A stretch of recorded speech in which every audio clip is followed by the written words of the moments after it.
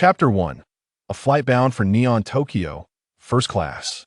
Qin Feng abruptly opened his eyes, beads of sweat dotting his forehead, his gaze still haunted by lingering terror. He meticulously examined himself, running his hands over his body, only to discover that he bore no injuries or deformities. Yet the sensation of being crushed by that monstrous dump truck, which had suddenly surged onto the sidewalk, was profoundly etched in his memory, a pain that resonated to the very marrow of his bones. Am I truly unscathed? Taking several deep breaths, Qin Feng gradually regained a semblance of calm. Could it be that I was merely dreaming? Sir, are you all right? A gentle voice broke through the haze, and Qin Feng turned to see a sweet-faced young flight attendant hastily approaching, concern etched on her features. I am fine, just had a nightmare, he replied, recognizing her uniform and name tag that revealed her role as a stewardess. So, I'm on a plane? Not in a hospital? Casting a glance around, the sight of fluffy white clouds outside the right window reaffirmed his realization. Sir, would you like me to fetch a damn towel to help you wipe off your sweat? Noticing his perspiration, the flight attendant kindly inquired. No, that's unnecessary. Qin Feng waved his hand, seemingly in haste as he stood. Excuse me, I need to use the restroom. Just moments ago, a peculiar voice had echoed in his mind, startling him and hinting at the extraordinary events that had transpired. Quickly, Qin Feng entered the airplane lavatory and decisively locked the door behind him.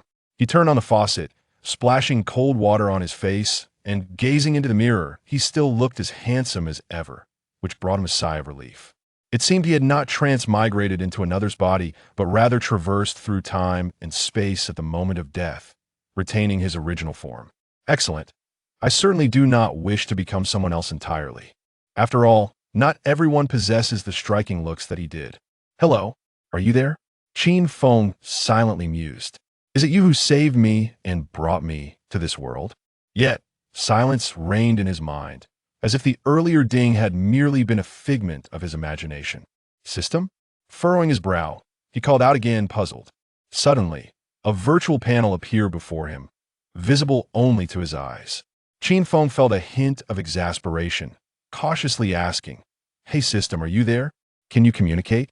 The continued silence confirmed his suspicions. It appeared that the system he had bound to lacked intelligence and could not engage in verbal conversation. Well, I suppose this is for the best. Though somewhat disappointed, he felt an inexplicable sense of reassurance. Perhaps this arrangement was preferable. After all, he had been quite startled by the sudden proclamation in his mind that the most powerful system was binding, prompting him to seek refuge in the restroom. If he were to be bound to a loquacious intelligence system that incessantly clamored in his mind, it would surely become a source of irritation. A quiet system, akin to a golden finger of fortune, seemed rather appealing. As the newly reborn traveler, Qin Feng contemplated this, beginning to examine the virtual panel of the system. Most powerful system. Host, Qin Feng. Gender, male. Age, 2,495, wishing to live longer? Then strive to grow stronger. Race, human. Strength, 7. The average value for an ordinary adult is 5. Constitution, 8. Agility, 6. Spirit, 8. World points, 0. Desiring to venture to the next world? Then endeavor to complete tasks. Special ability. Linguistic proficiency, an initial special ability granted by the system, allowing seamless communication with individuals from any world. System backpack. Newbie gift pack only awarded upon initial binding, so cherish it well. Identity card as a visitor from another world. You surely do not wish to be an undocumented individual, do you? Qin Feng found himself at a loss for words. So, if it weren't for that accident, I could have lived to 95. Well, it seems that imbecile dump truck driver was quite fortunate. He then clicked on the identity card, curious to see what sort of identity the system would assign him. As a burst of light enveloped him, the identity card dissolved into nothingness, merging with his being. Ding! Congratulations, host, on acquiring a new identity. Dragon Nation Ghoul Investigator. A false yet vivid memory of his new identity surfaced in Qin Feng's mind, revealing that he was now an official dispatch from the Dragon Nation to the Neon Nation for research and exchange, specifically as a ghoul investigator. The world he had entered was none other than the anime he had once watched. Tokyo Ghoul. Ugh, I can't believe it's this perilous world. Qin Feng grimaced, rubbing his temples. Those creatures are not ordinary humans. Their formidable physical strength and terrifying Kagun weapons aside. Their skin is as tough as steel, impervious even to regular bullets. How am I supposed to deal with them? Only specially crafted Quinquo weapons, or CC-designed bullets, known as Q Barrett, could inflict damage upon them. The system had transported him to this world and granted him such an identity. Surely, it didn't intend for him to combat those inhuman monsters, did it? Ding! New main quest acquired. Proceed to the CCG headquarters in Tokyo for a visit. Quest reward. Increase the host's physical strength to the human limit. Indeed, the identity card offered not just convenience, but entailed accompanying troubles. However, when Qin Feng beheld the quest reward, a smile crept onto his face, and without hesitation, he accepted the task. Without sacrifice, how could one reap rewards? Given the precious opportunity bestowed upon him to live anew, along with the means to grow stronger, why would he decline? It was merely a matter of confronting monsters, after all. Let's do this. With a resolute heart, Qin Feng understood the path he was about to embark upon. Subsequently, he opened the system backpack to explore the contents of the newbie gift pack. Ding! Congratulations, host, on acquiring the special ability. Mastery of Firearms, Life Potion X10, Energy Potion X10. Focusing his attention on these items, he soon noticed their descriptive annotations. Mastery of Firearms mastered exceptional firearm skills, capable of proficiently using any firearm PS. As an outstanding ghoul investigator, you should possess inhuman proficiency in marksmanship, ensuring perfect accuracy. Life Potion, a miraculous potion capable of healing bodily injuries. Energy Potion, a miraculous potion capable of restoring stamina. Mastery of Firearms, huh? That seems satisfactory. Upon examining the contents of a novice gift pack, Qin Feng felt neither overwhelming excitement nor disappointment. Indeed, this initial skill was tailored to complement his new identity. While not exceedingly rare, it was certainly beneficial. As for the two potions, they were likely akin to the common red and blue potions found in game standard, without much to elaborate. He was not about to test their efficacy on himself, just yet that could wait for another time. Regardless, he finally possessed some means of self-defense. Noticing the changes within his body, particularly a newfound familiarity in his hands regarding firearms, Qin Feng felt a slight sense of comfort. Exiting the lavatory, he returned to his seat in the cabin. As soon as Qin Feng settled into his chair, the previously encountered sweet-faced flight attendant approached once more, holding a tray. "Sir, please wipe your face." On the tray lay a neatly folded damp towel. "Thank you."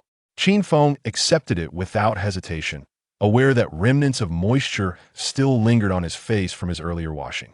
He unfolded the damp towel and wiped his face clean before returning it to her. "Thanks again." He glanced at her, offering another expression of gratitude. It must be said that the service provided by the flight attendants was remarkably attentive, both considerate and polite. Could it be due to the fact that he was seated in first class? As a government employee traveling abroad, all expenses were reimbursable, naturally allowing him to choose the most comfortable options. Not only was he on a business trip funded by the state, but he also received a generous salary. Indeed, this new identity has afforded him certain conveniences of which he is acutely aware.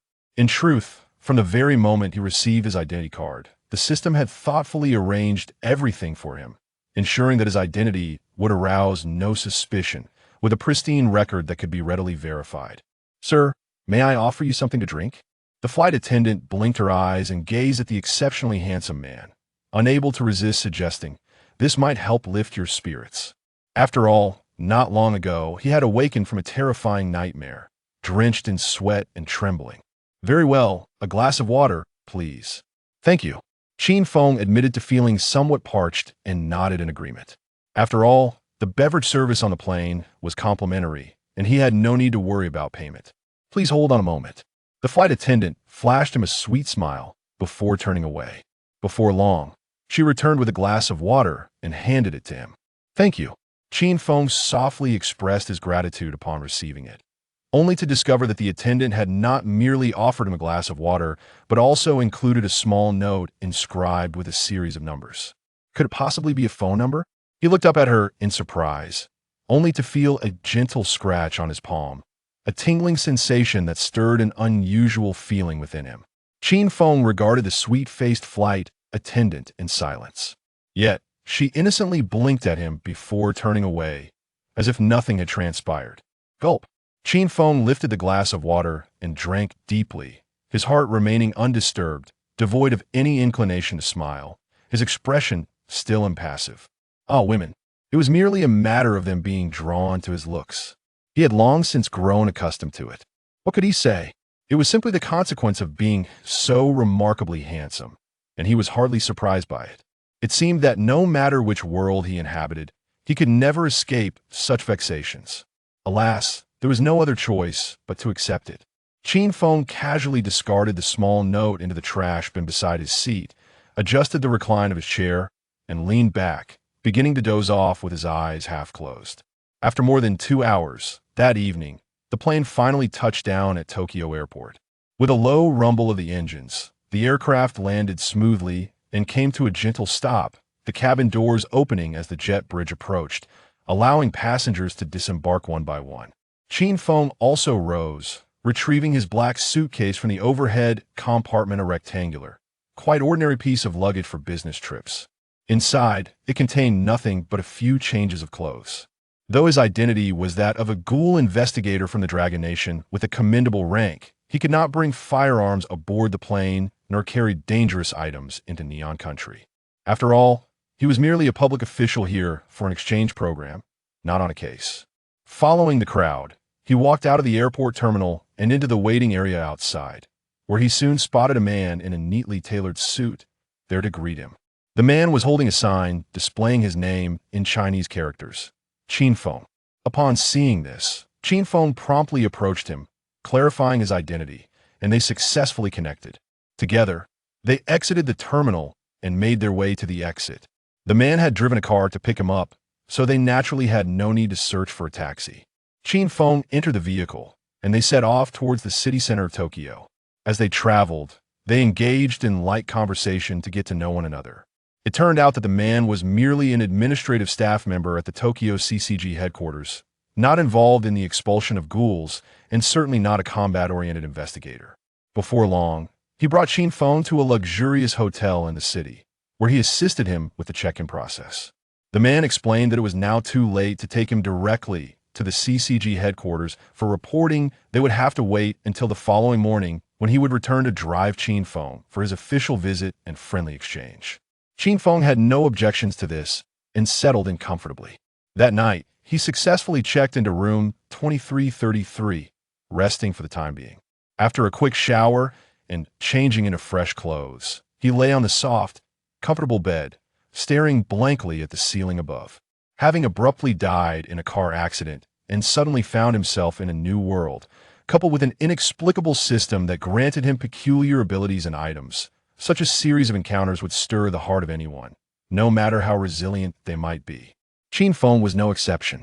Facing an uncertain tomorrow, he naturally felt a mix of anticipation and excitement, tinged with a hint of confusion and unease. It seemed that from this point forward, his life was destined to become remarkably different. Kiki, it has been a while, Sasuke-kun. Orochimaru gazed at Sasuke with a sinister smile, saying, "You must have some purpose in resurrecting me, right? Let us summon the Hokage of the past through the impure world reincarnation. I wish to return to the battlefield." "Oh, whom do you intend to assist, Sasuke-kun?" Orochimaru inquired with keen interest. "You will find out in due time, will you not?" Sasuke replied with a light chuckle.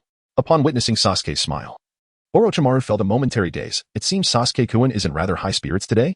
Previously, Sasuke had always trained with an icy demeanor, only revealing a smile in the presence of Karen. Yet now, Orochimaru sensed that Sasuke had truly relaxed. It was as if a heavy burden had finally been lifted from his heart. On the mountains near Konoha, having dispelled his Susanoo, Sasuke reminisced about his recent arrival in this world. "Move it. Clear the area. You rascals. That was our clan's choice first. Stop your prattling. The early bird catches the worm. You arrived too late. Thus, everything here belongs to us." Upon witnessing this scene shortly after his arrival, Sasuke raised his hand and unleashed a fireball jutsu. The bandits, taken aback by the audacity of this young boy, were momentarily stunned, resulting in 2 of them being scorched by Sasuke's fireball. This infuriated the bandits greatly, but the 3rd Hokage swiftly intervened, teaching those who sought to plunder the Uchiha clan a stern lesson. With the 3rd's assistance, Sasuke managed to protect his family's possessions. However, he could do nothing about the belongings of others, leaving them to be taken by Sarutobi Hiruzen to bolster his own clan's power. Initially, Sasuke believed that Sarutobi Hiruzen had confiscated the Uchiha clan's belongings, given that the elder was portrayed as a righteous character in the series. However, in the ensuing years, he discovered that most properties belonging to the Uchiha had been taken over by the Sarutobi clan, with the remainder being claimed by the families allied with the Elder Council. As for the other prominent clans, it appeared they dared not partake in this affair at all. From that moment onward, Sasuke's hope for Konoha was utterly extinguished. He no longer harbored any unrealistic fantasies. Thus, when Orochimaru expressed his desire for Sasuke's body, Sasuke calmly proceeded along the original plotline, steadily making his way to Orochimaru's lair. Before departing, he also managed to stabilize Sakura's emotions while teasing Naruto a little. Indeed, his relationship with Naruto was quite amicable. After all, Naruto was the destined child of this world, and there was no need to make an enemy of him. Moreover, despite Naruto's somewhat foolish nature, he was not particularly detestable. As for the reason behind teasing Naruto, that was simply to align with the progression of the original narrative. After all, since arriving here, he lacked a system and dared not recklessly court danger. However, now things had changed. He had acquired the Eternal Mangekyō Sharingan, means to connect with myriad worlds, and a super upgrade system. Even without relying on the Sage of Six Paths, he could surpass everyone. Sasuke, Karen, having regained her composure, looked at Sasuke and asked, "Are you truly going to destroy this place?" In the distance, the village was aglow with lights, and children played joyfully in the streets, exuding an air of harmony that made Karen feel a twinge of envy. No, Sasuke shook his head. In truth, the notion of annihilating Konoha was merely a pretext for him. API call failed with status code 429. Error. Code. 429. Message. Resource has been exhausted, e.g. check quota. Status. Resource exhausted. Sasuke firmly believed that Orochimaru would not deceive him. Eh? Then what are we doing here? Asked Karen, her expression one of confusion. Is there another sister in the village? Not at all, Sasuke replied, shaking his head as he turned to Orochimaru. Let us first release the souls of the previous Hokage from the belly of the Shinigami. It seems Sasuke-kun has already devised a plan. Orochimaru chuckled lightly. Indeed. All the past Hokage have been consumed by the Shinigami. In order to reincarnate them using the impure world reincarnation technique, we must first rescue them from the Shinigami's grasp before we can perform the technique. Upon arriving in Konoha, the group successfully acquired the mask to lift the Shinigami's sealing technique. Without hesitation, Orochimaru prepared the white Zetsu and swiftly summoned the Shinigami to release the souls of the 4 Hokage. Subsequently, using the white Zetsu to perform the impure world reincarnation, the souls were placed within a coffin without activation. Once Orochimaru completed the reincarnation, Sasuke activated his Susanoo to envelop them, and they headed towards the battlefield. Kamui, here I come, he exclaimed. He had long coveted that power. Casting a final glance at the peaceful village of Konoha, Sasuke departed with Karen, estimating that he would never return to this place in his lifetime. Meanwhile, on the battlefield of the 4th Great Ninja War, Obito's mask was shattered by Naruto, leading to a futile exchange of words between the two. The impure Uchiha Madara had defeated the 5 Kage and now stood beside Obito, controlling the Ten Tails together. Only in times like this do those ninjas unite, Madara scoffed. At that moment, the Ten Tails was trapped in a deep pit, while the ninjas above attempted to pour cement into the hole, using such a childish method to restrict its movements. Boring, the Ten Tails remarked, casually flipping over and obliterating the coalition's efforts in an instant. As Sasuke and Karen soared towards the battlefield, they witnessed the Ten Tails gathering its tailed beast bomb. Without the 4 Hokage, it appeared that he would have to rely solely on his own strength to thwart the attack. Sasuke mused to himself, recognizing that this was one of the reasons he had not summoned the previous Hokage beforehand. If rescuing them were too easy, how would he make his grand entrance? Would he engage in the same awkward dialogue as in the original story, proclaiming his desire to become Hokage? Stopping the attack was impossible, but he could still aim to divert it. Sasuke declared. Karen, perplexed, asked, Sasuke-kun, you don't mean to knock that thing away, do you? As a sensory ninja, she felt the overwhelming energy of the tailed beast bomb and was terrified that Sasuke intended to strike it. Truly, he was remarkable. Well, this fool is simply a simpleton. This chapter has not concluded. Please click the next page to continue reading. With a slight smile curling at the corners of Sasuke's mouth, the Susanoo unfurled its wings and accelerated in an instant. In the nick of time, Sasuke positioned himself before Naruto and the others, wielding the colossal sword of Susanoo. With all his might, he struck beneath the tailed beast sphere. Unleash it. API call failed with status code 429. Error. Code. 429. Message. Resource has been exhausted, e.g. check quota. Status. Resource exhausted. API call failed with status code 429. Error. Code 429. Message. Resource has been exhausted, e.g. check quota. Status. Resource exhausted. API call failed with status code 429. Error. Code 429. Message. Resource has been exhausted, e.g. check quota. Status. Resource exhausted. API call failed with status code 429. Error. Code 429. Message. Resource has been exhausted, e.g. check quota. Status. Resource exhausted. Sasuke's gaze was somewhat peculiar, as he did not anticipate that Naruto would possess such an abundance of chakra at this moment. This was the cloak of the tailed beast. It was not the golden form of Naruto depicted in the original narrative. To transform into the golden mode, Naruto would need to restore at least a significant portion of the Nine Tails chakra. This implies that Naruto had, in fact, been feigning all along. But why? API call failed with status code 429. Error. Code 429. Message. Resource has been exhausted, e.g. check quota. Status. Resource exhausted. Sasuke could only shake his head in resignation and say, "You have no idea what we are up against. You will come to regret this." No. Naruto confidently declared, "As long as we are here, we will never allow our comrades to be harmed." Simultaneously, the faint manifestation of someone's Rinnegan appeared behind him. Yet no one noticed this detail. Sasuke shook his head, directing his gaze towards the figure atop the Ten Tails. "Bored fool, allow me to conclude your jester-like existence." Atop the Ten Tails, Uchiha Madara also noticed Sasuke, his recent action of repelling the Ten Tails' tailed beast ball leaving him astounded. It appears that in this new era, not all are mere specks of dust. In the next moment, Madara turned his attention to the forest, a hint of excitement finally gracing his features. This chakra, it cannot be mistaken. He relinquished control of the Ten Tails and leaped away, vanishing from its summit. After all, he could not become the Ten Tails Jinchuriki now. Remaining here served no purpose.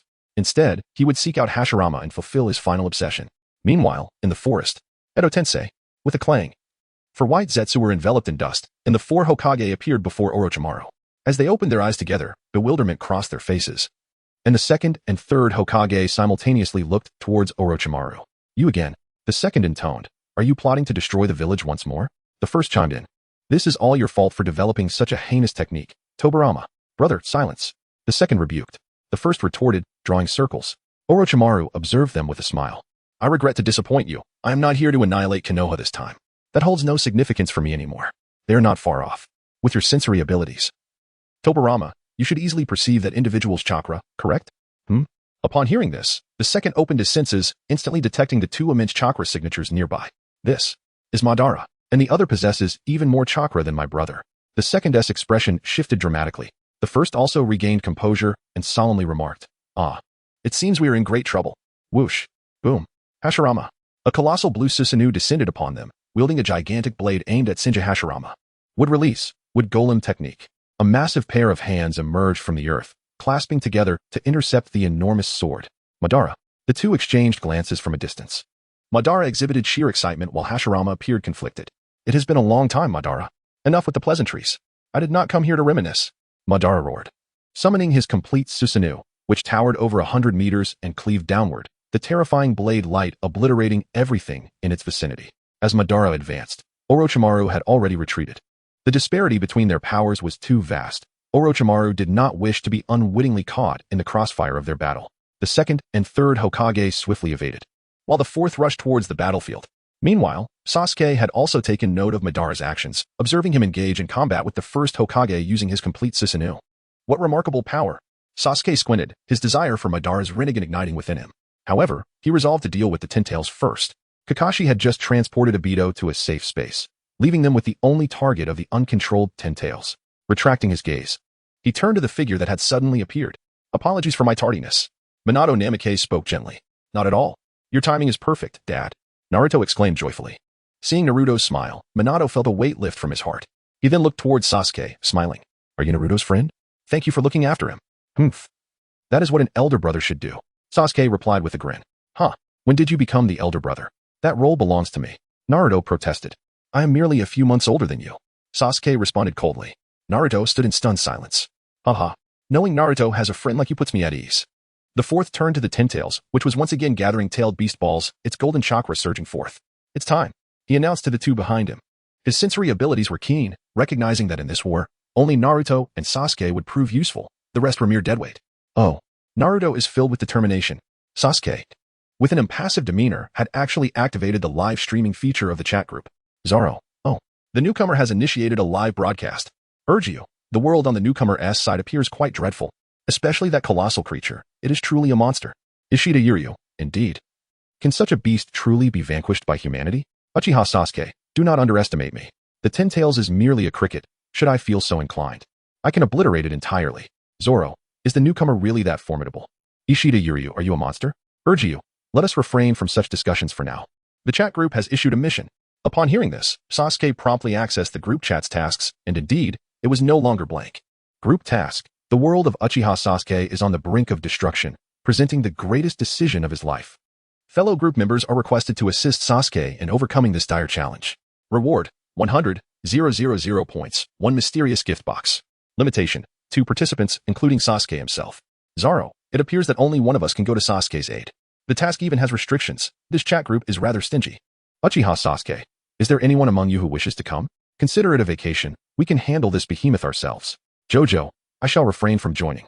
I have abandoned ripple techniques these past few months, let alone engage in battle with such a monstrosity. Ishida Yuryu, I would like to assist you, but my strength is insufficient to confront such a creature. Zoro, I'll go. I have nothing to do at sea anyway. Uchiha Sasuke, excellent. Then Zoro shall be the one to come. I won't end the live stream. I want you all to witness how I take down this behemoth. Having found an excuse to leave the restaurant where he was washing dishes for Luffy, Zoro vanished into a secluded area. Ninja World. Suddenly, a flash of light flickered beside Sasuke, and a figure with green algae-like hair appeared before everyone. Who is this person? Minato instantly became alert. Sasuke declared, do not panic. I have brought assistance. Hello, everyone.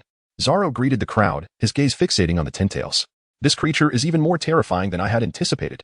Just as Naruto was about to inquire further, Sasuke abruptly interjected, do not squander time. The tailed beast bomb is on its way.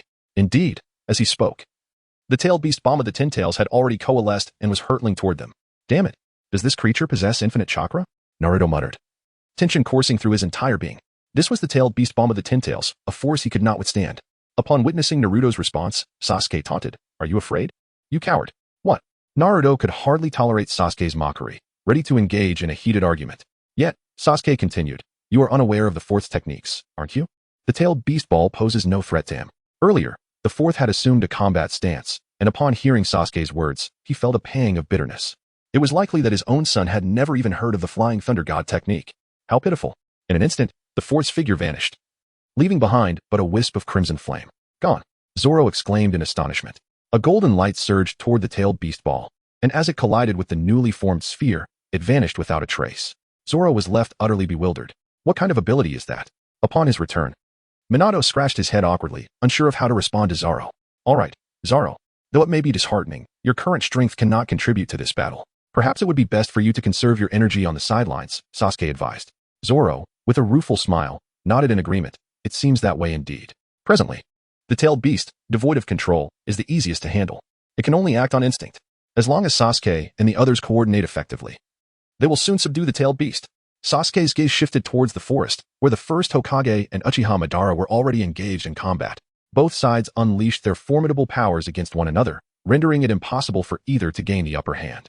It seemed that we would have to rely on ourselves. Sasuke addressed the fourth Hokage, inquiring, is there a way to activate the four Red Suns formation? We cannot allow this individual to continuously launch tailed beast bombs. It is an utter waste of energy to protect that group. The fourth Hokage glanced towards the first Hokage with a hint of resignation, but in the next moment, a thought struck him.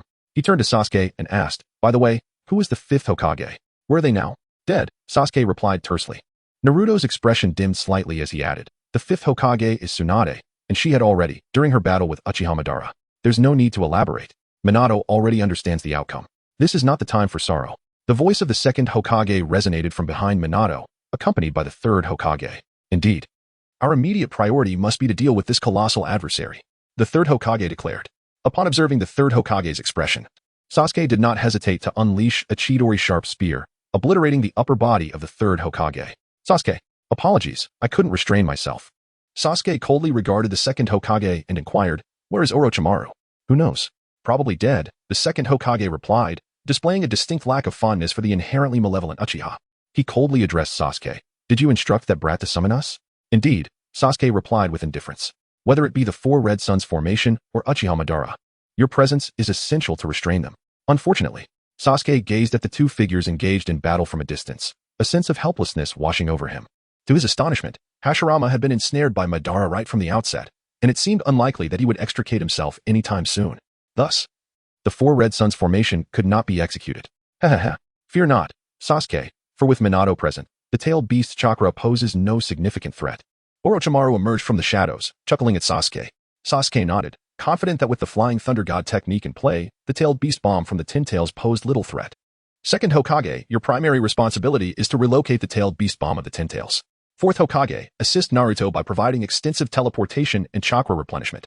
Naruto summons several shadow clones to gather natural energy, striving to enter. No, wait. Allow the nine tails within you to aid in accumulating natural energy. It is certainly capable of doing so. Naruto, slightly bewildered, chuckled awkwardly. That's impossible. The chakra of Kurama doesn't blend with natural energy. Just as Naruto spoke, the voice of the nine tails echoed within his mind. Naruto, I will assist you in gathering natural energy from here on. You must defeat this formidable foe. Naruto's expression was one of innocent astonishment.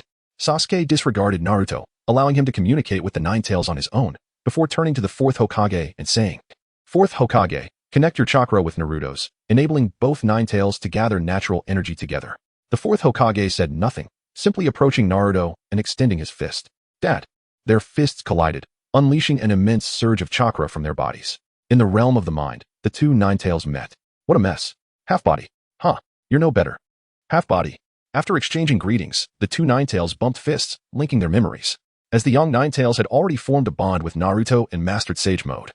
Upon connecting their memories, the nine tails also learned Sage Mode.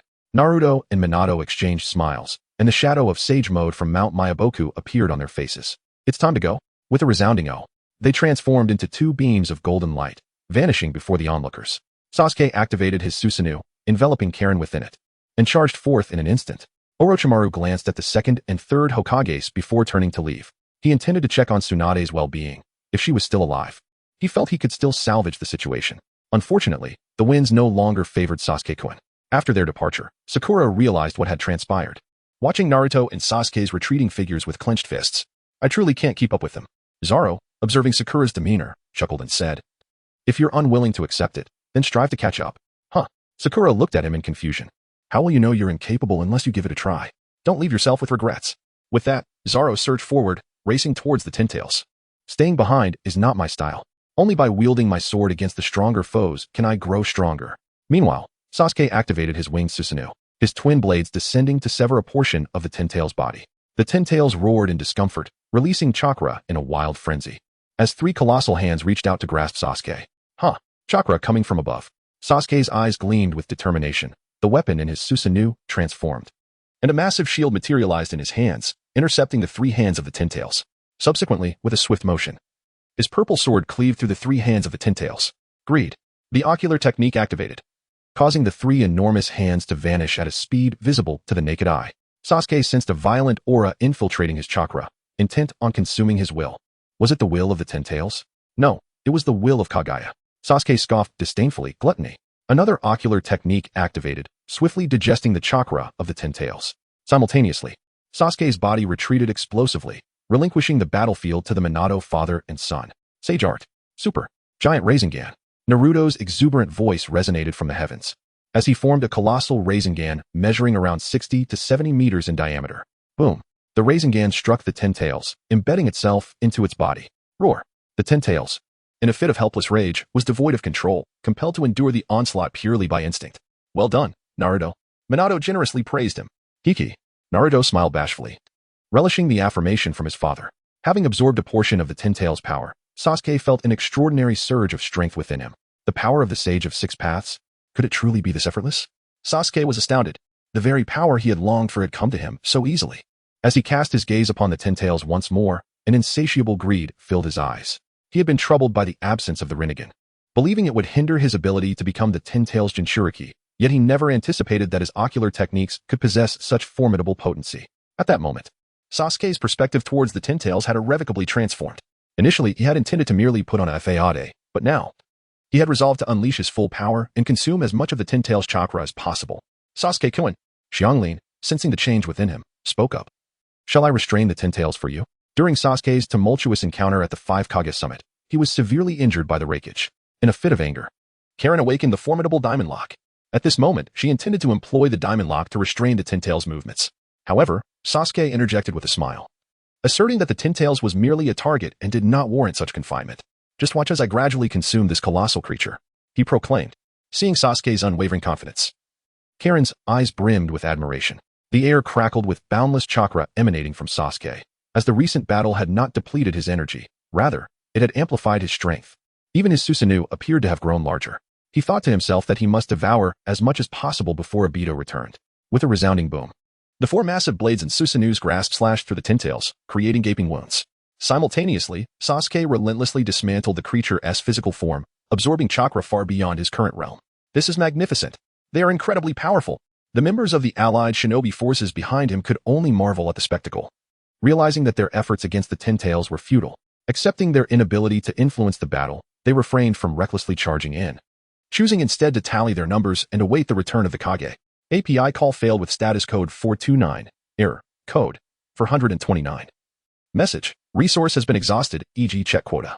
Status, resource exhausted. Sasuke wielded Susanoo to sever the physical form of the Tin-Tails, incessantly devouring its chakra.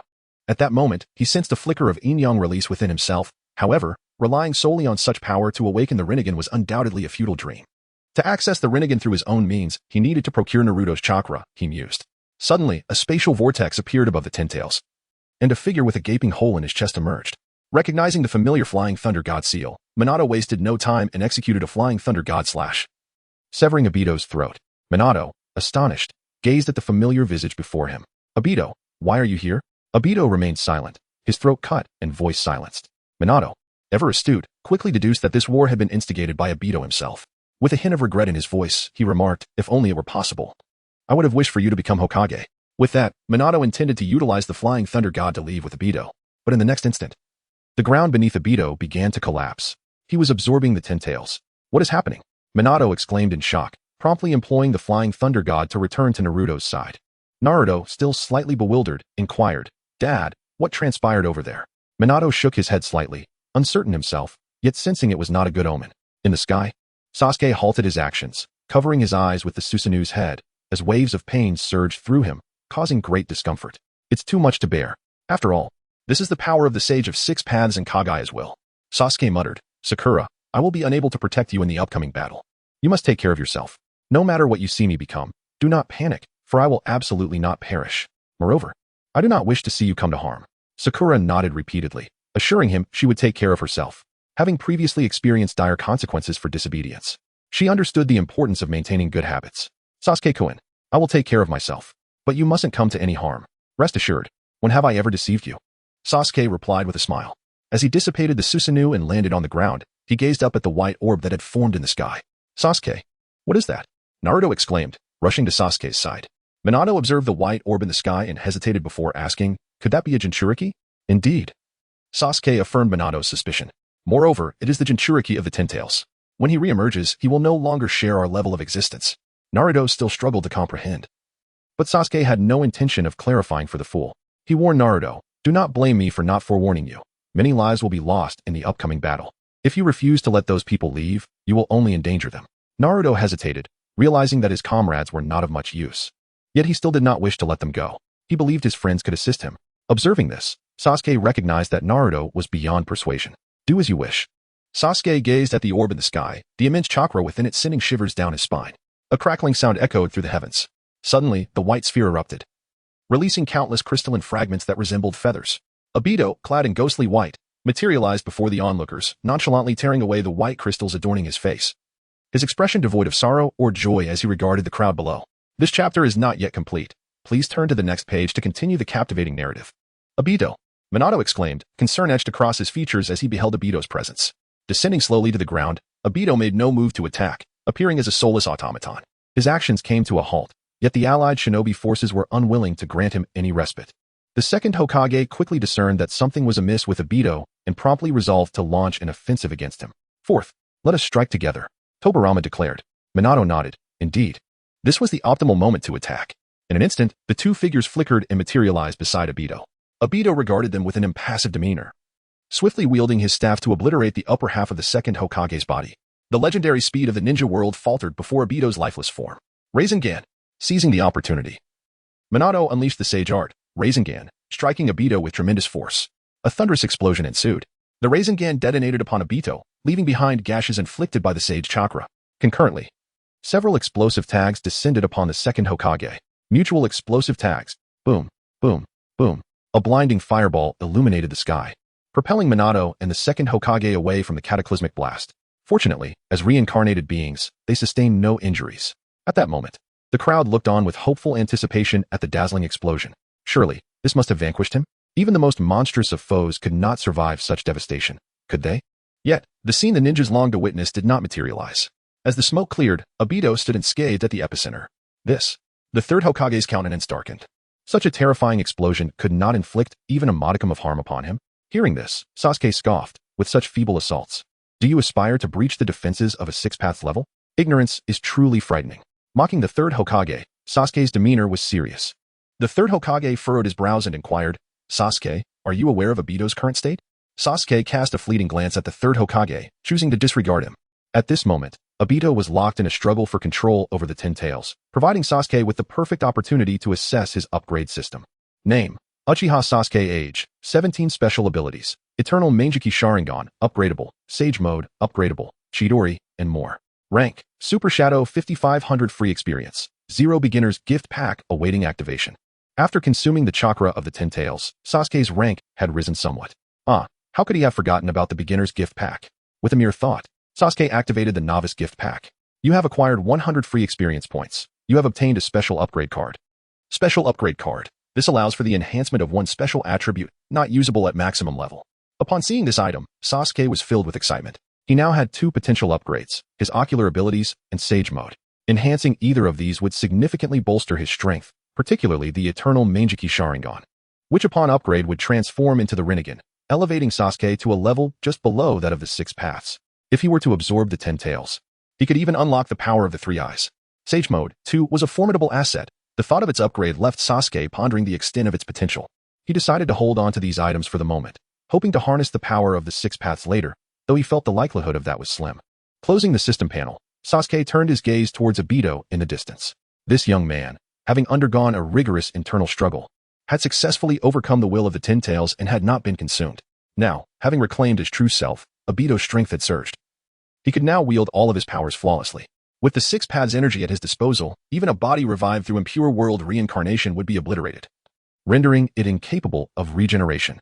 His eyes then fell upon Minato, and with a light chuckle, he remarked, "Apologies, sensei, for keeping you waiting." Obito's words left the others bewildered. Yet they could distinctly feel the pressure emanating from him. It was not the chaotic force they had encountered before, but rather a power that eluded their comprehension. "Sasuke," Naruto called out, eager to join forces with Sasuke against Obito. Sasuke remained silent, his Susanoo manifesting as a faint aura of Sage Chakra enveloped him. He had not absorbed too much, as it would drastically alter his appearance, rendering it rather unsightly.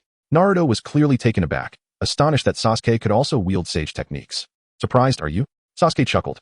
"All 3 great sage lands possess sage arts. What I have learned is an enhanced version of the techniques from the Dragon Cave." "Huh? What is the Dragon Cave?" Naruto inquired, his expression filled with curiosity. Sasuke rolled his eyes, too disinterested to engage with the man. He had become invincible in the ninja world, yet he remained oblivious to the matters concerning the 3 great sacred lands. It seemed that in Naruto's eyes, my Bokuzen was merely an ordinary place for summoning beasts. At that moment, the 4th Hokage sprang into action. His body transformed into a golden flash, racing toward Obito. In an instant, he appeared before Obito, the kunai in his hand charged and ready to strike, poised to descend upon Obito. Too slow. Obito's gaze was fixed on Minato. As he approached, Obito casually raised his staff adorned with the Rinnegan to block the attack, shattering the specialized kunai in Minato's grasp. Simultaneously, his other hand swiftly descended, threatening to strike Minato. Whoosh! Minato's figure vanished, reappearing beside Naruto. "That was close," Minato exclaimed with a sense of relief. "That guy's speed is incredibly swift. Had it not been for my Flying Thunder God technique, I might have been hit just now." Minato's words cast a heavy silence over the crowd. They understood the sheer absurdity of Minato's reaction speed. Yet, even so, he claimed that he might have been struck by Obito. The 2nd and 3rd Hokages fell silent. Sasuke wore a serious expression. Although Obito was regarded as the weakest among the 6 paths, he was still a member of that esteemed echelon, and his strength undoubtedly surpassed that of the others present. If victory was to be attained, it would rely on Naruto. Sasuke mused internally. In the original narrative, Naruto had outmaneuvered Obito with his words, and this occasion would be no exception. "Naruto, the key to our impending victory rests with you." Sasuke declared. Huh? Right. Leave it to me. Though Naruto did not fully grasp Sasuke's meaning, he felt a sense of conviction in his words. Behind them, Kagaya felt a twinge of discomfort. What on earth? Sasuke-kun is clearly the main force. She grumbled inwardly. At that moment, Obito suddenly took action. Since you all refuse to engage, I shall make the first move. In an instant, his figure vanished. And he seized the third Hokage's face with a hand. What? The third Hokage was utterly unprepared for the opponent's speed and was instantly obliterated by the truth-seeking ball. Boom. The black orb pierced through, and the third Hokage's form was reduced to mere dust. First, Obito coldly turned, fixing his gaze upon the second Hokage. You monkey. The second Hokage bellowed in fury, only to vanish the next moment. A truth-seeking ball landed steadily where he had just stood. Had he been even slightly slower, he would have met the same fate as the third Hokage, reduced to ashes. Be cautious not to let him strike you. Even the body of the reanimated cannot recover from such injuries, the second Hokage warned gravely as he appeared beside the fourth Hokage. In the place where the third Hokage had been, only a pile of ashes remained, along with a half-bodied white Zetsu. Without its upper half, it was rendered devoid of thought, and its soul inevitably dissipated, unable to sustain the reanimation jutsu any longer. Witnessing this scene, Naruto felt as if his heart were being torn apart. Grandfather! Naruto cried out in anguish. API call failed with status code 429. Error. Code 429. Message. Resource has been exhausted, e.g. check quota. Status. Resource exhausted. API call failed with status code 429. Error. Code 429. Message. Resource has been exhausted, e.g. check quota. Status. Resource exhausted. With a fierce glare, Sasuke unleashed the black flames that engulfed Obito's form. This power, acquired after he consumed Itachi's ocular technique, manifested as Amaterasu, capable of incinerating all tangible matter, alongside another technique known as Tsukuyomi, which could conjure an exquisite illusory realm. Oblivious to the searing black flames that enveloped him, Obito felt no harm. They posed no threat to him. At that moment, he found himself shrouded in confusion. In truth, his bewilderment began upon witnessing Naruto and the allied ninja forces behind him, although he remained unaware. Kakashi discerned through their confrontation that Obito had not relinquished his ties to this world. In Naruto, he glimpsed a glimmer of hope, yearning to witness success reflected in his endeavors. This was the very reason for Obito's lingering indecision. Otherwise, as a being of six paths caliber, he possessed the capacity to obliterate everyone present in an instant. One should not underestimate Obito. Empowered by the Ten Tails, his strength now rivaled that of the formidable Peach Boy, if not surpassing it. Just as Obito questioned his own existence, Sasuke suddenly inquired, Obito, why do you refrain from utilizing the fundamental abilities of your Rinnegan? This was a question he had longed to pose. Employing the basic powers of the Rinnegan would render all assembled opponents utterly powerless against Obito. Snapping back to reality, Obito regarded Sasuke and replied, merely a trivial diversion. I have outgrown such abilities. Sasuke found himself at a loss for words. Simultaneously, his live stream was abuzz with activity. Although there were only Ishida, Yulong, and Erchiao present in the chat, messages continued to flood in. More precisely, it was the unreliable Erchiao who incessantly chattered away. Erchiao exclaimed, oh my goodness, what is that black flame? It looks incredibly cool. Is it one of Sasuke's techniques? Can you teach me? He continued, by the way, where has that fellow Zoro disappeared to? Although I told him to stay away from the battlefield, it shouldn't mean he misses all the action, right? Erchiao called out, Jingzun, you rascal. Come and witness these celestial battles. Aren't you seeking vengeance? I believe in your world. There should be no one capable of standing against him. He made this remark after witnessing Sasuke unleash his complete Susanoo. However, Jingzun remained silent, engrossed in his training, completely ignoring Erchiao. While Yulong was also intently observing the spectacle, offering no response. Surprisingly, it was Zoro who eventually acknowledged Erchiao. I must say, although I'm quite a distance away, I can still see Sasuke's actions through the live stream. Moreover, heading over now would be utterly futile. I would only be walking to my demise. I can't perceive their movements at all. Zoro felt somewhat powerless, yet the thought of being there to claim rewards invigorated him. After this battle, I should at least secure 500 points, right? He chuckled to himself. He could also enhance his abilities through the reinforcement system in the chat group. Aiming to grow stronger, he needed 3,000 points to achieve his goal. Having just checked in, he had earned 50 points. If he could acquire another 500, he would be much closer to his objective. In the distance, Obito responded to Sasuke's inquiry, his gaze shifting to something more perilous. So, how will you confront such a terrifying reality? As the words left his lips, the Rinnegan orb in his hand was suddenly hurled towards Sasuke with great speed. Sasuke would certainly not remain passive while under attack. His Sharingan remained fixed on Obito. The moment his opponent made a move, he instantaneously vanished from his original position. A tremendous explosion ensued, leaving behind a deep crater spanning several hundred meters where Sasuke once stood. Naruto had just been whisked away by the fourth Hokage, while the second Hokage narrowly escaped using the Flying Thunder God technique. In the distance, Hashirama observed the unfolding chaos and felt a surge of apprehension. He shouted to Uchiha Madara, cease your actions, Madara. I must first intervene and stop that individual. What happens over there is of no consequence. Madara roared back. No matter how much that brat stirs things up, the one who will ultimately unleash the infinite Tsukuyomi will be me. What? Hashirama was perplexed by Madara's words. What are you talking about? Madara, what on earth is happening? Madara chuckled. At this juncture, what does it matter if I reveal the truth to you? Do you recall the ancestral tablet of our Uchiha clan? Are you referring to that?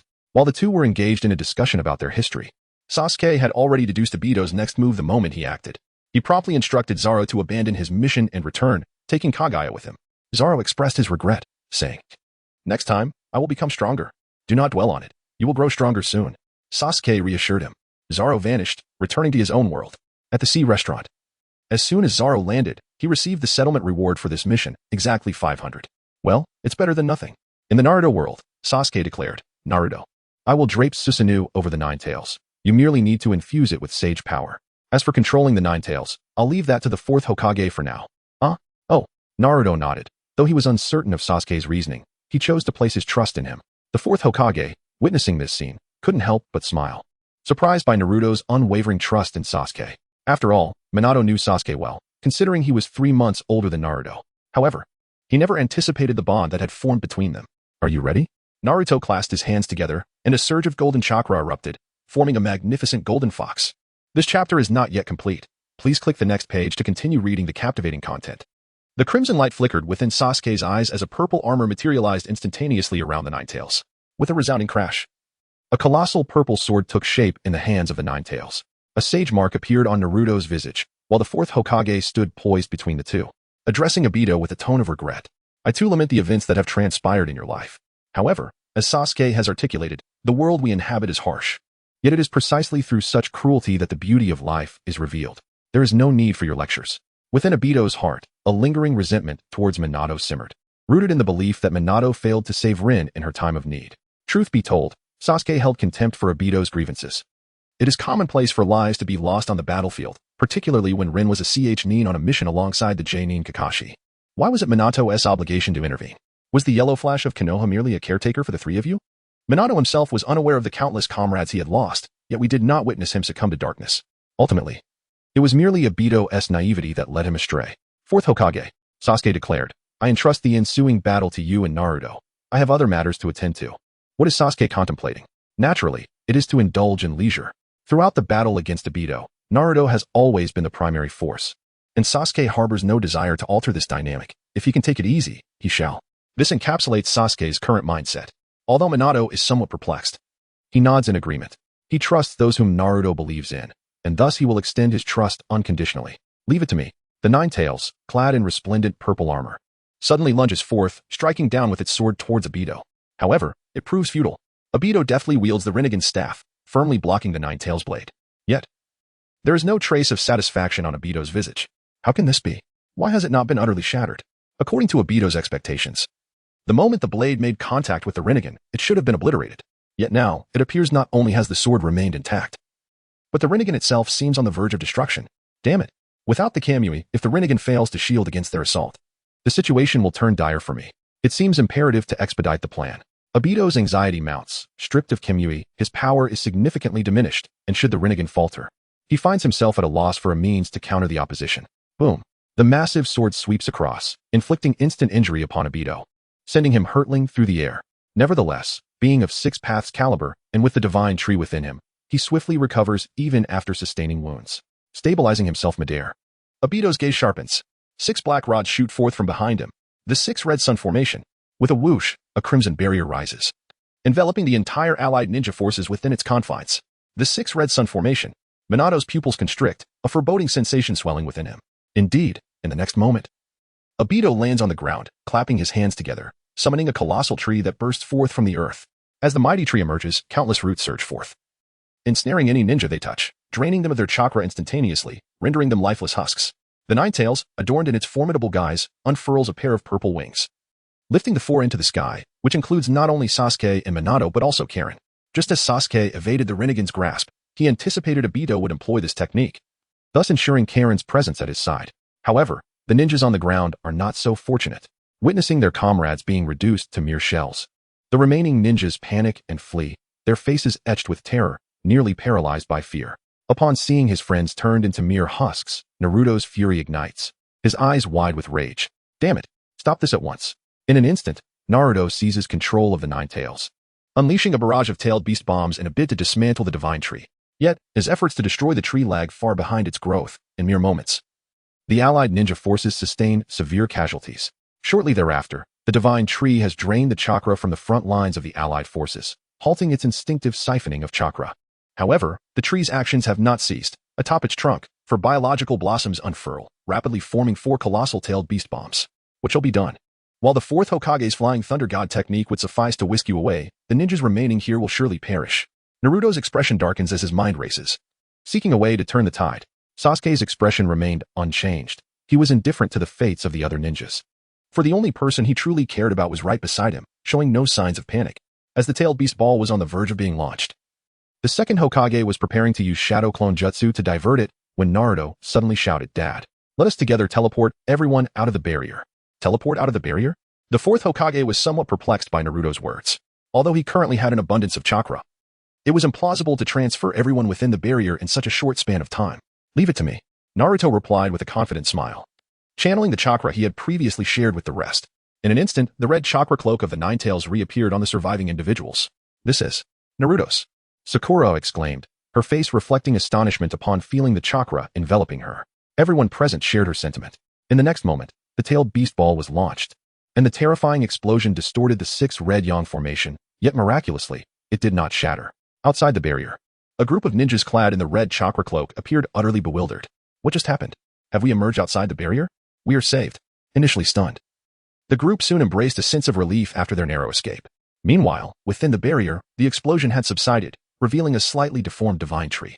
Witnessing this, the allied ninjas began to mock Obito, relishing in his self-inflicted misfortune. Inside the barrier, Obito was astonished to see the allied ninjas had actually escaped. Well, it matters not. The plan is officially underway. As he spoke, the once battered divine tree rapidly restored itself, growing larger and larger, ultimately resembling a colossal tree that seemed to bridge the heavens and the earth. At its pinnacle, a flower began to bloom quietly. Realizing the urgency of the situation, Sasuke turned to Naruto. "We have little time left. We must defeat Obito before that flower fully blossoms, or we will face utter defeat." "That flower? Sasuke, do you know what it is?" Naruto inquired. As Sasuke was about to respond, in the next moment, Obito appeared before them and addressed Naruto. "When the blossoms of the flower are in full bloom, that is when the infinite Tsukuyomi shall commence. You have but 15 minutes remaining." Due to the absence of the 8 tails and 9 tails, the divine tree could not bloom instantly. However, even if the divine tree were to fully blossom, Obito would still be unable to initiate the infinite Tsukuyomi. For the medium of this jutsu is not the flower of the divine tree, but rather the Rinnegan with the 9 tomo of the 10 tails Jinchuriki. Thus, all of Obito's current endeavors are fated to fail.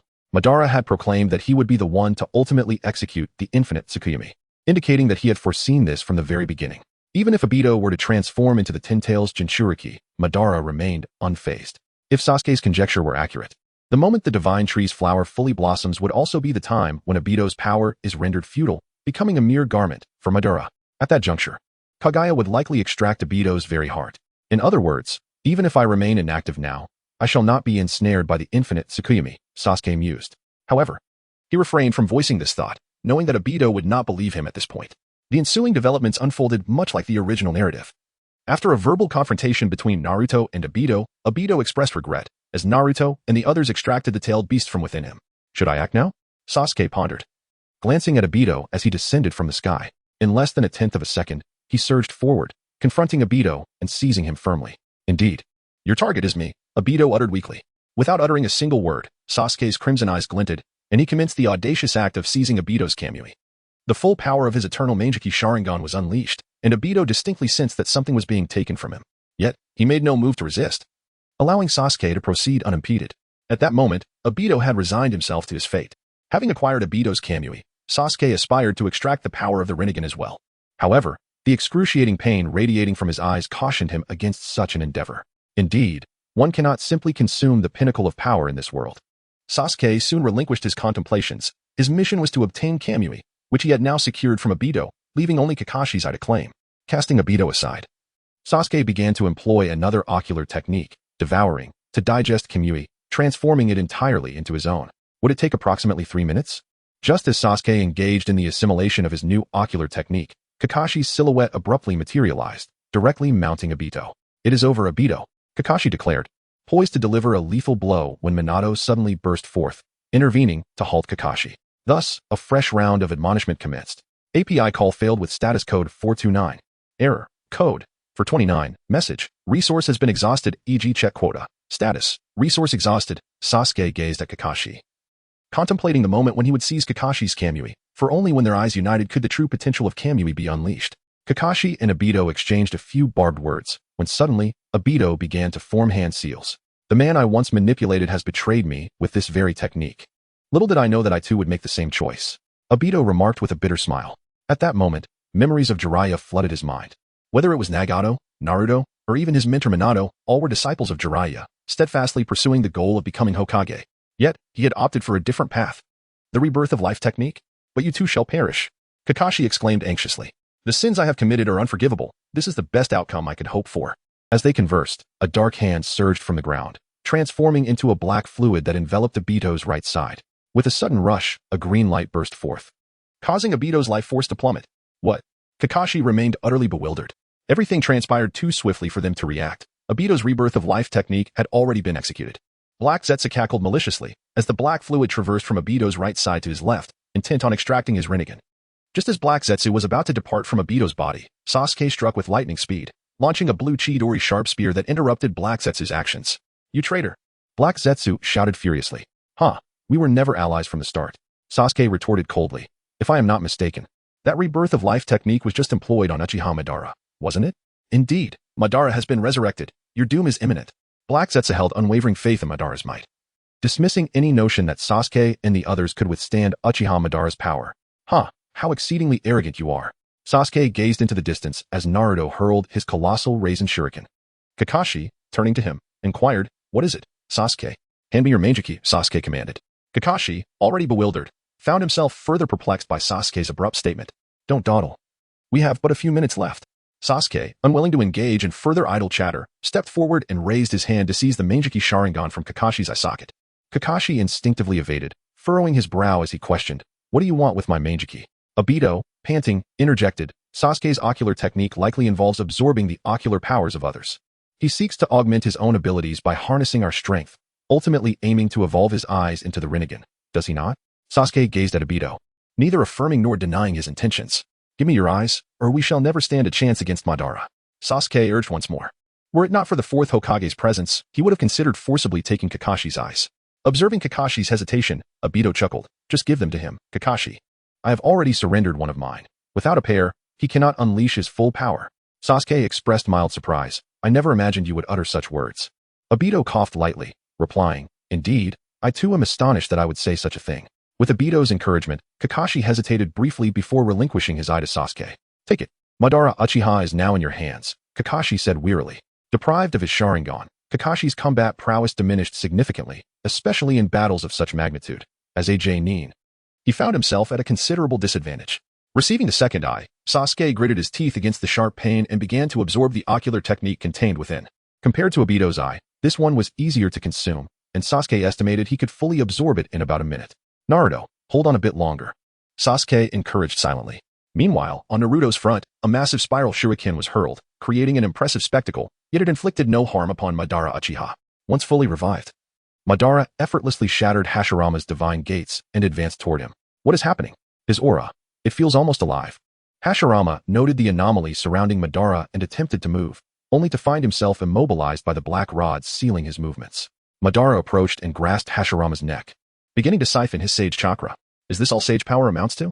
Madara scoffed disdainfully. He turned to face the assembled crowd, where the majority of the ninja alliance was temporarily obstructed by a colossal wooden giant wielding 5 elemental natures. Behind Madara stood the 8 Tails and Naruto. "You've truly returned," Naruto exclaimed gravely, recognizing the resurrection technique linked to the Rinnegan, reminiscent of Nagato's Rinne rebirth. But that technique sacrifices the user. Without further ado, Naruto launched himself into the fray against Madara. Clad in golden armor, he transformed into a radiant golden light before Madara, accompanied by a golden claw descending to strike. Madara, however, was not foolish enough to engage the tailed beast chakra head-on and deftly evaded Naruto's strike. The ground trembled violently, clouds of dust billowing into the air. Naruto looked up at Madara, rallying his comrades. "Everyone, attack together." "Understood. Let's go." The tailed beast responded in unison, converging upon Madara with a flurry of coordinated strikes. Yet, Madara, now of advanced age, found himself besieged by these impudent youths, akin to a ball being tossed about. Perish! Naruto leapt into the air, transforming into the complete Ninetales, delivering a powerful blow that sent Madara crashing into the sands below. Now's my chance. Gaara, who had been biding his time, finally intervened, manipulating sand to envelop Madara's form in a tight seal. Orochimaru had just revived Tsunade by his own means, who then healed the other 4 Kage, with Gaara being the least injured and thus the quickest to respond. Shikaku joined in, assisting Gaara in reinforcing Madara's seal. We did it, Naruto exclaimed joyfully. But before he could savor the moment, 2 blue swords cleaved through the sand, and a blue Susanoo emerged, swiftly distancing itself from the tailed beast with a series of agile leaps. On Sasuke's side, time seemed to pass neither swiftly nor slowly, within a mere minute. He had just merged the 2 dimensions of his Kamui. He beheld the scene of Naruto and the 9 tails working in unison to confront Uchiha Obito. I must rush to Naruto's aid. Sasuke pondered. If Obito were to become the Jinchuriki of the 10 tails, the Sage of 6 Paths would surely be compelled to act. Sasuke yearned for the power of the Sage of 6 Paths, believing that the Ein power would spare him considerable effort.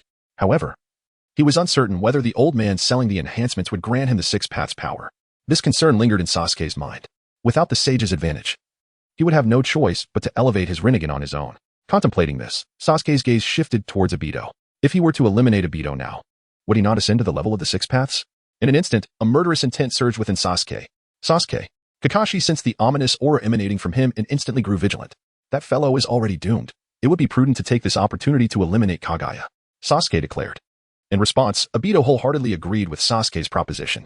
Indeed, if you wish to kill me, now is the time. I am already destined for demise. Taking Kagaya with me would be a minor reprieve for you. Kakashi, if you are hesitant to act, then allow Sasuke to proceed, Obito remarked. API call failed with status code 429. Error. Code. For 29. Message. Resource has been exhausted. E.g. check quota. Status. Resource exhausted. Sasuke swiftly advanced and delivered a kick that propelled Obito into the sky, an action intended to prevent Kagaya from vanishing into the earth. Kamui Reikage. The dark spatial force enveloped the Reikage, instantaneously severing Obito's form, cleaving him and Kagaya asunder. Immediately thereafter, Sasuke shouted to Minato, urging him to employ a sealing technique to confine Kagaya. He is a product of Yin-Yang release. Ordinary assaults cannot vanquish him. Only through sealing can we resolve this. Minato swiftly grasped Sasuke's intent, forming hand seals and employing the 8 trigram seal to encapsulate Obito's lifeless body suspended in the sky. Upon witnessing Kagaya's form entirely ensconced in the seal, Sasuke exhaled in relief, but soon thereafter, he felt a tremor within his eyes. It seemed that after slaying Obito, his experience points had surged to their maximum, elevating him to the 6 Paths level and bestowing upon him the powers of the 6 Paths, leading his Sharingan to begin its evolution towards the Rinnegan. He hastily activated his upgrade system to inspect his attributes. Name, Uchiha Sasuke. Age, 17. Special, Rinnegan, upgrading. Sage body, upgradable, Chidori, among others. Realm, 6 Paths 550. Free experience, 100. Upon reviewing his attributes, Sasuke furrowed his brow. His constitution had transformed directly into that of a sage body? Was this upgrade system benevolent? Moreover, he pondered how long it would take for the Rinnegan to successfully upgrade. Glancing into the distance, he observed that the 9-tailed beasts were already shackled in chains. It would not be long before Uchiha Madara officially ascended to the 6 Paths level. I hope he does not awaken any new ocular techniques. I am quite satisfied with these 2. Sasuke silently prayed, all the while meticulously sensing the transformations within his body. The 6 Paths level was not merely about awakening the Rinnegan. It entailed immense vitality, a dramatic extension of lifespan, and the unfettered ability to wield various Kekkai Genkai powers. API call failed with status code 429. Error. Code. For 29. Message. Resource has been exhausted, e.g. check quota. Status. Resource exhausted. Sasuke felt that with a mere flicker of thought, he could conjure the god tree's fruit. Unfortunately, lacking the power of the 10 tails Jinchuriki, he found himself needing to create the fruit himself. Reflecting on this, Sasuke sighed. Buzz. His gaze transformed as the Rinnegan manifested within his eyes. The abilities of the Rinnegan remained unchanged, for the ocular techniques were aligned with Sasuke's will. His desire to retain these 2 dojutsu ensured their stability. Furthermore, with the enhancement of his vision, the potential of both techniques had significantly increased. It was time to confront that individual. Sasuke gazed into the distance, where Uchiha Madara had extracted Naruto's 9 tails. The 10 tails had been completely absorbed by him, its resurrection thwarted. Long strands of white hair cascaded behind him, and a few white feathers drifted down, carelessly strewn upon the ground. Uchiha Madara raised his eyes, and in the far-off sky, a colossal Susanoo was soaring toward him. Has that little brat awakened the Rinnegan? Sensing the power emanating from Sasuke, Uchiha Madara furrowed his brow in confusion. unable to comprehend how Sasuke had suddenly acquired the strength he himself had painstakingly attained. What had transpired? Meanwhile, within the Susanoo, Sasuke was soaring alongside Karen and Minato. Naruto's beast had been extracted, but there was no need for concern. As long as the half-beast from your possession was returned to Naruto's body, he could be revived. Sasuke stated. Minato nodded slightly, a hint of worry creasing his brow. Do you have a way to confront Uchiha Madara? Rest assured, Naruto can handle Madara on his own. Sasuke replied nonchalantly. The Sage of Six Paths has yet to seek him out. It seems he has placed all his hopes on Naruto. Sasuke felt an overwhelming sense of relief after having vanquished Obito, propelling himself to the level of the Sage of Six Paths otherwise. He would not have had the opportunity to enter the fray. Within Naruto's spiritual realm, he encountered the Sage of Six Paths, who, true to the original narrative, revealed the entirety of the ninja world's history to him and entrusted all his power to Naruto. Young master, there is more to this chapter. Please turn to the next page to continue reading. The excitement only intensifies. However, having received the full extent of the sage's power, Naruto did not feel elation. Instead, he gravely inquired, this power, should it not also include a portion for Sasuke? The Sage of Six Paths was taken aback by Naruto's question. Previously, when bestowing his power, even the reincarnator of Ashura had not posed such a query. For a moment, the sage found himself at a loss for words, unsure of how to respond to Naruto's inquiry. Well, this power is mine now. Allow me to distribute it as I see fit, Naruto declared with a smile. The Sage of Six Paths was momentarily stunned, then chuckled. Very well, it is your prerogative. I can no longer intervene. He was immensely pleased with Naruto's mindset and understanding. It is noteworthy that even his own son, Ashura, did not possess such profound awareness as Naruto.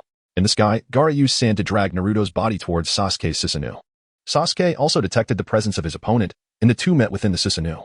The fourth Hokage, without a moment's hesitation, formed hand seals and transmitted the Nine Tails within into Naruto. In the next instant, Naruto opened his eyes, gazing at the familiar faces before him, ultimately fixing his gaze upon Sasuke. Sasuke, how do you possess the Rinnegan? Just as Naruto intended to share half of the Six Paths power he had acquired with Sasuke, he was taken aback by the sight of Sasuke's Rinnegan, rendering him momentarily speechless. How is it that there are suddenly so many Rinnegan? There was Obito's, the Sage of Six Paths, and now even Sasuke has awakened the Rinnegan? Naruto began to comprehend why the Sage of Six Paths entrusted all his power to him. It seemed that Sasuke hardly needed it at all. Observing Naruto's exaggerated expression, Sasuke chuckled. I just fused with Obito's ocular power, and my Mangekyō has evolved once more. Reflecting on this, Sasuke felt a twinge of sentimentality. He hadn't anticipated that. As a traveler, he would be unable to transcend the fate of possessing the Eternal Mangekyō for merely a few hours. I see. Naruto nodded, although he did not fully grasp how the Rinnegan evolved. However, since Sasuke mentioned it was a fusion with Obito's eyes, it must be the evolutionary path of the Sharingan. He reasoned. Never mind that for now. Sasuke, let us exchange a fist bump. I have something for you. Sasuke felt a twinge of confusion. What could Naruto possibly offer him? Nevertheless, he met Naruto's fist with his own, trusting that Naruto would not harm him, given their long-standing bond. As their fists collided, their chakra intertwined, and their consciousnesses materialized in a vibrant, kaleidoscopic realm. Simultaneously, Sasuke became acutely aware of the transformation occurring within him. Gazing at Naruto with astonishment etched across his features. Naruto, you rascal, Sasuke uttered, somewhat at a loss. Just moments ago, Naruto had imparted an immense surge of Six Paths power to him. If Sasuke were to glance at the upgrade system's interface now, he would discover that the experience points in the Six Paths realm had exceeded 40,000. This power was bestowed upon me by the Sage of Six Paths when I was on the brink of death. He mentioned that we are all vessels of his chakra and that he wishes to witness our choices. He has already transferred all his strength to me, but I sense that you deserve a share as well, so I have given you half of it. You must have felt it, right? Naruto explained. API call failed with status code 429. Error. Code. For 29. Message. Resource has been exhausted. E.g. check quota. Status. Resource exhausted. Sasuke extended his left hand, revealing a dark crescent mark upon his palm. Is it sufficient to press it simultaneously against Uchiha Obito? Sasuke inquired. Indeed. That is exceedingly simple. As their consciousness returned, Sasuke's gaze darkened as he fixed his eyes upon Uchiha Obito, who hovered in the distance. Rinnegan? Six Tomo? Uchiha Obito furrowed his brow, scrutinizing the unfamiliar form of Sasuke's eyes. Naruto also turned to face Uchiha Obito, his body enveloped in a golden chakra cloak. Two black rods, fashioned from truth-seeking balls, materialized in his hands, accompanied by 8 black truth-seeking balls that appeared behind him. Naruto, Minato exclaimed, taken aback by Naruto's sudden transformation. Don't worry, Dad. From here on, the task lies with Sasuke and me. Naruto replied with a confident smile. Empowered by the Six Paths, Naruto felt an overwhelming sense of invincibility. Sasuke remained silent, calmly observing Uchiha Madara, contemplating how to outmaneuver him. With the power of his dual Rinnegan, he was confident that devouring Madara's Rinnegan would pose no challenge. In his mind, he entertained the notion of utilizing the Rinne Tensei. Although its portrayal in the original narrative was somewhat lackluster, the Rinne Tensei is, in fact, an exceptionally potent ocular technique. With both eyes intact, it can summon 4 shadow clones from an alternate dimension, each possessing the full capabilities of the original bodies, which can interchange positions with the clones at will, truly a skill akin to a bug in the system. Extending his hand, Sasuke blocked the eager Naruto, stating with a grin, "Allow me to test this fellow's strength first." With that, Sasuke's body surged forward in an instant, his black Chidori racing toward Madara's face. The Chidori, shrouded in darkness? Madara's Rinnegan flickered as he sensed an unusual fluctuation within Sasuke's Chidori. However, he could not immediately discern its true nature. The Rinne Tensei. Although he was unaware of its exact implications, Madara, exercising caution, chose not to confront Sasuke's attack head-on. Instead, he invoked the power of his Rinnegan to summon shadows to obstruct Sasuke's advance. In Sasuke's Rinnegan, he clearly perceived the sudden appearance of a shadowy figure, Uchiha Obito, reaching out toward his neck with an outstretched hand. With a mere thought, Sasuke activated Kamui, rendering his body intangible. The shadow of Obito passed straight through him. And in the next moment, Sasuke's speed surged, allowing him to dart past Obito. With a sharp sound, a gaping hole was torn through Obito's chest by Sasuke's Kamui Chidori. Floating behind him, Sasuke mockingly declared, "Surely you do not believe that being a 6 paths level makes you invincible?" The ability to fly came to Sasuke as if it were instinct. A slight communion with natural energy granted him this power. Obito, gazing at the massive wound in his chest, was filled with disbelief. How could this be? That technique actually penetrated my body. He had always held confidence in his defensive capabilities. Otherwise, he would not have allowed Sasuke to strike him. Yet now, the gaping hole in his chest revealed the severity of his injury, and he felt his life force waning. Moreover, Obito realized he was unable to mend his wounds, as an equal force countered his regenerative abilities, preventing any recovery. There's no mistake. That brat has reached my level. Obito's expression darkened as he exerted more power to restore the gaping wound in his chest. Simultaneously, he turned his gaze towards Naruto, who exuded a presence nearly as formidable as Sasuke's. What transpired between the two of you? 6-path sage technique? 6-tomo Rinnegan? Obito inquired with a stern countenance. That's of no concern to you. Naruto replied with a grin. From here on out, Sasuke and I will eliminate you together. Naruto and Sasuke positioned themselves to surround Obito, exchanging a knowing glance that signified their mutual understanding. Given the opportunity, they would unleash the 6 paths, planetary devastation upon him. Here we go, Naruto. Now, with a swift motion, the two transformed into streaks of light, aiming to seal Obito in an instant. Recognizing that both were now on par with him, Obito refused to remain passive. In the moment of their attack, he activated the Reaper Death Seal, swapping places with his shadow. A resounding explosion echoed through the sky as Obito's shadow was utterly overwhelmed by the duo's 6 paths power, leading to its instantaneous demise. Sasuke's expression remained unchanged as he charged towards Madara once more. Naruto quickly acclimated to flying and followed closely behind. He refrained from mentioning the Rinnegan, knowing that Sasuke could perceive those things just as Sasuke was aware of Naruto's ability to sense them. You still have one shadow left. How many more times can you escape? Sasuke inquired. Are you implying that I am merely a coward? Madara retorted with a hint of anger. You are but 2 insignificant brats. I, Uchiha Madara, do not regard you with any seriousness. At that moment, Madara was infuriated, having been ridiculed by 2 youths who had been inconsequential mere minutes before. As he observed the approaching duo, Madara clapped his hands, and violet plasma erupted from his body in an instant. Senjutsu. In release, thunderclap. With the oncoming plasma, Sasuke's expression remained steady as he internally chanted, Shinra Tensei. A surge of invisible repulsion erupted from Sasuke, dispersing the plasma before him instantly. What? Madara was taken aback. Sasuke had only just awakened his eyes. Yet he was already capable of wielding the powers of the Rinnegan? Where had he found the time to adapt to his new abilities? In truth, Sasuke himself was surprised that he could utilize such power.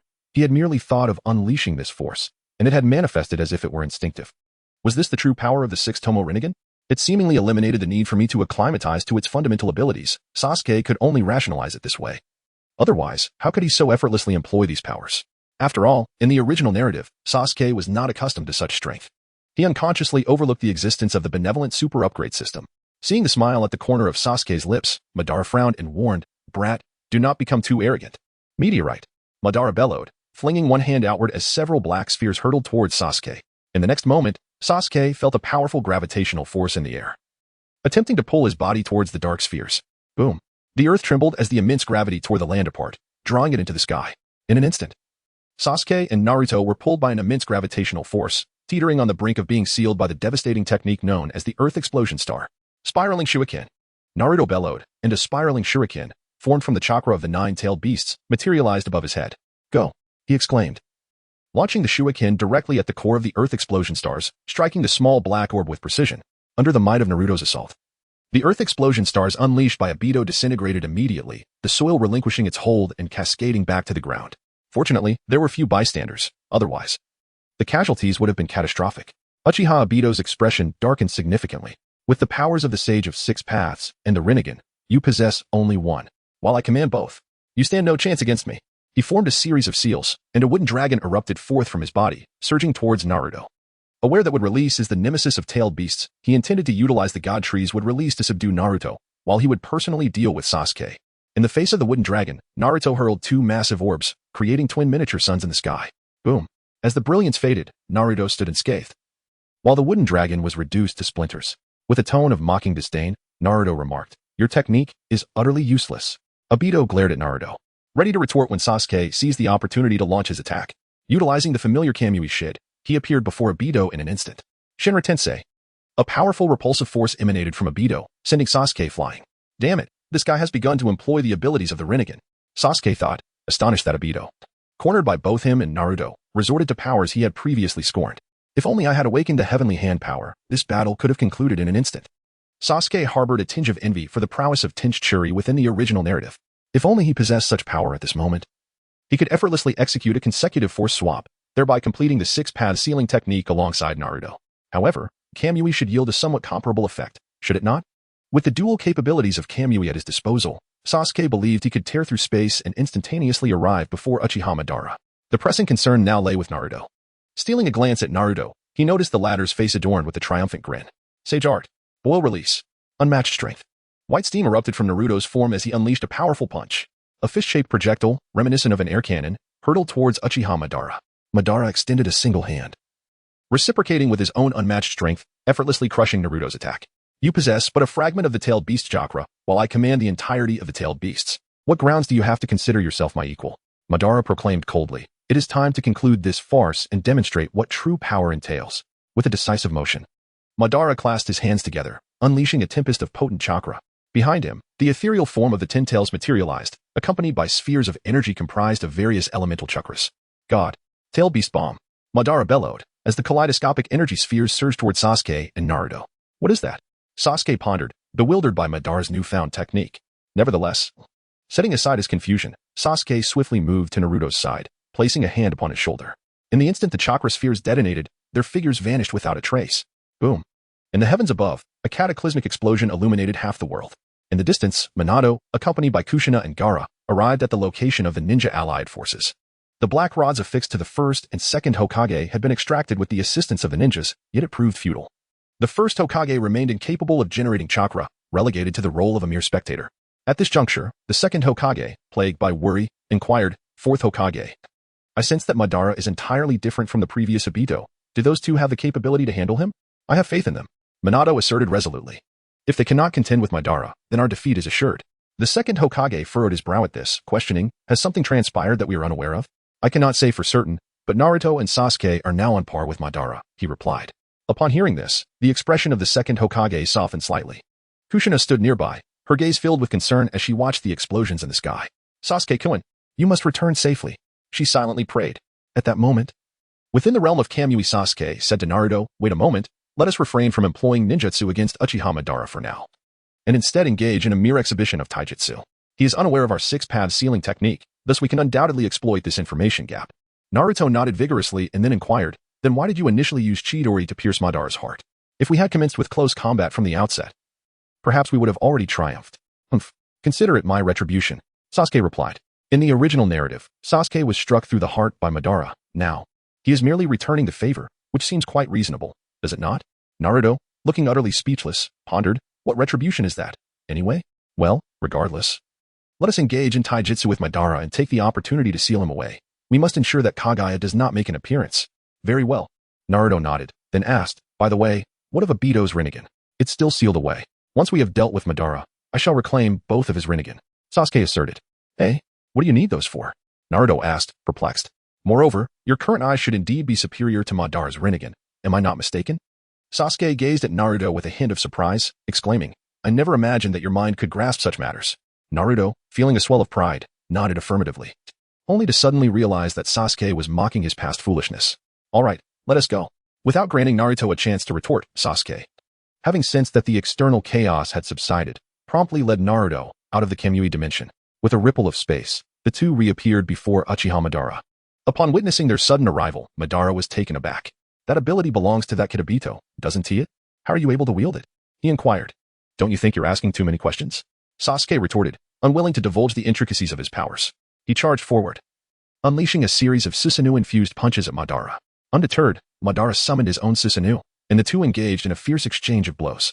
Naruto, observing from the sidelines, felt a wave of frustration wash over him.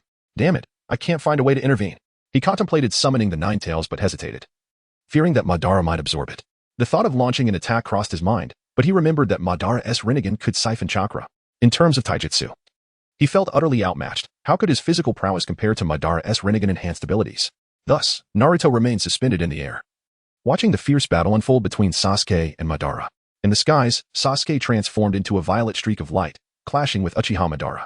Remarkably, both refrained from utilizing their Rinnegan abilities, relying solely on fundamental taijutsu skills. Kid, how have you managed to amplify your strength to such an extent? Madara demanded. I'm growing weary of hearing the same question. Sasuke replied, his brow furrowed. As they exchanged blows, a cacophony of explosive sounds filled the air. Then answer me. How have you both acquired the powers of the Sage of Six Paths? Madara bellowed, his composure beginning to unravel. He had absorbed the Ten Tails and gained immense power. Yet here was Sasuke, able to hold his own for such an extended period. Was there another Ten Tails that Sasuke had absorbed? Madara found that notion implausible. Some things are destined to remain beyond your comprehension, Sasuke replied coolly. Naruto, prepare to make your move. Understanding the subtle glance Sasuke had just cast his way, Naruto suddenly grasped his partner's intentions. All right, I will definitely extract the tailed beast from within him, he shouted enthusiastically. For a moment, Madara believed these two underestimated him, thinking they could defeat him through sheer willpower, akin to Obito. Such ignorance, Madara scoffed. Sasuke and Naruto exchanged no words, unleashing a flurry of punches and kicks upon the old Madara. They deliberately moderated their strength, ensuring that each assault was slightly less forceful than the last. A glimmer of realization flickered in Madara's eyes. So it is. Though he remained unaware of the source of their power, he discerned that their strength was indeed a finite resource, diminishing with every use. At that moment, Madara felt a surge of clarity wash over his previously burdened heart. The adversary's power was limited, yet he, Uchiha Madara, faced no such constraints. As their strength waned, it would soon be time for him to rise once more. API call failed with status code 429. Error. Code. 429. Message. Resource has been exhausted, e.g. check quota. Status. Resource exhausted. Sasuke's hand coalesced with the formidable Chidori, while Naruto summoned an orange Rasengan. Through his Rinnegan, Madara discerned that the technique wielded by the two bore an immense power reminiscent of the Six Paths. Have they reached their limits already? Very well. Let me witness the extent of your assault, Madara Uchiha mused. As a senior, he felt it was his duty to grant the younger generation an opportunity, while simultaneously illustrating the futility of their efforts to overcome him. Ever since Madara ascended to the Six Paths, his battle intellect had diminished significantly. He often opted to endure attacks rather than evade them, showcasing the strength of his immortal form. Sasuke charged forth once more, flanking Naruto on either side as they unleashed their assault upon Uchiha Madara. Six Paths. Planetary devastation. A surge of discomfort coursed through Madara's body, altering his expression. The instant their hands made contact with him, he felt an overwhelming heaviness in his eyelids, followed by the disintegration of the tailed beast within him, which transformed from 1 to 9, departing from his form. With a thunderous crash, the tailed beast descended to the ground, and the tumult in the skies gradually subsided. After all, Madara was not Kagaya. The Six Paths technique merely separated the tailed beast from him and did not seal him away upon the moon. Stripped of his power, Uchiha Madara plummeted from the heights, crashing directly to the earth below. The host, once liberated from the tailed beasts, would inevitably succumb to a profound weakness, a fate that even Madara could not evade. Sasuke landed beside Madara, reaching out to grasp Madara's eye. With a swift motion, he began to absorb the ocular power and techniques from the Rinnegan. The tailed beasts, witnessing this scene, shuddered in fear. This individual's Rinnegan surpassed even that of the Sage of Six Paths, and yet he still sought to absorb Uchiha Madara's eyes. What insatiable ambition. This chapter is not yet finished. Please turn to the next page to continue enjoying the thrilling content. In the small group of tailed beasts, the two tails expressed her disdain. After Naruto landed, the first Hokage and the others approached, observing Uchiha Madara on the ground and Sasuke, who was seated beside him, absorbing the Rinnegan. After a moment's hesitation, the first Hokage decided to join Madara for a conversation. Approximately 10 minutes later, Sasuke finally consumed a Rinnegan entirely. Upon opening his eyes and seeing the surrounding ninjas, he remained unfazed and declared, Karin, let us go. Karin nodded and linked her arm with Sasuke's, and together they soared into the sky, not glancing at anyone else. This left the 5 Kagaya with somewhat stiff expressions. However, considering the display of strength they had just witnessed, they chose to remain silent. In the crowd, Sakura watched Sasuke depart, her eyes filled with disappointment. Sasuke, where are you going? Naruto called out urgently as he noticed Sasuke's intention to leave. I don't know. Perhaps to travel the world. Sasuke waved his hand, taking Karin with him as they vanished into the horizon. In the sky, Sasuke carried Karin on his back and closed the livestream. Ding. Livestream concluded. After this notification, the chat group fell silent. There was no profit from the stream with a slight internal complaint. Sasuke opened the task interface. Group task. Member Uchiha Sasuke's world is facing a crisis of annihilation. Presenting the greatest decision of his life, fellow members are requested to assist Sasuke in overcoming this challenge. Reward, 100,000 points, Mystery Gift Box X1. Limit, 2 persons, including Sasuke himself. Status, completed, rewards can be claimed. Without hesitation, Sasuke opted to claim the reward. Instantly, 100,000 points were credited to his account. Ding. The mystery gift box has been opened. You have received the Yang power of the 6 paths. What? It actually granted the 6 paths Yang release. Sasuke was utterly astonished. He had just acquired the 6 paths Yin release from Naruto, which was consumable. Once depleted, he would revert from the 6 paths state. Fortunately, the Rinnegan could not degrade. Once activated, it would remain. However, if you were to combine this with the 6 paths Yang release, the outcome would be entirely different. The fusion of Yin and Yang would lead to a qualitative transformation. If I merge the 6 paths Yin and Yang releases, could I formally ascend to the level of 6 paths and produce 6 paths chakra myself? A thought sparked in Sasuke's mind, illuminating another possibility. If Naruto and I were to exchange and merge our 6 paths Yin and Yang releases, could we both fully ascend to the 6 paths level? Considering this possibility, Sasuke immediately chose to turn back and seek out Naruto. In the sky, Sasuke, who had just departed, returned, and the crowd looked at him in confusion. The reincarnated individuals, including Minato, had already said their goodbyes to Naruto and returned to the Pure Land, leaving only the ninjas and tailed beasts present. Upon seeing Sasuke return, Naruto greeted him with a smile, asking, "Are you planning to return to Konoha together?" "No, there are other matters to attend to," Sasuke replied. Sasuke firmly grasped Naruto and, accompanied by Karin, the 3 of them entered the realm of Kamui. "Ah, why are we back here again?" Naruto exclaimed, his face falling. "Listen, Naruto. I will exert my power next. We will fully merge the 6 paths chakra within us. This strength will be sufficient for both of us to attain the true level of 6 paths, rather than relying on this borrowed state we currently possess." Sasuke stated with a serious expression, getting straight to the point. Attain the true level of 6 paths completely? Naruto found Sasuke's words somewhat perplexing. In simpler terms, if my experiment succeeds, you will be able to freely create the truth-seeking orbs, Sasuke explained succinctly. Naruto glanced at the truth-seeking orb behind him and inquired, "The truth-seeking orb? Are you referring to this thing?" Sasuke nodded in silence, having entirely forgotten that Naruto, in his foolishness, was unaware of what lay behind him. "In any case, I shall wield the power, and you need only await the outcome," Sasuke declared. With Naruto's unwavering ability to bestow upon himself the 6 paths Yin release, Sasuke had no intention of betraying him. This time, he aimed to assist Naruto in fully embracing the 6 paths mode, so that when the Otsutsuki clan emerged to cause chaos, he believed that the robust Naruto would be capable of defeating them single-handedly. Sasuke glanced at his companion, Karin, and said, "Karin, step back a bit to avoid any accidental harm." Karin nodded repeatedly, leaping a few distances away from Sasuke, turning his attention once more. Sasuke extended his right fist. In an instant, Naruto understood and mirrored the gesture, connecting their fists together. The golden and purple chakra erupted simultaneously, coalescing into a magnificent sphere of light. Subsequently, Sasuke harnessed the minuscule amount of yin-yang release power he had acquired after his recent upgrade, initiating a process to balance the 6 paths of yin-yang release within them. Throughout this endeavor, Naruto keenly sensed the fluctuations in their chakra, occasionally adjusting his own to fill in any gaps. Their combined efforts over the course of a week culminated in the successful equilibrium of the 6 paths of yin-yang release, allowing the 2 forces to merge completely. Crack! The enormous sphere swiftly transformed into a deep black, accompanied by the sound of shattering. White fissures emerged across its surface, and then the entire black sphere erupted spectacularly. Within, Sasuke opened his eyes, and upon recognizing the changes within himself, a smile illuminated his face. Although his ocular power was not as formidable as that of pure yin release, he found that his overall abilities had achieved a remarkable balance. As Sasuke's eyes transformed, 2 modest horns sprouted from his forehead. Touching the protrusions upon his head, Sasuke chuckled, proclaiming, "I have also acquired the 6 paths sage techniques. In the future, when wielding sage arts, I shall no longer need to assume the grotesque form of a scaled beast." It could be said that this enhancement marked a pure elevation for Sasuke. Naruto, meanwhile, scrutinized his own transformation, and after some contemplation, he realized that he seemed to have undergone little change. The only notable addition appeared to be his newfound ability to conjure a dark orb behind him at will. "Sasuke, have we exerted ourselves in vain?" he questioned. Just then, An unexpected response came in the form of Sasuke's hand piercing through Naruto's abdomen. With a swift motion, Sasuke withdrew his hand, leaving a gaping wound in Naruto's belly. Nevertheless, despite the severity of the injury, Naruto almost instantaneously healed.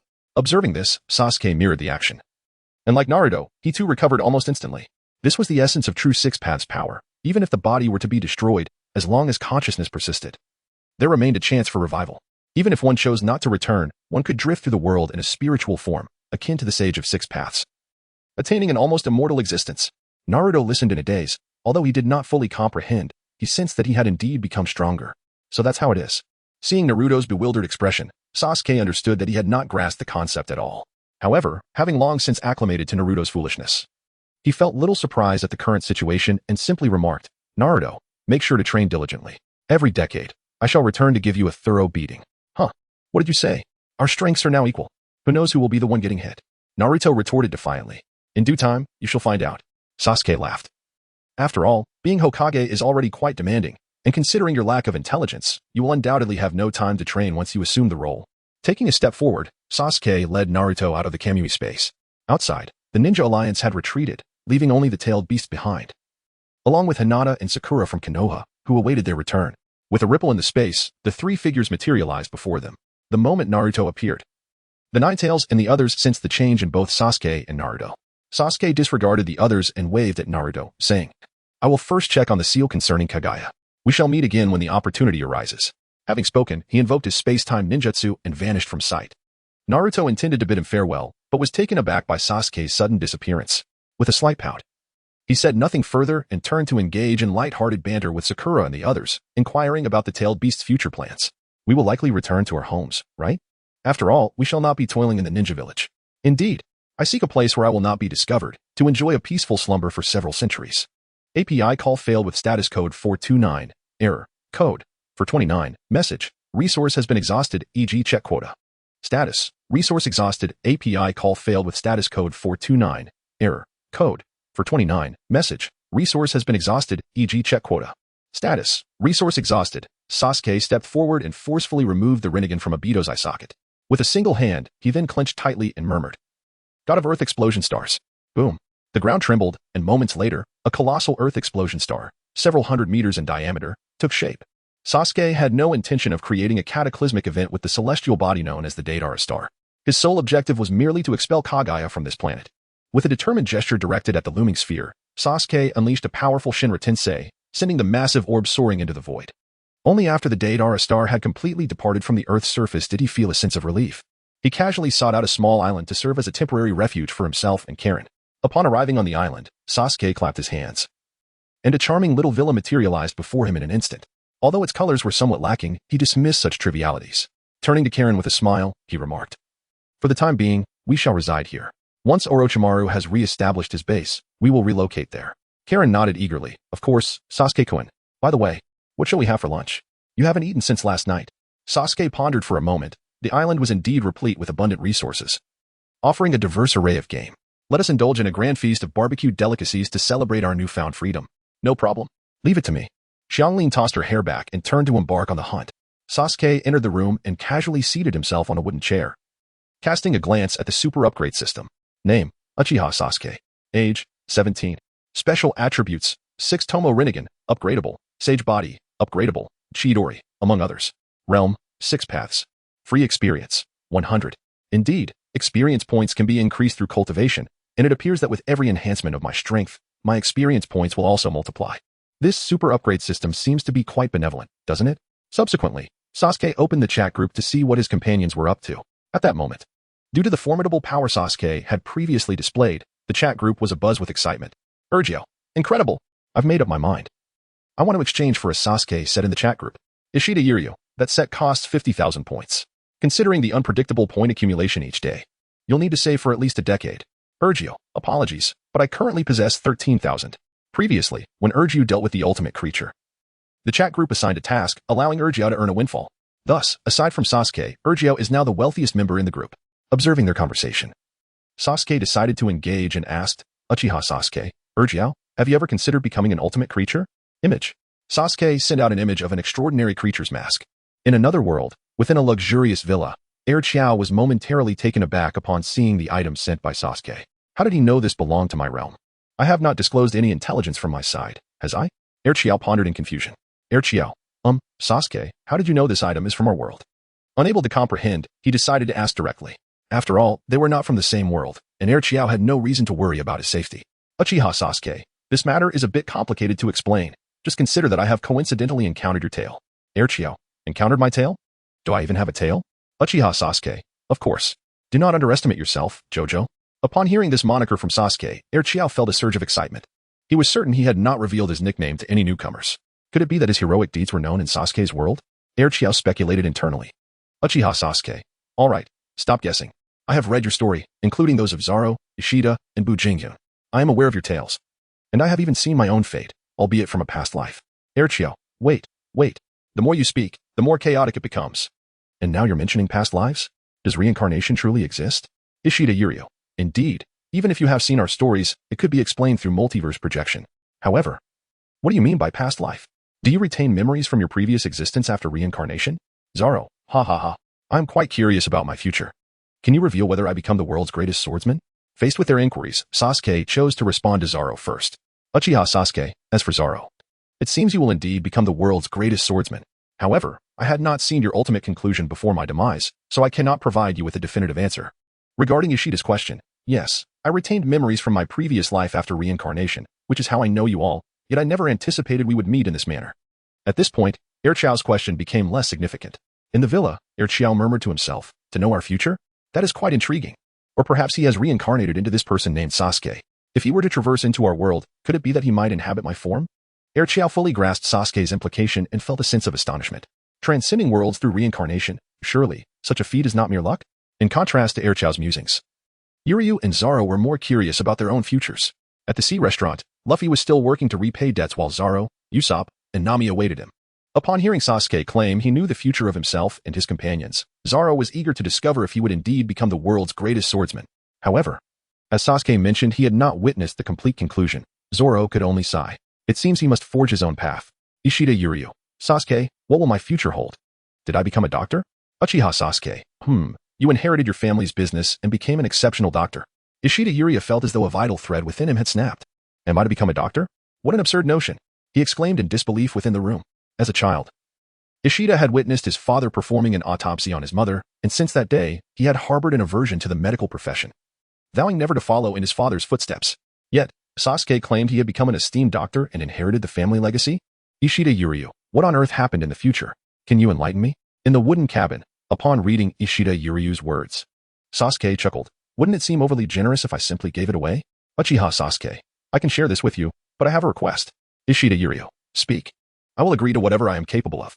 Uchiha Sasuke, it is not a difficult task. Just ensure that once you meet a certain individual named Ichigo Kurosaki, you guide him to become a Quincy. To make Ichigo a Quincy? Ishida Yuryu thought he must have misread. After confirming repeatedly, he realized that this was indeed Sasuke's request.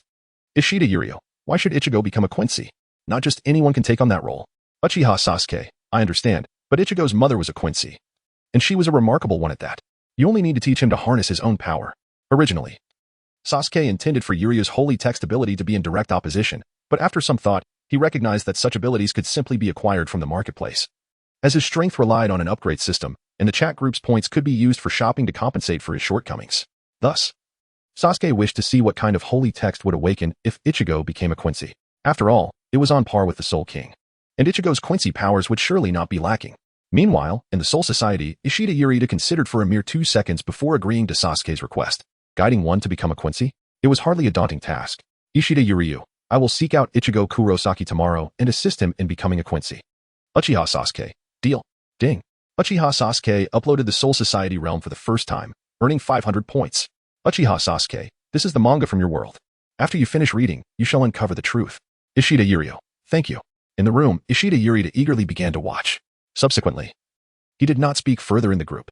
Sasuke closed the chat group, while Kagaya returned with a bear, skillfully managing the situation. Noticing this, Sasuke approached and smiled. Shall we work together? Kagaya's eyes sparkled with excitement, instinctively licking her lips and swallowing. It is no exaggeration to say that since Sasuke's arrival, his culinary skills have greatly improved. At least Kagaya truly relishes the meals he prepares. All right, you can take a break today and just wait for the meal. Sasuke chuckled. No, I want to help. The two busily chatted and laughed, and 3 hours later, they lay on the grass, well-fed and content. Kagaya beamed with happiness, saying, "From now on, I want to live with Sasuke forever." "Haha, that will surely happen," Sasuke replied affectionately. However, their tranquil life was soon interrupted as Zoro began a live stream. At sea, Zoro stared fiercely at the man before him. "I set sail to defeat you." "Oh, the world's #1.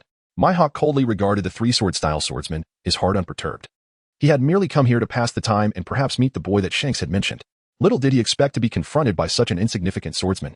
"Well, let us just have some fun," Mihawk said as he removed the small blade hanging from his neck, casually adding, "Sorry, I couldn't find a smaller knife."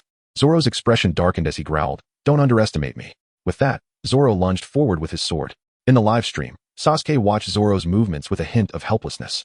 Uchiha Sasuke. He is completely oblivious to the gap between himself and Mihawk. Ishida Yuryu. Is the gap really that significant? Niju. They are both merely humans. It shouldn't be too different, right?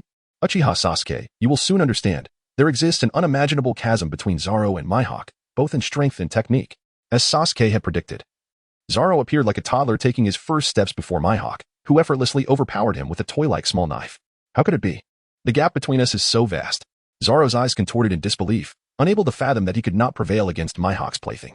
He recalled Sasuke's performance from a few days prior, his expression growing more ferocious and his attacks against Mihawk increasingly frenzied. Meanwhile, Sasuke opened the task interface to check for any quests related to Zoro. Group task. Member Roronoa Zoro is facing an insurmountable foe. All members are requested to assist him in overcoming his opponent. Reward, 30,000 points and a great swordsman S level of swordsmanship. Restriction, 3 members, including Zoro himself. Status, Zoro has accepted. 30,000 points is quite a sum, but alas, this is Zoro's battle. I should not interfere, Sasuke sighed. In the live stream, just as in the original story, Zoro was struck in the heart by Mihawk's small knife and earned the swordsman's recognition. Mihawk drew his great sword and struck Zoro's chest. Blood gushed forth as Zoro lost consciousness and fell into the sea. Witnessing this scene, Sasuke decisively accepted the task, informed Kagaya that he needed to step out, and ventured into the pirate world. In the ocean, a white light appeared beside Zoro. Sasuke seized Zoro and emerged from the depths of the sea, carelessly casting him onto the ground. Ignoring the astonished gazes of those around, he harnessed the power of Yang release to aid Zoro in mending his injuries. Before the eyes of onlookers, the grotesque wound on Zoro's body visibly healed within a mere second, completely restored. As Zoro slowly regained consciousness and beheld Sasuke, he managed a wry smile, expressing his gratitude. "Thank you." "Not at all. Do you require further assistance?" "Once you are done, you shall stand among the pinnacle of the world," Sasuke inquired. "No, I prefer to ascend step by step on my own merits," Zoro replied, shaking his head. He was even reluctant to utilize the chat group for self-enhancement, firmly believing that he could cultivate himself to the same level as Mihawk and challenge him once more, ultimately to conquer him. "Very well, it's your choice," Sasuke nodded. Zoro was indeed that kind of person. It would be peculiar if he sought Sasuke's aid to defeat Mihawk. However, having come this far, it seemed unreasonable to accomplish nothing. Sasuke strolled slowly towards Mihawk, declaring, "Allow me to witness the might of one who stands at the zenith of this world." Observing Sasuke, Mihawk too set aside his previous nonchalance. His observation haki revealed that the individual before him was formidable, possessing the potential to end his life. "Who are you? A man of your caliber cannot possibly be an unknown," Mihawk inquired. "That is inconsequential," Sasuke responded with a smile. "Zoro lacks a true understanding of the pinnacle of this world, and I wish to broaden his horizons." Mihawk furrowed his brow. Sasuke acted swiftly, and the towering Susanoo, standing 100 meters high, enveloped the sky in an instant. "What on earth is that?" Upon witnessing the Susanoo, Luffy was so taken aback that his eyes nearly bulged out. Usopp and Nami exhibited similar reactions, thoroughly astonished by Sasuke's display of power. That got Zoro was utterly speechless. What does it mean to broaden one's horizons? Is he really so inexperienced? With a single sweep of the 100-meter-tall Susanu's sword, the world itself seemed to shift, and the ocean for thousands of meters ahead was cleaved asunder in an instant. Mihawk, wielding his black sword, Yuru, gazed impassively at Sasuke within the Susanoo. "Is this the power of some devil fruit?" Mihawk inquired. The limitations of the world clouded his vision. Confronted with such a colossal entity, he could only attribute it to the existence of devil fruits. "Certainly not," Sasuke replied. "I just emerged from the sea." At this revelation, Mihawk's brow furrowed deeper. Indeed, Sasuke had just surfaced from the ocean. He could not possibly be a wielder of a devil fruit. "Do you wish to show these youngsters the vastness of the world?" "I would advise against it," Mihawk said lightly. "It may diminish their confidence." It won T. Zoro's ambition shall not be quelled by this. Susanoo raised its massive sword once again, aiming to strike down upon Mihawk. Buzz. At the very moment the colossal sword descended, Mihawk too unleashed his blade, a surge of green sword energy erupting forth, enveloping the entire sea with its fierce aura. Boom. The clash of their combat sent tremors through the ocean, the waters churning violently, and everything surrounding the sea restaurant vanished in the aftermath. The so-called East Blue tyrant, Kuro, and his crew were left without a trace. Zoro and the others stood on the deck of the sea restaurant, transfixed as they observed the fierce duel from afar. While Zoro could still comprehend the might of the Susanoo, he found it utterly incomprehensible that Mihawk possessed such overwhelming strength. How could it be that, despite them being of similar stature, he was so vastly superior? Is there no justice? Is there no law? After a single strike, Sasuke retracted the Susanoo, standing steadily upon the water's surface. That is sufficient, he remarked. Upon hearing this, Mihawk silently sheathed his sword, casually picking up a piece of driftwood as he departed the East Blue. Given his silence, Sasuke worried he might have mismanaged his power and inadvertently harmed Mihawk. In truth, Mihawk's silence stemmed from this very concern. The force Sasuke had unleashed was entirely on par with his own. This indicated that their confrontation had been merely a playful exchange. He hadn't anticipated encountering such a formidable individual in this world, and considering his youth, one wondered from whence he had emerged. On his way back, Mihawk contemplated every conceivable origin, yet ultimately arrived at no conclusion. Sasuke appeared as if he materialized out of thin air. At the sea restaurant, he stood before Zoro with a smile, declaring, "The matter has been resolved. I shall take my leave." Zoro nodded vacantly. Just as Sasuke was about to depart, Nami suddenly rushed forward, kneeling before him and pleading, "Please, save my village. I am willing to pay any price." She recognized the immense strength of Sasuke, noting that even Dracula Mihawk, one of the 7 warlords of the sea, was no match for him, having been swiftly defeated into silence. Furthermore, it seemed that Sasuke had a connection with Zoro, appearing to be quite approachable. Thus, Nami sought Sasuke's assistance in vanquishing Arlong. This was the most viable solution she could conceive at the moment. Moreover, even if Sasuke declined, it would not matter. She could still ask Zoro to intercede on her behalf, ensuring she would not attract the attention of such a formidable adversary. API call failed with status code 429.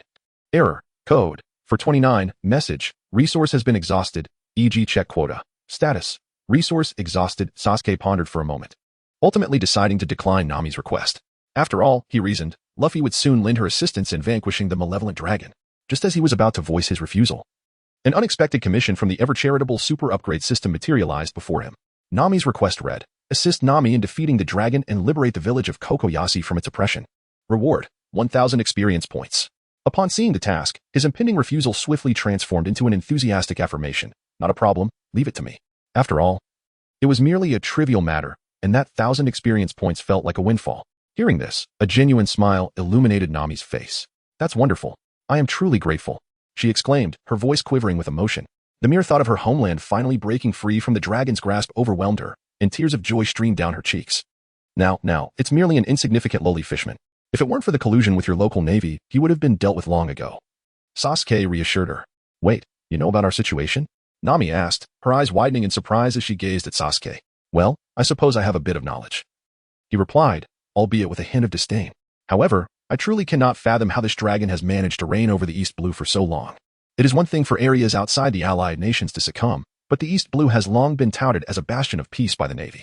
The fact that such egregious collusion between the Navy and pirates is occurring here indicates that this vast institution has begun to rot from within, much like Konoha." Zoro and the others listened in bewilderment, struggling to grasp the meaning behind Sasuke's words. Sasuke had no intention of explaining himself. He turned to Zoro and said, "That fellow is my responsibility. I find myself rather unoccupied at the moment." "No problem," Zoro nodded in agreement. "No," Luffy bellowed, directing his shout at Sasuke. "Nami is my comrade. Her affairs are certainly mine to resolve." Observing Luffy's childlike demeanor, Sasuke felt a twinge of annoyance. "I have already promised her. So you must step back." "My lord, there is more to this chapter. Please click to the next page to continue reading, as the story grows even more exhilarating." "No. Nami, why didn't you come to me to resolve your issues earlier?" Luffy shouted angrily at Nami. "Who would seek you out? Don't think that defeating the clown Buggy makes you formidable. The dragon is not to be compared with someone like Buggy." Nami would not indulge Luffy. Especially since her homeland was so close to liberation, she absolutely would not allow anyone to stand in her way. Not even this boy for whom she held a slight fondness. Upon hearing this, Luffy pouted and shouted at Sasuke, "All right then, let us compete. Let us see who can defeat the dragon first." Disregarding Luffy, Sasuke activated a space-time portal with his Kamui, revealing the infamous Arlong Park on the other side. "Let us go. I shall let you witness their demise firsthand," Sasuke said coldly as he approached the portal, his expression growing increasingly frigid at the sounds of laughter emanating from beyond. Thus, it is said, those not of my kind harbored different intentions. Behind Sasuke, Nami approached with a face full of curiosity.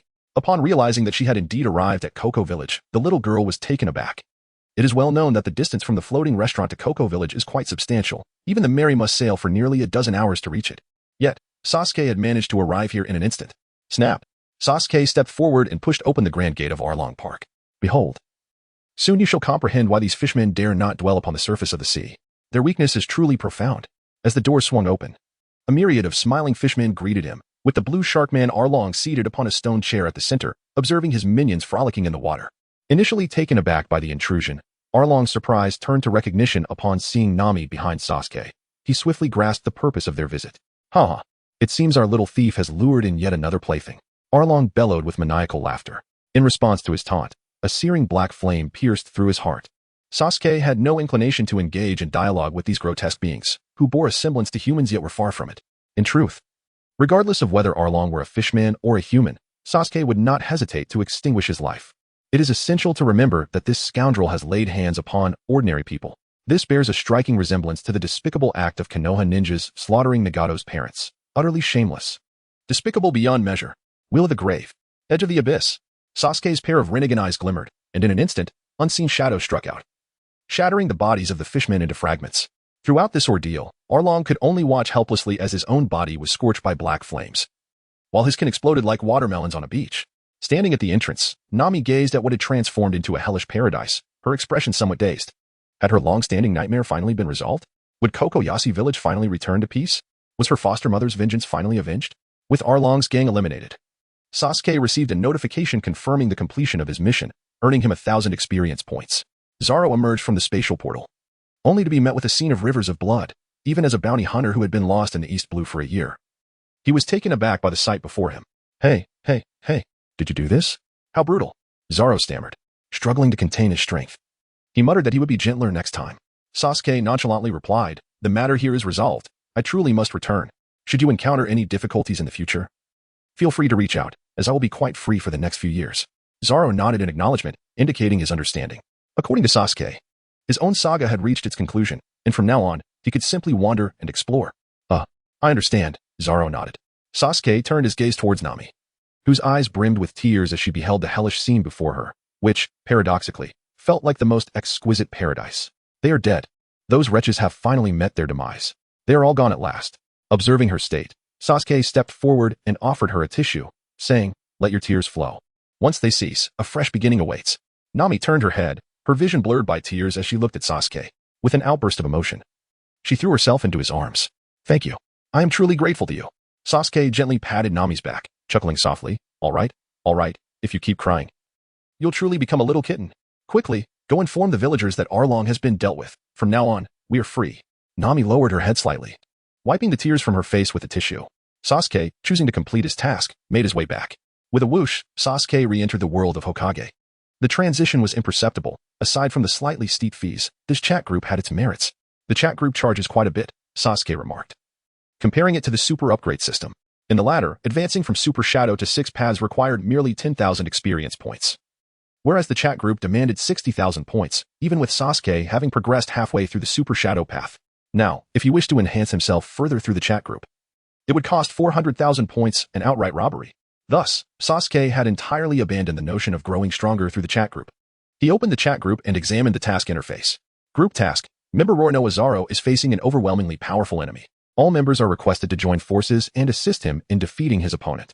Reward, 30,000 points. Mastery in the Great Swordsmanship Realm. Limit, 3 members, including Sasuke. Status, failure.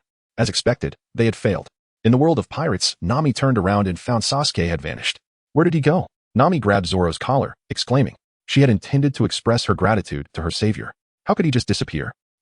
He went back, Zoro said, brushing Nami's hand away with disdain, adding, if you want to see him again, refrain from getting so hands-on and loud with me. Zoro, with his keen intellect, quickly discerned Nami's intentions and began to threaten her. By the way, Sasuke has a girlfriend. Recalling the girl named Cheyenne he had seen before, Zoro kindly warned Nami. Although Sasuke is indeed handsome, I advise you to give up. His relationship with his girlfriend appears very solid. Nami pouted, storming off in anger. So what if he has a girlfriend? She isn't his wife. I still have a chance. A handsome, strong, and gentle man like Sasuke was not someone Nami wanted to let slip away. The next time they met, she was determined to win him over. Watching Nami's departing figure, Zoro shook his head and sighed. That girl is beyond saving. He then turned, intending to return to the floating restaurant through the spatial gate. However, as he turned, he froze in place. Where was the spatial gate behind him? All that lay before him was the vast ocean. This chapter is not yet over. Please click to the next page to continue reading. That rascal Luffy, is he lost again? With a resigned expression, Zoro set off. In the world of Soul Reapers, after 2 sleepless nights, Ishida Yuria finally emerged from his room, having speed read the entire Soul Reaper manga. His mind was in disarray, and he ignored the maid beside him as he set out to find Kurosaki Ichigo. He had promised Sasuke to turn Ichigo into a Quincy and was determined to fulfill that promise.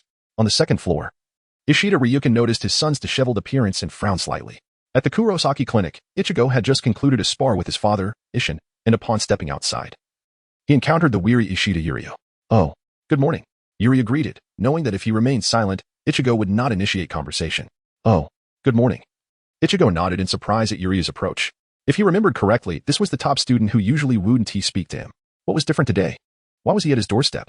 Follow me. Someone asked me to deliver something to you, Yuria stated. Huh? What do you mean? Ichigo asked, puzzled. I'll be waiting for you at the abandoned building ahead, Yuria said, preparing to leave. Wait, who is giving me what? Ichigo hurriedly followed. The two entered the abandoned building, where Yuria paused and turned to Ichigo, saying, you can see spirits, right? What? How do you know? Ichigo exclaimed, astonished. Even his father was unaware of his ability to see spirits. How did this new classmate know? Don't ask about that. I know more than you can imagine. If I must say, I can see the future. Yuria adjusted his glasses and told Ichigo, listen carefully. What I am about to say is of utmost importance and will fundamentally alter your worldview. However, you must heed my words, for it relates to your mother's death. Ichigo, who had intended to turn away, suddenly took on a serious demeanor upon hearing Yuria's last statement. What did you say? Ah, finally intrigued, are we? Yuria observed Ichigo and proceeded to reveal the truth regarding Ichigo's mother.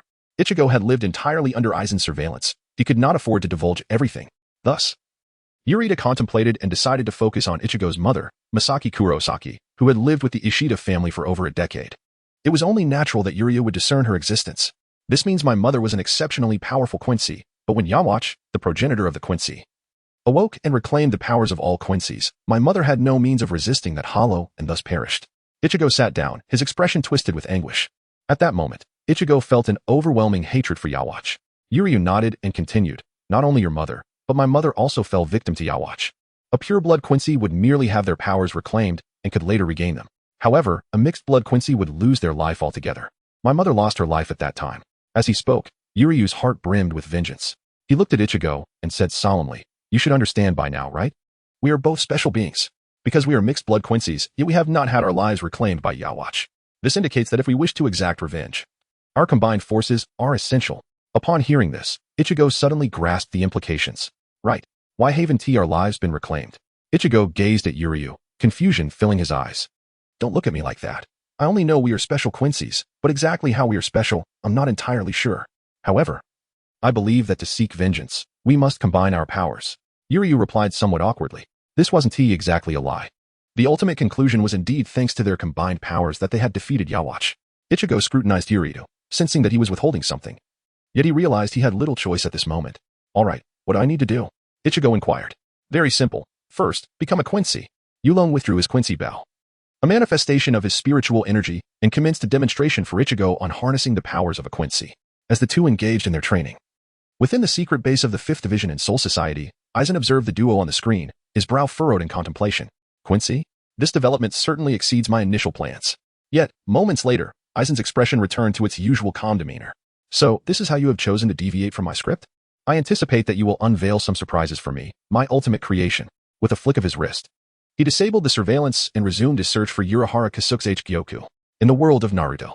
Upon Sasuke's return, he remained industrious. After completing the tasks in the chat group, he received a gift of 6 pads Yang release, a power he had yet to utilize. He had been contemplating whether to bestow this strength upon Karen. After all, she was his wife, and since the days of Orochimaru, she had been by his side for 3 years. Throughout this time, Karen had aided in his recovery from numerous injuries. Not to mention, during the period after awakening the Mangekyō Sharingan, Sasuke faced a myriad of battles, notably suffering grievous wounds in his confrontation with the Raikage. Had it not been for Karen's awakening of the adamant sealing chains, risking her life to shield him from the 5 Kage, he might not have survived until Obito's arrival.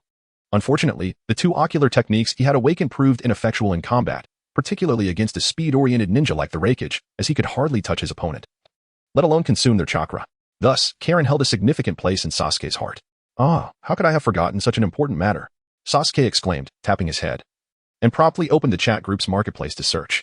6-pad Zine release, a power bestowed upon Uchiha Sasuke by the sage of 6 pads price, 100,000 points. Upon seeing this, Sasuke's eyes gleamed with excitement. Although the price seemed questionable, there was no doubt that this was the most suitable item for him at present. With a swift motion, he made his decision. Sasuke successfully acquired the 6-pad Zine release from the marketplace. He then extracted the previously earned reward. The 6-pads Yang release. 2 formidable chakras of the 6 pads level surged into Sasuke's body. Within less than 2 seconds, he completely absorbed them. After all, the chat group had directly replicated elements from the Naruto universe, making it akin to the Sage of 6 pads, granting him another opportunity to wield Yin and Yang release, which he effortlessly absorbed. Following this, he proceeded to devour the energy. Drawing from his earlier experience of refining Yin release alongside Naruto, Sasuke navigated this process without any detours, consuming the 2 chakras entirely and converting them into his own power within a mere 2 hours. Upon completion, Sasuke felt an overwhelming sense of capability. While it may be an illusion to feel omnipotent, there is no doubt that his strength has significantly increased. Sasuke stood up and smiled at Kenshiro, saying, "Extend your hand." Kenshiro, having recently sensed Sasuke's chakra, hurried over.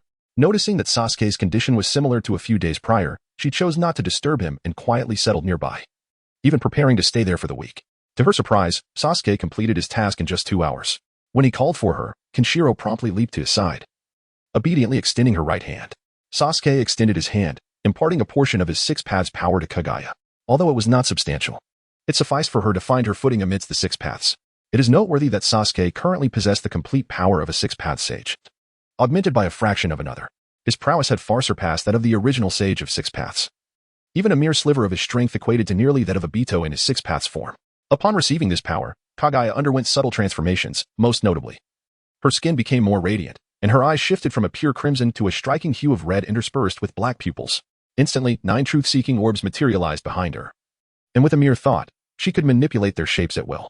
Observing Kagaya, who appeared momentarily bewildered, Sasuke encouraged, "Do try out the sage mode. As a member of the Uzumaki clan, the changes you experience upon acquiring 6 pads power should be unique, much like that of Naruto." Kagaya nodded, but soon, with a quivering voice filled with concern, she exclaimed, "Sasuke-kun, I cannot accept such power. It belongs to you. If you share it with me, you will weaken." While Kagaya felt elated by Sasuke's gift of power, she was acutely aware of his fervent desire for strength, a pursuit that bordered on obsession. By bestowing some of his power upon her, would he not render himself weaker? Ah, worry not. I am no longer in need of this fragment of power.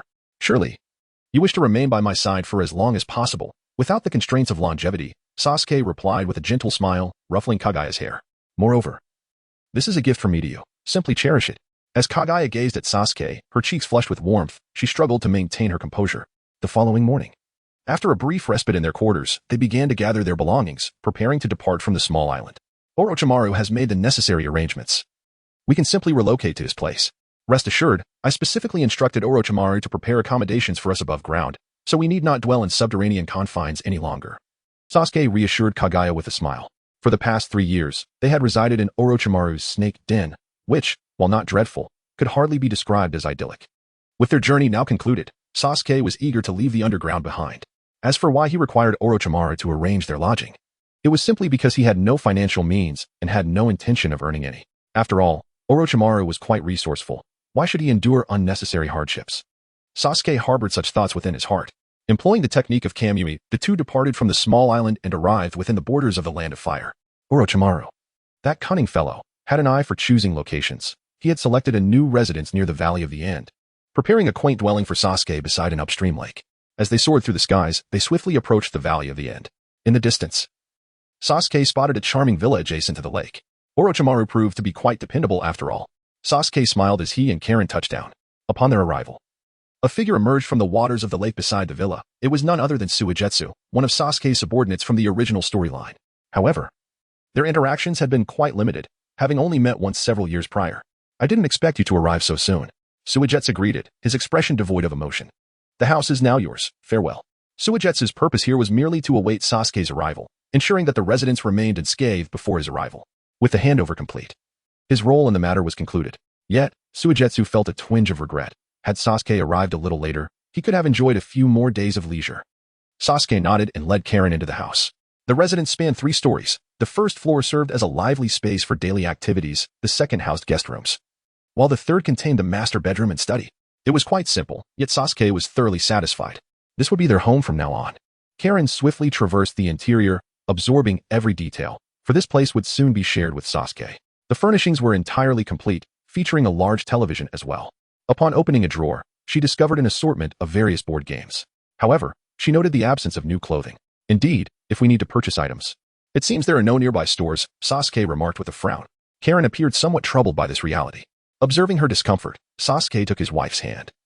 Preparing for a trip to Konoha. Are we really going to Konoha? Karen asked, a hint of disbelief in her voice. She recalled Sasuke mentioning that they would no longer visit Konoha.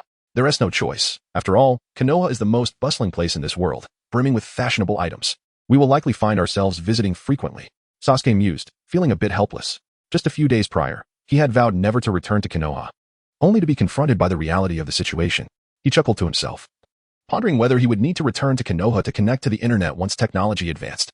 Their pace was not particularly swift, and it took them an entire day to reach the village.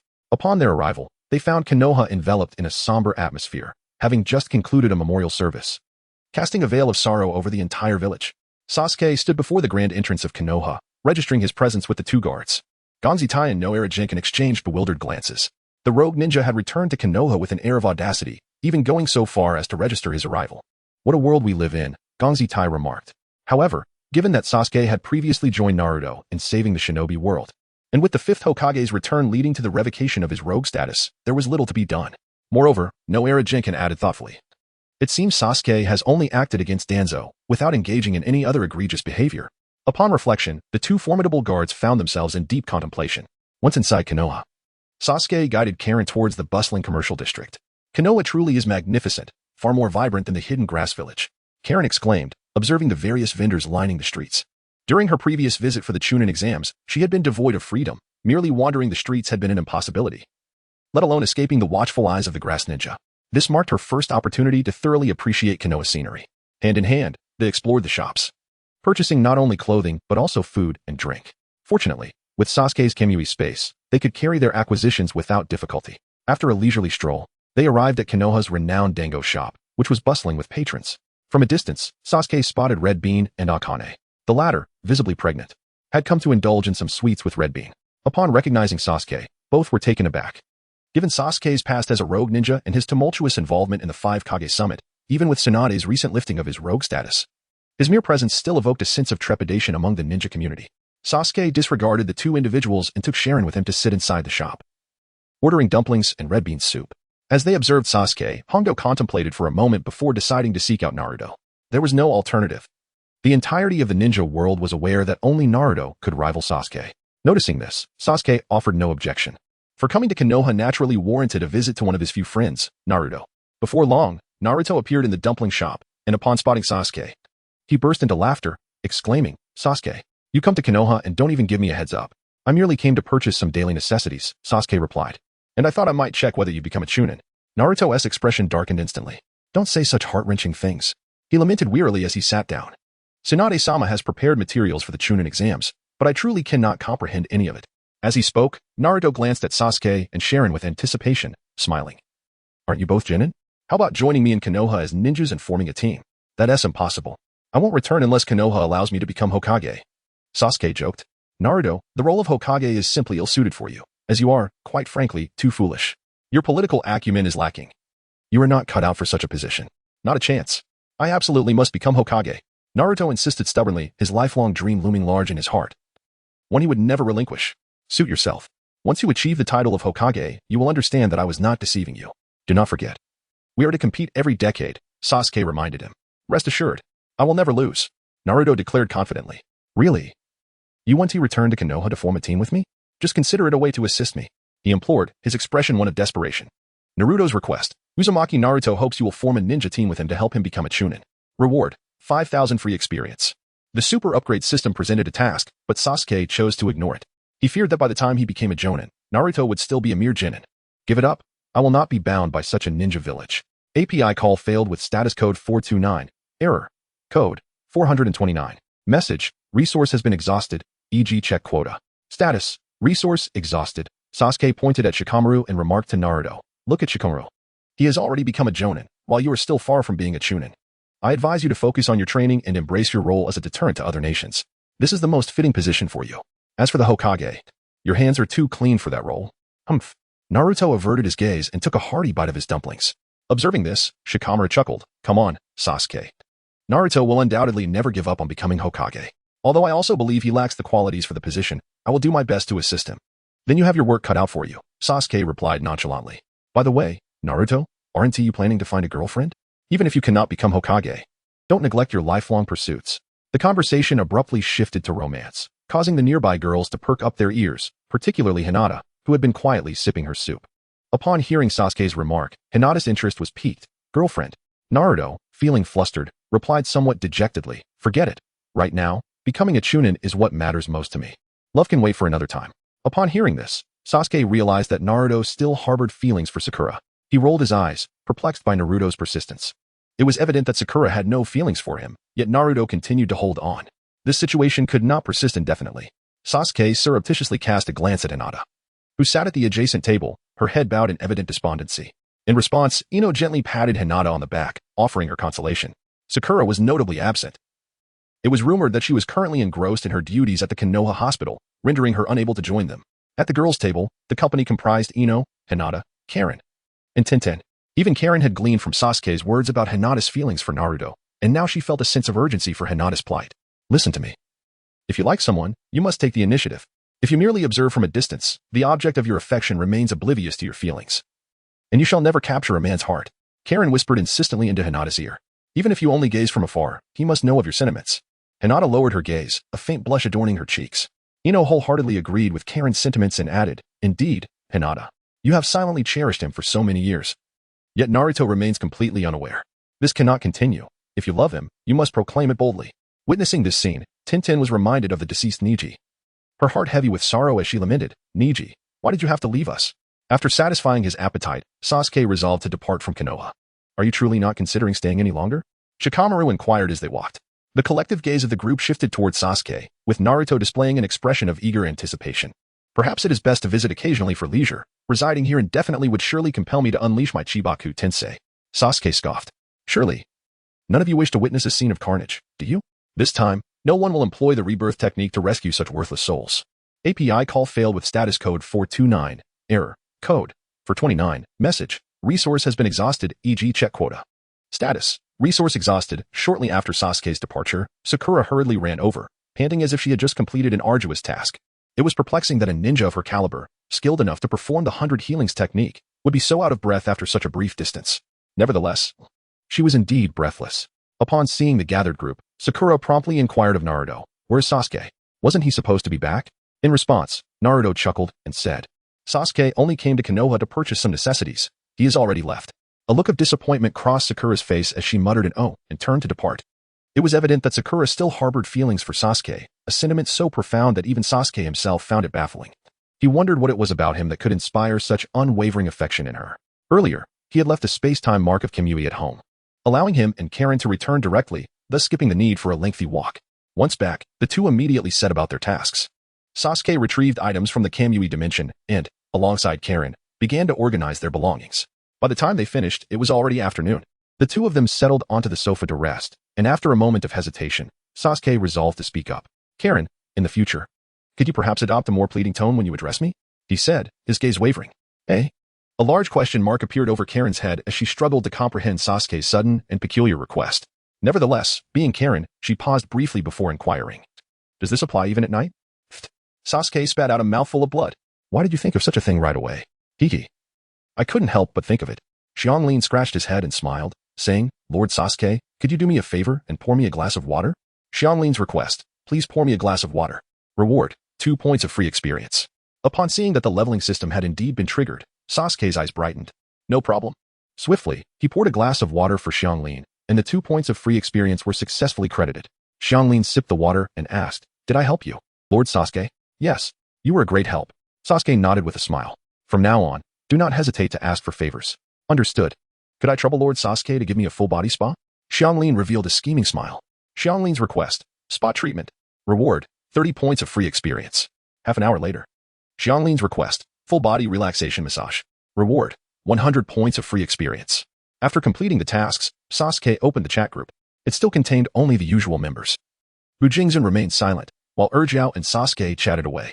Zoro and Yulong had officially begun their training and were now very busy every day. Erjiao exclaimed, "Let me tell you, Sasuke, I saw a huge mountain on the road.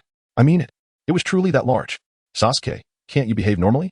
If your wife finds out, the consequences will be dire. Erjiao, rest assured, I have complete confidence in my little antics. I will never be discovered." API call failed with status code 429. Error. Code. For 29. Message. Resource has been exhausted, e.g. check quota. Status. Resource exhausted. Sasuke, there's nothing I can do. The manga presents it this way, although I find it hard to believe. In the world of JoJo, Urki is restless in the villa, though he is only in his 20s and has yet to make any mistakes. A person like Urki would never allow such a future for himself. What is happening? How did I? Urki feels a surge of anxiety, though he often boasts. Now that he is married, he would never indulge in reckless behavior. This is his personal boundary and a vow to love. Yet, he finds himself contemplating an affair at 60. I never imagined I could still be so vigorous at 60. No, this is not the time for such reflections. Urki hastily pulls his thoughts back. I must be cautious in the future. I cannot afford to err. However, I still wish to admire beautiful women. After all, Urki is a man of considerable means, and not having a mistress is already quite rare. If he refrains from even looking, he fears he might lose his mind. While they were conversing, the previously silent Yulong suddenly started a live stream. Ishida Yulong, this is somewhat absurd. I've decided to go live so everyone can witness it together. API call failed with status code 429. Error. Code. For 29. Message. Resource has been exhausted, e.g. check quota. Status. Resource exhausted. Sasuke, what is going on here? Ishida Yuryu. Ichigo has awakened the power of a Quincy and has transformed as a result. To this, Sasuke expressed his understanding. Is the foremost Soul Reaper playing games with you? Truly, Ichigo is exceptional, having initially become a Soul Reaper. He will inevitably stand against Yhwach in the future, which has led to the suppression of the Quincy power within him, preventing him from utilizing his true strength. However, had Ichigo awakened his Quincy powers from the very beginning, the power within him would not have been restrained. Sasuke felt it was undoubtedly the right decision to have Ichigo become a Quincy. Ichigo possesses royal spiritual lineage. He should inherently have the capacity to awaken his sacred letters without relying on Yhwach's blood for activation, Sasuke mused. In the realm of Soul Reapers, when Ichigo awakened, an immense spiritual pressure rendered the entire populace of the city faint. Though the Soul Reapers of Karakura Town were somewhat perplexed, they promptly reported to their superiors, indicating that an extraordinary event must have transpired in Karakura Town, because Ichigo's realm far surpassed theirs. They were entirely oblivious to his spiritual pressure and thus unaware of the true nature of the occurrence. The only individual in Karakura Town contemplating the matter was Isshin Kurosaki. Is this the spiritual pressure I used to suppress Hollows? Ichigo. Isshin immediately contacted Urahara Kisuke, who, accompanied by Yoruchi, hurried to search for Ichigo. Oh my. It appears Ichigo has truly awakened. Urahara remarked, shielding his face with a fan, his eyes gleaming with excitement. It is truly astounding, Ichigo. Merely awakening has granted you power beyond that of us captains. I look forward to your future more and more. At this moment, even Aizen would feel the need to take a step back in Urahara's presence. Within an abandoned building, after unleashing his power, countless images flashed before Ichigo's eyes. His pupils transforming into 4, each eye possessing 4 pupils. His awakened abilities were unmistakable. Thank you, Ishida. Ichigo descended to the ground, smiling at Yuryu. I am now fully aware. Huh. Yuryu, bewildered, wondered what Ichigo had comprehended. Oh, here, take this. Ichigo unleashed a radiant light that merged with Yuryu. What is this? Yuryu asked, frowning. You'll understand in a couple of days, as I am still in the process of awakening, Ichigo replied with a generous smile. Completely unfazed by his previous confrontations with Yhwach. Ichigo, what on earth has transpired with you? Yuryu inquired once more. He was certain that something incomprehensible had occurred. And Ichigo's eyes resembled those of the Soul King. Why did Ichigo possess them? Just consider it as me having glimpsed the complete future. Ichigo chuckled. It is advantageous for us, rest assured. With this, Yuryu began to comprehend. Ichigo had awakened the Soul King S package. Very well, I believe I understand, Yuryu nodded. Turning to depart. It is simply too overwhelming. Ichigo, who had merely just awakened, had become the most formidable being in this world. Yuryu felt that even 3 years hence, when Yhwach fully resurrected, he would not stand a chance against Ichigo. For even if both possessed omniscience and omnipotence, an insurmountable chasm separated them. The most glaring difference was that Ichigo possessed 4 pupils in one eye, while Yhwach had only 3. Not long after Yuryu left, Urahara and the others arrived. Yurita had been training with Ichigo in Quincy powers daily, and those who had witnessed Ichigo's growth were naturally aware. At that moment, they gazed at Ichigo, filled with curiosity. Dad, Mr. Urahara, Miss Yoruchi, you needn't inquire about the specifics. Just know that I am incredibly strong now, Ichigo proclaimed with a smile. This chapter is not yet concluded. Please proceed to the next page to continue reading. Explaining everything would be too cumbersome, and Ichigo was reluctant to elaborate. Although these individuals would become his allies in the future, they were still strangers at present, and excessive explanation might provoke suspicion. Meanwhile, Yuri returned home to begin exploring his newfound abilities. As expected, his awakened powers were entirely antithetical. Undoubtedly, Yuri remarked, I now possess the capability to slay Yhwach. A bold idea began to take shape in Yuryu's mind. Do you think if I seek out Yhwach now, I could directly eliminate him with my completely opposing powers? Sasuke, certainly, but you will likely need to explain yourself there. Urgiao, I believe you could invite Ichigo to join us. Ishida Yuryu, that lad seems to have abandoned the present in pursuit of vengeance against Yhwach after glimpsing the future. Sasuke, it would be prudent to refrain from seeking out Yhwach alone. The Star-Crossed Knights are no trifling matter, particularly Hashwolf. The two of you could engage in a mutual rebound for an entire year. Ishida Yuryu, very well. I shall allow Yhwach to live for a few more years. I will focus on my training. In 3 years, I shall personally eliminate Yhwach. Sasuke expressed his support for this notion, recognizing that an abundance of events could transpire within 3 years. Who knows when they might undertake a mission and accumulate a significant number of points, thereby elevating their realms. After exiting the live stream, Sasuke gazed thoughtfully at the lake outside his window. I wonder how much experience the reincarnated I has amassed? He accessed his leveling system. Name, Uchiha Sasuke. Age, 17. Special attributes, 6 Tomo Rinnegan, upgradable, Sage Body, upgradable, Chidori, and so forth. Realm, 6 paths free experience, 1300. Only 20,000 experience points remain until the next realm. After exchanging chakra with Naruto, Sasuke's experience had surged to over 30,000. Following another fusion with Inyang release, it escalated to 85,000. Having granted Kagaya 6 paths power, he now finds himself with this current status. Alas, the head of Uchiha Madara does not belong to me. Otherwise, I could have leveled up by now. At that moment, a commotion arose from the chat group. Ding. Activity level met. Membership expanding, acquiring newcomers. Can I invite people now? A smile played upon Sasuke's lips. I wonder what sort of individuals will join. I hope they are not all men. Before long, newcomers began to join one by one. Ding. Dragon Maid has joined the chat group. Ding. The River God wishing for a vacation has joined the chat group. Ding. Honor Student Kagaya has joined the chat group. Ding. Zhang Sanfolk of Wudong has joined the chat group. Ding. The Ordinary Witch has joined the chat group. A series of notification sounds rang out, and the group became increasingly lively. Erchiao. Welcome newcomers to the chat group. Sasuke, please tone it down. We wouldn't want to frighten the newcomers. Erchiao. How could that be? I am such a warm and welcoming person. There is no way I could intimidate them. Sasuke. Never mind. Individuals like you lack self-awareness. Allow me to elucidate what this so-called chat group truly is. River God. Yearning for a holiday. I am familiar with chat groups. Just a couple of days ago, the tech department established an employee group where we can directly communicate about our matters. The manner of speaking. Sasuke's eye twitched, reminiscent of a certain conceptual deity. Ordinary Witch. I too am aware of what a chat group is. It exists in mobile applications. As for this one, it must be a chat group that connects to other realms, which, though somewhat bewildering, is not difficult to comprehend. Exemplary Student Kabariri. Recently, I have also encountered such phenomena in the mortal realm. Although I am not yet entirely accustomed to it, I can grasp the general utility of this chat group. By the way, are you all from other worlds? It appears that what the teacher previously mentioned about the myriad realms indeed holds truth. Dragon Maid, a mobile phone. You say? I once observed Kobayashi responding to the boss's messages in the work group at night. This should be quite similar, no? Sasuke. It is comforting that you can comprehend. Wudong's Zhang Sanfeng, the esteemed Zhang Jinren, must be oblivious to the concept of chat groups, correct? From the avatars, Sasuke has gleaned the identities of the newcomers. The Dragon Maid is undoubtedly the spirited Toru. As for the River God, there is no mistaking that ethereal white-haired entity. The galaxy is indeed the river itself. The Ordinary Witch is a dual-tailed girl with chestnut hair, sporting an eye patch, unmistakably the formidable witch, Yuri Ling, who once felled a deity with a single blow. Jabberwocky is a fallen angel, albeit currently a model student of impeccable character. Yet, the identity of Zhang Jinren eludes Sasuke. The avatar depicts an elderly man with a white beard, leaving him uncertain of which realm this Zhang Sanfeng hails from. On Wudong Mountain, the nearly century-old Zhang Sanfeng gazes with curiosity at the luminous screen that has materialized before him. This phenomenon is visible solely to the old Taoist and cannot be touched. Only manipulated by thought. Surely, this must be the handiwork of celestial beings.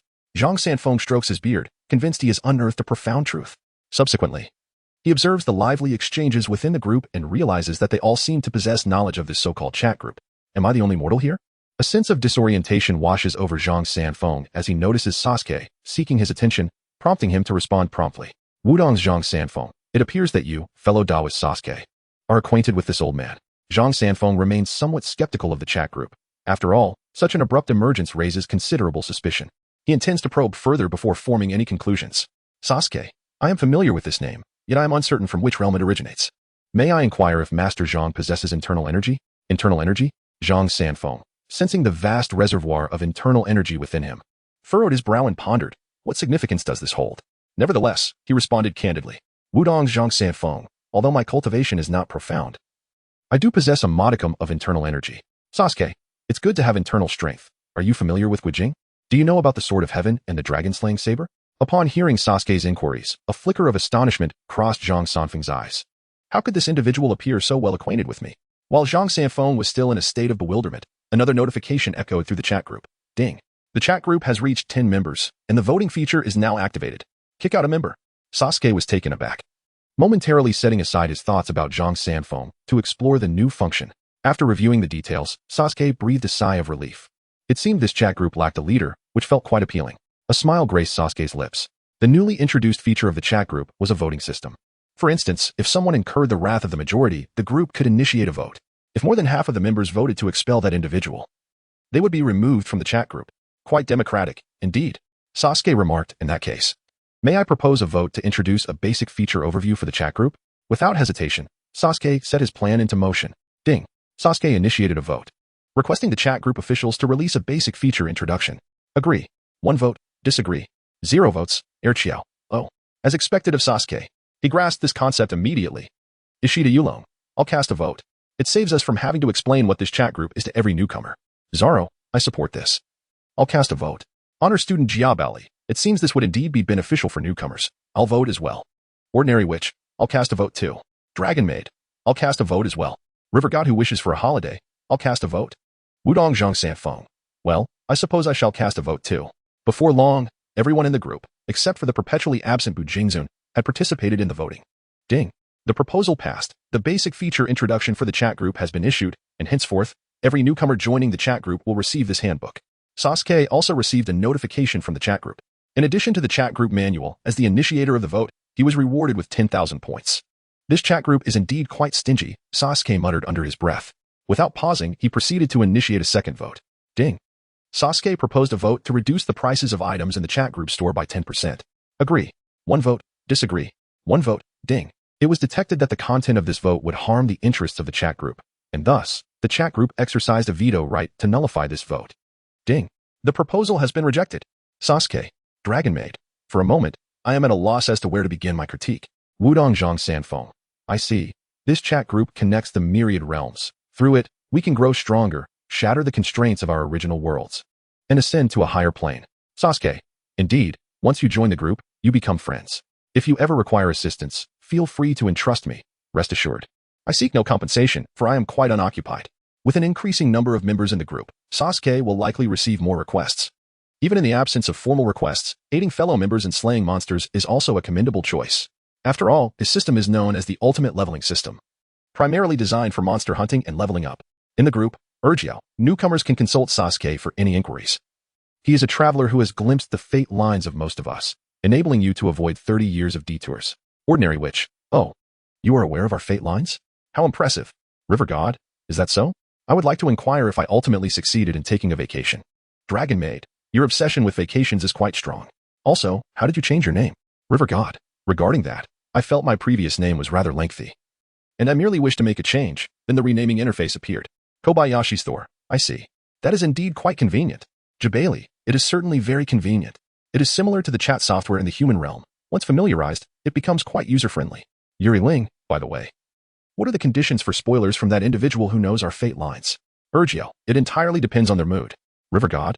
Oh, they sound like a wonderful person. API call failed with status code 429. Error. Code. For 29, message. Resource has been exhausted, e.g. check quota. Status. Resource exhausted, API call failed with status code 429. Error. Code. For 29, message. Resource has been exhausted, e.g. check quota. Status. Resource exhausted, Sasuke. Would you like to take a look? It will undoubtedly astonish you. Kagami. Perhaps not. I still have vivid imaginations about high school life. API call failed with status code 429. Error. Code. For 29, message. Resource has been exhausted, e.g. check quota. Status. Resource exhausted, Sasuke. No. Kobayashi's Toru. Absolutely not. Sasuke. The scene of the dragon's roar has already emerged. However, although you do not have children, Kobayashi has gradually begun to accept you. Yet, In order to attain Kobayashi's purity, you must exert even greater effort. At the Kobayashi residence, upon seeing Sasuke's message, Thor, who had just been consumed by the dragon's roar, instantly transformed into a figure of joy. Kobayashi has accepted me. What shall we name our future children? Will they take my surname or Kobayashi's? Surely, they should bear the Kobayashi name. Kobayashi emerged from the restroom and found Thor once again in a frenzy. With a sigh, she remarked, I ask you, do you truly intend to reside here? Of course, Thor exclaimed, giving a thumbs up with a beaming smile. From now on, I shall be Kobayashi's maid. Well, as you wish. Considering the maid outfit, Kobayashi reluctantly allowed this maid to stay. Zhang Sanfeng, can one truly foresee the future? Does the future hold anything for me as well? Sasuke, indeed, there is a connection, albeit tenuous, as the narrative primarily revolves around your disciple, Zhang Wuji. Zhang Sanfeng, Zhang Wuji? Is he the offspring of Suishan? Among his disciples, the fourth and fifth bear the surname Zhang. Yet the child of the fourth is not named Zhang Wuji. Thus, it can only pertain to the long-vanished fifth disciple. Prompting Zhang Sanfeng to instantly think of the individual in question. API call failed with status code 429. Error. Code. For 29. Message. Resource has been exhausted, e.g. Check quota. Status. Resource exhausted. Sasuke, your disciple, Zhang Wuji, exhibits troubling thoughts and possesses an overly benevolent character, which has rendered him susceptible to the whims of several women. Upon their return, it is imperative that you, as his master, provide him with proper guidance. Zhang Sanfeng, indeed. I shall be mindful of such matters. On Wudong Mountain, Zhang Sanfeng's gaze turned peculiar. Has my disciple's grandson truly become so ineffectual as to be manipulated by a handful of women? He resolved within himself to educate Zhang Wuji thoroughly, ensuring that his descendant would not be subjected to the whims of women. Master, fifth junior brother has sent word. They shall return shortly. Outside, In Lucia approached with a radiant expression, relaying the joyous news to Zhang Sanfeng. Fifth brother has been away for so long without a trace. We must gather and celebrate his return, In Lucia exclaimed, brimming with delight. It had been a decade since Zhang Suishan had vanished, and many believed he had perished. However, it was revealed that he not only survived, but also wed the princess of the Heavenly Eagle sect, In Susu, with whom he had a child, and would soon return. Zhang Sanfeng felt a surge of happiness. He had always cherished his fifth disciple and firmly believed in his survival. Now, he could finally breathe a sigh of relief. Splendid. Let us prepare for a celebration to honor Suishan's safe return, Zhang Sanfeng declared with a broad smile. Before long, the entirety of Wudong was abuzz with activity. Simultaneously, Zhang Sanfeng shared his elation with the group. Zhang Sanfeng, wonderful. Today, not only have I joined this group that connects myriad worlds, but my fifth disciple is returning as well, truly a double blessing. In the world of Naruto. Upon reading Zhang Sanfeng's message, Sasuke paused his training, deep in thought. Zhang Suishan has returned? This indicates that the plot of the legend of the Dragon Slayer is about to commence. Sasuke, Zhang Jinren, I must caution you that Zhang Suishan is now the target of the entire world. Soon, those from the martial realm will drive the couple to their demise. What? Just moments ago, the jovial Zhang Sanfeng's expression turned as dark as ink upon hearing Sasuke's words. How dare anyone threaten the life of his disciple? Such audacity is tantamount to courting death. Although Zhang Sanfeng typically bears a cheerful demeanor towards everyone, should anyone truly provoke his ire, they shall soon understand the gravity of the phrase. Even Zhang Jinren cannot eradicate us all. Sasuke claims that Suishan is to be slain by those from the martial world? What could possibly lead to his demise? Zhang Sanfeng found it perplexing and promptly inquired within the group. When it concerns the life and death of his disciple, he cannot afford to be careless. Zhang Sanfeng, fellow Taoist Sasuke, might you enlighten me on the circumstances surrounding Suishan's fate? Sasuke, of course, this is no secret. You shall know it in a couple of days. Ding. Group member Sasuke has uploaded the Heaven Sword and Dragon Saber, marking his first upload, earning him 500 points. Soon, everyone began to binge-watch the series. Zhang Sanfeng's inquiries were positioned before the television drama, and it wasn't long before he discerned the reasons behind his disciple's tragic demise. Sitting upon the meditation cushion, Zhang Sanfeng sighed, remarking, Suishan has lingered outside for too long, burdened by an excess of chivalric spirit. This is the true cause of his suicide. Having uncovered the cause of his disciple's death, Zhang Sanfeng pondered possible solutions. As the video suggested, it was impossible for him alone to vanquish all 5 major sects and various figures from the martial world. Such an endeavor would surely lead to his own exhaustion. If all else failed, he would have to seek assistance from the members of the group. Zhang Sanfeng's gaze fell upon the group, specifically on Sasuke, as he had clearly indicated his willingness to assist in any matter. Zhang Sanfeng, Sasuke, my friend, I may require your aid with a predicament shortly. Upon hearing this, Sasuke received a notification of the commission. Zhang Sanfeng's commission, should any martial artist dare to obstruct the gates of Wudong Mountain. They are showing a lack of respect for me, Zhang Sanfeng. Please help uphold my honor. Reward, 500 free experience.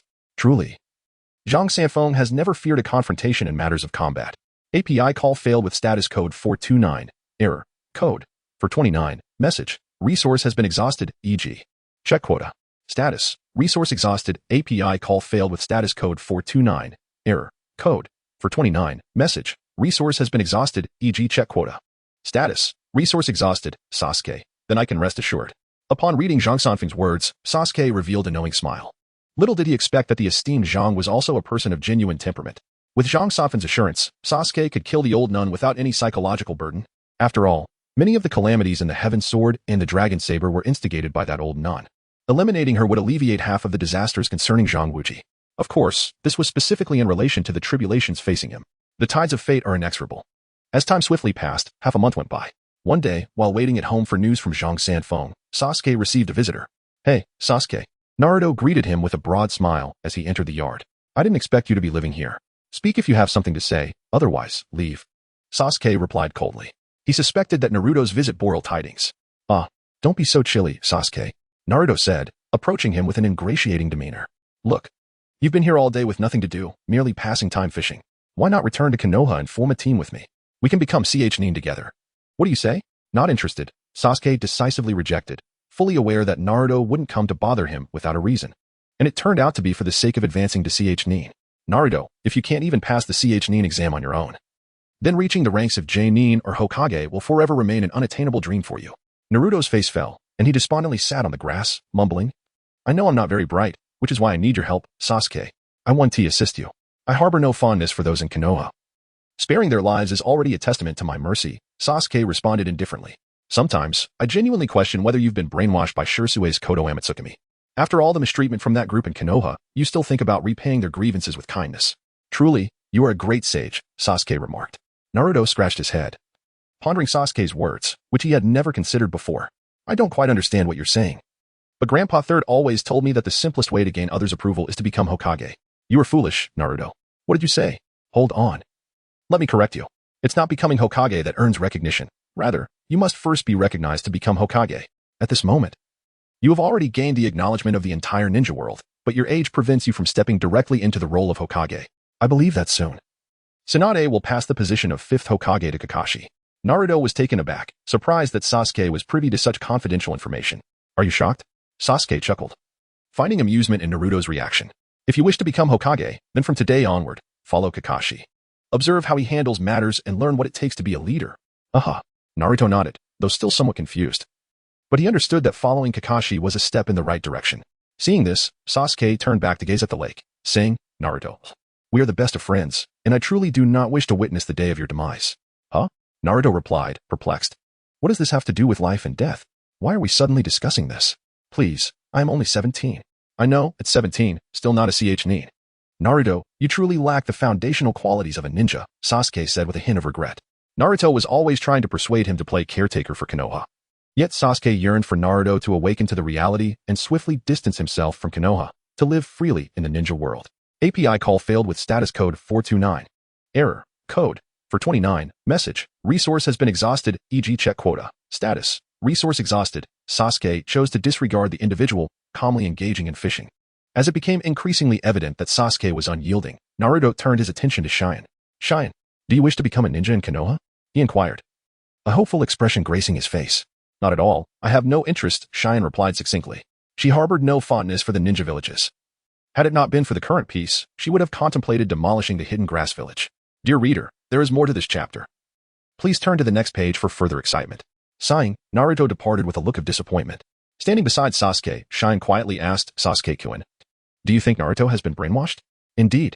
If Orochimaru's brainwashing is so potent, then the 3rd Hokage, as Orochimaru's mentor, must possess even greater capabilities in that regard.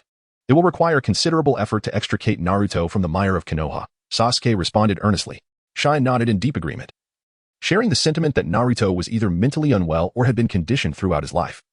Devoid of any personal thoughts, much like those in Orochimaru's laboratory who fervently vowed to sacrifice everything for him. No, they were perhaps even more fortunate, as Orochimaru genuinely granted them life, preventing them from perishing like mere insects. But what of Naruto, the son of a hero, destined for a life of privilege? Yet he had become a figure reviled by the populace of Konoha. Growing up in such an environment, he still harbored gratitude towards Konoha, yearning to repay everyone? Surely, it should be a matter of vengeance, not gratitude. Shine expressed her utter bewilderment. Perhaps with Naruto, we must tread slowly. The first step is to make him understand what a politician truly is.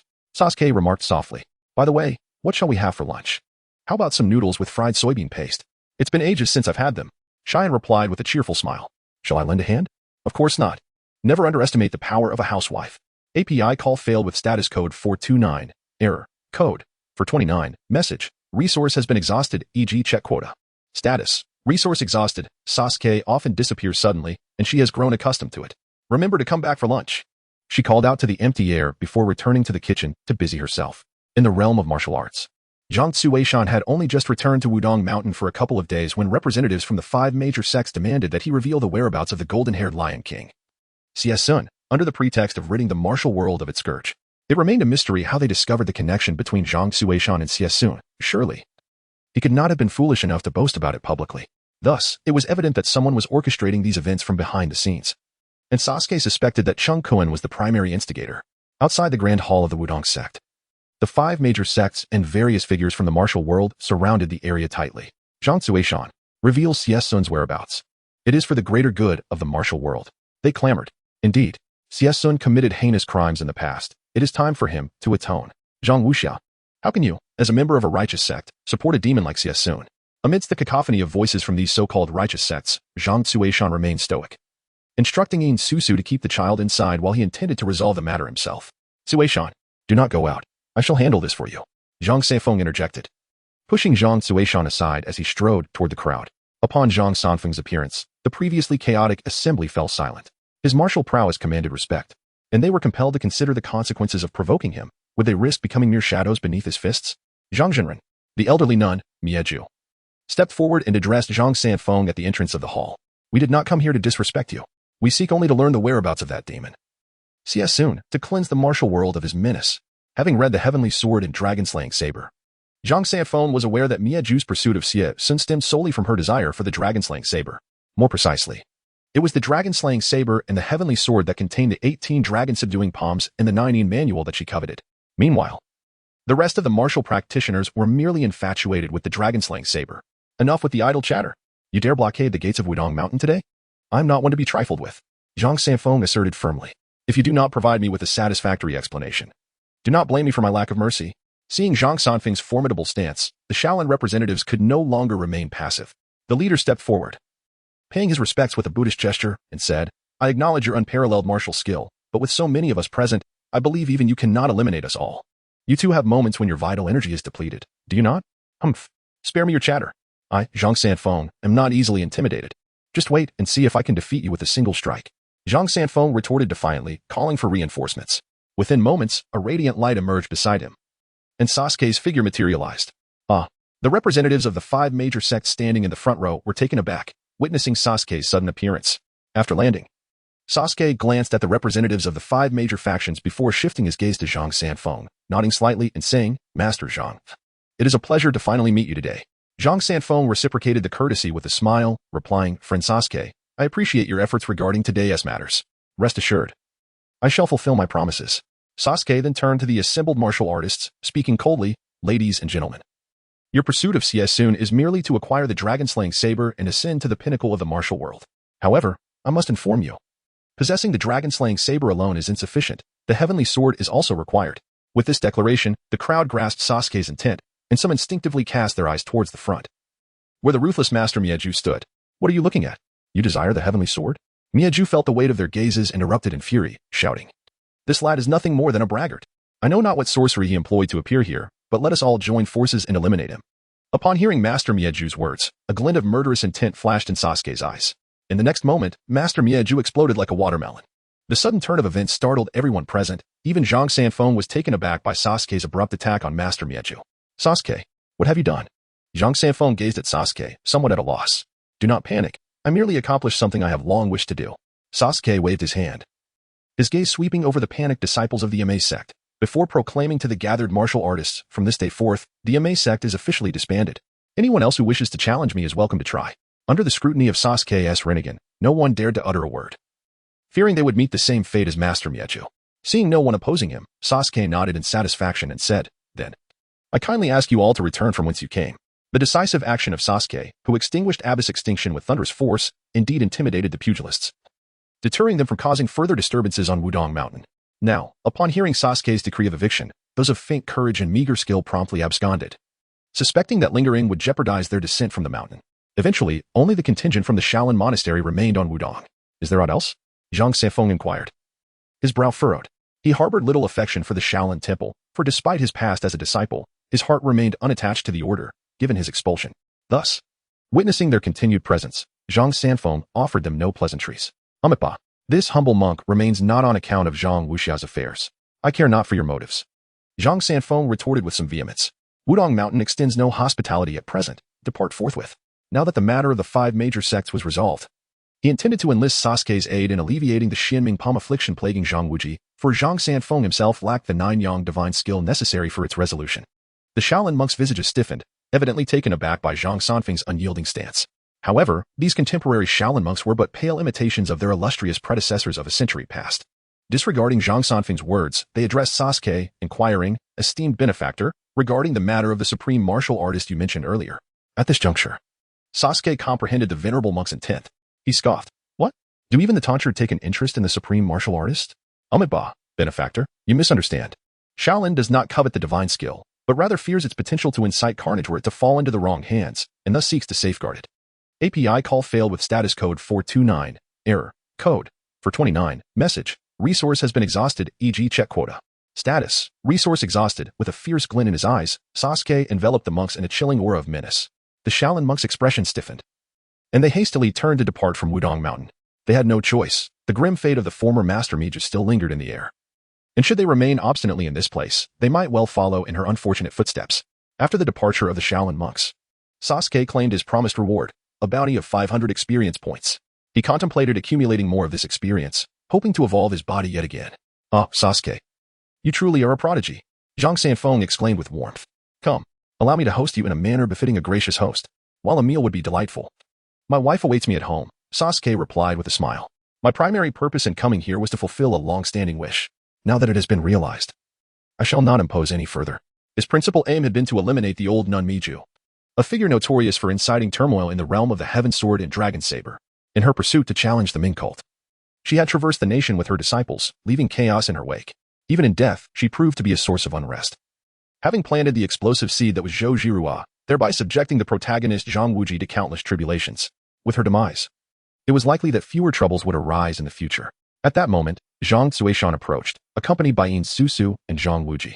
Although he was still unclear about the unfolding events, Zhang Suishan discerned that this young man was a helper summoned by his master, who had swiftly resolved their predicament. Thus, out of gratitude and propriety, he stepped forward to express his thanks. Thank you, esteemed senior, for aiding Suishan in this crisis, Zhang Suishan said, bowing respectfully. Zhang Sanfeng continuously referred to Sasuke as Daoyu, and despite Sasuke's youth, Zhang Suishan dared not address him as young friend or hero, lest Zhang Sanfeng remind him of the meaning of being the number one in the world. Sasuke smiled at him briefly before preparing to leave. Having secured the experience he sought, remaining here served no purpose. It would be far better to return and indulge in a deep slumber. Ah, no. He meant to return for training. Wait. Just as Zhang Sanfeng's words left his lips, Sasuke vanished from his sight. Zhang Sanfeng sighed, lamenting the lost opportunity, and resolved to seek out the white ape in the hidden location of the 9 Yang true scriptures to treat Zhang Wuji's ailment. Turning to the bewildered disciples of Wudong, he waved his hand, saying, You may disperse. After today, Wudong shall remain hidden for the next decade. The disciples complied, returning to their own affairs. This was not a spur-of-the-moment decision for Zhang Sanfeng. He had resolved to seclude himself for 10 years since Zhang Suishan's return. During this time, he intended to diligently teach Zhang Wuji the ways of life, preparing him to inherit Wudong Mountain in the future. Indeed, Zhang Sanfeng had already set his sights on cultivating Zhang Wuji as his successor. Upon returning to his own world, Sasuke settled into a beach chair, awaiting mealtime. Bored, he opened a chat group to see what his friends were up to today. Without a doubt, this period of his life was the most comfortable since arriving in this world. In 2 years, he would seek out Ichishi and discover where that little nuisance was hiding. Sasuke mused, not because he was unwilling to confront Ichishi now, but rather because even if he found him, he might not prevail in battle. Ichishi's strength was undoubtedly at the level of the 6 paths, and his troublesome ocular techniques made it impossible for even the Rinnegan to capture Ichishi's diminutive form.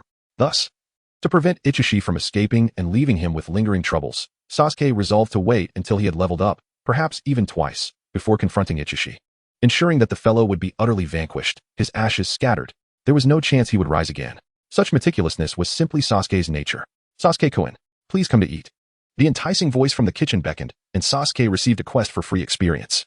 He responded affirmatively, reeling in his fishing rod before turning to head home. Meanwhile, in the Hidden Leaf Village, Naruto was not enjoying such good fortune. At this moment, Konoha had come to a clear understanding of Naruto's strength, even promoting Iruka, who shared a good rapport with Naruto, to provide him with one-on-one tutoring, ensuring Naruto would rapidly acquire essential ninja knowledge. Are there really so many books? Naruto lamented, his hands running through his golden hair as he gazed at the dozens of texts piled before Iruka at the lectern. A wave of apprehension washed over him. Indeed, to become a competent ninja, he had to memorize everything written in those books and comprehend it thoroughly. Kakashi, standing beside Iruka, addressed Naruto, after all. While the Hokage shoulders the weight of Konoha, you, Naruto, bear the responsibility for peace across the entire ninja world. Presently, Sasuke had not returned to Konoha and was even under Orochimaru's protection, leaving the villagers, and indeed the entire ninja world, unable to feel at ease. Should Sasuke decide to cause trouble in Konoha, the only one capable of opposing him would be Naruto. Thus it was imperative for Konoha to keep Naruto firmly tethered to their chariot of power. Furthermore, even if Sasuke refrained from causing unrest, they needed to elevate Naruto's status to deter the other four great nations and prevent him from running away. Hence, the burden on Naruto's shoulders was considerable. At this moment, Naruto was oblivious to the gravity of the situation. To him, Sasuke was a companion. Although no longer in Konoha, he believed that the ninja world was one family. And Sasuke was no exception. The bonds with other ninja villages were equally strong. They were all brothers, and he was certain that war would never arise again. The higher-ups of the Land of Fire were undoubtedly aware of Naruto's Navi thoughts and were quite pleased, as such a mindset made him easier to control. Thus, aside from Sasuke's insistence that Naruto flee Konoha, everyone else around him hoped he would serve the village. After entrusting Naruto to Iruka, Kakashi took his leave. As the next Hokage, Kakashi had a busy day ahead of him. Were it not for Naruto, he would not even have been present. By the way, Kakashi's eyes had been restored by Naruto, granting him power at the level of a Hokage. Gazing at the mountain of books before him, Naruto internally cried out, "Who will come to my rescue?" Had Sasuke been there, he would have mercilessly mocked Naruto for neglecting his studies, spending his days skipping class to beautify the Hokage rock for attention. If only he had channeled that energy into his studies, he might have already attained the rank of Jonin. After lunch, boredom returned to Sasuke. While practicing calligraphy at home with the fragrant scent of incense, he sensed Orochimaru's chakra approaching. Orochimaru? What could that fellow want? Sasuke wondered, puzzled. He had been here for some time, yet Orochimaru had never visited. In fact, since their initial meeting, he had not encountered anyone else associated with Orochimaru. Another presence? Full of natural energy? Could it be Juugo? Stepping outside, Sasuke soon spotted Orochimaru and company. In the forest, upon seeing Sasuke, Orochimaru smiled and said, "Did K-Rin discover us?" "Sort of, but please, tell me what brings you here," Sasuke replied casually. Without any pretense, Orochimaru pointed to Juugo behind him and stated, "This individual is the source of my research on cursed seals. I have come to ask for your assistance in helping him learn to control his powers." Orochimaru's request, Juugo often lost control, causing varying degrees of damage to Orochimaru's laboratory, and Orochimaru was at his wit's end, considering abandoning him. Thus, he sought Sasuke's guidance to help Juugo master his inner strength and prevent further outbursts. Reward, 500 free experience. Sasuke gazed at the emotionless face of Chonwu before him, and after a moment's contemplation, he nodded and said, "Very well, I shall teach him how to harness his power." Having acquiesced to Orochimaru, Sasuke swiftly shifted the conversation, inquiring, "Orochimaru, is Kabuto still with you?" "Yes, he returned a couple of days ago," Orochimaru confirmed. Acknowledging that Kabuto's whereabouts were no secret, even Konoha was aware that he had resumed his work under Orochimaru's auspices. Originally, Kabuto was supposed to return to Konoha to establish an orphanage, but a few days prior, he approached Sasuke, wishing to discuss matters concerning the future. Kabuto felt himself to be a complete failure. Even if he wished to return to Konoha, as the greatest accomplice of Obito, he knew he could never be accepted there. Thus, he sought Sasuke's counsel on potential locations nearby where he could open an orphanage to care for the orphans of the ninja world. Sasuke subsequently recommended him to Orochimaru. Speaking of which, Itachi's techniques are truly formidable. They have completely transformed Kabuto's character. Previously, he was rife with skepticism and insecurity about the world. Yet now those traits seem utterly absent. Orochimaru remarked with a sense of awe. Even as a mere observer, Orochimaru found it difficult to reconcile with Kabuto's transformation. The change was so profound that Orochimaru began to question whether Kabuto had suffered some mental affliction. After all, it was Itachi, a man driven by madness, who would resort to any means necessary to achieve his goals, regardless of the individuals involved. Sasuke sighed. "Forget him. It's an unpleasant topic." "Huh. It appears that you truly harbor no fondness for Itachi, Sasuke-kun." "Of course not. No rational person would appreciate that man, especially not a victim like myself," Sasuke retorted coldly. "All right, leave your address. Once Chonwu learns to control his power, I shall return him to you." Orochimaru nodded, providing Sasuke with his new address. You're quite bold. Remaining near Konoha, Sasuke remarked, surprised by Orochimaru's choice of location. Haha, regardless of where I am, they will always find me. So it is better to remain close to avoid wasting both our time, Orochimaru replied nonchalantly. Chonwoo knows the way back himself. If you prefer not to accompany him, he can return on his own. Understood. You may take your leave now. Sasuke waved his hand, turning his attention to Chonwoo. Starting tomorrow, I shall devise ways to strengthen your will, enabling you to master the power within you. Do you have any objections? Chonwoo shook his head, indicating his willingness to follow Sasuke's guidance. Orochimaru then relayed additional instructions to Chonwoo, mentioning that Sasuke was the person Kinshiki desperately wanted to retrieve. Rambling on for quite a while until Sasuke, feeling somewhat exasperated, turned to depart. Outside, only Chonwoo and Sasuke remained. Sasuke pointed towards the distant statue of Hashirama and declared, "Next, I will seal all the chakra within you, reducing your abilities to that of an ordinary person. Your daily task will be to climb from the base of the statue to its pinnacle using only one hand. Do you understand?" Chonwoo nodded in agreement. Sasuke, without further ado, utilized his Rinnegan to impose restrictions on Juugo, rendering him incapable of wielding the chakra within him, and then chose to disregard him entirely. Juugo, displaying a remarkable sense of resolve, ambled towards the downstream of the Valley of the End. Upon returning to their abode, he found Karen already dressed, seated on the sofa with an expression of displeasure as she perused a comic book. This comic, entrusted to Zoro by Sasuke during their sojourn in their world, narrated the tale of the valiant hero's battle against the Germa family. Noticing Sasuke's return, Karen sighed softly. The items we purchased last time have nearly been depleted. Shall we make another trip to Konoha? What? Has it run out so soon? Sasuke exclaimed in surprise. Some individuals tear through 2 pairs in a single day. No matter how much we buy, it simply cannot withstand such consumption. Karen's cheeks flushed slightly as she adjusted her glasses.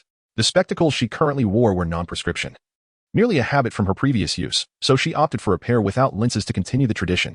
Sasuke scratched his head in slight embarrassment and chuckled. Perhaps I shall visit Konoha again in a few days. Alas, running about all day is indeed quite a hassle. At this point, he found himself reminiscing about the convenience of express delivery services. Sitting beside Karen, he gently caressed her crimson hair and mused, perhaps I should consider starting a courier company? Upon hearing Sasuke's words, Karen, somewhat perplexed, inquired, what is a courier company? He explained, it refers to a delivery service, akin to escorting tasks, regrettably. The current state of transportation leaves much to be desired. Otherwise, it might be worth contemplating. Karen nodded in a manner that suggested partial understanding, then chose to dismiss the matter, which was beyond her comprehension. Meanwhile, Shugo took an hour to finally arrive at the foot of the Hashirama statue.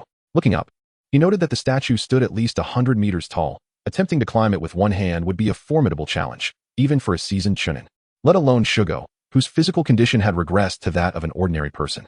The trek from Sasuke's home had drained a considerable amount of his stamina, and he now sat on the ground, panting. Is the physical constitution of an ordinary person truly this feeble? Just traversing this short distance, and at a leisurely pace, has left me fatigued, Shugo reflected. Sasuke's intention in having me climb this statue must be to fortify my resolve. Lord Orochimaru previously mentioned that to harness my power, one must either possess formidable mental strength or unwavering willpower. It seems Sasuke desires me to hone the latter. Shugo began to grasp Sasuke's intentions. The reason he would go berserk upon entering Sage mode was his inability to control his violent will. However, he remained skeptical about whether this method would truly allow him to master himself. Shaking his head, Shugo rose, resolved to commence his ascent.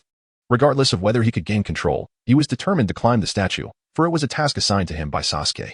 A week later, as the morning sun rose, Sasuke quietly got out of bed without waking up Karen. After dressing, he utilized his Sharingan and ventured into the woods to check on Juugo. Upon arriving, he discovered that Juugo had merely sustained some superficial injuries, with no significant harm done. Noticing Sasuke's presence, Juugo halted his climbing endeavor and stood before him. Indeed, quite robust. Sasuke remarked, do you still recall your admiration for Kimimaro?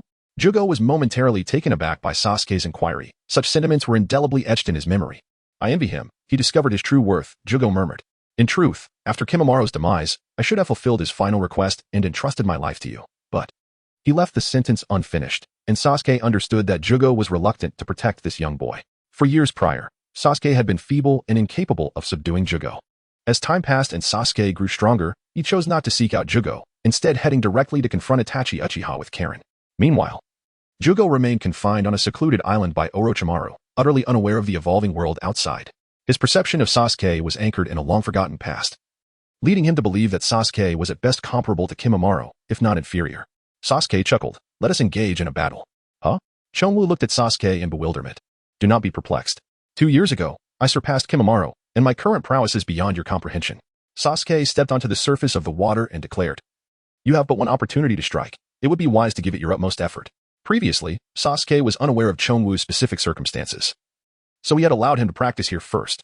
Now, a week later, although Chonwoo had not reached the pinnacle of Hashirama, he bore no significant injuries, indicating that he was not a foolish individual.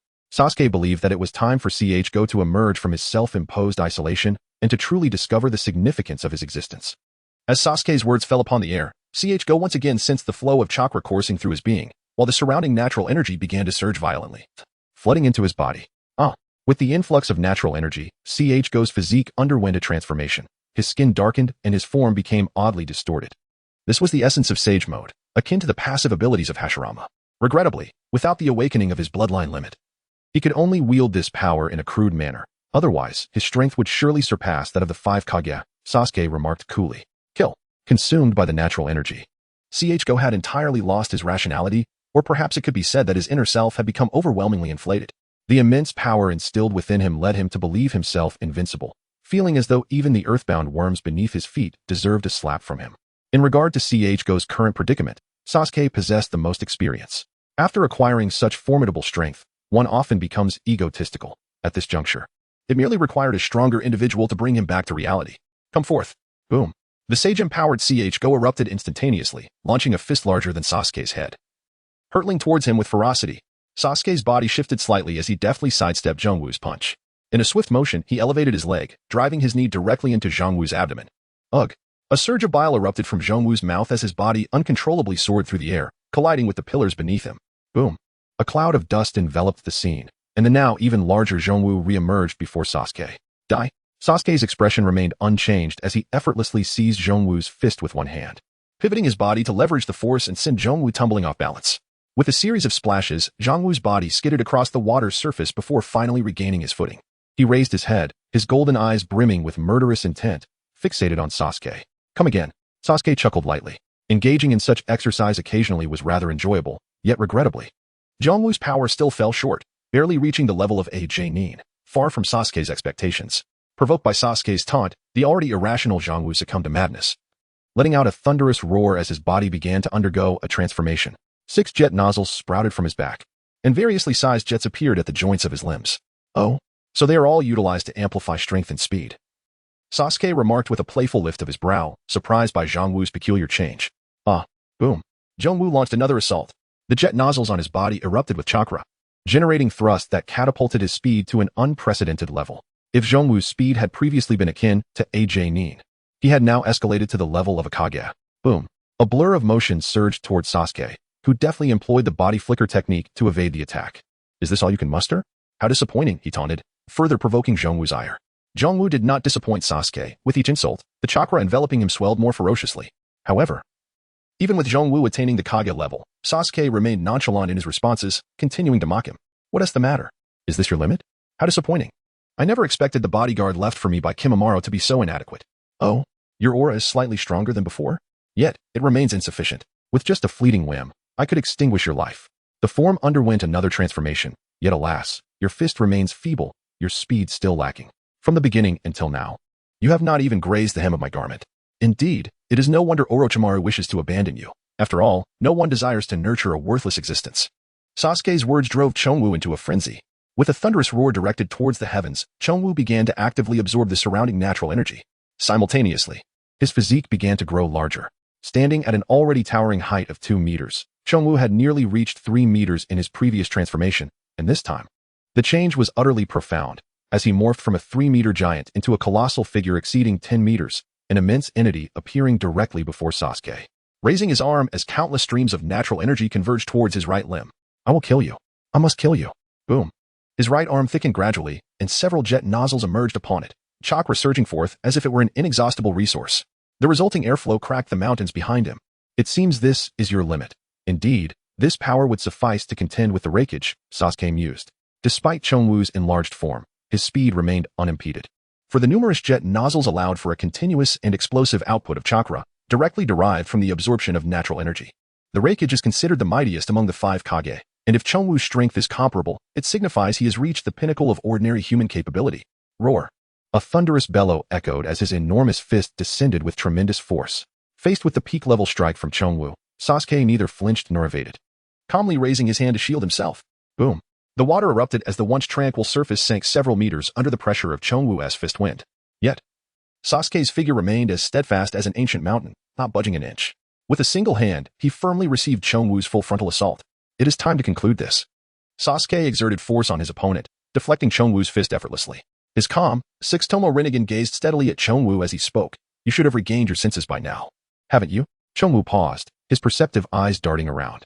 The recent strike had drained a significant amount of his chakra, allowing his rationality to return somewhat.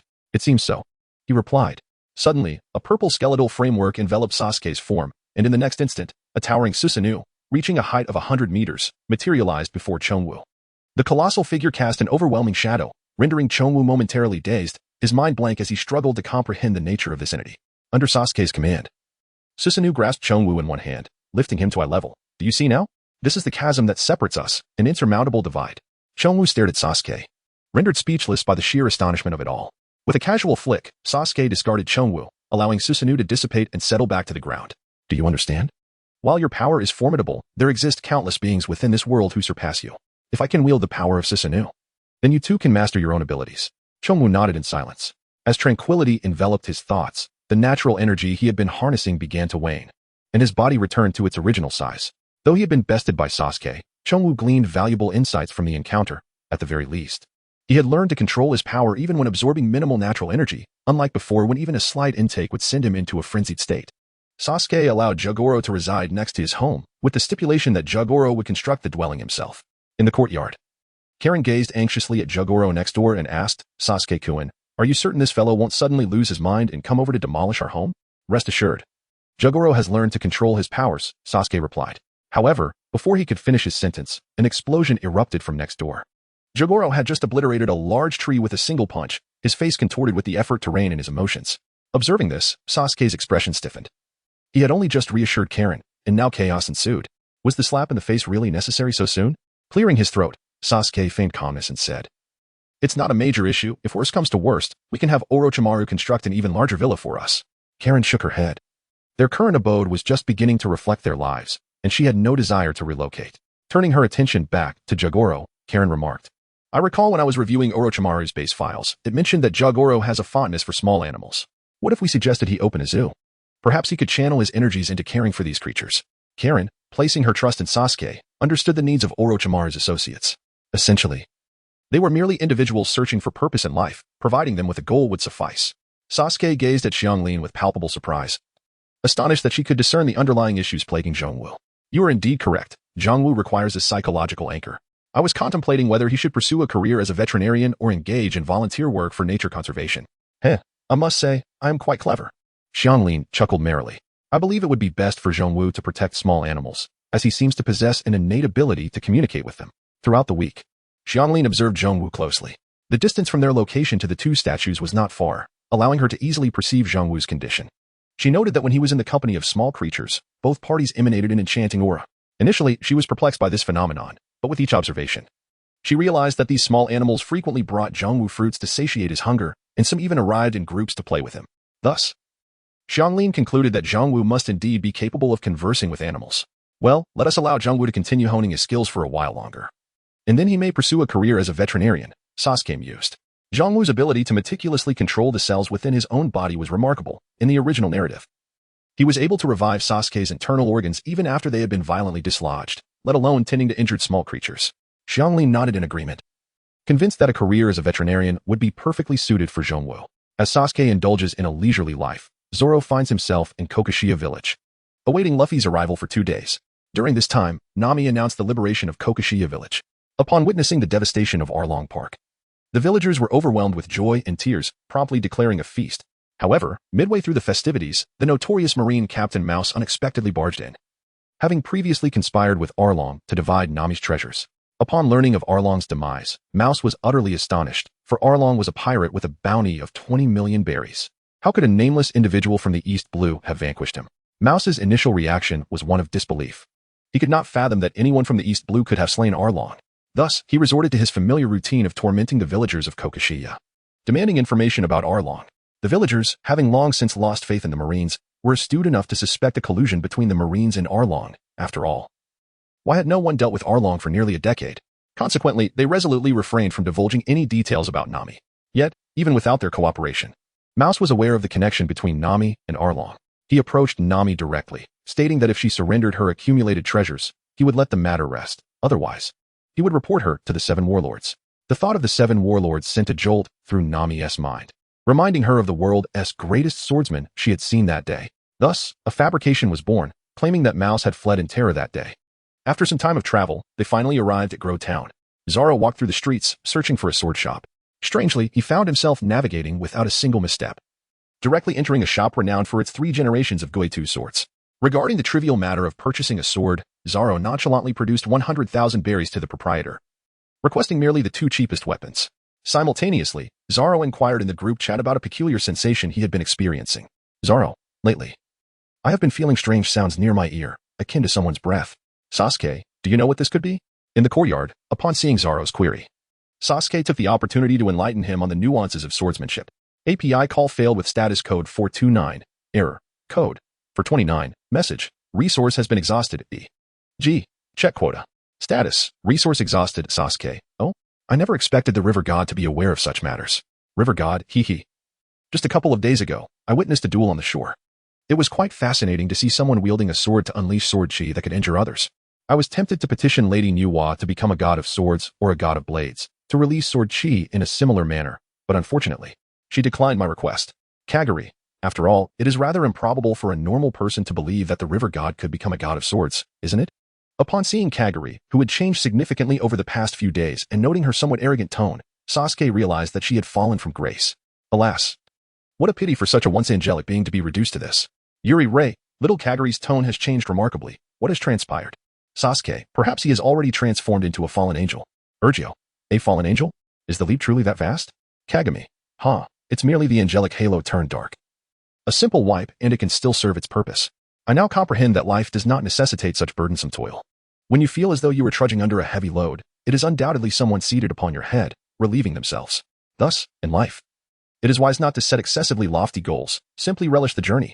API call failed with status code 429. Error. Code. For 129. Message. Resource has been exhausted, e.g. check quota. Status. Resource exhausted. API call failed with status code 429. Error. Code. For 129. Message. Resource has been exhausted, e.g. check quota. Status. Resource exhausted. Sasuke. Very well. It seems I have not considered this thoroughly. When you become a sword master, do inform me. There is something I wish to discuss with you. Once Zoro attains mastery of the sword, Sasuke will be able to share insights regarding Haki with him. During their last encounter with Mihawk, Sasuke had already utilized his Rinnegan to replicate Mihawk's method of Haki application. Thus, whether Sasuke chooses to personally guide Zoro or allows him to procure training methods for Haki from the chat group marketplace would be a commendable option. The reason for withholding information about Haki from Zoro before was simply that at that time, he was far too weak, not even a sword master yet. Even if he were informed about Haki, it would be of little use, as his physical capabilities were insufficient to cultivate it. Even the observation Haki requires a foundation of sword master level to comprehend. Over the past 2 years, there hasn't been much occurring here. Perhaps it is time to consider exploring other worlds? Sasuke mused. The most recent antagonist in the Naruto universe was a character named Sharingan, who was weak during Naruto's 19th year. Even if he were to be eliminated, he would yield little experience, thus Sasuke had chosen to disregard him. With Sharingan out of the equation, the only entity capable of granting Sasuke experience at this stage would be the Shell organization. However, that individual is not one Sasuke wishes to provoke at present. Should he take a 2-year break, or continue striving in another world? Sasuke found himself in a state of indecision. Currently, his self-training yielded a mere 1 to 2 experience points daily, an amount so negligible that he had decided to forego it. Instead, he deemed it far more productive to assist his wife with household chores, which would also grant him a few experience points. Ultimately, he resolved to take a 2-year respite. Having labored diligently for the past decade, it was time to relax. Between diligence and idleness, Sasuke decisively opted for the latter. Even the angel Gab Yuri had expressed that this world required a period of idleness, so as an ordinary person, he too would indulge in leisure. Having made this decision, Sasuke's subsequent days were quite comfortable. He spent his time observing how Kamui was mastering his powers, occasionally dealing with Naruto's homecoming disturbances. Each instance, Sasuke would encourage Naruto to break free from his obligations, urging him to embrace a life of freedom like his own. And thus, as months slipped by, the weather gradually turned colder. Sasuke found himself fishing less frequently, preferring to curl up in the warmth of his home. Engrossed in the single-player games he acquired from Thor, Truth be told, the games from Thor were far more engaging than those played by Gaburi. One was a finely crafted game, while the other was a subpar online game. Without a second thought, Sasuke abandoned the online games from Gaburi, even persuading her to join him in playing single player.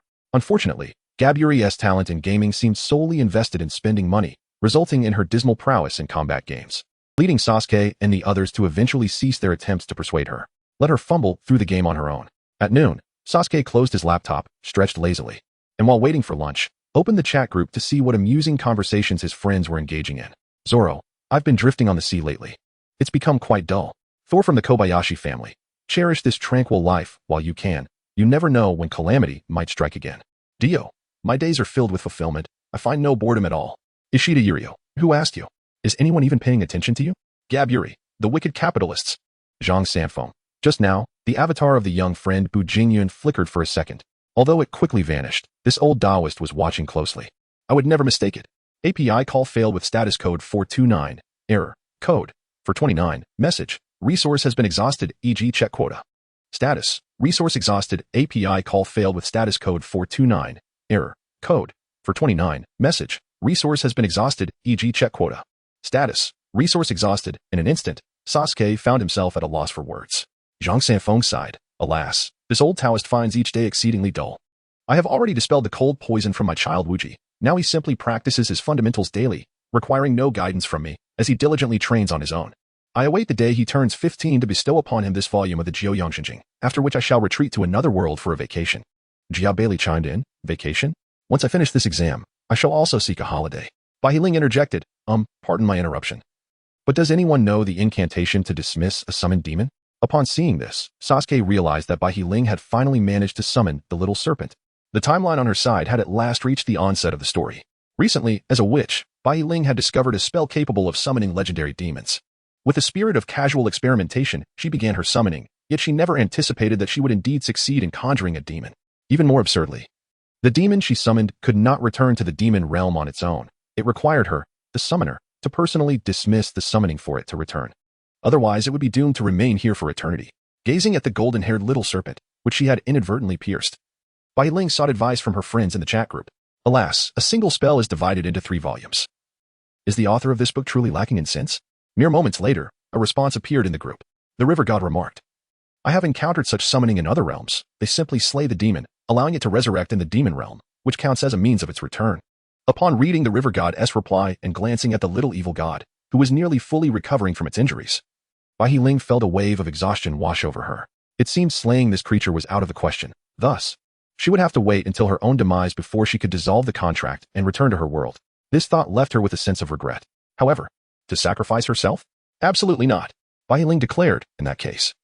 Please wait until I am 100 years old before you dissolve the contract and return to the demon realm. The little evil god seethed in frustration, its teeth grinding in anger, yet it dared not act recklessly. The display of combat prowess from Bai Ling had been terrifying, capable of turning the tables in an instant, instilling fear within it. No, I must seek a companion. The little evil god immediately thought of its ATM, Medusa, whose gaze could turn any living being into stone, surely able to swiftly eliminate that detestable human, Bai Ling. Unaware of the little evil god's scheme, Bai Ling felt little aversion to the additional presence in her home. Truth be told, she had always been a rather solitary individual. Having joined the chat group 2 months prior, daily conversations with everyone had gradually made her feel less of an outsider. Now, with the addition of the little evil god, she experienced a newfound sense of warmth. Of course, it would be even better if the little evil god did not wish to eliminate her. Seated before her computer, Bai Ling continued to browse various fearsome cold weapons. If only she could acquire the Kusanagi sword from Sasuke, for that blade was undoubtedly a divine artifact. A thrill coursed through her, and several times she considered asking Sasuke to lend her the sword, but reflecting on their still weak acquaintance, she suppressed her impulse. At that moment, someone in the group suddenly called for her. Sasuke, if you cannot find what you're looking for, you might want to check the system mall. It has everything. Yuri Ling, thank you. I will take a look right away. After expressing her gratitude, Yuri Ling opened the mall and searched for the magic book she had previously viewed. Dark Magic Summoning. Complete summon a powerful ally from the demon realm based on the summoner's strength. Price, 10,000 points. With a decisive click, Yuri Ling shut down the mall. She had been part of the chat group for some time and had painstakingly accumulated 2,000 points. 10,000? That would take until next year. Moreover, there were things she longed to purchase.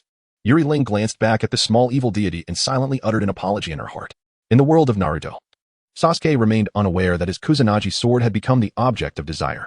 At that moment, a singular thought occupied his mind, to savor the taste of the small evil deity. There was no ulterior motive, he simply craved snake meat. Previously, he could only watch as they indulged, but now he finally had the chance to relish it himself. API call failed with status code 429. Error. Code. 429. Message. Resource has been exhausted, e.g. check quota. Status. Resource exhausted. API call failed with status code 429. Error. Code. 429. Message. Resource has been exhausted, e.g. check quota. Status. Resource exhausted. API call failed with status code 429. Error. Code. 429. Message. Resource has been exhausted, e.g. check quota. Status. Resource exhausted, Sasuke. Indeed, that world is truly remarkable. However, I believe that it originally did not possess such an abundance of peculiar creatures. It is likely that some nefarious experiments conducted in the past have resulted in the emergence of those strange beings. Zoro. I sense that you and Robin would certainly find common ground. API call failed with status code 429. Error. Code. 429. Message. Resource has been exhausted, e.g. check quota. Status. Resource exhausted, Sasuke. Recently, I have no such intentions. Finding a wife poses no issue. Shine has no objections to this matter and has even urged me. However, I myself possess little interest in this endeavor, for emotions require nurturing. Not a hasty assault with weapons drawn. Not only must I consider my partner, but I must also cultivate my own feelings. Thus, until now, I have had only Shine by my side. In truth, should I wish it, Sakura would undoubtedly purify herself in anticipation of my return. Alas, she is simply not my type, and her popularity is merely passable. In the depths of winter, Tomo lies draped in a cotton coat, slumbering upon the back of a brown bear. He has now learned to manage his emotions, however, rather than returning to serve under Orochimaru. He has sought a position as a veterinarian, leading a life reminiscent of primitive man. Sasuke paid him no mind, for after all, Zhongwu would not starve. And if he truly required assistance, he would voice his needs. Upstream of the Valley of the End, a figure gradually approached Sasuke's abode across the frozen lake. The newcomer donned a flowing white robe, with a ponytail cascading down his back, and his visage bore several dark markings resembling tattoos. Yet, the most striking feature was the obsidian staff he wielded. Fear not, Lord Yishi, I shall undoubtedly return with the artifact. Today, neither Sasuke nor Karin had activated their chakra sensing. Thus they remained oblivious to the presence of an unexpected guest. Had they been aware, Sasuke would have swiftly utilized his long-range Kamui to sever the intruder's head. On the ice, Sesshin ambled towards Sasuke's humble dwelling, entirely unmasked in both his presence and chakra, intending to lure Sasuke out and confront him directly. Little did he realize that Sasuke's prowess had far surpassed his own, even at his peak. Yishi would hardly stand a chance against Sasuke, let alone a mere Sesshin. Upon reaching the threshold, Sasuke sensed something amiss and exchanged a glance with Karin, who, with a perplexed expression, inquired, "Whose chakra is this? It feels even stronger than mine." As merely a guardian of the six paths, Karin recognized that Sesshin's strength undoubtedly eclipsed her own. However, should she invoke the six paths level Vajra ceiling, it remained uncertain how Sesshin would respond. Sasuke harbored no intention of allowing his wife to engage with Chizen. He gently tousled the soft, crimson locks of Kenshiro and remarked with a smile, "I'll handle that fellow. He's merely a buffoon and won't take much time." Kenshiro nodded sweetly, urging, "Be quick and come back soon." With a carefree smile, Sasuke exited the room. Outside stood a figure resembling a monk, and Sasuke wasted no time, directly stating, "Reveal your intentions." "You are quite the formidable vessel," came the reply. To which Sasuke understood immediately that a confrontation was inevitable. He scoffed, "Is that all you've got?" In an instant, a flash of lightning surged, propelling Chizen dozens of miles away. Such overwhelming strength. Chizen regained his composure midair, astonished by Sasuke's power. Fortunately, he had absorbed a considerable amount of chakra from the Ten-Tails prior to this, for otherwise, such an attack would have compelled him to abandon the fight. However, he mused, that strike must have drained a fair amount of Sasuke's energy as well. Chizen's centuries of invincibility had rendered him somewhat dismissive of the world. Kamui. At the entrance, Sasuke invoked the dual powers of Kamui, instantly appearing before Chizen, his hand imbued with spatial energy piercing through Chizen's chest. Chizen's eyes widened in disbelief. "You seem rather surprised," Sasuke's cold voice echoed in Chizen's ears, laced with mockery. He had never considered the possibility of defeat, in Chizen's estimation. Sasuke should barely be able to withstand a few of his attacks. Yet, why was he being instantaneously vanquished by a ninjutsu? Shouldn't he have immunity to such techniques? Had Sasuke been privy to Chizen's thoughts, he would have surely laughed aloud. "What exactly are you, Chizen? This spatial power from my dual Kamui can even overwhelm Kagaya, who had her arms severed by Kakashi's temporarily borrowed six paths power. What chance do you stand?" The sixth tomo of the Rinnegan flickered, and in the next moment, Chizen's body became riddled with wounds. This is the realm of the Wheel of Fate. Each shadow clone utilized the spatial power of Kamui. relentlessly battering Chi-Zen into a state of near collapse. This ability. Impossible. How can you possess such power? Chi-Zen gazed coldly at Sasuke, seemingly unfazed by his own injuries. At that moment, Sasuke also sensed something amiss with Chi-Zen. His original self, combined with the shadows, amounted to 6 entities. Each clone had inflicted wounds upon Chi-Zen, and it seemed implausible that he should still be standing, let alone speaking. After all, Chi-Zen was not a true Otsutsuki. He could only wield a fraction of their power without the resilience that characterized them. Meeting Sasuke's gaze, Chi-Zen remained stoic. I recall this ability belongs to Uchiha Madara. He stated, First, tell me why a mere wisp would fixate on me? Sasuke inquired, recalling that the conditions for a wisp's reincarnation were rather stringent. Logically, Chi-Zen should not have been targeting him, yet here he stood, compelling Sasuke to reassess his stance on the wisp. If the wisp truly posed a threat, Sasuke would have no choice but to seek ascension in another realm. Chi-Zen regarded Sasuke's Rinnegan, silent yet communicative. Realization dawned upon Sasuke. It was indeed his Rinnegan and the 6 Paths power that had met the conditions for the wisp's reincarnation. He felt a mix of exasperation and disbelief that the wisp had the audacity to covet his body. After all, the last entity to seek his form had ended up as his devoted servant. As Sasuke prepared to strike down Chi-Zen, a sudden sense of foreboding washed over him. It felt as though slaying Chi-Zen would unleash dire consequences. Sasuke had always trusted his instincts, having trained to such a level. He could hardly mistake a feeling of imminent danger. Sasuke cast a lingering glance at Sishian, and in the next instant, he vanished without a trace. Sishian, taken aback by Sasuke's unexpected mercy, breathed a sigh of relief, albeit tinged with a hint of disappointment. I apologize, Lord Ishur, the operation has failed. Sishian murmured to the empty air. From Sishiran's form emerged a grotesque mass of white, reminiscent of fused cells, an unsettling sight indeed. This chapter is not yet concluded. Please turn to the next page to continue reading.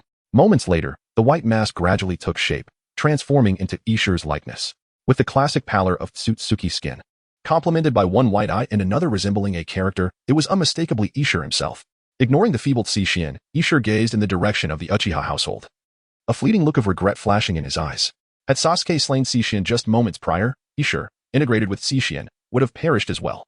At that juncture, he could have utilized the Otsutsuki's passive abilities to forcibly inscribe his essence onto Sasuke, an indelible mark. Subsequently, he would merely need to wait for Sasuke to wither away, allowing him to seize a formidable 6 Paths body, at which point he could exact revenge upon Kagaya. Alas, Sasuke ultimately relented, thwarting Ishur's meticulously crafted scheme. Not only did he lose the significant asset that was Sishian, but he also suffered a considerable depletion of the Ten Tails chakra, a challenge not easily remedied. Upon returning home, Sasuke remained oblivious to Ishur's presence, who sought to ensnare him in this manner.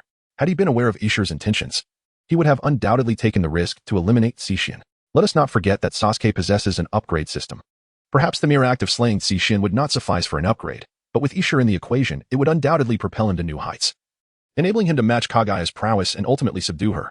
As for the matter of the seal, he would surely find a way to dispel or consume it. In any case, upon returning home, Sasuke was unaware that he had missed a shortcut. Leaning into Karen's embrace, he glanced at the task system in their chat group, finding no missions pertaining to him. How peculiar. What trump card does Sishian possess that could lead us both to mutual destruction? No matter how hard Sasuke pondered, he could not grasp why Sishian evoked such a sense of peril within him. The only source of true anxiety he felt stemmed from the near insurmountable seal attributed to the Otsutsuki, he mused. That ability to embody data was beyond his comprehension, after all. It was Ishur's power, not Sishian's. After much contemplation, Sasuke could not arrive at a conclusion and thus relinquished the perplexing dilemma. However, Sishian's appearance instilled within him a newfound sense of urgency. The Otsutsuki were not to be trifled with. Should a more formidable Otsutsuki arrive next time, it would spell disaster. Originally intending to rest for 2 years, Sasuke promptly altered his course. He must upgrade. But where to seek such an upgrade? Upgrade, of course. How could I have forgotten that place? API call failed with status code 429. Error. Code. For 29. Message. Resource has been exhausted, e.g. check quota. Status. Resource exhausted. API call failed with status code 429. Error. Code. For 29. Message. Resource has been exhausted, e.g. check quota. Status. Resource exhausted. API call failed with status code 429. Error. Code. For 29. Message. Resource has been exhausted, e.g. check quota. Status. Resource exhausted. Sasuke did not reveal to Yulong the true purpose of his visit. He had kept the existence of the upgrade system a secret from everyone. Even from Karen. Researching the void? Yulong furrowed his brow, yet refrained from further inquiry, dismissing it as mere abstraction. Shall I assist you in finding your way? The hollow world is not easily accessible. No need. In the presence of Kamui, spatial barriers can be disregarded. Sasuke waved his hand with a smile. I shall take my leave. Once I have completed my task, I will return on my own, so I will not bid you farewell." With those words, Sasuke activated Kamui, tearing through the fabric of space and emerging into a desolate realm. Upon entering the hollow world, the chilling air unsettled him. The hollow world could be likened to a vast graveyard, its uppermost layer composed of sand. Remnants of the hollows slain by the Soul King using the power of the Quincy. Sasuke's goal was clear. He sought not the strongest, but rather great numbers. This place could only be the forest of the great hollows. The hollows there were not mere trivial foes. It was likely that within a mere 1,000, Sasuke could attain the next level. However, the enormity of the hollow world presented a challenge, as Sasuke lacked a guiding marker. Chat group. Provide me with a map of the hollow world, he silently requested as he opened the chat interface. In no time, a map appeared in his hand. A costly navigation tool he had acquired from the marketplace. Though it appeared to be just a map, it bore small red dots indicating points of interest. Following the navigation, Sasuke soared through the air. During his journey, he encountered some unfortunate souls who dared to attack. Sasuke swiftly dispatched them, scattering their ashes with his Reaper's Grave. It was a shame that such a potent technique had been misused by Uchiha Madara, and Sasuke felt a sense of injustice for the Reaper's Grave. Yet, he pondered, had Madara truly harnessed its full potential, what chance would Naruto and Sasuke have had in the original story? They might as well have surrendered. While flying, Sasuke caught sight of the ruthless Hueco Mundo. After much contemplation, he chose not to slay Bailegon. The man would become significant in the future, should he perish now. Unforeseen repercussions might follow, perhaps even attracting the attention of a certain ancient monk who had lived for millions of years. Sasuke was uncertain if he could withstand the repercussions of such a name change, and he was unwilling to take that gamble. Casting a distant glance at Bailegon's skull-like visage, Sasuke departed from that location. On the ground, Bailegon noticed Sasuke in the distance, yet he was indifferent. Years of invincibility had conditioned him to disdain all, rendering him incapable of concerning himself with mere passers-by. Alas, the thrill has vanished. Bailegon sighed. After several hours, Sasuke finally arrived at the entrance of the Forest of the Great Hollows, which appeared as an unfathomable chasm, occasionally emitting strange sounds from its depths. Sasuke cast a fleeting glance before descending rapidly. Along his path, numerous reckless hollows launched assaults against him, all of which were vanquished by the Rinnegan, transforming into valuable experience for Sasuke. Each of these trivial hollows provided him with 3 to 5 experience points. Though seemingly insignificant, their sheer abundance was compelling. Considering the vast number within the Forest of Grand Hollows, it was estimated that there were at least 1 million, if not more. For a brief moment, Sasuke felt a surge of excitement. If he could eliminate all these hollows, it would surely suffice for 2 or 3 levels of advancement. However, a voice of reason within him cautioned against such reckless ambition, as it would disrupt the delicate balance of the 3 realms and potentially bring about the collapse of the Soul Society. Just 1 level up would suffice. With a surge of speed, Sasuke swiftly reached the ground, where he found himself surrounded by a horde of mindless Gillians. These towering creatures, capable of unleashing crimson cirroblasts, were indeed formidable, yet one could not merely classify them as fodder. The Gillians held a significant status, though in the face of the overwhelming power that would come later, they paled in comparison. Sasuke cast a cursory glance and discerned that there were at least several tens of thousands of Gillian here. If each common fish grants me a minimum of 3 experience points, then it would not be unreasonable for each Gillian, composed of hundreds of common fish, to bestow upon me 100 experience points. Sasuke's lips curled into a smirk as he unleashed a truth-seeking orb, shattering the head of a Gillian. Boom. The Gillian's skull was pierced, and its massive form collapsed to the ground with a thunderous crash. API call failed with status code 429. Error. Code 429. Message. Resource has been exhausted, e.g. check quota. Status. Resource exhausted. Sasuke's thoughts were quite clear. He understood that if he were to eliminate so many hollows in a short span of time, he would undoubtedly attract unnecessary trouble.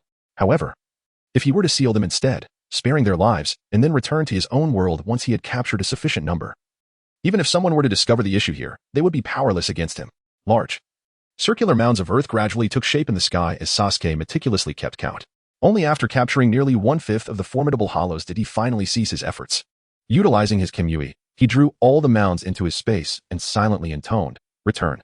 In a flash of white light, Sasuke's figure vanished from this realm. Little did he know that after his departure, the hollows of the Hollow Forest reappeared in numbers identical to when he first arrived. At the entrance of the Hollow Forest, Ichigo's figure materialized. To capture so many at once, what a greedy fellow, he sighed. Fortunately, I can now adeptly wield this power, otherwise, the 3 realms would undoubtedly face turmoil. Unbeknownst to Sasuke, who had returned to the Naruto world, his every action had been witnessed by Ichigo. Had he been aware, he would have certainly tempered his approach, savoring the experience gained from this upgrade before withdrawing. In the Kamui space, gazing at the mounds, Sasuke's eyes burned with fervor. Thunder God's arrow. He raised his hand, and an arrow forged from lightning took shape in an instant. Whoosh. The arrow pierced through the Earth explosion star, resulting in a thunderous explosion. Boom. On the panel of the super upgrade system, Sasuke's experience points soared rapidly, and at a certain moment, He finally broke through the 100,000 threshold. API call failed with status code 429. Error. Code. For 29. Message. Resource has been exhausted. E.g. check quota. Status. Resource exhausted. API call failed with status code 429. Error. Code. For 29. Message. Resource has been exhausted. E.g. check quota. Status. Resource exhausted. Sasuke was taken aback, hurriedly retreating a considerable distance to distance himself from Kagaya. Kagaya stood there, her pure white eyes coldly observing Sasuke. The blood vessels crawling across her profile revealed that she had activated her Byakugan. Indeed, in such a dark environment, only the Byakugan could perceive the surroundings. The two exchanged glances, neither daring to break the silence immediately. After a prolonged standoff, it was Sasuke who could no longer suppress his curiosity, furrowing his brow as he inquired, "Are you truly Kagaya?" "Indeed, it is I," Kagaya replied without a hint of emotion. After that, she fell silent once more. "What is this place?" Sasuke asked again. Just moments ago, he had been reveling in the joy of his recent advancement, but in the blink of an eye, he found himself in this peculiar realm, confronting Kagaya, the progenitor of chakra. The sudden turn of events left him quite unsettled. He despised this feeling of being utterly bewildered. Kagaya regarded Sasuke's countenance and coldly remarked, "This is my spiritual world." "Your spiritual world?" Sasuke frowned, utterly perplexed as to how he had ended up in Kagaya's spiritual domain. "But why is your spiritual world shrouded in darkness?" Naruto's spiritual realm resembled a sewer, a reflection of his reclusive nature, which Sasuke could comprehend. But what was the situation with Kagaya? Surely she could not be reclusive as well? Perhaps it was possible. Maybe she had been moved by the filial piety of her two sons, leading to this ghastly manifestation. Fortunately, Kagaya lacked the ability to read minds. Otherwise, she might have lashed out at Sasuke. "Forget it. A spiritual world is just that. Can you enlighten me on why I am here?" Sasuke requested. Kagaya observed him for a while before responding, "You possess my chakra. Are you a descendant of the feather robe?" "Indeed," Sasuke admitted candidly. Recognizing the futility of concealing such information, as Kagaya could discern his chakra at a glance, Kagaya lapsed into silence once more. Hey. Do not remain silent for too long. Can you at least respond to my queries?" Sasuke urged. This time, Kagaya finally answered his question. "You have cultivated my chakra. And to reach the same level as I, you must retrieve what belongs to you from me." "What belongs to me?" Sasuke frowned. "What is it? How do I reclaim it?" Chakra is, in essence, the energy that catalyzes the evolution of life. Yet, upon cultivation, humans merely gain extraordinary strength without experiencing any advancement in life itself. Have you never pondered this? At Kagaya's words, Sasuke's body froze in place. Indeed, logically speaking, it was only after he reached the 6 paths level that he felt a slight increase in his lifespan. Prior to that, regardless of how powerful he became, he would eventually become nothing more than a pile of bones after a century. Unsurprisingly, Kagaya's next statement directly addressed the confusion harbored within Sasuke. Indeed, from the moment you began cultivating chakra, everything you have done has been in preparation for my rebirth. Kagaya spoke indifferently. None of the Otsutsuki were simple beings. Since the fragmentation of her power, Kagaya had conceived a bold idea. How could her solitary cultivation compare to the collective efforts of the entire planet aiding her growth? Had it not been for her two sons' sealing, over the past millennium, Kagaya would have cultivated her skills within the nurturing ground of ninjas, likely surpassing the other Otsutsuki in strength. With that chakra, the divine tree could have potentially borne another chakra fruit for Kagaya to consume. Alas, she remained sealed, unable even to escape her confinement. Sasuke gazed at Kagaya and suddenly chuckled. "Are you waiting for Black Zetsu to rescue you?" Kagaya's body quivered slightly as her wide eyes regarded Sasuke with incredulity. "Do not wait any longer. Black Zetsu has been sealed away by me, cast into the cosmos." Sasuke replied with ease. In truth, he was testing Kagaya, assessing whether she could unleash her full potential at this moment. If she could, he would have to rely solely on his intellect. If not, well, Kagaya's previously serene and exquisite countenance finally betrayed a hint of change. She fixed her gaze upon Sasuke, and if it weren't for the constraints of her chakra in this place, she vowed she would surely annihilate him. Kagaya's emotions were vividly displayed upon her face. Sasuke needed no further insight to understand her growing panic. The absence of Black Zetsu signified that she was truly on the brink of being trapped within the seal, forever deprived of the chance to emerge. This realization was insufferable for Kagaya. Sasuke stepped toward Kagaya, a playful smile gracing his lips. "Perhaps you might consider returning my belongings? Who knows, upon reaching a higher plane, I may even release you from your seal." Kagaya cast a cold glance at Sasuke, choosing silence over response. Trusting no one from this planet was her unwavering stance. This chapter is not yet concluded. Please turn to the next page to continue savoring the captivating narrative. He added, "Even if you choose not to return my possessions, surely you can enlighten me on how to depart from this place? It would be rather inconvenient for me to remain here in your company indefinitely. What if I were to harbor ulterior motives?" Sasuke surveyed their surroundings, a teasing smile directed at Kagaya. Kagaya furrowed her brow, perceiving Sasuke's demeanor as overly frivolous. "I possess no knowledge of how to leave. After all, it was you who intruded upon my domain. Your exit is contingent upon your own actions," she replied. turning away with an expression that betrayed her discomfort. Her words reeked of deception, eliciting a bemused reaction from Sasuke. It reminded him of when Cheyenne lied. Her endearing mannerisms were unmistakable. You mustn't be like this. The means to escape must surely lie with you. After all, this is your realm. And you previously stated that I came here to retrieve something from you. But it was not I who summoned you. You came of your own volition. Kagaya retorted coolly. In truth, if Kagaya were to relax her hold over the mental realm, Sasuke could easily return. Yet, she was unwilling. To her, Sasuke represented the lineage of the Sage of the Six Paths, wielding formidable power and having exiled Kagaya's adversary, Black Zetsu. To her, he was an enemy, and thus, her actions would be dictated by opposition. Moreover, Kagaya's rare awakening, albeit not a revival, was a welcome change from her slumber. Uncertain if releasing Sasuke would lead to her own prolonged sleep, she resolved to keep him there. Sasuke was uncertain of Kagaya's intentions. Yet the fleeting smirk in her eyes revealed that she was setting a trap for him. The brilliance of his Chidori intensified as he coldly declared, "Release me. I have no time to waste here. My wife at home is waiting." He truly had no leisure to squander with Kagaya. Unfazed by Sasuke's threats, Kagaya remained undaunted. Her immortality rendered her impervious to fear. Ultimately, Sasuke refrained from engaging her in combat. In this mere mental realm, he effortlessly shattered the illusion with his dual Mangekyō Sharingan. Upon returning to his physical form, Sasuke sensed a profound transformation within himself. Most notably, he was imbued with an indescribable vitality. If his previous life force were rated a 10, it now soared to 100. This was not merely a tenfold increase, but a fundamental metamorphosis. Why? Despite Kagaya's reluctance to return what was his, had he still achieved this evolutionary leap in vitality? Sasuke pondered, perplexed. He accessed the system panel to examine his current stats. Name, Uchiha Sasuke. Age, 17. Special attributes, Rinnegan, full form, immortal body, pseudo, Chidori, etc. Realm, demigod 1000. Free experience, 2100. His realm had successfully ascended. Sasuke exclaimed in disbelief, demigod. Is this the realm Kagaya occupies? Truly formidable. He felt an overwhelming force within. Believing he could effortlessly best his former self with a mere hand. With such power, how had Kagaya once been defeated? This fleeting thought crossed Sasuke's mind. But he swiftly redirected his focus to experimenting with his newfound strength, dismissing the matter entirely. In the netherworld, the Sage of Six Paths sensed Sasuke's power and his expression stiffened. The current incarnation of Indra had actually broken through his mother's seal? How could this be? Even when he possessed the Ten Tails, he had never ventured into that realm, completely shut off by her. The Sage of Six Paths was incredulous. Could it be that she returned his life essence to him? Simultaneously, in a pitch-black mental space, Kagaya observed the spot where Sasuke had departed, a slight smile gracing her lips. You could never fathom that as the progenitor of chakra. I can effortlessly master all the abilities you wield, she mused. By secretly returning Sasuke's life essence, she aimed to acquire some of his powers, and indeed, he did not disappoint. Even his single use of the divine might was sufficient for her to escape the sealing space. Within the sealing realm, Kagaya slowly opened her eyes, activating her Byakugan. Before her, a spatial door gradually materialized, revealing several colossal clumps of earth suspended in the air. With a resounding crash, the spatial rift began to mend. And Kagaya closed her exquisite eyes once more. However, upon closer inspection, one might notice the hint of a smile at the corners of her mouth. As if something delightful had transpired. After Sasuke acclimated to his powers within the Kamui space, he returned to his villa as if nothing had transpired. After all, this was hardly a significant matter. He could celebrate properly once he truly ascended to divinity. As he sat at home, an unsettling feeling nagged at him. As though he had overlooked something crucial.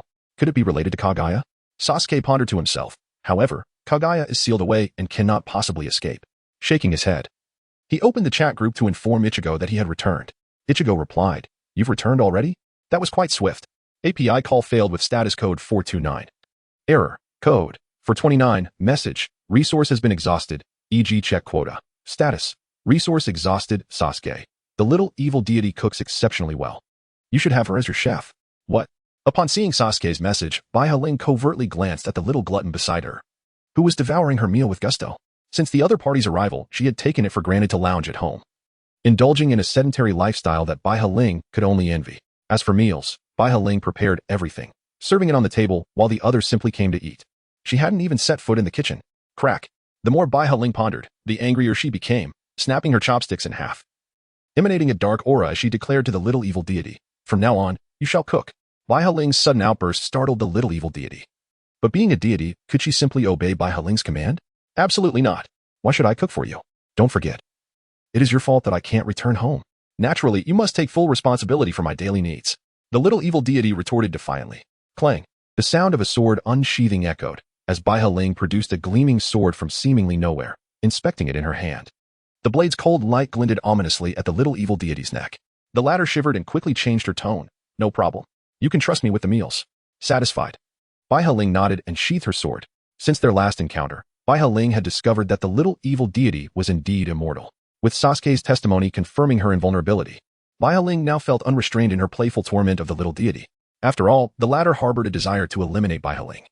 So the latter had no intention of holding back. Were it not for the little evil deity's immortality, Bai Heling would have dispatched her long ago. Sasuke remains oblivious to the fact that his utterance has inadvertently expedited the domestic life of the little evil god. Now, as he gazes upon the photographs shared by the river god in their group chat, a surge of fervor ignites within him. In the images, a malfunctioning star map emits sparks of electricity. The staff of creation. Possessing it would endow me with the power to rewrite everything. Sasuke's gaze turns somewhat avaricious. This is indeed a genuine opportunity for ascendance, and he is determined not to let it slip away. This chapter has not yet concluded. Please turn to the next page to continue reading. River God. Alas, yet another peculiar object has fallen in my home, and outside, two young men continue to bicker. Do you think I should venture out and inform them that the star map has malfunctioned? Diabali. Star map? What is that? A game map, perhaps? River God. Well, if you wish to interpret it that way, there is certainly no harm in it. I just took a glance. And it appears to be the star map for locating the Staff of Creation. Erqiao, the Staff of Creation? That sounds like an extraordinary item indeed. Sasuke, it's nothing particularly significant, merely a notion of creating a multiverse. Cheshire? Ishida Yurio? Kobayashi's Dragon Maid? Zhang Sanfeng? Zoro, a multiverse? What on earth is that? Yuri Ray, this concept is rather convoluted. You should focus on your training. Sasuke, can that thing truly create a multiverse? Such a terrifying entity. Why does it even have a star map? River God, it's not a map, it's a star chart. To obtain the Staff of Creation, one must navigate the cosmos following the star chart, and upon reaching the destination, seize the staff from one of the four great deities, known as Ra. Only then can one claim to have completed a true adventure. Cheshire, wait a moment, did you just say we have to defeat one of the four great deities? River God, indeed. Erqiao, how is it that you, a river god, possess such knowledge? River God, because it is documented in our encyclopedia. I just looked it up. And the author is none other than Ra himself. Upon hearing this, Sasuke couldn't help but scoff. These deities are utterly unreliable. After inquiring further about the river god's situation, Sasuke learned that the star chart had been handed to Athena, and they were now set to rendezvous at an ancient altar long abandoned to contact their respective leaders. River God, I never anticipated embarking on a cosmic journey in such a manner. It truly is delightful. Erqiao, are there still vacancies for this cosmic voyage? I wish to join. API call failed with status code 429. Error. Code. For 29. Message. Resource has been exhausted, e.g. check quota. Status. Resource exhausted. Sasuke is acutely aware of his own heart. He is certainly not a person devoid of desires. Otherwise, he would not have awakened such formidable ocular techniques. If he were to obtain the Staff of Creation, one can only speculate the terrifying manifestations that might ensue. Nevertheless, he sighed and relinquished his avarice for the staff, contemplating the future of the Super Dragon Balls instead. As for the notion of utilizing his ocular powers to devour the staff, he merely scoffed. Let us be pragmatic, shall we? Currently, with combat prowess barely on a planetary scale, what right does he have to challenge a staff capable of creating universes? It would be a remarkable feat just to amplify his abilities with the staff. However, he pondered, if I were to alter the narrative, would it potentially prevent all subsequent events from unfolding? Before long, news arrived from the river god, stating that the goddess Enwa consented to provide him with a spaceship, but under the condition that he bring back the Staff of Creation. River God, if I return with the staff, I could earn myself an extended month-long vacation, during which I could go anywhere I please. Lily Ling, a paid leave? That sounds rather appealing. Zhang Sanfeng, if possible, I too would like to experience this so-called spaceship. River God, absolutely. Let us embark on an adventure together in the cosmos. By the way, does Sasuke know what will happen next? Sasuke, indeed, I am well aware. And my understanding is quite profound. River God, oh, then would you like to join me? Sasuke, are you not afraid that I might abscond with the Genesis staff? River God, oh dear, I seem to have overlooked that. Would you actually flee with the Genesis staff? Upon hearing the river god's words, the people in the group were left speechless. This fellow, it's truly difficult to find the right words for him. API call failed with status code 429. Error. Code. For 29. Message. Resource has been exhausted, e.g. check quota. Status. Resource exhausted. API call failed with status code 429. Error. Code. For 29. Message. Resource has been exhausted, e.g. check quota. Status. Resource exhausted. Sasuke. Well, although the reason is somewhat absurd, it feels quite reasonable when I consider that the other party is the river god. River god. All right. Once we arrive at our destination, I shall send you a message. Sasuke, let me clarify in advance. I will undoubtedly wield the Genesis staff. River god. It matters little to me. Bai Heling, you truly have unwavering trust in Sasuke. Zhang Sanfeng. The fact that Sasuke can openly declare his identity as a traveler speaks volumes about his trustworthiness. Ishida Yuryu. That is indeed true. Should I ever find myself in a situation akin to Sasuke's, I would never reveal my true identity. Erqiao. That illustrates the disparity between you all. In terms of character, I believe Sasuke has excelled remarkably. By the way, is this interstellar adventure perilous? May I accompany you? Sasuke, it is difficult to articulate. In any case, it is decidedly unsafe. Erqiao. Then I shall refrain from going this time. I will wait until it is safe to journey with the river god in the future. Jabari, have you succumbed to fear? Erqiao. Silence, you fallen angel. The Joestar lineage has always been composed of gentlemen. We will not disrupt the river god at this critical juncture. Zoro, does the term gentleman truly apply to you? Tor from the Kobayashi family. Indeed, your actions hardly align with that of a gentleman. The group chat erupted once more with denunciations of Erqiao, prompting Sasuke to silence the conversation as he contemplated how to utilize the Genesis staff to enhance himself. Strengthening his bloodline? That seems promising. Transforming me into a divine being. Perhaps too ambitious. Such a wish might awaken deeper desires within me, ultimately leading to the manifestation of the staff's avatar. Shaking his head, Sasuke dismissed this notion. He would inevitably become a true god without courting such perilous risks. Instead, he resolved to enhance his physical form, converting his pseudo-immortality into genuine immortality. The more he pondered, the more feasible it seemed. Sasuke decided that he would one day make this wish, aspiring to attain a state of true immortality akin to Kagaya. Oh, and I must also request a buff for immunity against seals. This way, even if someone attempts to deceive me in the future, they will be thwarted. Yes, immunity against the Otsutsuki's wedge is essential. That object is truly repugnant. Alternatively, should I amplify the potency of my ocular techniques? Perhaps enhancing them by tenfold or even 100-fold. The more Sasuke contemplated, the more he was tempted to merge with the divine staff, aspiring to become an omnipotent deity. Fortunately, he ultimately had a moment of clarity, awakening from his delusions just in time. It was truly alarming. I have yet to encounter the divine staff. And already I have pondered so much. What would happen if I were to actually possess it? Sasuke found himself drenched in cold sweat, astonished by the intensity of his own desires. No, he thought, I must proceed with caution. Once I have fulfilled my wish for immortality, I shall promptly hand over the divine staff to the little golden giant. As Sasuke pondered, he remained oblivious to the rending of space behind him, from which Kagaya's silhouette emerged gracefully. Even though she had only manifested a fragment of her power, this incarnation of Kagaya was a formidable being of the Six Paths level. Should she wreak havoc in the ninja world, no one would be capable of opposing her. Yet, she did not rush forth, after breaking through the realm of Kamui. She hovered quietly behind Sasuke, observing the myriad expressions that danced across his face, revealing a look of perplexity. What could this young man be contemplating? Why is he capable of such a plethora of expressions? Kagaya mused, raising her hand as if to speak to Sasuke. Suddenly, a melodious voice rang out, Vidrasil. With a flourish, the golden chains ensnared Kagaya completely. Sasuke turned around, only to be met with Kagaya's slightly flustered visage. Who are you? Why have you appeared in my home? The fierce voice of Shine demanded, her hostility palpable.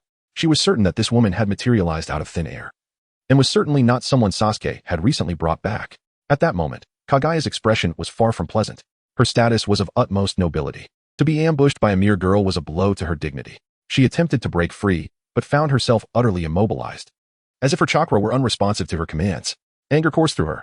Sasuke, observing Kagaya, found himself bewildered. Wait a moment, this is too intense. Am I hallucinating? He turned away, then faced Kagaya once more. All right, Kagaya has truly emerged. How did you manage to escape? Sasuke inquired. Release me at once. Kagaya demanded. You first need to explain how you emerged. Sasuke's nonchalant demeanor infuriated Kagaya. Her face grew cold as she reiterated. Release me at once. Seeing the communication was futile, Sasuke signaled to Shine. After a moment's hesitation, she withdrew the Vidrasil, liberating Kagaya. Once freed, Kagaya wasted no time and immediately aimed a godly void strike at Shine. With a resounding clash, the golden chains reappeared, binding Kagaya tightly once more. Thankfully, Sasuke redirected her godly void strike with Kamui, preventing any harm. Shine glared menacingly at Kagaya. Had that attack struck her, she would surely have been injured. More importantly, if the godly void strike had detonated here, their humble abode, where she and Sasuke had resided for months, would have been reduced to ruins. This was an outcome Shine could not abide. Thus, no matter what Kagaya proclaimed, she would not easily relinquish her hold this time. Sasuke did not come to Kagaya's defense either. The two sat on the sofa, observing Kagaya, who was bound by chains, her figure both curvaceous and striking. Sasuke furrowed his brow and inquired, So, how did you manage to escape? Kagaya remained silent, even closing her eyes, witnessing her demeanor. Sasuke felt a twinge of frustration. It was evident that communication with her was utterly futile. Meanwhile, Sakura glanced at Kagaya and whispered into Sasuke's ear, Sasuke-kun. Is this person someone you know? API call failed with status code 429. Error. Code. For 29. Message. Resource has been exhausted, e.g. check quota. Status. Resource exhausted. Sasuke nodded, realizing why Kagaya had returned her life essence. It was because, in that fleeting moment, she had stolen his chakra and mastered his ninjutsu. Truly, she was the progenitor of chakra, and her methods were utterly beyond Sasuke's comprehension. He had invested considerable effort to acquire the abilities of Obito and Madara, yet Kagaya, with merely his chakra, could wield Kamui. The disparity between them was staggering. In the original narrative, Kagaya possessed the Rinne's Sharingan and the highest tier of abilities, rendering Kamui unnecessary. However, in her sealed state, she could not utilize her Rinne's Sharingan, and thus had to rely on Kamui as a makeshift solution. What do you intend to do now? Reclaim your chakra? Or rescue your true form? Sasuke inquired. My current strength is insufficient to release my true form. The priority is to locate the God Tree. I sense that Yui has dispersed its power. You must know their whereabouts, Kagaya responded, her gaze fixed on Sasuke, a hint of inquiry in her eyes. Why are you looking at me? I will not assist you in gathering tailed beasts, nor will I permit you to do so, Sasuke declared. Why? Kagaya asked, perplexed. Having reached your current level, you should understand the difficulty of advancing further. Relying solely on personal cultivation may yield minimal progress over millennia. Only by consuming chakra fruits can we rapidly ascend to divinity. As for divinity, I am in no rush. After all, I am still under 20. I have ample time to cultivate gradually. Sasuke's calm demeanor reminded Kagaya of her own past, when she too believed her lifespan was extensive enough to allow for slow, steady cultivation. However, upon experiencing the power gained from consumption, she relinquished her Navi notions entirely. Suddenly, Kagaya found herself curious about how long Sasuke could maintain his resolve. One day, you will succumb, just as I once did, transforming from the goddess of the moon into a fearsome specter, Kagaya remarked. Rest assured, I am different from you, Sasuke replied. I possess my own path to strength, one that does not depend on the God Tree's fruit. Kagaya scoffed at Sasuke's assertion. Is there truly a method to attain power more swiftly than the God Tree's fruit? I find that hard to believe. Regardless, you will inevitably acquiesce to my approach. Reclaiming all chakra to enhance yourself, Kagaya stated indifferently. Neither wished to prolong the argument, recognizing the futility of persuading one another. Sasuke observed the golden chains binding Kagaya, frowning as he remarked, keeping you restrained like this is not a solution. Let us negotiate. I will have Karen release you, but you must refrain from attacking us. Kagaya nodded. I had no intention of attacking you. It was that girl who struck first. Why did you appear behind me without warning? Sasuke protectively shielded Karen, ensuring her safety. Once I release you, you shall remain here. Do not entertain thoughts of causing trouble. In your current state, you are no match for me. Sasuke had indeed conferred with Kagaya, admitting that he was captivated by her beauty, hence reluctant to confront her with force. To his astonishment, Kagaya nodded in agreement to reside here. What? You appear quite surprised, she remarked. No, I did not anticipate your acquiescence would come so readily. As you stated, you are now the strongest being on this planet. It would be exceedingly unwise for me to oppose you. Kagaya then turned to Shikurin, asking, can this seal be undone? I do not wish to remain standing indefinitely. Shikurin's delicate nose twitched as she responded, you are not permitted to lay a hand on the house again. Kagaya's expression momentarily faltered, taken aback by such a warning, her emotions becoming rather complex. She was uncertain of the feelings stirring within her, having not experienced anything beyond hatred for an entire millennium. Hey, answer me. Understood, Kagaya replied nonchalantly. I shall reside on the 3rd floor. Impossible. That is the room for me and Sasuke. You shall obediently stay on the 2nd floor. Ultimately, Kagaya demonstrated her resolve. She would forego sleep entirely rather than occupy the 3rd floor. For 3 consecutive nights, she stood before the floor-to-ceiling window on the 1st floor, gazing at the snow, her eyes remaining unclosed. You have not rested for several days. Be wary of collapsing, Sasuke remarked upon awakening to find Kagaya standing in the living room. Humph. Kagaya glanced at him coldly before turning back to the snow. Her temper was quite fierce. Sasuke mused inwardly. I must step out for a while. You two stay put and refrain from causing any trouble. If Shikurin seals you again, you will have to wait for my return to regain your freedom. Step out? For what purpose? Kagaya inquired, puzzled. That is of no concern to you. Rest assured. It is not for anything sinister, Sasuke chuckled. Humph. Before long, Shikurin emerged, freshly groomed, and upon seeing Kagaya still standing by the window, she remarked discontentedly. You activated your Byakugan again last night, did you not? I sensed that intrusive gaze. I merely glanced at the distance. But the Byakugan possesses a 360-degree field of vision. They are merely children. I have seen far more than this. You wretch. Shikurin glared at Kagaya, utterly baffled by her lack of boundaries. Staying up all night to spy on a couple. Is this behavior befitting of a carbon-based life form? Regardless, Shikurin did not comprehend. However, considering Sasuke seemed to harbor certain feelings for this woman, she decided to tolerate her presence for the time being. Kagaya, gazing at the snowy landscape, felt a faint blush rise to her cheeks. She did not intend for things to unfold this way. It had begun with mere curiosity. A single glance that spiraled into something more. Who could resist a handsome man? Sasuke, observing from the side, silently celebrated his success with a thumbs up. His charm had evidently worked wonders. He felt that if this continued, it would not be long before he would gain an additional wife. After breakfast, Sasuke cautioned Shikurin. Kagaya will likely not remain at peace. Keep an eye on her, and do not allow her to wreak havoc in the shinobi world. I can hear you. Kagaya muttered softly. Sasuke disregarded her and continued to advise, do not confront her directly. This individual possesses a quintessentially stubborn disposition. As long as the matter does not pertain to global issues, it is best to acquiesce to her wishes for the time being. We shall devise a strategy together upon my return. Xiangli nodded, indicating her intent not to stoop to Kagaya's level. Kagaya rolled her eyes, pretending not to have heard. Her curiosity about Sasuke's impending departure grew. Was he off to absorb chakra, or was it some other form of training?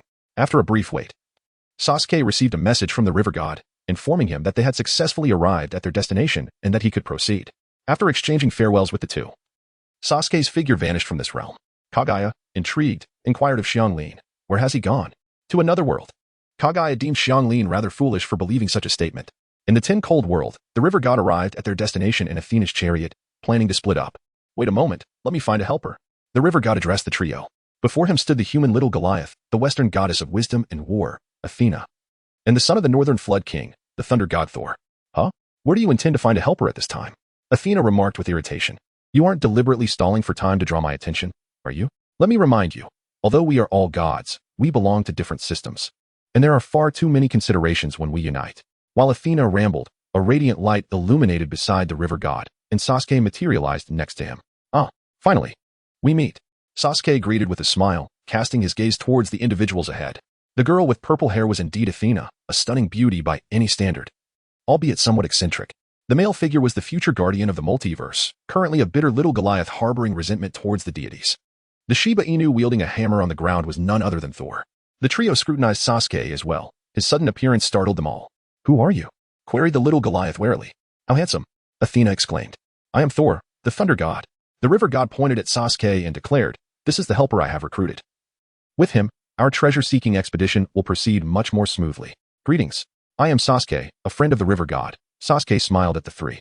They nodded, refraining from further comment on the river god's choice of companion, as any addition that could enhance their chances of acquiring the divine staff was welcome. The presence of an extra individual did not sway their decision. The group resolved to split up. Sasuke and the river god ventured one way, while in the shadowy realm of their destination, Sasuke wandered in search of the hidden door beneath the ground. The river god trailed behind him, occasionally posing trivial questions. Sasuke, possessing considerable patience, chose to ignore most of the river goddess inquiries, selectively revealing that the future world would be exceedingly intriguing. Oh, that does sound worth anticipating. The river god replied calmly. Show some facial expression. Sasuke could not resist retorting. Before long, commotion erupted from the little Goliath's vicinity. Athena dashed at lightning speed to his location, capturing a photograph in a flash. Why a photograph? Athena exclaimed, tearing it apart in frustration. Just as she was about to reprimand the little Goliath, a voice resonated through the space, proclaiming, I am Thor. Oh no, Thor must have discovered the switch. Hearing the sound, Sasuke, accompanied by the river god, strolled leisurely towards its source. Along the way, they encountered Athena, and without uttering a word, the three proceeded to the origin of the noise. There, on the ground, a hidden door lay ajar, emanating flickers of firelight and the sound of Thor's lamentations. How infuriating. The dog's nose is the keenest. How could we not have followed Thor all along? Athena lamented, her voice laced with frustration. I was so foolish to suggest we split up. In a flurry, the four hastened to the sound's source, discovering the Shiba Inu, Thor, sitting silently on the ground. Thor, were you waiting for us? Athena, ever the sentimental one, immediately conjured an elaborate tale of sorrow. In contrast, the more rational little King Kong approached the wall and noticed an instruction manual. Voice command required. Please say open sesame. I am Thor, the god of thunder. For the glory of the northern gods. Thor emitted a series of mournful tones. It was evident that if he could speak, he would easily unlock the door, gaining a significant advantage over the others. Alas, such was not the case. He remained merely a dog, albeit one blessed with the power of the thunder god. Yet still a solitary canine. The others behind him could not suppress their laughter at this predicament. Open sesame. Little King Kong called out the voice command. And with a tremor, the door before them slowly creaked open. What lay beyond was reminiscent of the containment chamber used by the bald figure from X-Men to amplify his psychic abilities, a spherical room with a passageway leading to a button. Beside the button, a note boldly proclaimed, do not press. Typically, when something is labeled do not press, it beckons us to do the opposite, does it not? How can you be sure this note isn't a ruse? And how can you be certain it is not deceiving us? I am Thor, the god of thunder. For the glory of the northern gods. Woof. Sasuke, with an impassive demeanor, pressed the button without hesitation. Wait, why did you press it? What if it's a trap? Athena exclaimed in alarm. Regardless of what it is, we must take the chance, Sasuke replied calmly. Moreover, I have perused the script. This is not a trap. Oh, I see, Athena nodded. Suddenly, a thunderous rumble echoed through the room as the walls began to fracture, revealing a vast abyss behind them. Run! Little King Kong sprinted toward the door, but ultimately lagged just a moment too long. The door slammed shut, sealing them inside. See, I told you not to press anything recklessly. Athena chattered at Sasuke. The group plummeted for a while before their descent abruptly ceased, leaving everything around them suspended in midair. Well, this is weightlessness. The river god reveled in the experience, as he had always been swept away by the currents in the river. This sensation of zero gravity was entirely new to him. Stop fooling around and look beneath you, Sasuke directed, pointing to the ground, where an enormous cannon barrel loomed. Isn't that a particle accelerator's barrel? Little King Kong stammered. It seems that way, Athena replied, her gaze drifting to the sun, which was perilously close to their heads, causing a surge of panic within her. Run. Otherwise, we're doomed. The spaceship is above. We must hurry. Barking incessantly, the trio engaged in a chaotic exchange of blame. Neither willing to yield, and despite their collective efforts, they barely advanced a meter. By the way, is there oxygen in this universe? Sasuke suddenly realized this pressing issue. No wonder little King Kong can run around without a care. It turns out the entire universe is suffused with oxygen. What a mind-bending world this is. After a brief quarrel, they recognized their stalemate and paused. If we wish to survive, we must truly collaborate, Athena declared. We need to send one person to the spaceship, and then have them pilot it back for us, the river god suggested. Who will go? I certainly do not trust you gods. And do you think I would trust a mere mortal? As tensions rose once more, Sasuke interjected. Enough of the arguing. I will retrieve the spaceship myself. You? The three stared at him in confusion. By the way, I still don't know what deity you are, Athena suddenly inquired. I am not a god. Merely a mortal traversing my path, Sasuke replied, raising a hand toward the spaceship on the planet's surface, invoking the celestial force of the universe's attraction. Wang shouting, but a powerful force emanated from Sasuke's hand, drawing the spaceship towards him. Incredible! Is he truly a mere mortal? Woof, woof, woof. Both the two individuals and the dog expressed their astonishment. As the spaceship approached, Sasuke halted it effortlessly with one hand and addressed the river god, instructing. Now you take over. Before the river god could respond, Athena interjected. How dare you? This is my vehicle. Sasuke turned to Athena and, with a playful wink, softly remarked. I do not wish for your delicate fingers to touch the steering wheel any longer. A shiver ran through Athena's graceful form, and a faint blush rose upon her alabaster neck. Since you have expressed it so, she replied, I shall reluctantly acquiesce. The group boarded the vehicle, with the river god at the helm, instilling in Sasuke a deep sense of ease as he activated the live chat feature for their gathering. Sasuke has begun the broadcast, exclaimed Erqiao. An adventure through the cosmos. Zhang Sanfeng added, I too must acquire a spaceship in the future.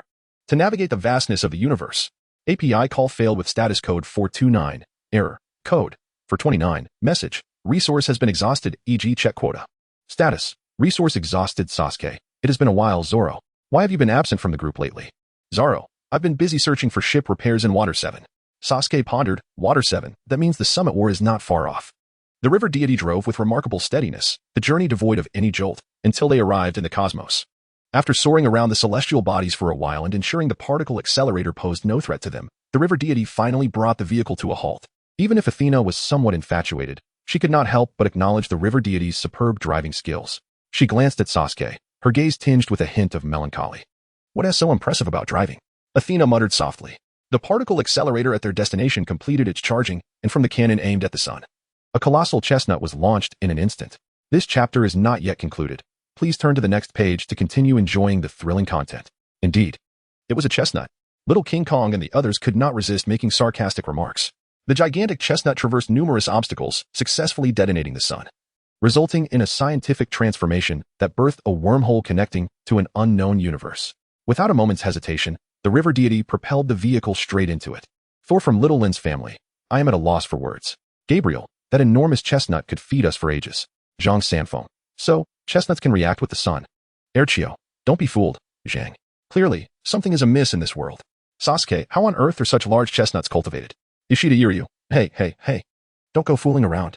After a dazzling interstellar journey, they arrived in another universe, where a colossal starship loomed not far from them.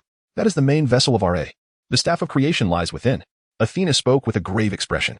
A river deity, exercise caution as you approach. Sasuke advised. No problem, the river deity assured. Driving with impeccable steadiness, they deftly navigated through layers of surveillance and soon found themselves in a modern metropolis. This place is nothing short of an idyllic paradise. Sasuke mused. RA has transformed this location into a realm devoid of conflict, where everyone can study the staff of creation and explore its myriad possibilities. After the river deity parked the vehicle, Sasuke approached a passerby to inquire about the whereabouts of the staff of creation. Oh, that's simple. Just take the bus number 38. Cross Central Park afterward, and hop on line 3. You'll hear the announcement when you arrive. The passerby replied cheerfully. Thank you. After expressing his gratitude, Sasuke turned to his 2 companions and a dog, who were left utterly astonished. Let's hurry and retrieve the staff so we can report back. I'm eager to experience a genuine spaceship. Gazing at Sasuke's handsome visage, Athena endeavored to maintain her composure and said, Do you really believe him? What if he's deceiving us? Rest assured, I have employed Jinjutsu. Everything is absolutely authentic. Sasuke pointed to his eyes, explaining, Do not underestimate my vision. Even divine beings cannot evade my hypnosis. Oh, is that so? Athena exclaimed, feeling a bit embarrassed. Ahem, I simply wasn't aware of your abilities. All right. Let us wait for the bus. Based on my years of experience, the bus we wait for will undoubtedly be the last to arrive. Sasuke walked ahead while the river god trailed behind. Athena and the dog exchanged glances, resigned to following Sasuke's lead. An hour passed. Good heavens. After an hour of waiting, the bus has finally arrived. Athena exclaimed on the bus, her composure slipping. Though I anticipated some difficulties, I never imagined that this would be the source of our troubles. Little King Kong wore a look of despair. Who would have thought that the greatest setback on the quest for the divine scepter would be enduring the sun while waiting for the bus? Woof, woof, woof. They chimed in, but the others paid him no mind. After the bus ride came the subway, and after much ado, they finally arrived at the foot of a towering edifice. This building is enormous. Little King Kong marveled at the seemingly endless height, turning to Sasuke and asking, How do we get up there? Of course, we take the elevator. Do you expect to fly? Sasuke shot him a glance, leading the group into the building. They checked the directory and successfully boarded the elevator. Inside, Little King Kong felt as though he were in a dream. It's peculiar. Everyone here seems to know about the creator's scepter, and they regard it with such nonchalance. Sasuke explained, since the research rights for the scepter have been made public, anyone willing can study it up close. Initially, there may be a throng of enthusiastic individuals, but over time, it becomes commonplace. It's like you, he continued, when you're broke. All you can think about is making money, but once you have more than you can spend, that preoccupation fades. Oh, by the way, do you have money? Little King Kong suddenly inquired. You must be quite wealthy to be summoned by the gods as an aid. No, I am not wealthy. And no one dares to ask me for money. Sasuke replied coolly. Little King Kong felt a sense of isolation. It seemed he was the only ordinary person among them. With a soft chime, the elevator doors opened once more, revealing the creator's scepter before them. The top floor was bustling with researchers, who occasionally peered through magnifying glasses at the scepter, seemingly in search of inspiration. Upon seeing the creator's scepter, Sasuke felt a surge of excitement, ignoring the others as he strode directly toward it. Immortality. Here I come. He grasped the scepter, and an exhilarating sensation washed over him, as if he held the reins of destiny itself. Come forth, grant me immortality. With a mere thought, a wave of crimson divine energy emanated from the scepter, enveloping Sasuke, nourishing every cell in his being with boundless vitality. The exhilaration surpassed even the joys of night, captivating Sasuke to the extent that he yearned to possess the scepter forever. Realizing this dangerous desire, Sasuke quickly snapped back to reality, calling to the river god, Quickly, take the scepter from my hands. Oh, all right. The river god nodded and took the scepter from Sasuke. Sasuke continuously restrained himself from seizing the divine staff, yet even so, the river deity exerted considerable effort to wrest it from his grasp. Oh dear, what immense strength, remarked the river deity. Athena, observing Sasuke's fierce countenance, expressed her concern. Hey, are you all right? Does the staff have such dire side effects? Initially, the little golden giant contemplated hoarding the staff for himself, but upon witnessing Sasuke's demeanor, he resolved to bide his time. I have an issue. Sasuke gritted his teeth. It seems this staff has altered me a bit excessively. I feel as though a seed has been implanted within my body. A seed? Athena gazed at him in confusion, unsure of his meaning.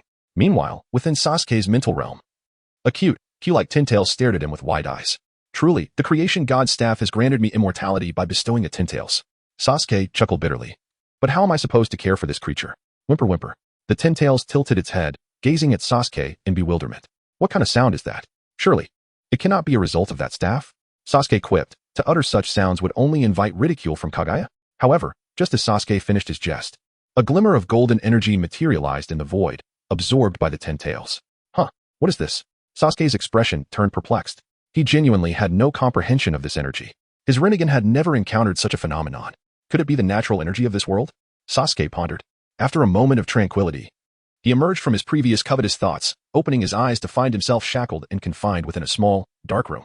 Sasuke, with a perplexed expression, turned to the three companions and the dog beside him and inquired, How did you all end up captured? Athena, in utter despair, replied. If it weren't for having to support you, we would have surely escaped. Do not panic. I possess experience in such matters. The little King Kong calmly asserted. For now, refrain from speaking. Leave everything to me. At that moment, a commotion arose from outside. After a brief exchange, a birdman entered the room. Indeed, he was a man with a chicken's head, a human body, and grand wings, clad in pharaoh's attire. Observing the group before him, he displayed a pained expression. Just as R.A. was about to speak, the little King Kong sprang up with lightning speed, pointing at Athena and the other gods, exclaiming, "It was me. The vehicle belongs to her. The divine staff was taken by the two of them, and the person was attacked by the dog. My lord, I am truly not involved in this." The series of events left Athena and the solitary dog utterly bewildered, while the river god remained expressionless. And Sasuke chose to disregard the little King Kong's antics. R.A. looked at the group and, having recognized their identities, sighed inwardly, saying, "You all, follow me." The group, though puzzled, decided to accompany R.A. to avoid being treated as criminals in that moment. "I took the divine staff years ago, forgetting to prevent the prophecy from coming to fruition, which led to great suffering," R.A. explained. "So you stole the divine staff, causing the three supreme gods to worry for a millennium and prepare for war, resulting in turmoil for all living beings." The little King Kong's expression darkened, deeply dissatisfied with Ra's irresponsible actions. "What? They have been preparing for war all this time?" R.A. exclaimed, incredulous. His intention in taking the divine staff was to foster peace in the universe, yet he found that not only had peace eluded them, but suffering had ensued, which was entirely contrary to his original purpose. Filled with regret, R.A. realized he had hoped to bring true peace to the world, but instead had inadvertently contributed to its suffering. "As I said, do not always assume you must bear everything alone. In reality, you are merely complicating matters for others," Sasuke scoffed. "Moreover, the Titan's prophecy was indeed true. After you acquired the creation staff, you plunged the entire multiverse into chaos. Were it not for the little King Kong, the multiverse would have perished." "Ah? Was this written in the script?" R.A. questioned, perplexed. "It was. If you doubt it, ask the little King Kong," Sasuke replied calmly. The little King Kong appeared utterly bewildered. "Forget it. This is not the time for such discussions," Athena declared, grasping the divine staff. "Now, we shall return the staff to cease the three gods' preparations for war and restore peace to the universe." "Very well, let us hand the staff over to the river god," Sasuke suggested. "Ah? Why should we give it to this fellow?" Athena retorted reluctantly. "What if he uses the staff for something peculiar?" Smack. Sasuke swiftly seized the divine staff and promptly handed it over to the river god, then slowly remarked, "The river god is the only one among us devoid of grand desires. Entrusting the staff to him is most fitting." "Who says that? I harbor no desires either." Little King Kong immediately retorted. He too coveted the staff, but had yet to find a suitable justification.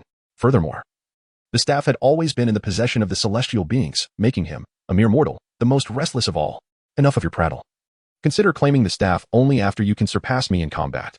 After that, Sasuke turned to R.A. and inquired, "Do you wish to return with us?" Since you all intend to take the staff, I shall accompany you to clarify matters with them," R.A. sighed. Subsequently, R.A. guided them through a storeroom filled with various inventions, repeatedly emphasizing the perilous nature of the items within, as they bore substantial side effects. Once they departed, Sasuke dispatched a shadow clone to the storeroom, confiscating all the relatively safe inventions in one fell swoop. He decided to keep the Falua gloves for little King Kong. "Oh, there truly exists a particle emitter. Such a dangerous item is better secured with me." In the ensuing minutes, while R.A. led everyone in exploring new inventions, Sasuke looted nearly every visible creation, stowing them away in his Kamui space, thereby exponentially augmenting his resources. This was no exaggeration. The items R.A. had developed were undeniably terrifying. Essentially, anything one could imagine had been realized by R.A. After all, a millennium of creativity could allow even a pig to envision itself as a planet-devouring creature capable of consuming entire worlds. Having secured the items, Sasuke held the Falua gloves in hand, intending to bestow them upon little King Kong when the opportunity arose.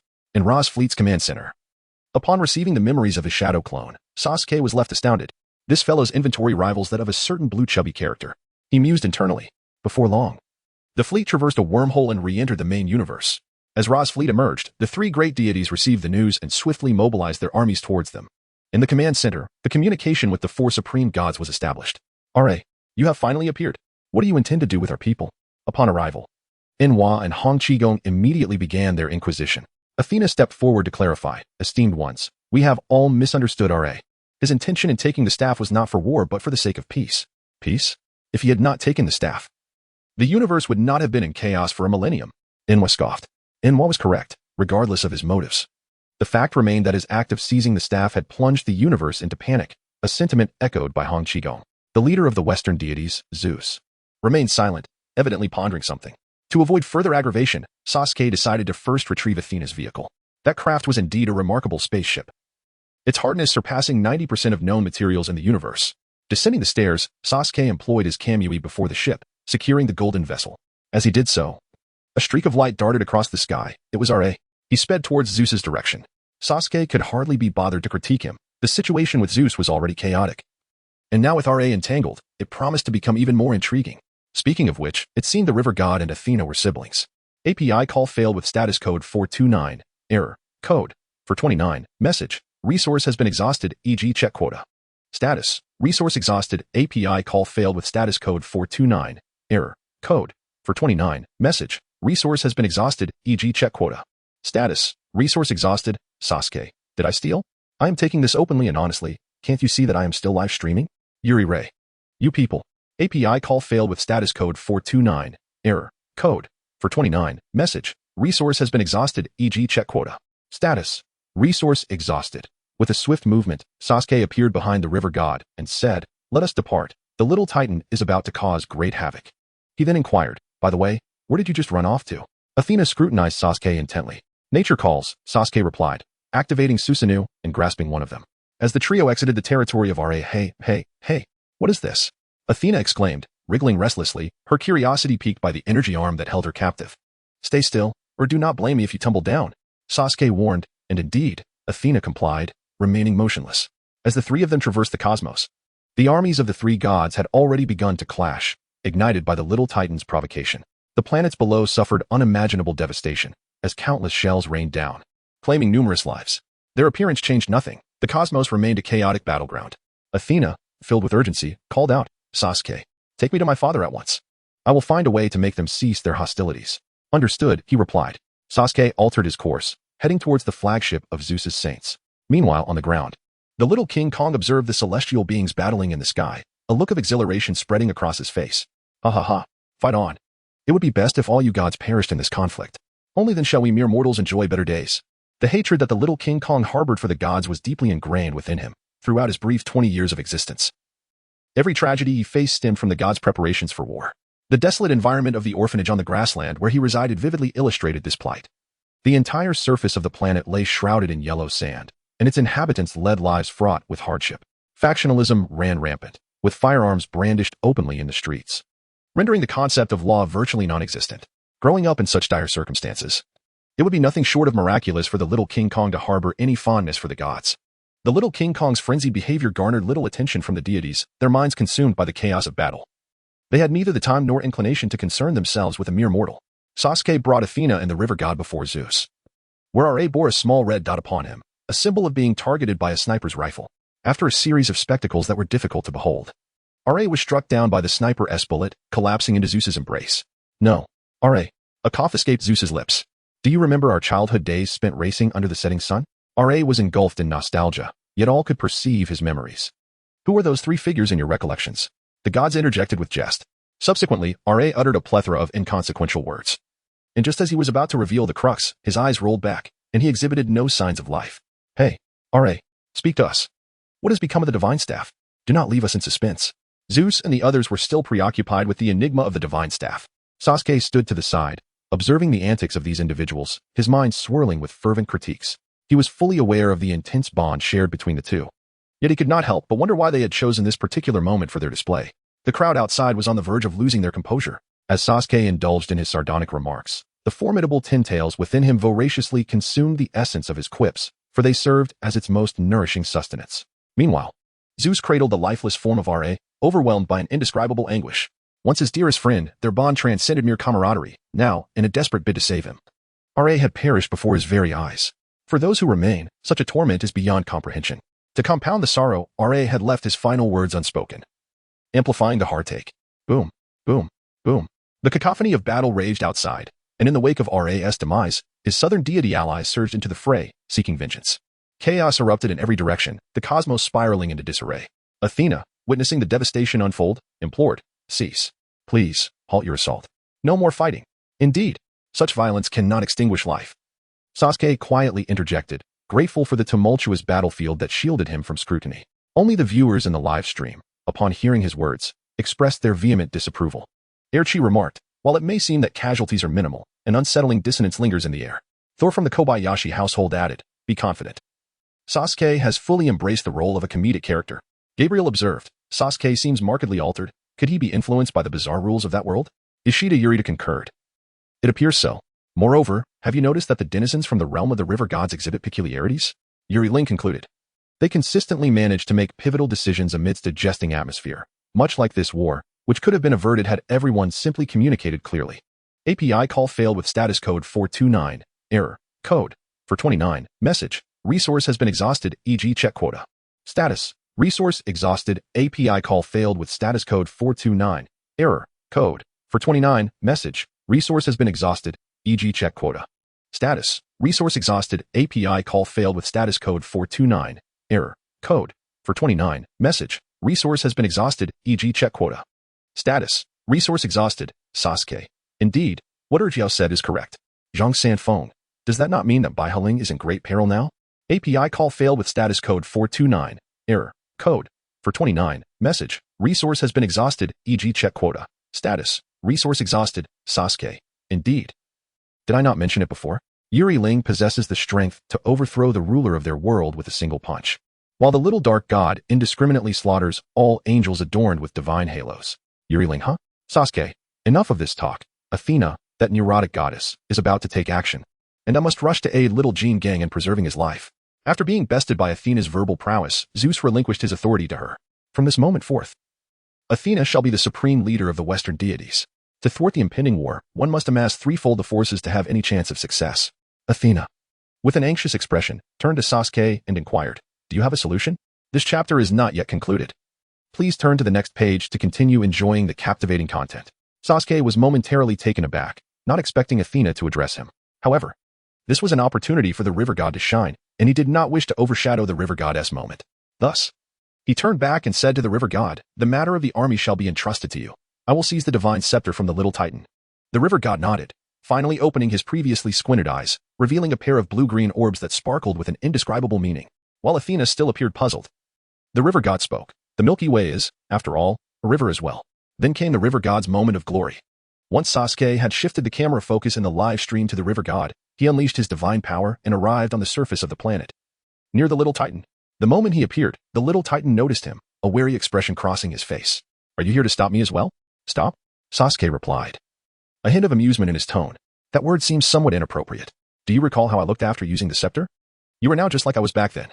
The little titan hesitated, memories of Sasuke's agonized visage flooding his mind, but he quickly suppressed them. Instead, puffing up with pride. "That was because the scepter did not belong to you, but I am different. The scepter is entirely mine. Therefore, it cannot backlash against me." "Is that so? Why not try to think about setting the scepter down?" "Set it down?" "Indeed, set it down." The little titan gazed at the scepter in his hand. Inexplicably compelled to test Sasuke's words, he began to attempt to release his grip on the scepter. It was merely a matter of letting go, after all. But as he genuinely endeavored to do so, he discovered that he was utterly incapable of it. "How is this possible? Why can I not control my own hand?" The little titan shouted in disbelief. "Quite simply, because the scepter possesses side effects," Sasuke said, having approached the little titan. "Once you begin using the scepter, it amplifies your innermost desires infinitely, ultimately consuming you and rendering you a puppet of the scepter." As he spoke, Sasuke swiftly snatched the scepter from the little titan's grasp. Preventing further foolishness. Do not covet this scepter. In the entire universe, only two individuals are capable of wielding it. One is the river god, who possesses no desires. And the other is your future self. Future me? The little titan was perplexed by Sasuke's words. What did he mean by future me? Was there such a significant difference between who he was now and who he would be? The little titan felt that Sasuke was attempting to deceive him. And he had evidence to support his doubts. "By the way, take this." Sasuke tossed the Falua ability gloves to the little titan, who caught them in a daze. Still uncertain of Sasuke's intentions. "What is this for?" "I remember these are experimental products, right?" The little titan inquired. "By the way, don't those experimental products have side effects?" "What is this one side effect?" "You'll find out once you use them," Sasuke replied with a grin. "The side effect of these gloves is that they alter the user's hair color, transforming it to resemble that of a Super Saiyan." The little titan hesitated, ultimately deciding against using them. What if the side effects were unacceptable? As a man, he remained cautious. While they conversed, a sudden burst of blinding light erupted in the cosmos. From the boundless Milky Way, the colossal figure of the river god emerged from the water's surface, grinning as he spoke. "Young Athena, which group have you lost? The Golden Saints, the Silver Saints, or the Bronze Saints?" Upon witnessing this scene, the Eastern goddess Nuwa was rendered speechless. The river god, could be utilized in such a manner? She regretted ever underestimating the river god. Goodness, is this your companion? How extraordinary. Hong Chi-gong could hardly contain himself. What kind of river god was this? Was this truly the river god? On the Saint Warrior flagship, Athena held the divine scepter symbolizing Western divine authority and shouted towards the three heavenly gods, "Let us bring this war to a close." With Athena's tripled forces joining the fray, the tide of battle shifted almost instantaneously, bringing the situation under control and reaching a stalemate with the three divine beings. On the ground, Sasuke turned to the little titan and asked, "Do you still despise the heavenly gods?" "Absolutely," the little titan answered without hesitation. "Then, do you choose to kill the heavenly gods or to embark on an adventure with your girlfriend?" "Girlfriend?" The little titan glanced back to see the previously worried little Qing blushing as she looked at him. By the way, the power granted by those gloves could also be used to slay the heavenly gods, Sasuke reminded him once more. "What? Those gloves possess power surpassing that of the heavenly gods?" The little titan exclaimed in disbelief. "Indeed, the power of choice lies in your hands now. How will you decide?" The little titan gazed at the gloves he held, resolutely activating them. Boom. A circle of golden flames enveloped the little titan's form, his hair transforming into a brilliant gold, growing longer in the process. "This feeling," the little titan exclaimed in shock, astonished that the gloves would bestow upon him such immense power. Sasuke remained silent, awaiting the decision of the little titan. The little titan hesitated for a moment, gazing up at the celestial beings above, then casting a glance at the little green behind him, ultimately sighing, "I concede to you." "That's splendid." The little green joyfully leaped onto the little titan, laughing and weeping. "I was worried you would seek trouble with the celestial beings." The little titan responded with a smile, "I shall no longer pursue them. Instead, we will embark on adventures across the cosmos together, and I will procure countless prestigious brands for you." With the crisis on the ground resolved and a ceasefire established above, Sasuke contemplated whether to have the river god enhance the little titan with the divine staff, for relying solely on that glove was not a sustainable solution. "Little titan, come over here for a moment." Oh. Accompanying the little titan, they approached the river god, and Sasuke handed the divine staff to him, stating, "Utilize the power of the staff to help the little titan fully merge with this glove." "Me?" The river god, adorably pointing at himself, inquired. "Yes. Only you can withstand the allure of the divine staff." Sasuke firmly believed in this matter. "Very well." The river god accepted the staff, and under the watchful eyes of the onlookers, he cast a spell upon the little titan. A radiant blue divine power enveloped the little titan, flawlessly integrating the glove with him. "Is that all?" The little titan gazed at the river god in disbelief, noting the latter's unchanging demeanor, which was in stark contrast to their reactions after utilizing the divine staff. "Why are you all staring at me?" The river god appeared utterly perplexed. "All right. I now believe you are indeed the most suitable wielder of the divine staff," Athena conceded, genuinely impressed. Not only was their group astonished, but the other three divine beings also witnessed the river god's mastery of the staff, though they were reluctant to admit it. They realized they could not match the river god's selflessness. Wasn't he just seeking a vacation? How did he suddenly become so devoid of desire? Niwa expressed her confusion. If Sasuke had heard her, he would undoubtedly have critiqued her for relentlessly exploiting her employees, depriving them of holidays. Otherwise, the river god wouldn't have been contemplating a break. Sasuke had acquired what he desired, and the ensuing matters no longer concerned him. After exchanging a few words with the river god, he intended to depart. To be candid, the rewards from his journey to the Ten Cold World far exceeded his expectations. Initially, he aimed merely to attain immortality, but unexpectedly, the divine staff bestowed upon him a Tentails. He believed that was already a significant gain, yet he had also thoroughly seized Ra's inventions. This was beyond mere profit. It was an extraordinary windfall. With Ra's remarkable creations, Sasuke could even construct a battleship and venture into the shinobi world to actively seek out the Otsutsuki for consumption. Fortunately, being a person who cherishes peace, he would not instigate trouble. Otherwise, the entire universe would be engulfed in turmoil. Sasuke silently commended his own virtuous character. This chapter is not yet concluded. Please turn to the next page to continue reading. I shall take my leave. After bidding farewell, Sasuke transformed into a radiant light and returned to his world. Huh? How did he leave? The little King Kong was bewildered, feeling omnipotent yet failing to perceive Sasuke's method of departure. He simply transformed into light. The river god calmly explained.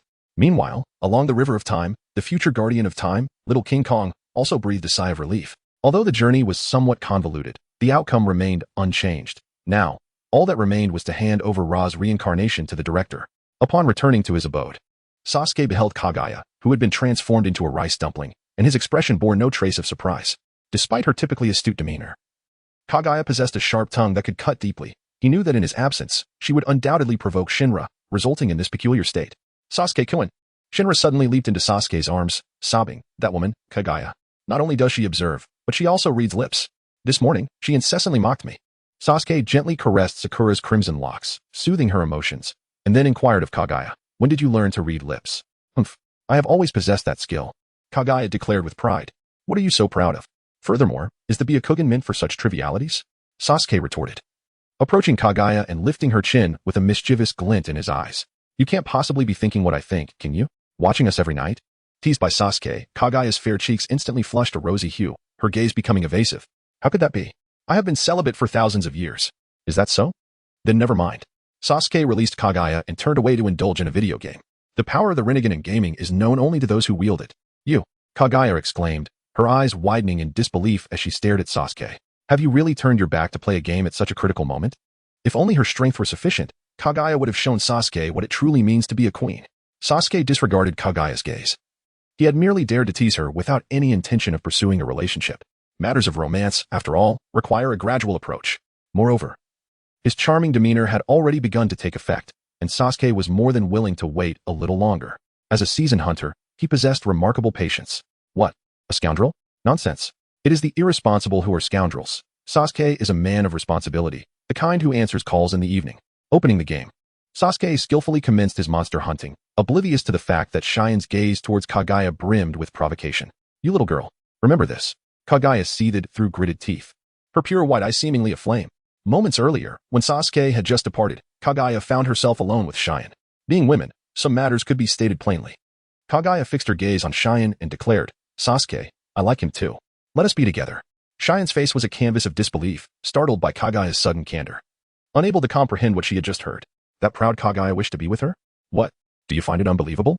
A smile graced Kagaya's face for the first time as she continued, Our Otsutsuki clan's lifespans are nearly infinite, thus our perspective on companionship differs from yours. As long as we ascertain our affection for one another, we shall not be coy. But why do you like Sasuke? You've hardly met him. Shine interjected, waving her hands in confusion. That is not for you to concern yourself with. It is difficult to articulate such feelings. Just know that my affection is genuine. Kagaya replied earnestly. Why did she like Sasuke? Because he was handsome. Moreover, upon receiving Sasuke's chakra, Kagaya sensed an energy within it that far surpassed her own. Thus, to uncover the source of that energy, Kagaya resolved to pursue Sasuke. It was certainly not merely due to his looks. While his handsomeness was significant, it was the enigma surrounding Sasuke that intrigued Kagaya even more. After all, he had achieved her level without consuming a chakra fruit. Such a claim would be met with disbelief. Shine was taken aback by Kagaya's words, but remained skeptical, so she bound Kagaya with her diamond prison. Consequently, the two engaged in a spirited exchange of banter for an hour. Shine, not particularly eloquent, found herself on the verge of tears after just a few of Kagaya's remarks, prompting her to seek comfort from Sasuke upon his return. Now, witnessing Sasuke's playful teasing of Kagaya before returning to his game, she felt a surge of joy in her heart. As Sasuke engaged in gaming, he simultaneously participated in the chat group, while his friends were still quite startled by the earlier display of the river god. Job Bailey remarked, My lack of insight has led me to mistakenly regard the river god as merely an insignificant deity. I sincerely apologize for that. Bailing interjected, Hey, what indiscreet remarks have you just made? Zhang Sanfeng questioned, Is this truly the river god? Surely the river lord is not this formidable. Sasuke, one cannot speak in such a manner. After all, none of us have encountered the river god. So how can we ascertain that he is inferior to the river deity? Tor from the Kobayashi family. While that may be true, the notion of the river deity is rather far-fetched. He is undoubtedly far more powerful than the gods of our world. Zoro, I cannot comprehend it. Yet I am profoundly astonished. River god, ladies and gentlemen, I have been promoted. Now I can traverse any river I desire. No longer bound to a single location in steadfast duty. Furthermore, the goddess In-Wa has granted me a vacation with a 6-day workweek, allowing me ample time for my personal pursuits. Hooray! Sasuke, this unscrupulous boss. Ishida Yuryu, after all, their world is akin to a semi-mythical era. Enacting changes to allow for vacations is a formidable challenge, so we should not impose excessive expectations upon them. Urchiang, alas. It is becoming increasingly arduous to be a boss nowadays, with guilds proliferating everywhere, making life ever more difficult. Sasuke, Hiki, I express my amusement. River god, by the way. The goddess In-Wa entrusted me with the sacred staff for safekeeping. What do you think? Should I place the staff in the cabinet, beneath the bed, or within the drawer? It's such a difficult choice. I could use your guidance. Jia Bailey, I suggest keeping it with me. Erqiao, wake up, you fallen angel. Handing such a perilous object to you could very well lead to the world's destruction in an instant. Sasuke, if one must conceal something, perhaps it is best to place it within a sock? Toru from Kobayashi's house. Sasuke has become increasingly peculiar. Zhang Sanfeng. Bu Jingyun has just logged in again. Alas, he logged off within a second. Zoro, Zhang really is quite dull. It was not until dinner that Xianglin finally unshackled Kagaya from her chains. Who? visibly displeased, retreated to her room on the second floor without partaking in the meal. Although dining holds little significance for individuals of their caliber, Kagaya had consistently graced the dinner table in the preceding days. It seems she is not in high spirits, does it not? Sasuke inquired. What troubles her today?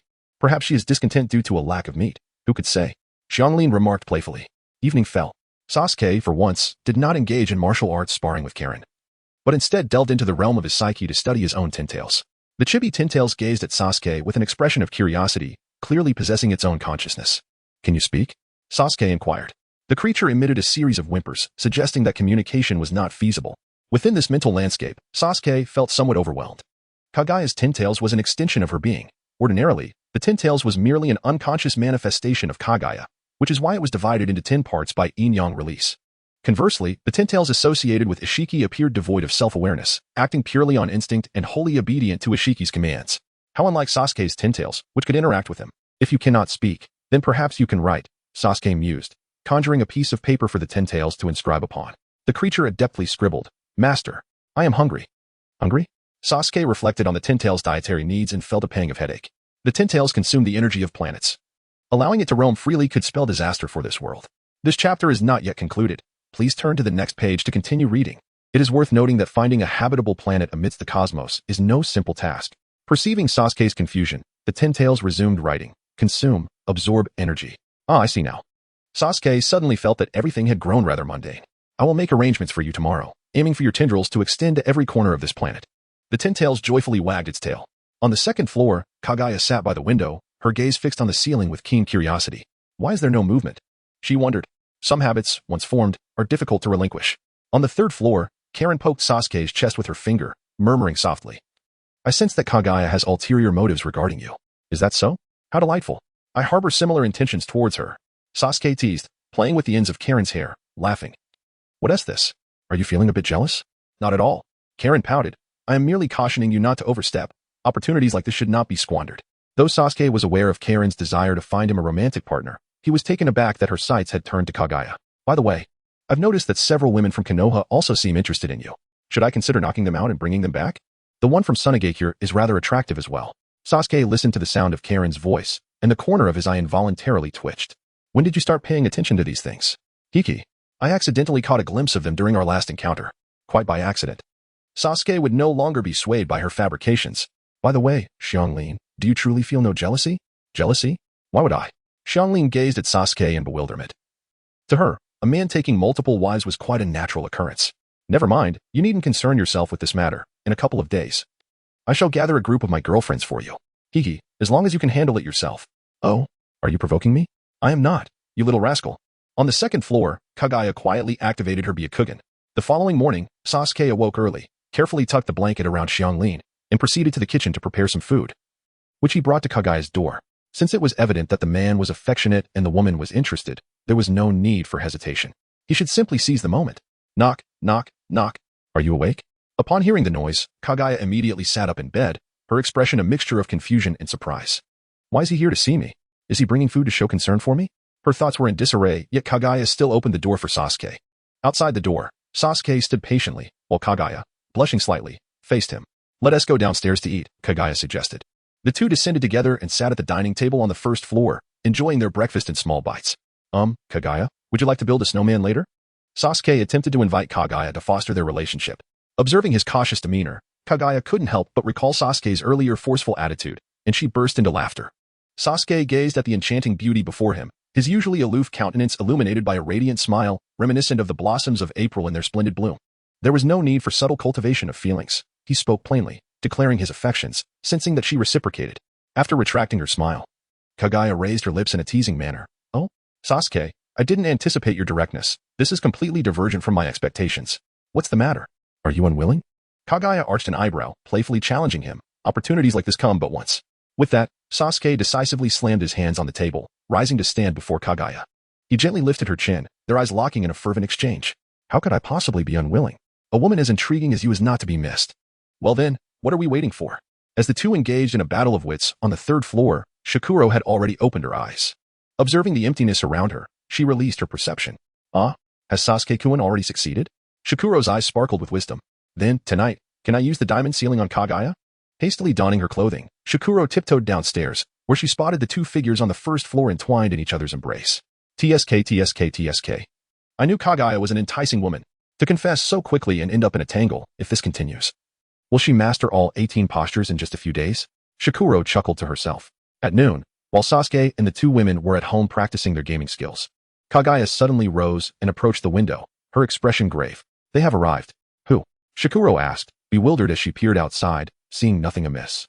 Is it those Otsutsuki you've been worried about? Sasuke encircled Kagaya's waist, whispering in her ear. Yes, Kagaya responded softly, leaning against him as she spoke. Our Otsutsuki clan predominantly acts in pairs. When I was newly born, I was forcibly made a subordinate by Ishiki. That fool always aspired to be the king of the Otsutsuki, yet he is nothing but a waste, having been fed to the divine tree by me.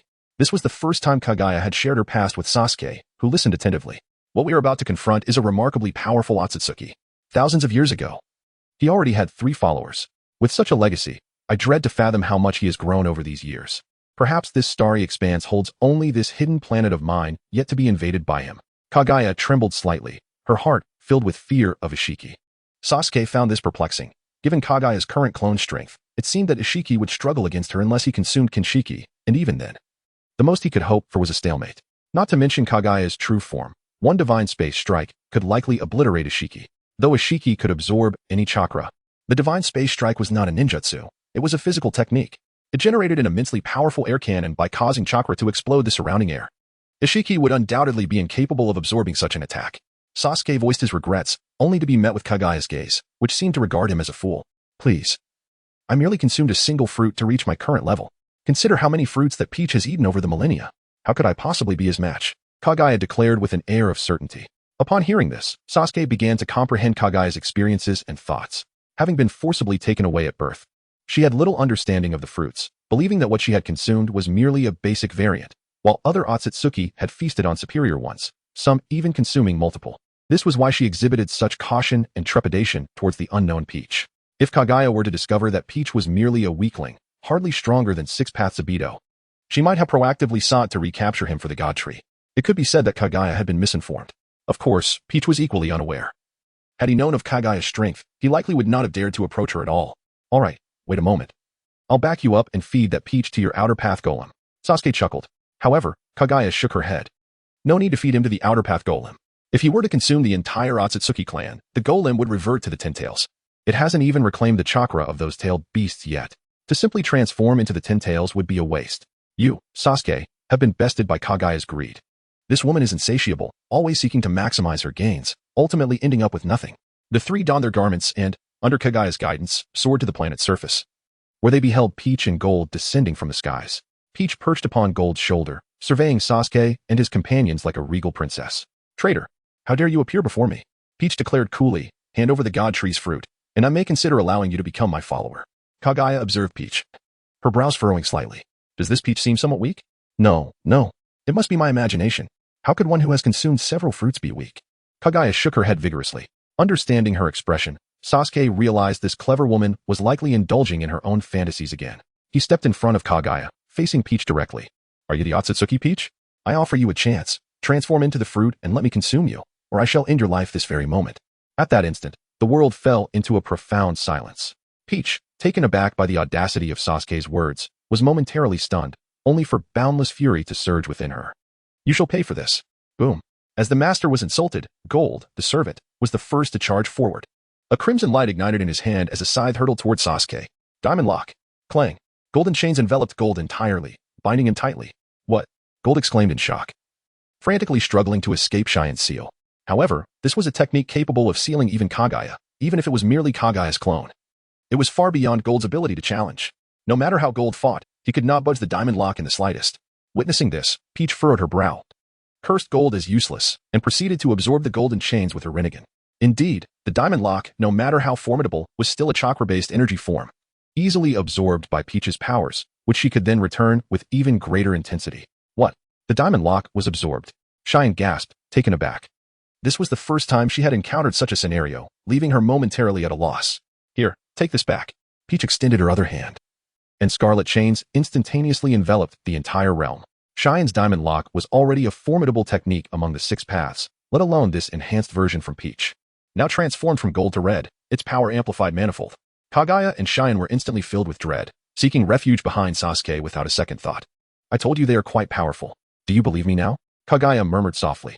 Do not panic. It is merely this level, Sasuke replied with a calm smile. Perhaps I should reintroduce you to your own capabilities? Under Kagaya's puzzled gaze, Sasuke took both their hands, disregarding gold, and soared directly before Peach. The diamond locks along the way passed harmlessly through Sasuke's form, as if they existed in entirely different realms, unable to affect one another. What is this? Kamui? Kagaya suddenly recalled that she also possessed this technique. In her earlier concern, she had completely forgotten. Indeed, Obito's Kamui was a rather troublesome technique, even among the 6 paths, which was why she had gone to great lengths to capture him. Sasuke explained briefly, then smirked at Peach. Why not activate your Byakugan? Are you so confident in yourself? What? Peach replied in confusion, but Gold instantly activated his Byakugan, revealing the 5 shadows surrounding Peach. Lady Peach, be cautious. Gold shouted, but it was too late. Thrust. 5 Kamui Rakens pierced through Peach's body, and she gazed at Sasuke in disbelief. How is this possible? What technique is this? This is knowledge you need not possess. It is something you shall never learn, Sasuke stated calmly. Peach had been overly confident, never considering Sasuke, a mere mortal, as a threat. Thus, she had not activated her Byakugan to guard against him. Indeed, she likely regarded Kagaya as no more significant than Gold, hardly worthy of her attention. Sasuke, grasping the severed hands of Kagaya, chuckled, I shall accept your abilities. Kagaya's powers are indeed fascinating. The true strength of these Rinnegan lies not merely in the double damage from ninjutsu but in the instantaneous transmutation of chakra into elixirs, enhancing one's prowess. Had Kagaya and his Shiki possessed such capabilities, they would have undoubtedly drained this planet of its very essence long ago. This is one of the reasons Kagaya could amass followers. He could consume the substantial fruits himself while utilizing the residual chakra to create elixirs for his subordinates. Most planets lack formidable warriors, allowing those followers to reap rewards with minimal effort. The sole path to demise would likely stem from conflicts among the Otsutsuki. It is evident that Kagaya has engaged in numerous brutal confrontations with fellow Otsutsuki over the years, and her survival hinged on the sacrifice of 2 subordinates. However, it seems Kagaya must possess a means of resurrecting her followers, perhaps akin to the use of a seal. Otherwise, who would willingly serve her? Behind them, Kinshiki, witnessing Kagaya's severe injuries, was instantly filled with rage and prepared to charge, only to be restrained once more by S.H. Rin's adamant sealing technique. Fool. S.H. Rin scoffed. Without that troublesome absorption ability, the 2 of you are no match for me alone. Though somewhat arrogant, S.H. Rin, whose essence is sealing techniques, has the merit to be so bold. Kagaya, observing Sasuke and S.H. Rin, found her mind momentarily unable to comprehend the situation. How is this possible? Has Kagaya, the one she has feared for a millennium, been dispatched so swiftly by Sasuke? After a brief moment of shock, Kagaya's heart swelled with joy. So you possess such remarkable strength. Sasuke felt a sense of helplessness. Has Kagaya still not come to terms with the fact that Momoshiki is utterly feeble? You scoundrel. Momoshiki bellowed, his Byakugan activated, enveloping Sasuke in an intangible pressure. Is that all you've got? You might as well resign yourself to death. With a single push of his hand, Momoshiki's body was sent hurtling backward uncontrollably. Sasuke retrieved a compact particle cannon from the Kamui dimension, aiming it directly at Momoshiki. Farewell. Otsutsuki. Boom. As he pulled the trigger, a colossal chestnut erupted from the barrel, striking Momoshiki head-on. Why is it still a chestnut? Sasuke exclaimed incredulously. However, before his words could fully resonate, a massive black hole manifested in the distant sky. A resonant hum filled the air. The explosion from the chestnut generated a black hole that devoured all sound, including Momoshiki's very thoughts. When the black hole dissipated, what remained was a gaping void of darkness. Can this be repaired? Sasuke's expression hardened. He truly hadn't anticipated such an outrageous level of power. He had assumed that even if it was merely a chestnut, it wouldn't amount to much, but he never expected it to lead to such calamity. The 3 individuals behind Sasuke also wore expressions of rigidity, unable to comprehend why a mere chestnut possessed such formidable power. Sasuke gazed at Kinshiki and addressed Kagaya. This fellow seems capable of transforming into a fruit. Do you desire it? Absolutely not. Kagaya replied without a moment's hesitation. Such fruits merely offer a temporary enhancement of power and hold no value for me. Oh. What about the 10 tails? This time, Kagaya hesitated. While she personally had little need for Kinshiki, perhaps feeding him to the 10 tails could amplify its strength. However, the 10 tails are currently scattered, and we cannot collect them, right? Xianglin interjected. Indeed, we presently lack the 10 tails, Kagaya sighed.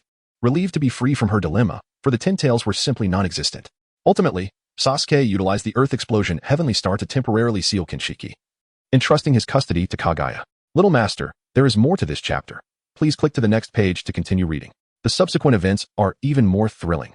Do you truly place such faith in me? Kagaya inquired with a gentle smile. What other choice do I have?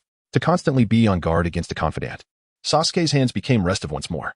Kagaya's cheeks flushed slightly. With a soft scoff, she acquiesced to his advances. The sensation of being trusted was something Kagaya relished immensely. She cast Kinshiki into a realm of ice and snow, encasing him within layers of frost, effectively freezing his thoughts. She merely awaited the day her 10 tails would return to consume Kinshiki. Poor Kinshiki, forever destined to be mere provisions, regardless of his whereabouts. With Kagaya's matters settled, Sasuke turned his attention to his own endeavors. In the snowy expanse, he contemplated planting the 10 tails in the vicinity. 10 tails? How is it that you possess the 10 tails? Kagaya exclaimed. Her eyes widened in disbelief as she stared at Sasuke and the chibi 10 tails seated at his feet. At that moment, she felt utterly deceived. This is not your 10 tails. I am aware, Kagaya responded softly. I have no connection with this 10 tails. Its chakra is entirely yours. You are one and the same. Since Kagaya restored Sasuke's life essence to him, he had become a wholly independent entity, and she could no longer unconditionally reclaim the chakra residing within him. Sasuke smiled and explained, my 10 tails does not grow by consuming the energy of planets, but rather through a different kind of power that belongs to the heart. This power does not require inflicting harm upon anything to allow the 10 tails to feast. Kagaya tilted her head in curiosity. Sasuke intends to spread the roots of the 10 tails across every inhabited corner of the planet. In doing so, regardless of who dares to mock, the 10 tails will possess the energy to consume such derision. Of course, he has previously conducted experiments and discovered that it is not solely the energy of his own mockery that the 10 tails devours. Should this limitation exist, the 10 tails would indeed appear rather feeble. Thus, Sasuke is determined to request the river god to elevate his 10 tails to a higher level. Kagaya observed Sasuke's actions with her eyes wide open. Her curiosity piqued about the type of energy Sasuke refers to.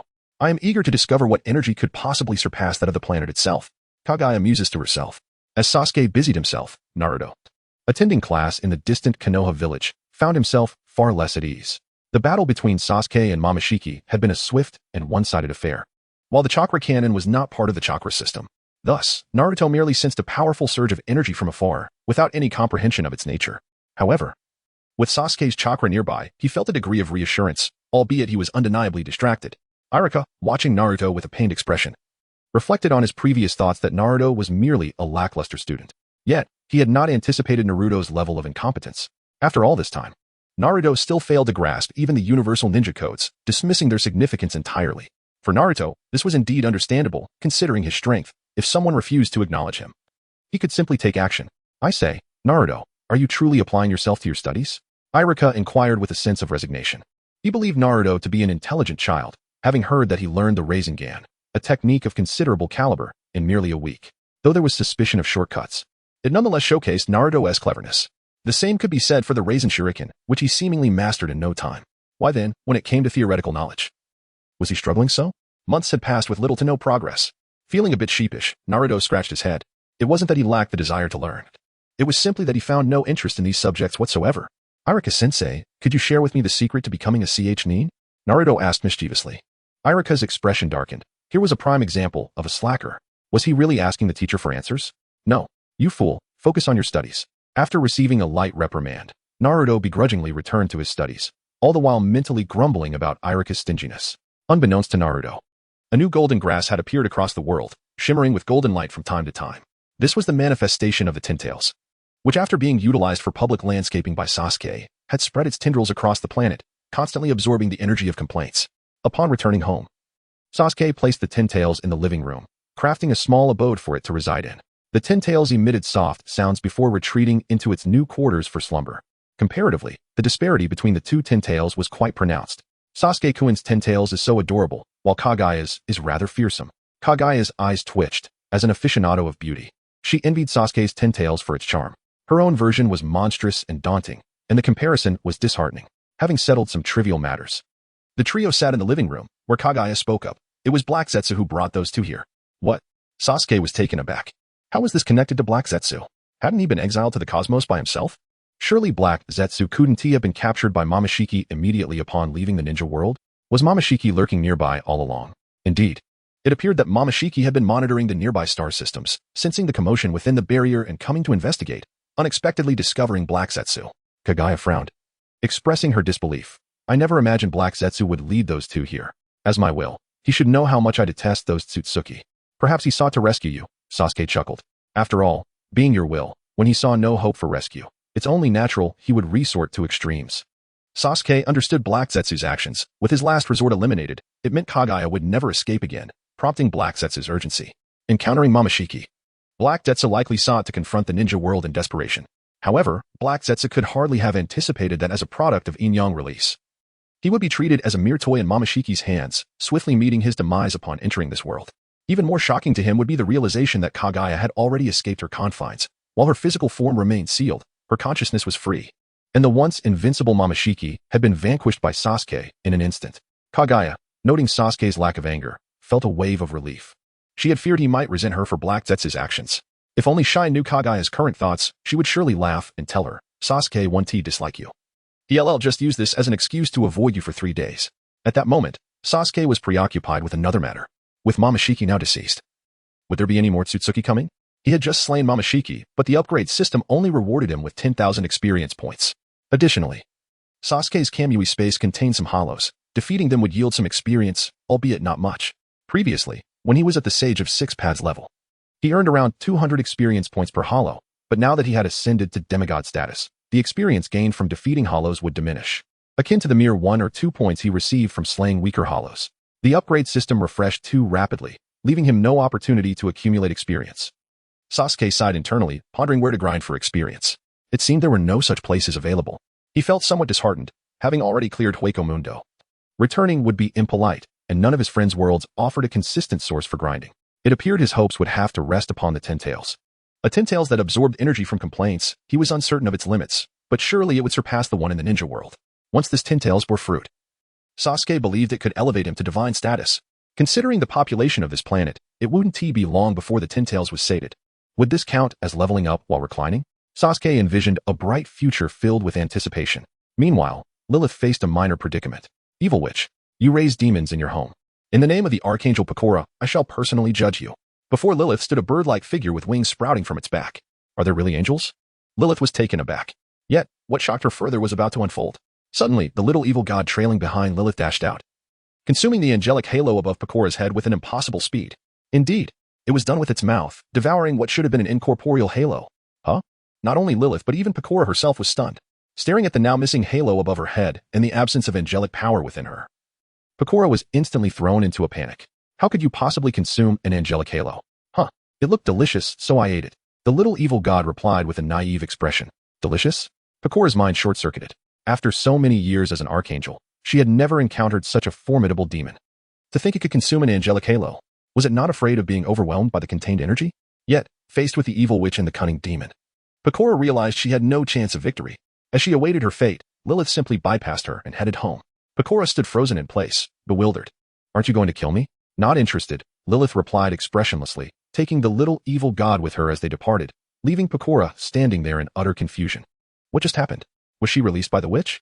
From that moment on, Pakora embarked on her blissful life of working in the shadows. Upon returning home, Lily Ling shared her experiences with her friends, emphasizing that the angels nowadays are quite mundane. Without their divine aura, they have become almost indistinguishable from ordinary people. Jabari remarked.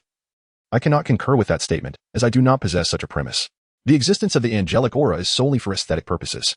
It does not confer any additional power. Even the demons next door can acquire two to play with. Sasuke, I see.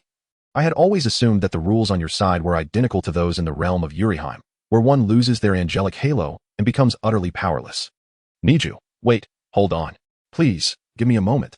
Zhang Sanfeng? Oh, Mr. Joe, what insights do you have to share? Niju, first and foremost. Kindly refer to me as Jojo, or simply Niju. Moreover, if the power of angels in Yuriheim's world derives from their halo, then is not the weakness of such angels rather conspicuous? By the way, demons do not possess anything akin to a demonic halo, do they? Yuriheim, I believe they do not. Ishida Yuryu, it truly is a challenging existence for the angels in that world. Sasuke, I suspect that only the little evil god can consume the halos of angels. After all, despite the little evil god's disdain, he is indeed a significant figure in the demon realm.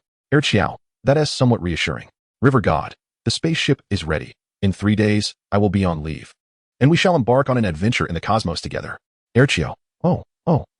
Long live the River God. Ishida Yuryu, interstellar travel. How exhilarating. River God, I have meticulously planned our route. This time, we shall visit the arena of the Western deities, where Athena has arranged for the saints to perform for us. Saints performing? Images of the Pegasus meteor fist flashed through Sasuke's mind. Speaking of which, it seems there are no golden saints in this realm, only rather ordinary saints. Days swiftly passed, and today, the river god finally welcomed the first vacation of his illustrious career. Sasuke had initially intended to bring along his family, however. Within the options of the chat group, adding another person would exponentially increase the required points. Even if Sasuke were to exhaust all his resources, he could scarcely accumulate more than 10,000 points. Thus, he could only assure himself that he would capture more photographs. After all, what is it but interstellar travel? The cosmos is characterized solely by boundless cold and silence, offering little to explore. Kagaya, being a seasoned traveler of the universe, harbored no particular interest in such ventures and promptly turned away. In response, Sasuke could only remark that Kagaya's experiences were somewhat limited. The universe of the Ten Cold World cannot be compared to this one. Their cosmos contains oxygen. The river god granted them access, and together they arrived in this absurd realm. In the Ten Cold World, the river god stood by a riverbank, awaiting their arrival. Behind him loomed a luxurious 30-meter-long spaceship, boasting 4 levels. Shortly thereafter, beams of white light appeared beside the river god. The first to arrive was Urjiao, an aimless drifter. Upon landing, Urjiao's gaze was immediately captivated by the striking spaceship. Is this truly the legendary spacecraft? From an aesthetic standpoint, it completely aligns with my taste. Urjiao exclaimed, "How about I take the helm? You should step aside." Sasuke interjected upon hearing Urjiao's reckless suggestion. "We certainly do not wish to encounter an accident in the cosmos." "Hey, you must trust me. I have piloted planes before. Precisely why we cannot allow you to take control." Sasuke's tone grew increasingly resolute. The moniker of Vehicle Slayer was not merely a hollow title. Today, even a Neza-class mothership would face his wrath, leaving no trace behind. I wholeheartedly concur with Sasuke's assertion. "Dear sir, perhaps you should remain comfortably seated in the vehicle," retorted the sharp-tongued Lilyling. "No, this is sheer prejudice, pure folly." No one paid heed to the lamentations of Urjiao. All attention was riveted upon the spaceship before them, and even Zhang Zhenren could not resist taking action. "Remarkable. Truly a masterpiece of craftsmanship. The Sword of Heaven, which I possess, is hailed as an unparalleled divine weapon. Yet its feel pales in comparison to a mere sheet of metal from this spaceship." Zhang Sanfeng exclaimed with inspiration. "This is the transformative power of technology," Sasuke remarked with a smile. "However, it is indeed evident that the spaceship technology of the river god world has reached an exceptional pinnacle. After all, they are currently waging war utilizing these vessels. It is only natural that they invest considerable effort in this domain." The old sage remained perplexed, questioning why celestial beings would engage in battle using spaceships when their innate powers should far surpass such technology. He pondered. Perhaps they fear annihilating the universe? Sasuke responded with a hint of uncertainty. The combat capabilities within the world of Shurtsing are quite enigmatic. Take, for instance, the one who wielded bread to vanquish the Cosmic Emperor. Such feats are exceedingly bizarre. That is genuine martial prowess. Is it not more effective than a spaceship's cannon? With everyone gathered, let us depart. The river god cheerfully proclaimed, evidently brimming with anticipation for his inaugural holiday, leaving the planet where the river god resided. The spaceship glided through the boundless cosmos. Goodness, why on earth is there traffic in the universe? Within the vessel, Jabari exclaimed in exasperation. It is likely because it is the first holiday, hence everyone has ventured out for leisure, Lilyling remarked. We are doomed. Today may well see us ensnared in a traffic jam. Sasuke's eyes darkened, filled with despair for the road ahead. Smack. Boom. Upon returning home, Sasuke flopped onto the sofa, his expression blank. 13 hours. We were stuck in the central district for a full 13 hours. Huh. Xianglin and Kagaya looked at Sasuke in bewilderment. Sasuke pointed at the camera on the table and remarked, "The cosmic landscapes you requested will surely astonish you." Xianglin opened the camera and perused its memory. Spaceships everywhere. Countless vessels surrounded them in every direction. Xianglin gazed at the photos, momentarily bursting with laughter. Kagaya, intrigued by these ships, had yet to encounter any life forms beyond the Otsutsuki clan in the cosmos. This was largely due to her limited experience in space travel. After all, she had been abducted at birth to serve as a servant.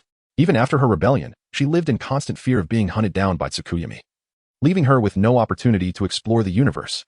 Ultimately, they never ventured to the western cosmos. Everyone grew restless and decided to return home, as Sasuke explained. It wasn't just him. His companions aboard the ship also found it unbearable. After 13 hours, they had thoroughly explored the interior of the vessel and played 3 hours of Ludo. Eventually, they reached their limit and opted for a return. As for the river deity, there was no cause for concern. He could instantly transport himself wherever something fell into the river, even bringing the ship along. Xianglin laughed heartily at Sasuke's predicament. API call failed with status code 429. Error. Code 429. Message. Resource has been exhausted. E.g. check quota. Status. Resource exhausted. API call failed with status code 429. Error. Code 429. Message. Resource has been exhausted. E.g. check quota. Status. Resource exhausted. API call failed with status code 429. Error. Code For 29, message, resource has been exhausted, e.g. check quota. Status, resource exhausted, API call failed with status code 429. Error, code. For 29, message, resource has been exhausted, e.g. check quota. Status, resource exhausted, API call failed with status code 429. Error, code. For 29, message, resource has been exhausted, e.g. check quota. Status, resource exhausted, Sasuke. What has Zoro been occupied with lately? Is he rescuing Robin? Zoro, that was 2 days ago. For the past 2 days, I have been reveling at a feast, and I have just now sobered up. Chopper, a feast, you say? Could you send me a piece of that large, bone and meat? Ideally, prepared by Sanji. Sasuke, if possible, I would like a piece as well. Zoro, no problem, I will fetch some for you.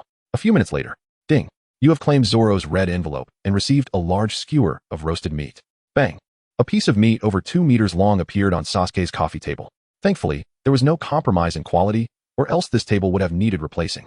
The commotion in the living room drew out Kagaya and Cheyenne, both of whom gasped at the sight of the absurdly large meat on the table. What is this? Did you roast a summoning beast? Cheyenne and Kagaya exchanged incredulous glances, each recognizing the astonishment in the other's eyes. What on earth? This is normal food from another world. I just managed to get a bit. Sasuke went to the kitchen to retrieve cutlery, inviting the two to join him for a meal.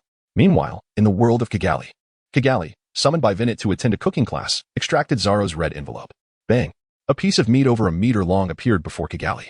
This flavor is delightful. Kagaya remarked. Nearby, the divine demon Vinnet was left speechless. What is this? Vinnet shook Kagaya's shoulders vigorously. I made this roasted meat, Kagaya lied nonchalantly. No way. You've been goofing off the whole time. Vinnet did not believe Kagaya's fib, scrutinizing the absurdly large piece of roasted meat. Sniff, sniff, the witless genius, Nia, approached and gently sniffed, nodding seriously as he assessed. This smells quite good. If Sanji were to hear such praise from a culinary simpleton, he would surely burst into tears. Never mind that. This is the result of our group. Let us hurry and submit our assignment. Kagaya urged. How could we possibly move all of this? Just cut a piece and eat it. The rest, you can manage on your own, Kagaya. Vinnet said as she began to slice the roasted meat. While Kagaya idly chatted in the group, telling her friends how she was saved by her cooking class. My dear, there is more to this chapter. Please click the next page to continue reading. The following is even more thrilling. Burp after finishing the last bite of meat. Sasuke contentedly burped. The taste was indeed exquisite. The ingredients were top-notch, and with Sanji's culinary skills, Zoro proved to be quite reliable. Sasuke was thoroughly satisfied with this meal. The energy contained within this meat was immense, indicating that the planet it originated from must be one that rivals the ninja world. Kagaya wiped her mouth, a bold idea forming in her mind. Please keep your bold ideas to yourself. Do not think about planting trees in the future. Though I am merely a demigod now, I can already sense that the divine level is entirely different. What is a demigod? Kagaya asked, bewildered. Sasuke looked at her, exasperated. After all this time, you do not even know your own level? Your original power is that of a demigod, capable of annihilating an entire planetary ecosystem, rendering it uninhabitable. As for true gods, I cannot say how formidable they truly are, having never encountered one. TSK Kagaya clicked her tongue, elegantly reclining into the heated blanket. Having had their fill, Sasuke opened the chat group out of boredom. The group members had transitioned from discussing Kagaya's cooking class to whether there were bugs in the chat, ultimately arriving at how to get Bujinjian to engage in the chat. Getting Bujinjian to participate? That might prove somewhat challenging. Ding. The chat group's activity level has met the requirements. Searching for new members. Ding. The wolf that wants to eat lamb has joined the chat group. Ding. The Wallahua sister has joined the chat group. Ding. Long Live Sweets has joined the chat group. Ding. The young noble has joined the chat group. Ding. A bit of superpower has joined the chat group. Another batch of newcomers has arrived. Upon glancing at the avatars, Sasuke was taken aback. 2 major figures had joined. The wolf that wants to eat lamb was a scarred wolf wearing an orange hat, none other than the versatile Grey Wolf King. And the one with a bit of superpower was even more extraordinary. With pink hair and 2 green circular ornaments atop their head, if Sasuke remembered correctly. This was the infamous Seiki Kusuo, known for altering the very notions of biology across entire planets. The other 3 were Wallahua's sister, a brown-haired girl, the young noble, a white-haired individual with a crescent mark on their forehead, and Long Live Sweets, a character with perpetually lifeless eyes. In the group, Zhang Sanfeng, welcome newcomers. I am the old Taoist Zhang Sanfeng. Feel free to inquire about anything with Sasuke. Erqiao, Zhang Jinren is right. If anyone has questions, feel free to ask Sasuke. Kobayashi's Toru. Of course, if you need assistance, you can also approach Sasuke. He is our group's most helpful member. Kagaya, you can find me if you want to play games. Sasuke, still intent on deceiving the newcomers, are you? You possess a devilish charm, indeed. At this moment, the newcomers had finished reading the manual and gained a certain understanding of the chat group. The wolf with a taste for lamb, a chat group that connects all realms? Wally girl, I comprehend the reasoning, but why bestow upon me such a name? API call failed with status code 429. Error. Code 429. Message. Resource has been exhausted, e.g. check quota. Status. Resource exhausted, Sasuke. Indeed, the required points are somewhat excessive. Young master, it matters not. Time is the one resource that demons possess in abundance. Urge you. I envy you. Misaka Makoto, how infuriating. I shall remember this name. King Grey Wolf. I have thoroughly examined the functionalities. Essentially, it is the hegemony of a chat group, and we, the members, are merely its laborers. The intellect of King Grey Wolf is quite remarkable. After a brief exploration of the Group's marketplace and a cursory glance at the enhancement options, he comprehended the essence of this chat group. It is merely a heartless employer, yet it operates in a monopolistic domain. No matter how unscrupulous, one must still partake. Grey Wolf lamented. As he pondered aloud, a frying pan suddenly soared through the air. Grey Wolf, are you still dawdling at home? Hurry and catch some sheep. The unreasonable voice of Red Wolf echoed, and Grey Wolf was unceremoniously sent flying from the wolf fortress. In midair, Grey Wolf contemplated the roasted whole lamb that could be redeemed for merely 5 points in the marketplace. My dear wife, I was just about to prepare a roasted whole lamb for you. As the voice faded into the distance, Red Wolf sighed at home, saying, if you could truly bring me a whole roasted lamb, I would never need to strike you with a frying pan again. In the world of Inuyasha, it had not been long since the passing of Inotasho, the father of Sesomaru. At this moment, Sesomaru was singularly focused on acquiring Tetsusaiga, for he believed that only by obtaining his father's relic could he truly claim his position as Inutasho's heir and the ruler of the Western lands. If only this chat group could assist me in obtaining Tetsusaiga. Sesomaru's gaze wandered. At this time, the young lord was not yet the reclusive great demon he would become decades later. He merely yearned for his father's legacy. Why is it that any difficulties can be directed to Sasuke for assistance? Sesomaru pondered upon seeing the messages in the group. Perplexed by the reverence with which his peers spoke of the Sasuke, curious, he transformed the group name to his own and posed his inquiry directly. Sesomaru, why is it that any difficulties can be addressed to Sasuke? Zhang Sanfeng, well, it's a bit complicated. Perhaps you should allow Sasuke to explain it himself. Lily Ling, indeed, after all, his circumstances are more intricate than ours. API call failed with status code 429. Error. Code 429. Message. Resource has been exhausted, e.g. check quota. Status. Resource exhausted. Sasuke, by the way. Jintoki must surely understand what a time traveler is. Sakata Jintoki, is that really the case? How frustrating. I envy you, Jinsan. I also wish to traverse time. Even if it's just to be a Vegeta, I would be able to indulge in sweet treats without a care. Sasuke, you are finished. I have taken a screenshot of this statement, and I shall certainly present it to Vegeta when the opportunity arises. Who do you think should be invited into the Dragon Ball universe? Others from different realms are welcome to leave their suggestions here as well. Jintoki Sakata, I was mistaken. Please, do not take such action. King Grey Wolf, do you even know the fate of King Grey Wolf? Sasuke, of course I know. You have never tasted lamb in your entire life, and you are perpetually tormented by the cheerful sheep of the green pastures. Your famous saying being, I shall return. Jia Bailey, never eaten lamb in a lifetime? That wolf situation seems rather unfortunate. Zhang Sanfeng, as for lamb, I can procure some for you right now. Kusuwa Seiki, is there a way to nullify my supernatural abilities? Sasuke, no, but there is a way to help you harness your superpowers. Kageyama, please do share with me. Chihiro, watching with interest. Sasuke, seek out the Grey Wolf and enlist his assistance in devising a means to flawlessly control your superpowers. Chigali, huh? Why the Grey Wolf? Sasuke, because aside from being incapable of capturing sheep, Wolf Grey is an omnipotent being. It's not just a matter of assisting Kineshi Seiki in controlling his supernatural abilities. He could effortlessly replicate all of Seiki's powers for others if he wished. Wolf Grey, oh, I wouldn't say I'm that impressive when it comes to Kineshi Seiki, right? If you find the time to visit Uncle Grey, I can help you with your issues. Kineshi Seiki, then I'll be counting on you. Once I accumulate enough points in a few days, I will come to see you. Wolf Grey, no problem at all. Misaka Makoto, I have come to understand this group quite well. With just 100,000 points, I can level up to 6. But wasn't it stated that 5 was already the limit? Sasuke, I am uncertain how to articulate this, yet I recommend you follow Accelerator. Misaka Makoto, huh? That brooding individual. You mean? No way. I have no desire to associate with someone like that. Sasuke, very well, it is up to you. I hope you can endure it in the future. In the student dormitory of Tokuwade Middle School within Academy City, Misaka Makoto, a level 5 Electromaster, lies on her bed. Gazing at the chat panel displaying Sasuke's message, feeling somewhat bewildered. What does this mean? Will I be unable to bear the unknown truth in the future? Ujingjun, you all seem particularly chatty this year. Sasuke, what? Ujinjian has spoken. Jabali, Zhang Sanfeng, come forth. Zhang Sanfeng, the old Taoist is here. Xiao, it has been such a long time. Ujinjian has finally spoken again. Meanwhile, in the world of Fengyun, Ujinjian, residing in the depths of the mountains, routinely opens the chat group to check in and see if anyone has spoken. Despite the crowd, The frequency of conversation remains astonishingly low. Bujinjian is filled with perplexity. He has been a member of this group for over a decade, yet the individuals within it seldom engage in dialogue, even when they do. It amounts to merely a few words exchanged annually.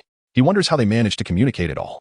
However, he notices that in recent days, the frequency of conversation has indeed increased somewhat. Bujinjian, Sasuke, I currently possess some points. Could you kindly recommend what I should purchase in the marketplace? Jabali, such a swift reply. Sasuke, may I inquire if Bujinjian has been part of the group for over a decade? At home, upon witnessing Bujinjian's remarks, Sasuke began to harbor certain speculations. It seems that the passage of time on their end is exceedingly rapid, which may lead Bujinjian to perceive our casual conversations as stretching over several days, or even months, before someone deigns to respond. The phenomenon of his seemingly instantaneous online presence can also be attributed to this temporal discrepancy. He is not merely logging in for attendance. Rather, it is the nature of time that renders his actions appear remarkably swift, hence the frequent sensation of his sudden appearances and disappearances. A glimmer of insight flickered in Sasuke's eyes, having realized it had been quite some time since he engaged his intellect. Thus, it could be inferred that the previous lively exchanges in the chat group were predominantly sustained by Bujingyun's comings and goings. Bujingyun, indeed. I joined this chat group over a decade ago. However, for many years, it remained rather desolate, only recently becoming somewhat more vibrant. API call failed with status code 429. Error. Code. For 29. Message. Resource has been exhausted, e.g. check quota. Status. Resource exhausted. Sasuke. Indeed, Bujingyun must be exceedingly wealthy now. Bujingyun. I previously acquired a stand and, after vanquishing Xiongba, I currently possess 50,000 points. Erchiao. Oh my goodness. You have already purchased a stand? Those are rather costly. Bujingyun. Yes, I spent 50,000 points on it. The stand, named World, can halt time for 5 seconds. It was with its aid that I was able to defeat Xiongba and subsequently gain a considerable number of points. Ishida Yuryu. Was that achieved through the chat group's tasks? Bujingyun. Precisely. It also rewarded me with a mysterious gift pack, from which I obtained 10 Directions Invincible, significantly enhancing my capabilities. 10 Directions Invincible, a legendary martial art from the era of Fengyun, is an external skill of the profound Xuanwu True Skill, regarded as one of the finest in the contemporary world, and for Bujingyun, it is undoubtedly a divine art. Sasuke, being invincible in all directions is quite commendable. By the way, have you ventured to Lingyun Cave? Bujingyun, Lingyun Cave? It is exceedingly perilous. My internal power is insufficient to allow me to tread there. However, if I were to employ the ability of a substitute, I could indeed attempt to enter and explore. Sasuke, if you find the time, venture inside. The blood bodhi within is a panacea for healing. Consuming it will greatly enhance your inner strength, which would be beneficial to you. Bujingyun, understood. I shall depart for the Lingyun Grotto immediately. Bujingyun, ever the man of action, promptly left the wooden cabin he had inhabited for 2 years. Naruto world. Alas, the deities in the world of wind and cloud are too enigmatic. Otherwise, I would relish the opportunity to stroll through that realm, Sasuke murmured. There exists a formidable entity in wind and cloud known as the Great Sun Tathagata. His lifespan remains a mystery, and even Xiao Sanxiao from Wind and Cloud 3 is but an ant in his eyes. He seems to have truly become an omnipotent god, seated above the river of time, indifferently gazing upon all within its currents. Sasuke was uncertain whether he would attract the attention of that individual should he venture forth, so he deemed it prudent to avoid courting disaster. Dragon Ball, oh Dragon Ball, hurry and come forth. I have been reserving my upgrade tickets just for you. Sasuke silently prayed. The group mall contained only items from the members' realm. He could only exchange for the legendary Super Saiyan bloodline once someone from the Dragon Ball world joined. Then, he could utilize the upgrade tickets to enhance that bloodline, officially entering an era of effortless strength. Of course, this was contingent upon his acquiring a sufficient number of points to purchase the transcendent bloodline.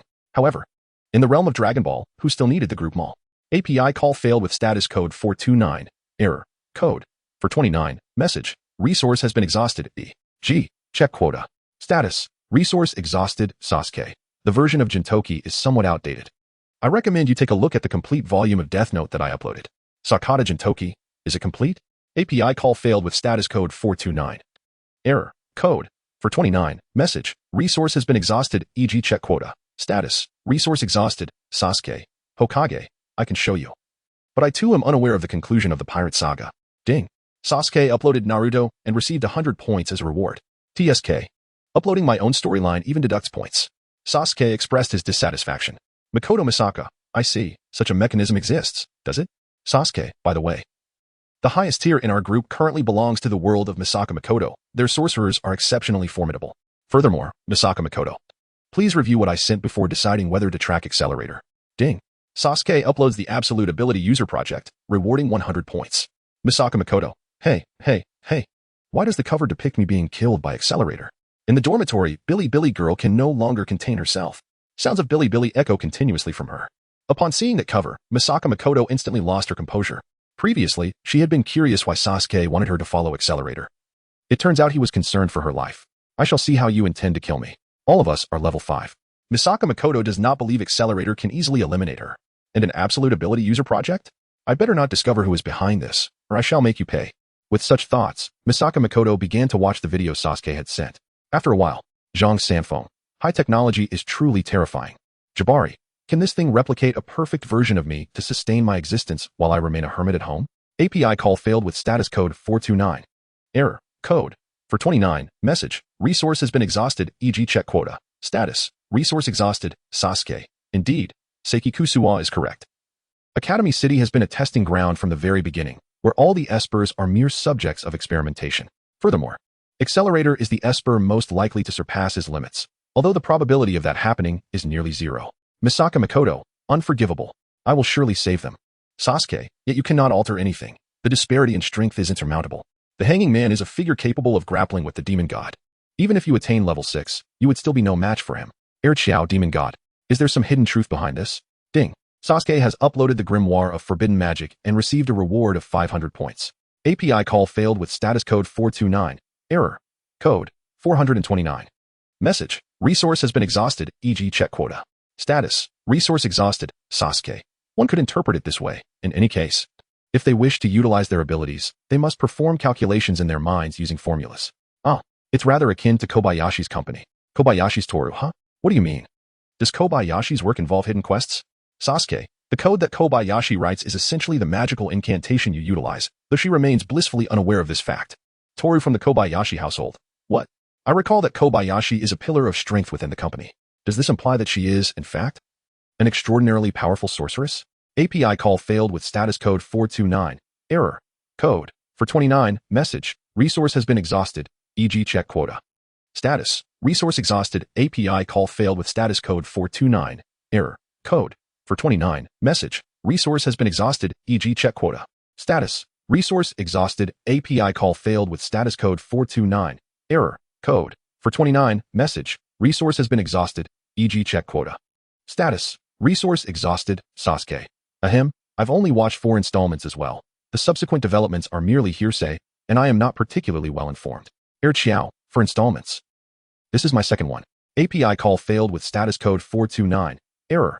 Code. For 29. Message. Resource has been exhausted, e.g. check quota. Status. Resource exhausted. API call failed with status code 429. Error. Code. For 29. Message. Resource has been exhausted, e.g. check quota. Status. Resource exhausted. Sasuke. Of course, otherwise how would the Purple Sage have come into being? Erqiao. Although I am unaware of what the Purple Sage is, I am already beginning to feel anxious. Jintoki Sakata. I must say, it has not been in vain for me to join this group. Following the series is truly exhilarating. By the way, Sasuke, could you lend me some points? Jintoki wishes to enhance his strength. Sasuke, I understand. I shall support you with 5,000. Ding. Sasuke has sent a special red envelope. Ding. Sakata Jintoki has claimed the special red envelope. Sakata Jintoki, esteemed father, please allow me to pay my respects with a bow. API call failed with status code 429. Error. Code. For 29. Message. Resource has been exhausted, e.g. check quota. Status. Resource exhausted. API call failed with status code 429. Error. Code. For 29. Message. Resource has been exhausted, e.g. check quota. Status. Resource exhausted. Sasuke, please elucidate. Although the River God S multiverse includes the character Grey Wolf, the two are entirely distinct, as their realm is predominantly filled with memes. Jintoki Sakata, I understand now. It is akin to how Jinsan occasionally parodies other anime, correct? Sasuke, absolutely correct. Sakata Jintoki, however. From this day forth, Jintoki no longer needs to play tricks. For I, Jintoki, can truly unleash sword energy now. Sakata Jintoki uploaded a video. In the wilderness, Jintoki stood quietly, wielding the cosmic artifact Lake Toya. Suddenly, he swung the long blade in his hand, striking down towards the distant mountains. A wide arc of slashing energy appeared, cleaving the distant rocks in two. This is the realm of swordsmanship that Jintoki has attained. With such mastery, I shall fear nothing. Not even diabetes. Jintoki shouted at the camera. After watching the video, Sasuke suddenly recalled that the planet Jintoki resides on seems to still be under invasion by extraterrestrial beings. I wonder if Jintoki needs assistance? Sasuke pondered his own upgrade system. Recently, he had been tasked daily by Shokuho Misaki and Kagaya, earning a modest 1,000 free experience points. But compared to the 500,000 he needed for his current upgrade, it was hardly worth mentioning. Alas, the upgrade system truly requires monster hunting, relying solely on free experience. He wondered when he would ever ascend to divinity. In Academy City, Misaka Makoto wandered aimlessly through the streets, enveloped in a sense of dread regarding her own world. After viewing the events of the Tora Majutsu no Index, her worldview was profoundly shaken. She had never imagined that her world was fundamentally rooted in magic. What significance did her years of research into electric shock techniques hold? Could it truly be, as Sasuke said, that her existence served solely to advance the Misaka network? No, I refuse to believe it. The people on the street cast strange glances at Misaka Makoto, bewildered by the sudden madness of this princess from Tokuwadai Middle School. Subsequently, Misaka Makoto began fervently searching every corner of Academy City, hoping to uncover clues about her sister. Meanwhile, in the boardroom, the hanging man also noticed Misaka Makoto's unusual behavior. Discovered? How could this be? The hanging man's tone was filled with disbelief. It is known that the entire Academy City lies under his control, especially the few level 5 espers, who are constantly monitored by him, particularly the unique Misaka Makoto, whom he would glance at whenever he had the chance. Yet, the very Misaka Makoto he had been surveilling had suddenly encountered an anomaly, one he had never detected. From where had she learned the truth?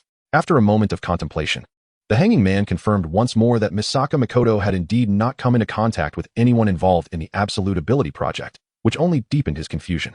Forget it. Allowing the Misaka network to spread across the globe benefits my plans. Let her cause as much commotion as she likes. To the hanging man, Misaka Makoto was utterly insignificant. He could not be bothered to waste time on her, as long as Accelerator posed no issues. While Misaka Makoto searched for her sister's whereabouts, Bu Jingyun also arrived at the Lingyun cave. Bu Jingyun was fortunate enough to arrive just as the tide receded, revealing the cave above water. Ding! Bu Jingyun began a live broadcast. API call failed with status code 429. Error. Code. 429. Message. Resource has been exhausted, e.g. check quota. Status. Resource exhausted. API call failed with status code 429. Error. Code. 429. Message. Resource has been exhausted, e.g. check quota. Status. Resource exhausted, Sasuke. Indeed, 5 seconds is an eternity for Bu Jingyun. If he were to consume the blood bodhi, he might very well eliminate the fire Chilin in an instant. Furthermore, a stand can evolve with your physical prowess. You should effortlessly surpass Dio's record of 9 seconds of time stop.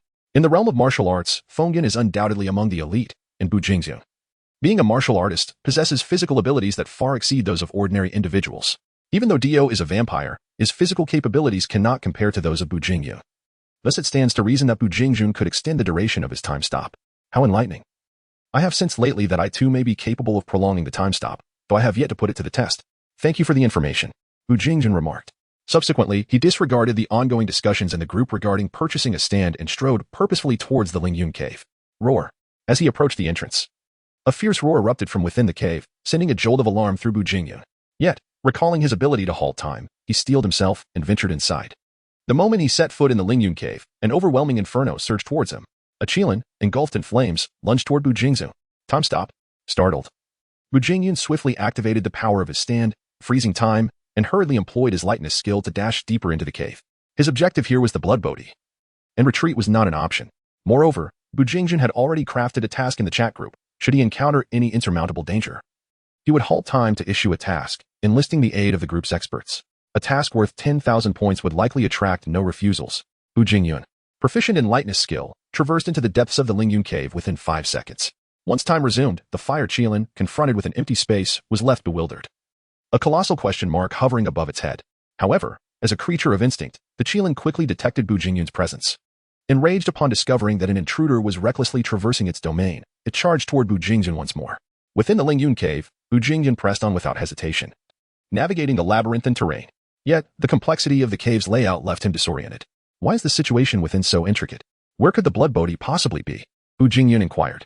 Sasuke, do not inquire of me. I too am at a loss. I suggest you procure a map of Lingyun Cave, which should be available for purchase in the marketplace. His previous map of the was acquired from the community store, though it remains uncertain whether a detailed map of Lingyun Cave can be found there. Understood. Bu Jingyun opened the community store and searched for a detailed map of Lingyun Cave. Price, 1,000 points. 1,000 points. This amount constituted a significant expenditure for Bu Jingyun, considering that a blood body is worth merely 500 points in the marketplace. At that moment, Sasuke also discovered the price of the Lingyun cave map. Upon observing Bu Jingyun's furrowed brow, he realized that he was experiencing some hesitation. Sasuke, within the Lingyun cave lies an abundance of treasures. It would be prudent for you to procure a detailed map and thoroughly explore its depths. This chapter is not yet concluded. Please proceed to the next page to continue reading. Is that so? I understand. Bu Jingyun nodded, no longer hesitating, and purchased the map. In the next moment, a map appeared in Bu Jingyun's hand. Like the one Sasuke had acquired previously, it featured a small red dot representing himself, along with various other locations clearly marked. To his astonishment, the 6 techniques of Aohan were also indicated here. In the dragon vein, Bu Jingyun's expression turned serious. The wealth within the Lingyun cave was far more formidable than he had anticipated. First and foremost was the blood body. My internal strength remains too feeble. Following the map's guidance, Bu Jingyun navigated through the Lingyun cave and soon arrived at a patch of vibrant red blood body. Is this the blood body? It even emits a glow? Bu Jingyun felt a pang of uncertainty, but the map clearly indicated this location, so it must be correct. He stepped forward, plucked one, and consumed it, immediately feeling a tumultuous surge within. The injuries accumulated over the years seemed to heal in an instant, and his internal power surged significantly. Jia Bailey, is this truly the blood body? It looks rather peculiar with its red hue. Chiao. Ahem, Bu Jingyun. Since we have known each other for quite some time, would you be so kind as to procure one for me to taste? Sakata Jintoki. This must be quite delectable if placed in the holy age. River God. It appears to be quite promising. Toru from the Kobayashi family. What is the situation with that Chilin? It still hasn't he made an appearance after all this time? Sasuke, who knows? Perhaps it is because they recognize the aura of a protagonist emanating from Bu Jingyun, which is why they refrain from attacking. At home, Sasuke is also filled with curiosity about the blood body. It is not the ability to enhance power that intrigues him, but rather its flavor. He had always thought, while watching television, that this substance must be delectable, and now he finally has the opportunity to taste it. After spending some time acclimatizing to his newfound power, Bu Jingyun gazes at the blood body before him and promptly plucks away a substantial portion. Observing the chatter in the group, where everyone expresses a desire to taste it, Bu Jingyun shares a dozen or so with them, keeping a few for himself for future emergencies. Ding! Bu Jingyun sends out a red envelope. Since all of Bu Jingyun's actions are performed under the watchful eyes of the crowd, their awareness of his generosity significantly enhances their fondness for him. Despite his icy demeanor, Bu Jingyun harbors a kind heart. He simply struggles to articulate his feelings. There are still many treasures within the Lingyun cave. I intend to explore them all, Bu Jingyun declared. Sasuke, indeed, there are numerous valuable items here, yet it would be prudent for you to avoid the dragon vein. Let it remain undisturbed. I share the same sentiment, Bu Jingyun nodded. The dragon vein holds no utility for him, but should it be extracted, it would undoubtedly incite chaos and bloodshed. Thus it is best left untouched. The 6 techniques of Proud Cold is a family swordsmanship passed down from Wind's master, and the snow-drinking Madblade is also present, both of which can be given to Wind. I have already mastered the unmatched in all directions, and there is no need to squander further time on it. After meticulously examining the items, Bu Jingyun compiled those of personal benefit. In truth, the only thing of value to him is the blood body, an artifact capable of enhancing one's power. This place primarily caters to Nya Foam, with the 6 techniques of Proud Cold, the snow-drinking blade, the unmatched in all directions, and even the ancestral Chilin blood, all originating from the fire Chilin of Lingyun Cave. It can be asserted that once Nya Foam begins to unleash his potential, he will swiftly close the gap on Bu Jingyun's years of arduous training, utterly unreasonable. Meanwhile, at the depths of Lingyun Cave, near the tomb of the Yellow Emperor, Nya Feng's father, Nya Wang, and Duan Lang's father, Duan Shuai, noted that today's fire Chilin was behaving unusually, darting about erratically. Could it be that someone has intruded into Lingyun Cave? Nya Wang furrowed his brows. Let us investigate. Should we encounter those with malicious intent, we shall eliminate them alongside the fire Chilin. Duan Shuai declared. The dragon vein must be safeguarded at all costs. Oblivious to being targeted by the 2 elders, Bu Jingyun, having acquired the snow-drinking blade, cast a glance at the fire Chilin sword, ultimately deciding against further meddling. After recording the 6 techniques of Proud Cold, he prepared to depart. Wind would surely be elated to behold these treasures. Clutching the map, Bu Jingyun made his way towards the entrance of Lingyun Cave. Along the way, he remained vigilant against potential attacks from the fire Chilin, which seemed startled, careening chaotically within the cave, yet each time, it fortuitously avoided Bu Jingyun. How peculiar. A flicker of doubt arose within Bu Jingyun, perplexed by his streak of good fortune, exiting Lingyun Cave without incident. Bu Jingyun still felt as though he were ensnared in a dream. Jia Bailey, something is amiss. It is exceedingly amiss. Thorol from the Xiaolin clan, that fire Chilin appears to be enchanted by something, as it does not pursue Bu Jingyun's trail but rather follows a specific course. Sasuke, could it be that the great Son Tathagata has intervened? That seems unlikely. How could he possibly take action against the current Bu Jingyun?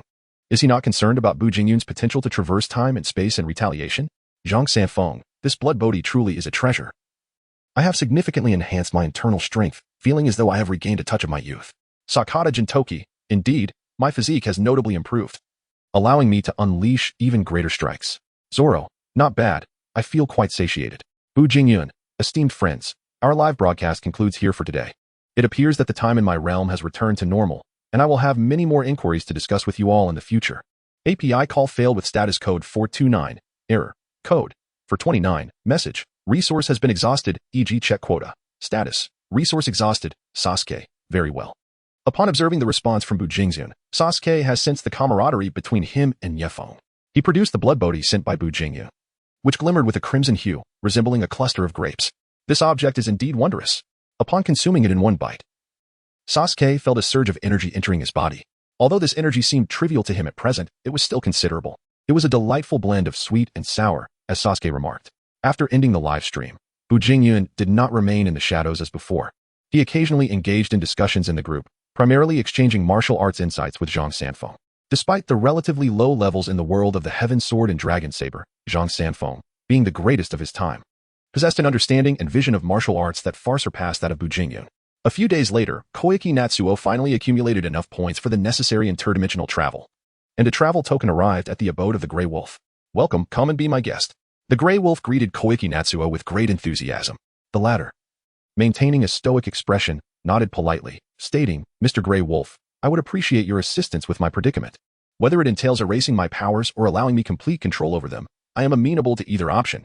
Koike Natsuo harbored no affection for his superhuman abilities, thus, even if Grey Wolf's method involved eliminating all his powers, he would not voice any objections. Instead, he would be quite elated, for this would enable him to live like an ordinary person and relish life to the fullest. What nonsense is this? Grey Wolf's expression darkened, and he retorted. Since you have sought Grey Uncle's help, I shall undoubtedly resolve all your issues. A perfect solution is assured. Is it not merely the issue of uncontrolled superpowers? What a trivial matter. Just wait while I concoct a potion that guarantees you complete mastery over your abilities. Then I shall rely on you. Koike Natsuo replied. Wait here. Grey Wolf called out to the room. Dear, we have a guest. Ah, you wretched man. Why did you not inform me beforehand? The voice of Red Wolf echoed. Shortly after, Red Wolf emerged, donned in red attire, holding tea. Upon seeing Koike Natsuo, she paused momentarily. What kind of creature is this? Hello, I am Koike Natsuo. Pardon my intrusion. Oh, no problem. Please do not feel constrained. After entrusting Koike Natsuo to Red Wolf's hospitality, Grey Wolf retreated to his laboratory to investigate the issues concerning Koike Natsuo. Holding a strand of pink hair, he embarked on his inaugural study of elements from another realm. Go for it, Grey Wolf. You can do it. Grey Wolf harnessed his metaphysical powers. Success was achieved. The laboratory door swung open, releasing a continuous stream of pink gas. Ha ha ha. Indeed, it can be done. I am truly a genius. In the living room of Wolf Castle, Red Wolf's eyelid twitched, unable to believe this was her husband. Grey Wolf? What is it, my dear? Your gaze seems peculiar, Grey Wolf inquired, puzzled. Red Wolf hesitated, retrieving a mirror from her pocket and handing it to Grey Wolf. You should take a look in the mirror. With that, Red Wolf could not suppress her laughter. 2 seconds later, a wail of horror echoed throughout Wolf Castle. How could this happen? My magnificent sweater. Before Red Wolf, a pink wolf howled in despair. The color transformation was not something that could be reverted quickly, but the superpower potion had indeed been successfully developed. Grey Wolf acquired all of Koike Natsuo's powers and could control them as well, utilizing teleportation. Grey Wolf brought Koike Natsuo deep into the forest and presented him with the pink potion. How does it taste? To cater to your preferences, I made it sweet. Grey Wolf chuckled. Koike Natsuo nodded, removing the antenna from his head and taking off his glasses, finally perceiving the world as it should be. It truly worked. Koike Natsuo's face illuminated with joy. Ever since awakening his abilities, he had not witnessed the normal world for many years. Typically, living beings appeared to him merely as anatomical diagrams. But now, at last, he could see their true forms. Grey Wolf observed Koike Natsuo, watching to see if he would change color, yet after a prolonged gaze, Koike Natsuo remained with his pink hair. Oh right, his hair was originally pink. So even if it changed, I would not notice. Grey Wolf suddenly recalled this fact. For the next few days, you shall stay here to monitor any adverse reactions from the potion. We will return once we confirm everything is fine, Grey Wolf instructed. I understand. Koike Natsuo nodded, recalling how his submissive brother would do the same when presenting him with new products. In the following days, Koike Natsuo resided in the verdant meadows. Although he rarely saw Grey Wolf, who was determined to revert his hair color to its previous shade, while Red Wolf remained oblivious to Grey Wolf's endeavors. She was satisfied with the timely delivery of mutton every day, thus she did not concern herself with it. As days passed, Koyuki Natsuo finally relished the life of an ordinary person, and the frequency of smiles upon his face increased. Uncle Gray is truly remarkable. Even resolving my issues with uncontrolled superpowers. Over the past few days, my powers have remained stable, far surpassing my unreliable elder brother. API call failed with status code 429. Error. Code. For 29, message. Resource has been exhausted, e.g. check quota. Status. Resource exhausted, Sasuke. Have we not turned to pink now? Let us call ourselves Pink Wolf. Grey Wolf King. Just wait. I shall undoubtedly resolve the issue of color changing for perfectly. Jabberwock. Watching with interest. Sakata Jintoki. Pink hair. You say? It seems quite agreeable. Nara Shikamaru. For the sake of superpowers, you seem utterly unconcerned about the feelings of your hair? Huh. Sakata Jintoki. In the face of extraordinary abilities, what significance does mere hair color hold? Toru from the Kobayashi family. I believe Jintoki is correct. In the presence of such bizarre powers, the triviality of pink hair is hardly worth mentioning, not to mention that hair color can be dyed. Sasuke, so? Should we call him Pink Time from now on? Kagami? Oh? So, Silver Time's name changes according to his hair color? Sakata Jintoki. Indeed, that is part of the setting. In a group chat, everyone was conversing, while Grey Wolf toiled away in his laboratory, vowing to revert to his original self. Yet, days passed without any significant progress. Instead, he had disassembled all of Kagaya Kusua's psychic abilities into individual, disposable powers. After a fortnight, Kagaya Kusuo realized that his powers had ceased to spiral out of control and bid farewell to Grey Wolf, returning to his own world. The only lingering trouble on his end was the volatile volcano capable of annihilating the planet, but Kagaya Kusuo felt confident that he would soon resolve that issue. In the end, Grey Wolf failed to find a solution, as it seemed that the pink hair was merely a fundamental aspect of Kagaya Kusua's myriad powers. Utilizing those abilities inevitably resulted in a transformation of his hair to pink, which left Grey Wolf feeling somewhat discontented. Sigh, while supernatural powers are alluring, my original hair was far more distinguished. Grey Wolf researched a new potion to eliminate his powers and returned to his natural black hair. Red Wolf expressed her support for this decision.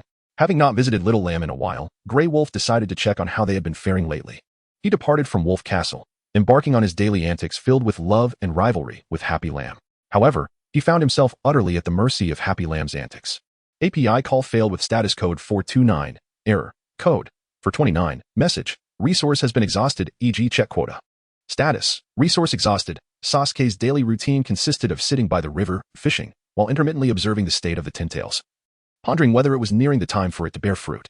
However, despite being enveloped in golden energy each day, the Tintails showed no inclination to produce results, suggesting that the time had not yet come. On this particular day, Naruto, who had been absent for quite some time, returned to Sasuke's side, accompanied by a girl with pink hair. I have no intention of becoming a ninja in Konoha, Sasuke stated first. Naruto's eyes twitched. He had not even spoken yet, and was already met with rejection. Sasuke-kun. Sakura gazed at Sasuke's face, wanting to say something but at a loss for words. It occurred to her that there had always been a lack of common topics between her and Sasuke. Sasuke cast a fleeting glance at Sakura, dismissing her presence, and turned to Naruto, inquiring, "How has your training been progressing?" Naruto's expression grew awkward. He had been entangled in theoretical knowledge for the past few months, leaving him with little time for actual practice. "Well, judging by your demeanor, it's evident you haven't been training either," Sasuke remarked nonchalantly. "However, this was entirely within my expectations. 9 years from now, I shall show you mercy." "I don't want your mercy. I am strong too," Naruto retorted defiantly. "By the way, Sasuke, Kakashi-sensei is about to become the 6th Hokage. What are you planning to gift him?" "A gift?" Sasuke pondered, realizing that the only thing he could offer Kakashi was the Kusanagi sword he currently possessed. Yet, considering Kakashi preferred short blades, this sword seemed ill-suited. Kakashi had been quite supportive of Sasuke, even imparting the advanced technique Chidori, demonstrating his dedication. Now that he was to become the village leader, it was indeed fitting for Sasuke to contemplate an appropriate gift. "Sasuke," Naruto exclaimed humorously, "Kakashi-sensei is still single. Let us help him find a girlfriend." "That is a valid point." They then began to deliberate on the type of woman Kakashi typically favored, seeking a suitable reference. Sakura observed the two of them laughing together. A wave of realization washing over her, she understood it was time to let go.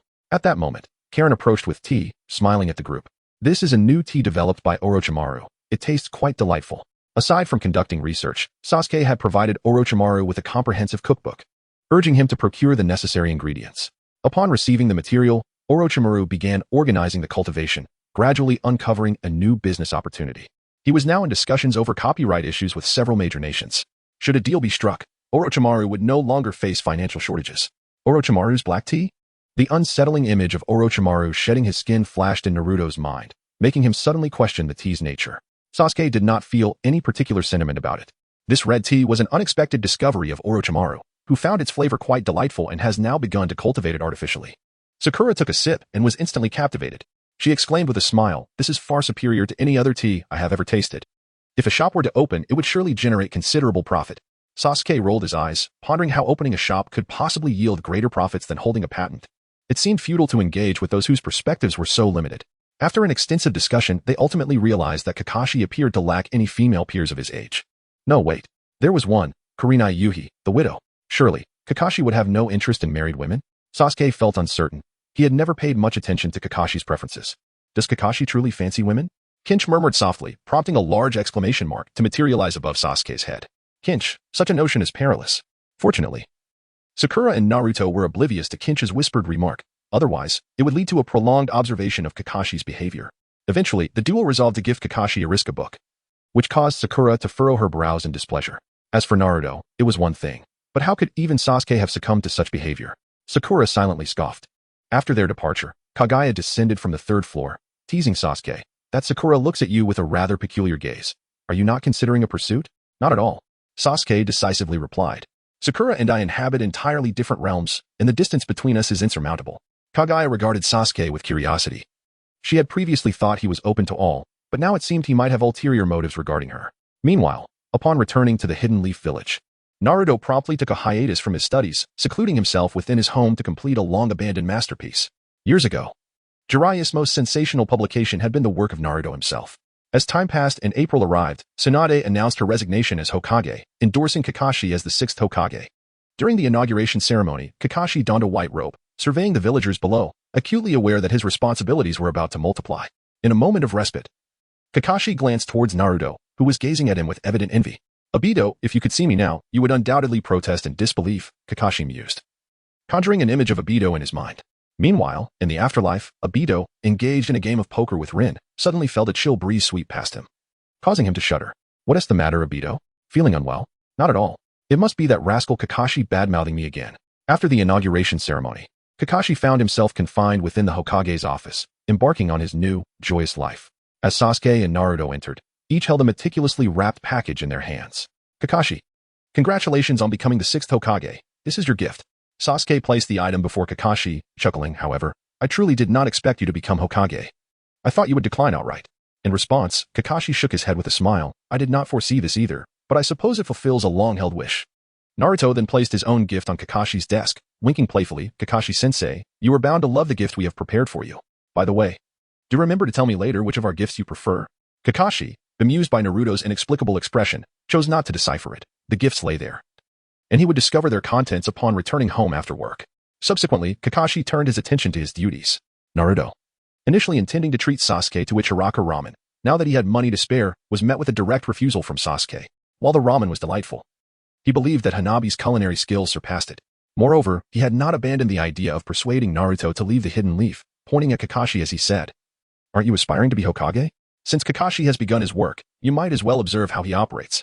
Scratching his head, Naruto, unaware of the absurdities of the Hokage's responsibilities, replied, "Isn't it just stamping documents? What is so interesting about that?"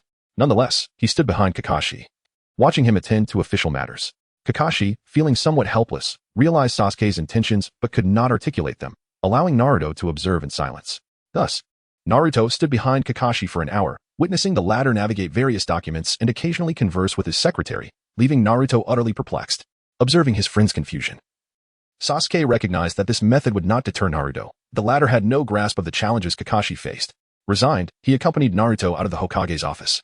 On the way, Naruto stretched and yawned, clearly bored by the preceding hour. "Naruto, have you considered traveling around the ninja world?" Sasuke suddenly proposed. "Huh?" Naruto responded, puzzled. To become a leader, one must not only be well acquainted with the Hidden Leaf but also possess a comprehensive understanding of the entire ninja realm. Naruto squinted thoughtfully, stroking his chin, seemingly convinced by Sasuke's reasoning. "Then I shall journey through the ninja world." Being a man of action, he wasted no time in deciding to set off. Sasuke did not interfere much, only noting that Hinata seemed to accompany Naruto on his adventure. "Well, this script feels rather familiar," Sasuke chuckled to himself, silently cheering for Hinata, contemplating that if necessary, he might resort to drastic measures. "Sasuke, there's movement from the Ten Tails," Kagaya called anxiously from the room, her head peeking out to address Sasuke by the lake. Sasuke, not daring to waste a single moment, instantly appeared in the room. his gaze reflecting anticipation as he beheld the tintails radiating a golden light. In the meantime, Kinshiki reclined on the sofa, her curiosity piqued by the excitement of the two. I wonder what kind of fruit the tintails will bear, Sasuke remarked. This energy fluctuation feels far more potent than the fruit I consumed. Kagaya's eyes widened in anticipation as she awaited the outcome of the tintails. Amidst the expectant gazes of the family, the tintails laid a golden egg. An egg? Sasuke stood in bewilderment, utterly perplexed by the appearance of an egg. After the tintails laid the egg, it emitted a few soft whines before drifting back into slumber. Kagaya approached, picked up the egg from the ground, and, after wiping it clean, remarked, "It doesn't quite seem like an egg." With that, she handed the peculiar object to Sasuke. "What on earth is this for?" He pondered, examining it closely for an extended period, yet failing to comprehend its purpose. In a moment of folly, he even took a bite, narrowly avoiding the disaster of breaking a tooth. "Sasuke-kun, perhaps you should try using your ocular techniques," suggested Kinshiki. API call failed with status code 429, error, code, 429, message, resource has been exhausted, e.g. check quota. Status, resource exhausted. Sasuke returned to the sofa and activated his super upgrade system. Name, Uchiha Sasuke. Age, 17. Special attributes, Rinnegan, full form, immortality, Chidori, among others. Realm, Demigod 115, 000500, 000. Free experience, 8, 100. A single point directly added 100,000 experience. Sasuke's heart swelled with joy. Based on the speed at which the tintails laid its eggs, he anticipated achieving godhood in the latter half of this year. Godhood, filled with anticipation for the future. Sasuke's delight was evident, and even Sharon, witnessing his elation, felt genuinely happy for him. Kagaya curiously inquired, "What does it feel like?" "Well, it feels like I've grown stronger, with an increase in energy within me, but beyond that, not much else," Sasuke replied, detailing his situation. The fruit indeed lacked any additional powers. It merely elevated his realm by 1/5. Just 1/5? Kagaya responded with intrigue. "Did you not awaken the Byakugan, or anything?" It seems I did not." Sasuke confirmed after a moment of introspection. However, he did not place much value on the Byakugan. Had he desired it, he could have simply taken the Byakugan from Tonari, rather than just his Rinnegan. Primarily, in this progressively technological world, the Byakugan's utility had diminished significantly, with thus developed by Konoha capable of obstructing its vision. "I am rather intrigued by the colossal Rinnegan on the moon." Sasuke suddenly felt a surge of excitement. He realized he no longer required that minuscule amount of experience to enhance himself. He could ascend to the moon and devour the power of the massive Rinnegan, thus acquiring its abilities. Tonight, he resolved to explore. Throughout the day, Kagaya set aside her beloved fries and soda, continuously observing Sasuke. "Could you stop staring at me like a creep?" Sasuke sighed, glancing at Kagaya. "I refuse to believe that fruit did not grant you new abilities. Our Otsutsuki clan has records. Any fruit consumed will bestow the eater with some divine power, ultimately leading to true divinity," Kagaya insisted, her gaze unwavering as she believed wholeheartedly in her conviction that Sasuke must possess new powers, merely yet to awaken them. Faced with Kagaya's inexplicable persistence, Sasuke felt powerless to change her mind and chose to indulge her. As night fell, Sasuke donned a yukata, exchanged farewells with the two women, and soared toward the moon. "What is Sasuke going to do on the moon?" Kagaya inquired, munching on her fries with curiosity. "I heard there is a celestial maiden named Changa there." Sharon chimed in, her expression adorably naive. "Changa?" Kagaya chuckled. "There are only the descendants of Hamura up there, and they are sealing my true form." She then gazed at the moon with intrigue. As Sasuke approached the moon, he sensed a transformation in his internal power. A peculiar itch arose on his forehead. What was happening? Am I going to grow a third eye? Sasuke pondered quietly. Could I be turning into a three-eyed being? Lifting his gaze, he locked eyes with the moonlight, the sensation of transformation intensifying. With a gust of wind, a red, 9-tomo Rinne Sharingan opened upon his brow. "Really? It actually manifested." Sasuke remarked. "This eye seems rather useless to me at the moment. This chapter is not over. Please click the next page to continue reading." His Rinnegan already possessed full capabilities. Adding this seemed of little significance. Upon closer examination, however, it appeared that his ocular techniques had indeed been enhanced slightly. Sasuke felt that his greed and gluttony had intensified. This new eye seemed to accelerate his ability to consume. Well, I suppose I'll find out shortly. After a while, Sasuke's figure appeared on the moon's surface, which was desolate, yet still within Earth's atmosphere, providing oxygen. Extending his senses, he swiftly detected a powerful chakra fluctuation within the moon. Gradually flying, Sasuke ventured into the moon's interior, which starkly contrasted the barren exterior, resembling the residence of a feudal lord in the land of fire. With ancient structures scattered about, all under the watchful gaze of a singular being illuminated by the colossal Rinnegan. API call failed with status code 429. Error, code, 429, message, resource has been exhausted, e.g. check quota. Status, resource exhausted. Sasuke casually tossed a few black rods, pinning the individual to the ground, rendering him immobile. You bastard. You are Uchiha Sasuke. Upon sensing the chakra emanating from the rods, the individual instantly recognized Sasuke's identity. It's me. Now, remain seated and do not move. I shall deal with you after I manage this Rinnegan. With a fleeting glance at the individual, Sasuke chose to disregard this peculiar Otsutsuki and focused his attention on the immense Rinnegan before him. The energy contained within that colossal eye was formidable. The process of absorption proceeded smoothly, as the enormous Rinnegan possessed ocular techniques akin to the 6 abilities of the Rinnegan, namely gravitational control, puppet manipulation, chakra separation, and absorption. Alongside the final abilities of the Silver Wheel Rebirth and the Golden Wheel Rebirth, Sasuke devoted several hours to completely assimilating the power of this eye, gaining a significant amount of experience, which filled him with joy. After accomplishing this, he turned to face the individual he had pinned to the ground. This person, Sharon, belonged to a unique lineage of the Otsutsuki clan, possessing an exceptionally terrifying purity of blood that nearly rivaled that of Otsutsuki Yuki, the second son of Kagaya. Additionally, Sharon's chakra was remarkably special. Should he acquire a complete set of Byakugan, he would be able to awaken the Rinnegan, catapulting his power to a level close to that of the Sage of Six Paths. If one were to categorize him, he would resemble the resurrected Uchiha Obito, endowed with a pair of Rinnegan, albeit lacking the strength of a Jinchuriki of the Ten Tails. Regrettably, Sharon was overly selective, desiring only Hinata's most pristine Byakugan. Had he been willing to accept a spare pair, he could have exerted some influence. Sasuke internally scoffed, as he had already devised a plan for Sharon. How dare you absorb the power of the Rinnegan? Sharon exclaimed, astonished, his eyes wide open despite the absence of eyeballs, revealing an abyss of darkness within them, which made Sasuke feel quite uncomfortable. Enough. Do not utter another word. Sasuke swiftly maneuvered behind Sharon, placing a single hand upon his head and using chakra to render him unconscious. He carelessly tossed Sharon into the Kamui space. As he glanced at the moon, now entirely engulfed in darkness, intending to depart, Kagaya's figure suddenly materialized before him. Indeed, you have set your sights on the Rinnegan here. Since this clan is already doomed, might as well contribute to my cause, Sasuke remarked nonchalantly. Oh, Kagaya lamented, her tone pitiful. You are already so powerful. Why do you still covet this little power? Why not grant it to me instead? No, no, no. This is incredibly valuable to me, Sasuke insisted, waving his hands emphatically. This power will enable me to ascend further towards divinity. I shall not let it slip away. With a serious expression, Sasuke stood before Kagaya, who appeared somewhat helpless. Originally, she had intended to absorb the Rinnegan from this place in order to transform one of her eyes into a Rinnegan. However, it now seemed impossible. Well, since you have already absorbed it, Kagaya remarked, I suppose you have acquired all the abilities of the Rinnegan by now? Over the past few days, Kagaya had come to understand the powers of Sasuke's eyes, and she expressed her deep envy. Such abilities rendered the consumption of the god tree's fruit unnecessary. One could simply kill and plunder continuously, making the process far more convenient. Had Kagaya possessed such powers, she would undoubtedly have unleashed a bloody rampage across the entire world, even willing to sacrifice an entire planet to elevate her strength to divine levels. Let us go home, she said, taking Sasuke's hand. And together they departed from the interior of the moon.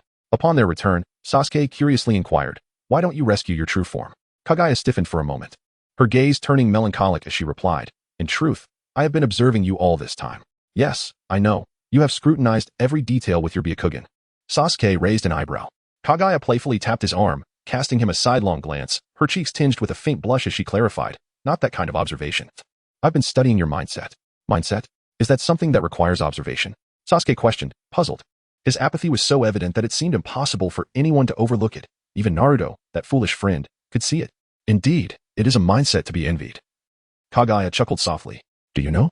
Before I consumed the god tree's fruit, I was solely focused on ending the war and restoring peace to the world.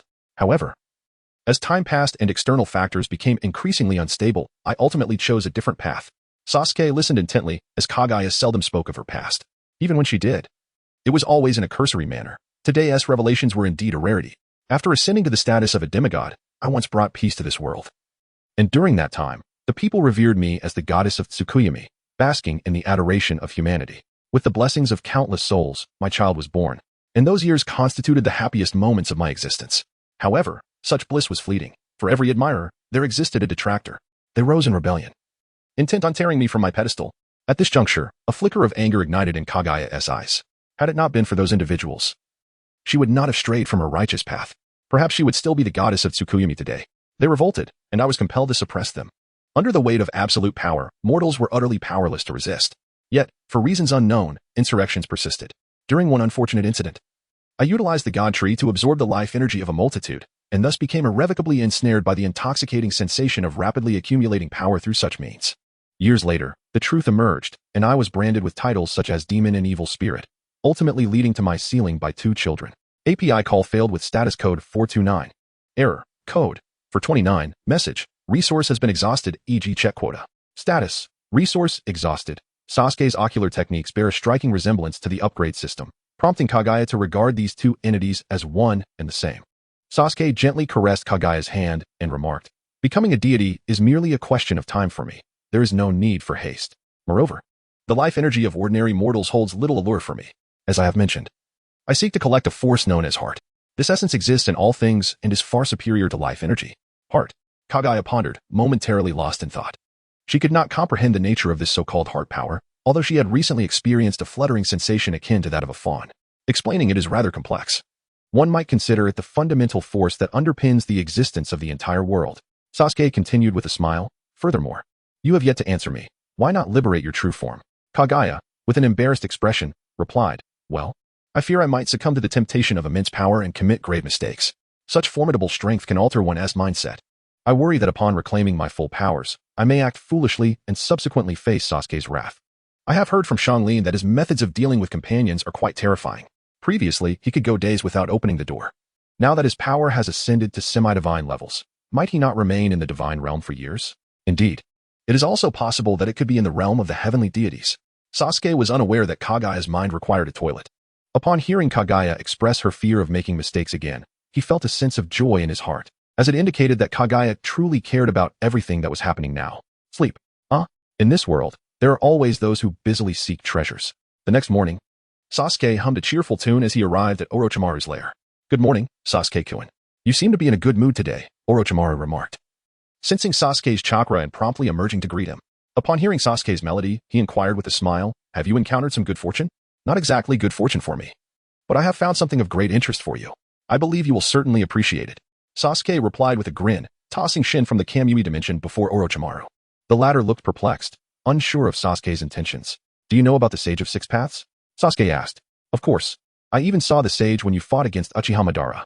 Orochimaru's eyes brightened. Could this boy have some connection to the Sage of Six Paths? The Sage of Six Paths was originally named Otsutsuki Kagaya. This boy is known as Otsutsuki Shin. Upon hearing Sasuke's words, Orochimaru's eyes sparkled with disbelief. "Hee.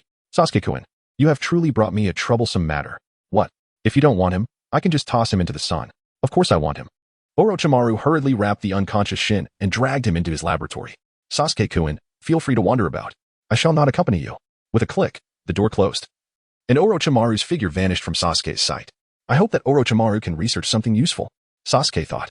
Entrusting Shin to Orochimaru for study was Sasuke's initial plan, after all. He was one of the few Otsutsuki in this world, and if Orochimaru could unlock his genetic secrets, the benefits would be immeasurable. The most immediate advantage would be that Sasuke would possess a remarkably powerful team. After meandering around Orochimaru's base for a while, Sasuke grew bored and returned home, awaiting the next time the Ten Tails would lay an egg. In the world of Tora Mijitsu no Index, Makoto Misaka had finally tracked down Accelerator after 2 days of searching. Upon seeing her in person, he paused for a moment, then realizing she was not a mere cheap item, turned and walked away. Makoto, however, did not have time to engage Accelerator. She looked down at her nearly lifeless clone, Misaka Makoto, and hurriedly sought assistance in her group chat. Sasuke also noticed Misaka Makoto's plea for help. However, before he could intervene, Bujingtian sent a blood bodhi to Misaka Makoto. The blood bodhi is a miraculous healing elixir, capable of restoring life, Sasuke remarked. Beside him, Kagaya, who was fishing together, inquired with curiosity, "Is the blood bodhi the luminous red fruit you consumed last time?" "Indeed. It is a fruit from another realm, nurtured by the blood of the divine beast, the fire Qilin, and possesses remarkable healing properties." Kagaya nodded, having come to understand that the other world Sasuke spoke of was not mere fantasy, especially after witnessing the chaotic traffic in the world of Tencold. "Is it delicious?" Compared to the trivial matter of healing, Kagaya was more interested in the taste of the blood bodhi. After all, she was immortal and had no need for healing. "It has a sweet and sour flavor, quite delightful," Sasuke replied with a smile. "What? Are you craving it?" Kagaya chuckled innocently, not denying it. "In that case, I'll prepare a sweet and sour pork for you at noon. It will surely be delectable." "Oh, a new dish is on the horizon," Kagaya exclaimed with anticipation. "Then I shall rely on you, Lord Sasuke. Rest assured, I will ensure you have a feast." Meanwhile, in the world of a certain magical index, Misaka Makoto had successfully rescued her sister. One order merely rebounded the bullets fired by Misaka's sister, refraining from using vector control to obliterate her. And the blood bodhi swiftly pulled her back from the brink of death. Misaka Mikoto brought her sister to a secluded place and began to inquire about the details of the situation. Upon meeting her esteemed sister for the first time, Misaka 8765 felt immense joy. However, she expressed her concern, but according to regulations, we are not allowed to meet with you, or it may bring disaster upon you. Disaster? What kind of disaster? Misaka Mikoto frowned. No matter what disaster it is, I will absolutely rescue all of you. That foolish plan of the absolute ability users must come to an end. Simultaneously, a task appeared in the chat group concerning Misaka Mikoto. Group task. Member Misaka Mikoto is facing a significant turning point in her life. Please assist her in rescuing her sisters. The faster the task is completed, the greater the rewards. Rewards. Complete the task within 5 days to receive level 6 computational power. Complete it within 3 days for level 6 top-tier computational power. Complete it within 1 day to obtain level 7 computational power. Limitations. 3 individuals, including Misaka Mikoto herself. Status. Misaka Mikoto has claimed the task. Sasuke. This truly is an extraordinary reward. Toru from the Kobayashi family. If we were to gauge it by Misaka Mikoto's level, even level 7 would be sufficient to obliterate a planet. Grey Wolf. It seems quite intriguing. Ishida Yurio. This computational power appears to hold little significance for me. Yuri Rei. It is of no use to me either. Sasuke. While I am eager to join the fray, I am far more apprehensive of those demonic entities in their world. This chapter is not over. Please turn to the next page to continue reading. Kagaya. If only that scoundrel brother of mine possessed such computational prowess, he would undoubtedly obliterate the entire solar system. Mikoto Misaka. I shall refrain from putting everyone at risk regarding my situation, and with the intelligence provided by Sasuke, I am confident I can rescue my sisters within the time allotted for the mission. In Academy City, after healing her sisters, Mikoto Misaka took them to the residence of an unfortunate soul. The subsequent events unfolded similarly to the original narrative. The two joined forces and, under the cover of the Hanging Man, successfully extricated all her sisters on the 4th day, while simultaneously delivering a personality correction punch to one Misaka, rendering him temporarily incapable of thought. Just like in the original story, the Misaka sisters were dispatched across the globe, as a vast network known as the Misaka Network began to envelop the entire planet. Everything progressed steadily according to the Hanging Man's plan until Kahara. You shall perish. A merciless bolt of lightning struck Kahara, instantly reducing him to mere ash. Under Sasuke's fervent recommendation, Mikoto Misaka harnessed her newly ascended level 6 electric powers to annihilate Kahara with a direct strike. This sight horrified Accelerator, who had been seeking vengeance against Kahara. After casting a lingering glance at the charred remains on the ground, he decisively departed. Days later, the group received news from Mikoto Misaka regarding the completion of her task. By then, she had negotiated terms with the organization, allowing everyone to act as if the incident had never occurred, rendering her a legend within Academy City. However, Mikoto Misaka soon noticed some peculiar little sisters around her. Not disclosing the presence of these little sisters to her friends, she was uncertain of their true nature, presuming them to be mere admirers, welcoming them all with open arms. Months passed, and summer arrived. Sasuke and Kagaya had ceased their fishing excursions, opting instead to remain indoors, reveling in the air conditioning and competing to see who would first suffer from shoulder inflammation. Just as Sasuke was engrossed in a game, he was suddenly approached by Sesomaru from the group. Sesomaru. Sasuke, could you lend me a hand? In return, I shall bestow upon you all my accumulated points. API call failed with status code 429. Error. Code. For 29. Message. Resource has been exhausted, e.g. check quota. Status. Resource exhausted. API call failed with status code 429. Error. Code. For 29. Message. Resource has been exhausted, e.g. check quota. Status. Resource exhausted. Sasuke. A cat demon? Could it be that your brother Inuyasha has just been sealed? Sesomaru. According to the intelligence from that side, Inuyasha has indeed been sealed by the priestess. API call failed with status code 429. Error. Code. For 29. Message. Resource has been exhausted, e.g. check quota. Status. Resource exhausted. Sasuke. That is merely your own opinion. Never mind, you will understand in due time. Please, grant access. Sesomaru. Very well. After exchanging a few words with his wife, Sasuke departed. That fellow has once again ventured into another realm. Kagaya expressed her discontent. He doesn't even consider bringing us along. What is the matter? Do you not wish to be apart for even a moment? Sarada teased.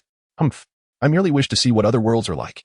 Just wait a little longer. I am certain that Sasuke-kun will indeed take us to other realms. In the Western Land, a radiant light enveloped Sesomaru, and Sasuke's figure materialized in this world.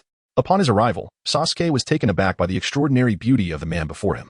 Truly, Sesomaru's allure surpasses that of 90% of the population. Musing to himself, Sasuke inquired of Sesomaru, "What is it that you wish for me to do? Shall I directly confront the Cat Demon clan? That would be ideal." Sesomaru nodded. At that moment, although Sesomaru exuded considerable pride, the Western Land held even greater significance in his eyes, for it was the legacy left by his father, which he greatly valued. Sasuke nodded, soaring into the sky alongside Sesomaru. He was uncertain of the enemy's location and needed Sesshomaru to guide him. As a being a few words. Sesshomaru remained silent while they flew for several hours, eventually arriving at the front lines. Numerous dog demons and cat demons were engaged in fierce combat, alongside weaker tiger demons, whom Sasuke chose to disregard. Let us commence from this point. Our actions will undoubtedly draw out their main forces, allowing us to eliminate them all in one fell swoop. Sesshomaru declared. Understood, Sasuke replied. With a flash of his Rinnegan, his shadow shot forth, unleashing a torrent of blood mist in its wake, causing the cat demons to become instantly alert, their faces etched with terror. Who goes there? Step forward and face me, one shouted. Yes. Hiding in the shadows is no true skill, echoed another. Sasuke paid them no mind. Sesshomaru, too, engaged in the fray, unleashing a green whip from his claws that swiftly claimed the lives of several demons. Their merciless slaughter soon caught the attention of the stronger members of the cat demon clan. In no time, the 4 seasonal demon warriors of the cat clan materialized before them. Sesshomaru, to think you would stoop so low as to slaughter lesser demons on the battlefield. What a disgrace to the dog general. Spring Gale taunted upon arrival. Sasuke, not particularly familiar with these demons, having sporadically watched the Inuyasha series, still retained some recollections of its iconic scenes. Are we to eliminate them all? He inquired. Indeed. Let us eradicate them all, Sesshomaru affirmed, harboring no fondness for the cat demons before them. With that, Sasuke raised one hand, conjuring bolts of lightning within his palm. Divine retribution, he proclaimed. Thunder erupted as it surged into the stormy skies, and in an instant, 4 colossal bolts descended, obliterating the 4 demon kings of the cat clan. I shall assist in clearing the rest, Sasuke added, unleashing planetary devastation. A dark sphere launched forth, drawing everything from the earth towards it. Moments later, a massive orb, 300 meters in diameter, emerged in the air, continuing to ascend. Celestial stone. At the moment the colossal rock struck the ground, Sasuke shielded himself and Sesshomaru with the Sharingan jewel to protect their garments from the ensuing chaos. At this juncture, astonishment filled Sesshomaru's previously calm visage. The ease with which Sasuke wielded such formidable techniques was beyond what he had anticipated. As the dust settled, Sasuke deactivated the Sharingan jewel, revealing a scene of desolation before them. Do we need to deal with anyone else? He asked. With the dog general deceased, our adversaries in the west are certainly not limited to the cat clan. Other factions will seek to claim their share. Otherwise, with your power, Sesshomaru, you would not be unable to defend the gates of your domain, Sasuke surmised. However, Sesshomaru shook his head. No need. I will personally handle the other demons. Having witnessed Sasuke's prowess, a pang of envy struck Sesshomaru. He longed to engage in battle with other demons, eager to grow stronger through conflict. Thus he declined Sasuke's suggestion. Young master, there is more to this chapter. Please click to the next page to continue reading. The excitement is far from over. Suit yourself, Sasuke replied, turning to Sesshomaru. Would you like to learn about your own story? Consider it a bonus for this encounter. My story? Sesshomaru furrowed his brow. Am I also a protagonist? No, you are the protagonist's elder brother. Elder brother? So, the protagonist is that fool Inuyasha? Sesshomaru felt a twinge of discomfort. Having already been vexed by the absence of his father's legacy, the revelation that Inuyasha was the central figure made it seem as though he was inferior to that half-demon. Do not dwell on it. Though Inuyasha is the protagonist, your strength has always surpassed his, Sasuke reassured. Sesshomaru nodded, realizing that as long as he was stronger than Inuyasha, the title of protagonist was of little consequence. Moreover, while I can understand your desire for your father's inheritance, do you truly believe you require the assistance of the dog general to establish your position in the demon realm? Sasuke continued. Consider this. What is the fundamental difference between you and Inuyasha? The fundamental difference? Sesshomaru pondered, reflecting on Sasuke's words. Surely, the distinction lay in their bloodlines. He was of noble demon lineage, destined to wield unparalleled power upon maturity, while Inuyasha was merely a half-demon, tainting their father's esteemed heritage. When you come to grasp these truths, you will awaken the true power that belongs to you. Sasuke smiled. Oh, and let me share another piece of information. Tenseiga possesses formidable combat potential, but you have yet to unlock it. Sasuke still wished for Sesshomaru to relinquish Tenseiga, yet he understood that this was no simple matter. Especially when faced with the current Sesshomaru, it seemed an utterly impossible endeavor. This situation could only unfold gradually.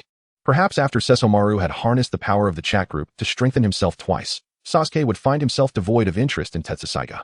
In this era of warring states, nothing captivated Sasuke's attention. However, after aiding Sesshomaru in resolving the crisis with the cat demon clan and acquiring 2,000 freedom experience points, he suddenly developed a profound curiosity about the central planes of this world. With monsters swarming here, what lay beyond? Sesshomaru discerned Sasuke's thoughts and remarked. The demons over there disappeared many years ago. Now only mortals and Taoists remain. I see, Sasuke replied, somewhat disheartened, as he had not anticipated that the demons of the central plains had vanished entirely. No wonder those in Sesshomaru's domain fought fiercely without the intrusion of foreign demons. The Sharingan jewel had also disappeared, leaving him with no opportunity to procure local specialties. Just as he was about to take his leave, Sesomaru suddenly inquired, "What exactly is the difference between you and Inuyasha?" Sasuke turned to face the other, exasperated, and remarked, "It is indeed about strength. Even without the Tetsuzaiga, you remain a formidable demon, capable of wreaking havoc across the world. However, Inuyasha lacks such prowess. Without the Tetsuzaiga, he is merely prey in the demon realm, easily trampled upon by anyone." Strength? Sesomaru was taken aback. He had not previously contemplated this notion. After all, despite being a half-demon, Inuyasha inherited the bloodline of their father, a great demon, and it was reasonable to assume his strength would not be lacking. Yet now, hearing Sasuke's words, it appeared that Inuyasha's capabilities were indeed quite meager. A true affront to the bloodline of the great dog general. A surge of murderous intent toward Inuyasha welled up within Sesomaru. Such disgrace should not be tolerated in life. Sensing Sesomaru's malice, Sasuke hurriedly urged, "Calm yourself. Inuyasha has done no wrong. After all, he is your brother. Violence is never the solution." This prompted Sasuke to recall the scenes from the original tale, where Inuyasha and Sesomaru battled over the Tetsuzaiga, clashing fiercely upon their father's remains. "Demons have no need for such trivial familial bonds," Sesomaru declared. "You must know where the Tetsuzaiga lies, correct? Can you lead me to it?" Since encountering Sasuke, Sesomaru maintained a remarkably humble demeanor, in stark contrast to the proud noble he was remembered to be. Certainly, Sasuke nodded. With Inuyasha sealed away, it would be 50 years before Kagome would awaken him. During this time, allowing Sesomaru to utilize the Tetsuzaiga would pose no issue. However, I still hope you will relinquish the power of the Tetsuzaiga and discover your true strength.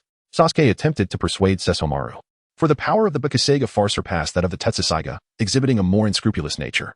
Yet, the Tetsuzaiga's strength lay in its versatility. Capable of usurping the abilities of others. If it could absorb the power of the Bakasega, that would be truly extraordinary. It seemed, indeed, that the Tetsuzaiga held greater allure. A shiver ran through Sasuke. If he were Sesomaru, he certainly would not relinquish the Tetsuzaiga.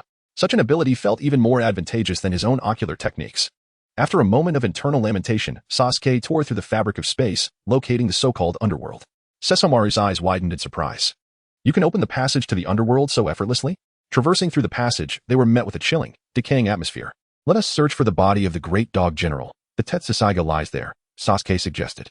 Sesomaru nodded and led the way. Meanwhile, Sasuke took a moment to peruse the marketplace, discovering the Tetsuzaiga was indeed available for purchase. Only 5,000 points.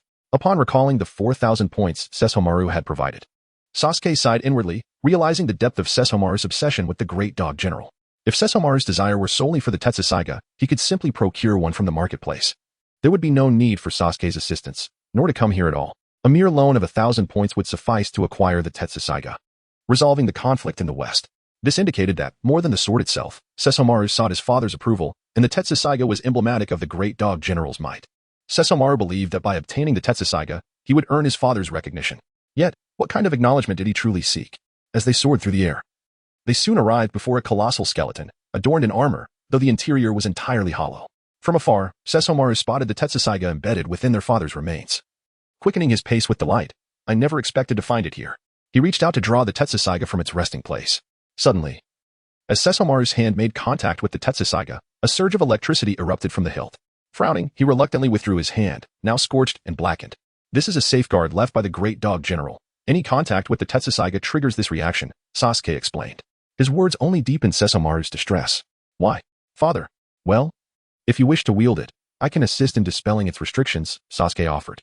Sesomaru shook his head. "No, let it remain here." At this moment, Sesomaru's confusion regarding his father reached unprecedented heights. While it was understandable to leave the sword to Inuyasha, why was he, the elder brother, forbidden even to touch it? Sasuke nodded, then stepped forward to draw the Tetsuzaiga from its sheath. He had long yearned to wield this legendary blade. With a resounding roar, what once was merely a dilapidated katana transformed instantaneously into a magnificent greatsword resembling a white fang.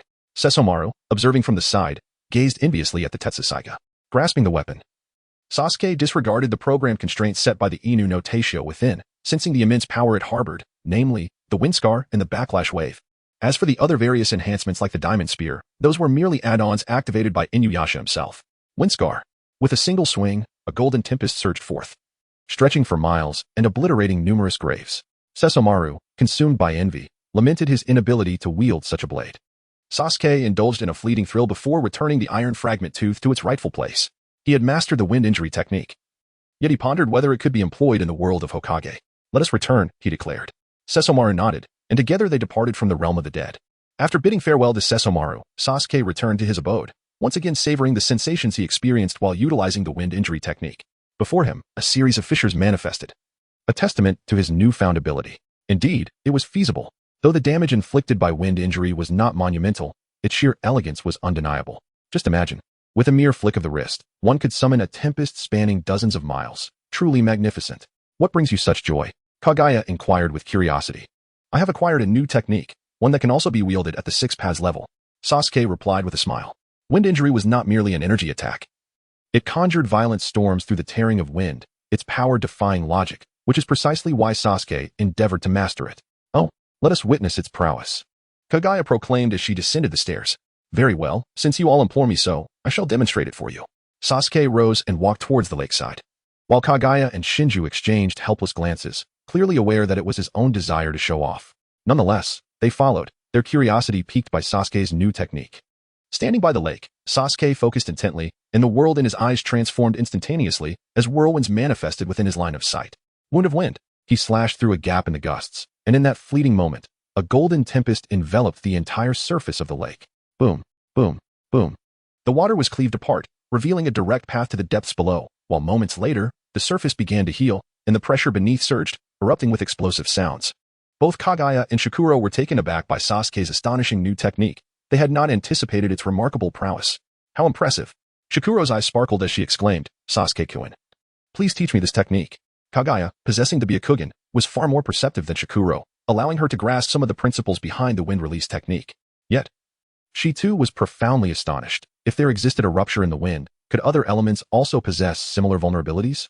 Under the influence of recent gaming experiences, Kagaya's thought process had become far more dynamic and less rigid than before. Upon witnessing the wind release, she contemplated whether techniques like fire release might also be viable. How cool is that? Sasuke beamed with pride as he regarded the two. Absolutely amazing. Teach me. Of course. As Sasuke began to instruct them meticulously, Kagaya inquired. Have you ever attempted to identify a rupture in lightning? Sasuke's body suddenly froze. Kagaya's words had indeed caught him off guard, as he had never contemplated this matter before. Let me give it a try. Sasuke immediately conjured a tempest of lightning using his chakra, attempting to identify the vulnerabilities in the electric storm through the technique of windscar, striving to tear it asunder. Alas, after a prolonged search, he found nothing. Disheartened, Sasuke dissipated his chakra, while Kagaya behind him could only smile wryly, remarking, it seems I was somewhat naive in my expectations. Well, it's always commendable to think outside the box. Sasuke replied with a grin, allow me to teach you the windscar technique. Will it be a serious instruction? I doubt it will remain serious for long. Days passed, and the Tin Tails laid yet another egg. Drawing from prior experience, Sasuke refrained from excessive sarcasm this time, directly absorbing the energy, which granted him an additional 100,000 experience points, alongside several new worlds and the ocular technique, Heaven's Judgment. Most significantly, he discovered that a substantial portion of his chakra had transformed into sarcasm energy. Indeed, it seemed he was on the verge of transcending the chakra system. This development was fortuitous, for while chakra is indeed versatile, it pales in comparison to the potency of sarcasm energy. After all, one should never compare combat prowess with that of a comedic manga. With a flicker of Sasuke's Rinnegan, the trio was transported to a picturesque and enchanting realm, where the tranquility of nature reigned supreme. Occasionally, one could witness small creatures engaging in the dance of the natural order. Oh, how beautiful this place is, exclaimed Kinshiki, her face alight with joy as she dashed about, clearly enamored with the surroundings. Kagaya's refined visage also blossomed with a warm smile, evidently pleased with the enchanting environment. What do you think? This shall be our new home from now on, Sasuke remarked with a smile directed at the two. This realm was a creation of his extensive sarcasm energy, a world defined by its dreamlike quality. He had relocated their entire villa into his whimsical domain, where the family would reside. They had not informed Orochimaru of their move, leaving him and his subordinates bewildered and reluctant to return and report their findings. One day, Sasuke gently released the two and ventured into another world of his own making. The celestial realm comprised 6 worlds, including the primordial space, and 5 others that could be individually defined. He had only utilized one, leaving 4 available for configuration. Similar to Kagaya, these worlds included an icy domain, a magma realm, a desert expanse, a gravity world, and the most fearsome of all, the acidic waters realm. It was said that even Kagaya herself could not withstand the potency of the acidic waters, daring not to open that particular realm's portal lightly. I truly wonder how that foolish woman met her defeat. Merely merging with the ice and snow world could have sufficed to subdue the likes of Naruto. With a casual jab at Kagaya, Sasuke began to orchestrate his new world, harnessing the essence of primordial power, an energy distinct from chakra, impervious to absorption even by the Rinnegan. Sasuke contemplated for a moment, The first choice must undoubtedly be the realm of thunder. In the thunder realm, I could fully merge with lightning and become a true god of thunder, much like Kagaya in the world of ice and snow. Sasuke harnesses his own power to begin the creation of a world, a task that proves to be no challenge for him. With the activation of the eye upon his forehead, he can manifest his own realm according to his desires, much like this dreamlike world. First comes the realm of thunder, followed by the spirit time house, and then the world of gravity. Sasuke effortlessly created 3 realms, each meticulously crafted according to his own vision of practicality. Everything he endeavored was dedicated to my future of leisure. Dragon Ball, come forth. A sly smile graced Sasuke's lips, exuding an aura of undeniable dominance. What has sparked this sudden transformation in him? Sasuke occasionally radiates such captivating energy. It is truly enchanting. Kagaya gazed at the entranced and fidgeting Cheyenne beside her, thinking to herself, this young man could mesmerize anyone with just a flick of his hair. Upon opening his eyes, Sasuke beheld Cheyenne and Kagaya. The former's cheeks tinged with a rosy hue as she inquired with a smile, has the training concluded? Indeed, I have constructed 3 worlds exclusively for training. Kagaya will accompany me to the gravity space each day henceforth. Absolutely not. Resistance is futile. You cannot solely rely on overpowering those of lesser ranks. Honing your combat skills is equally imperative. Sasuke adopted a stern demeanor, noting Kagaya's recent decline. If this continues, she might become akin to a certain fallen angel. Cheyenne, eager to join, exclaimed, I wanted to. I cannot be left behind. Very well. We shall train together. Sasuke chuckled, affectionately tousling Cheyenne's crimson hair before addressing Kagaya. Look at Cheyenne's admirable determination. She merely wishes to see you drenched, Kagaya muttered silently, yet her outward expression remained one of exasperation. All right, I understand. We shall train in the gravity world. Honestly, what happened to our promise of indulgence? Everyone who wishes to enter the world of Konan. Sasuke had a significant reason for inviting Kagaya to train in the gravity world. He wished for her to swiftly acclimatize to this new gravitational environment, thereby preventing any further comical scenarios where she found herself immobilized by her own gravity. As the family commenced their training, their appearances in the ninja realm dwindled, to the extent that Sasuke even had less time for the water group, only checking in during his daily sign-in to see if there were any tasks available. Unfortunately, apart from a minor incident involving Mikoto Misaka, the other members of the group were enjoying a period of tranquility, providing Sasuke with no opportunity to showcase his abilities. Moreover, there had been no newcomers recently, leaving Sasuke without any chance to share spoilers, had he not been absorbed in training. He feared he might have become unbalanced and faced his wife's disapproval. One morning, just as Sasuke was about to drag Kagaya into the gravity space for their exercises, he suddenly received a plea for help from Grey Wolf. Grey Wolf declared, Sasuke, I, the Great King, am being bullied by a horde of bacteria residing within a swarm of snails. Is there any way to impose sanctions upon them? API call failed with status code 429. Error. Code 429. Message. Resource has been exhausted, e.g. check quota. Status. Resource exhausted, Sasuke. Then there is no choice but to resort to the final measure. Chika, let's observe. Jintoki Sakata, the final measure? Could it be the Moonlight Fong? Sasuke, how can this be possible? Why would you think of Ichigo? I was referring to purchasing some antibacterial medication at the mall to eradicate these harmful bacteria. By the way, could I take a look at those bacteria? King Grey Wolf. Of course, that is not an issue. However, I am currently within the body of a snail, shrunk to a size comparable to that of the bacteria. Wouldn't your arrival risk crushing me? Sasuke, this seems to be a dilemma. Ultimately, Grey Wolf sent Sasuke a shrinking potion, assuring him of its infallibility. Following this, Sasuke purchased a teleportation charm and ventured into Grey Wolf's realm. In the crimson-hued world of snails, Grey Wolf was evading the relentless pursuit of the Yellow Bulls while awaiting Sasuke's arrival. Those accursed Yellow Bulls! How dare they hunt down the great Grey Wolf? Once my reinforcements arrive, you shall meet your doom, Grey Wolf declared with a ferocious expression. Suddenly, a brilliant light enveloped the scene, and Sasuke materialized beside Grey Wolf. Accompanying him was the fallen angel, Jabari. How did you arrive as well? Sasuke inquired with curiosity. How intriguing. Jabari replied with a smile. This is the inner world of the snail. Who knows if I shall ever have the chance to return again in this lifetime. In the next instant, another flash of light appeared, and Jintoki joined them. Let the esteemed Jintoki, the great swordsman, assist you in this predicament. Jintoki proclaimed with an air of confidence. Why are you here too? Sasuke retorted. I could handle this on my own. Fear not. Now is the time for Jintoki to shine. With a resounding shout, Jintoki successfully diverted the attention of the pursuing Yellow Bulls. One by one, the colossal Yellow Bulls appeared before them, causing Jabari to feel a wave of nausea. These creatures certainly do not belong within a living organism, do they? How repulsive, Jabari remarked, pinching her nose in distaste as she gazed at the Yellow Bulls before her. Jintoki, ever straightforward, raised his hand and unleashed a blade of energy, instantly slaying 3 of the Yellow Bulls. One sword style, Lion Song. Jintoki knelt gracefully, sheathing his sword with flair. Be careful, or Zoro might accuse you of infringement. Sasuke quipped, "Fear not. As Jintoki has connections with various great beings, there shall be no infringement." Jintoki responded with an air of arrogance. "So what do you think? Wasn't my recent move spectacular?" Not quite on par with Zoro, Sasuke offered a candid assessment. Lately, Zoro has been training under Mihawk, reducing his time in the water group. As for the Marineford War, Sasuke had refrained from involvement, primarily due to the lack of triggered group tasks from Zoro's side. "Thank you for coming to assist me," Grey Wolf said with a grin. "That gang of Yellow Bulls dares to put a bounty on my head. It is high time they learn of my prowess." Sasuke inquired, "What about the advanced technology you possess? Why not utilize it to annihilate this horde of Yellow Bulls?" "Alas, my primary intention for coming here today was to celebrate the new year with the little lambs, while also motivating them to remain diligent in the coming year. I have brought nothing with me. Otherwise, if I had even a single potion of superpower, I would not find myself in such a predicament." Grey Wolf truly did not anticipate encountering such a situation during the New Year festivities, and he resolved to carry a potion of superpower with him in the future, vowing never to seek assistance in such a disheveled state again. After a discussion among the four, they decided to head straight to the stronghold of the Yellow Bulls to eliminate the source of the trouble. On their way, they encountered the oblivious White and Black Bulls that attacked them. Sasuke did not relent, piercing through them with his Chidori. Regrettably, these bacteria lacked experience, which left Sasuke somewhat disappointed. After all, they were merely bacteria, he mused. As this group boldly entered the market, they naturally drew the attention of the three dominant factions in the snail world. The White and Black Bulls, upon seeing the unfamiliar species before them, hesitated to act rashly. In contrast, the Yellow Bulls had no such reservations.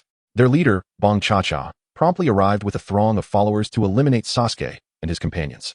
"Are you the ones hunting our Yellow Bulls?" he declared, exuding an air of intimidation, flanked by thousands of Yellow Bull minions. "Is this tiny creature really the leader of this gang of Yellow Bulls?" Grey Wolf began to mock upon observing Bong Cha-Cha's stature. "Be cautious. This little one is quite formidable," Sasuke warned. "What?" Grey Wolf's body trembled as he retreated behind Sasuke. "Don't be so adept at this," Sasuke quipped. Bong Cha-Cha, witnessing the cowardice of his opponents, displayed a disdainful expression. "Is this all you've got? Dispose of them." Upon hearing their leader's command, the Yellow Bull minions surged forward like frenzied beasts. Jintoki, with his divine weapon in hand, elegantly stepped past Sasuke, declaring, "Leave these ruffians to me. I feel on the verge of breaking through that barrier and stepping into the realm of the great swordsman." Sasuke nodded. "Then I shall leave it to you."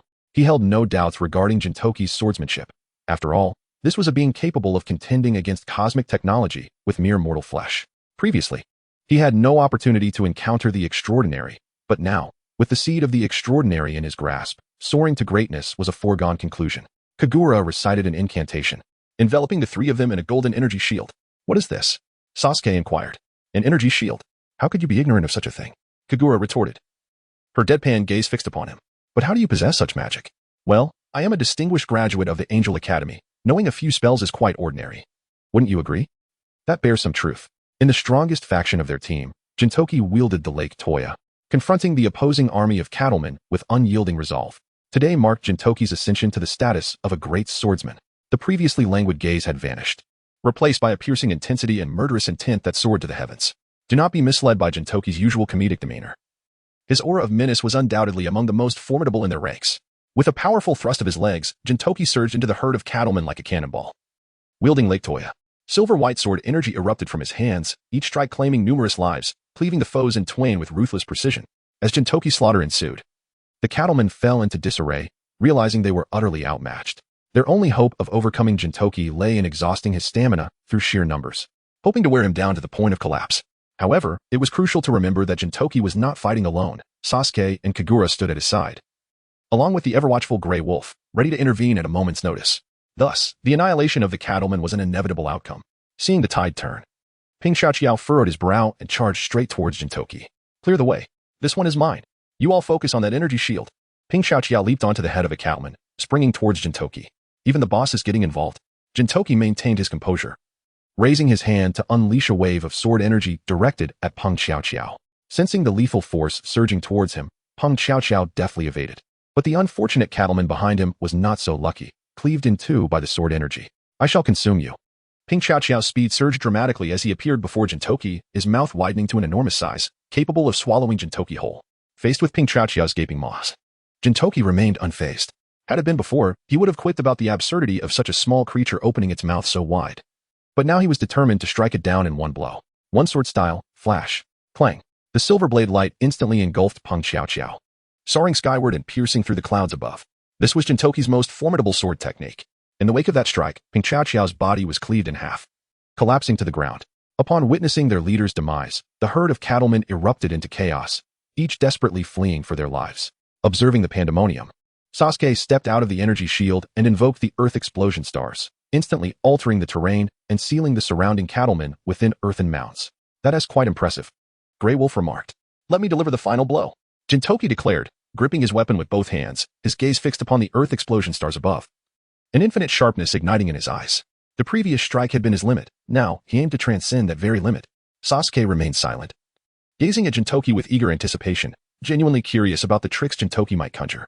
Although Jintoki was once known as the White Knight Demon, he had since retired. With fervor, Jintoki bellowed, "Behold my ultimate technique, the strike of white sugar." In an instant, a massive white slash, spanning hundreds of meters, sliced through the sky, unleashing waves of energy that obliterated the trapped cattle within. Jintoki has transformed into a grand swordsman. Observing Jintoki's exuberant laughter, Sasuke couldn't resist delivering a blow to his pride. No, you are still far from being a grand swordsman. The prowess of Hawkeye surpasses yours by leaps and bounds. Hawkeye is the world's greatest, after all. Do not arbitrarily raise the standard for grand swordsmen. Jintoki retorted loudly before his body went limp, collapsing to the ground. Oh no, is Jintoki's body depleted of sugar? That last strike couldn't have truly drained his energy, could it? This is absurd, Sasuke critiqued. I believe he is merely hungry, Kaguya whispered, simultaneously grumbling internally. Why is Sasuke just like Vinnet, always making sarcastic remarks? With the threat of the cattle faction neutralized, the virus within the snail was nearly eradicated. Now, they simply needed to locate the likes of Xianjiang and bring them out of the snail world. Grey Wolf confidently asserted that he could manage this task without the assistance of Sasuke and his companions. Sasuke had also acquired the commission experience from Grey Wolf, a generous 5,000. The subsequent events held little interest. Grey Wolf guided them to the military camp of White Ox to rescue Little Sheep and the others. Throughout the ordeal, Sasuke remained indifferent, his only distraction being his lazily tousled hair, as nothing else could pique his interest. So, is this how his natural curls came to be? Indeed. Lazy Sheep nodded, emphasizing, it's not what you think. It's ice cream. All right, no more quibbling, Sasuke replied dismissively, his attitude as nonchalant as could be. Besides, I eat ice cream every day. How could I not recognize the luster of quality ice cream? I merely haven't bathed for a few days, which has made my hair a tad dull. Lazy Sheep continued to bicker with Sasuke, unaware that they were speaking of entirely different kinds of ice cream. With the sheep saved, Grey Wolf and the others planned to return home for the new year.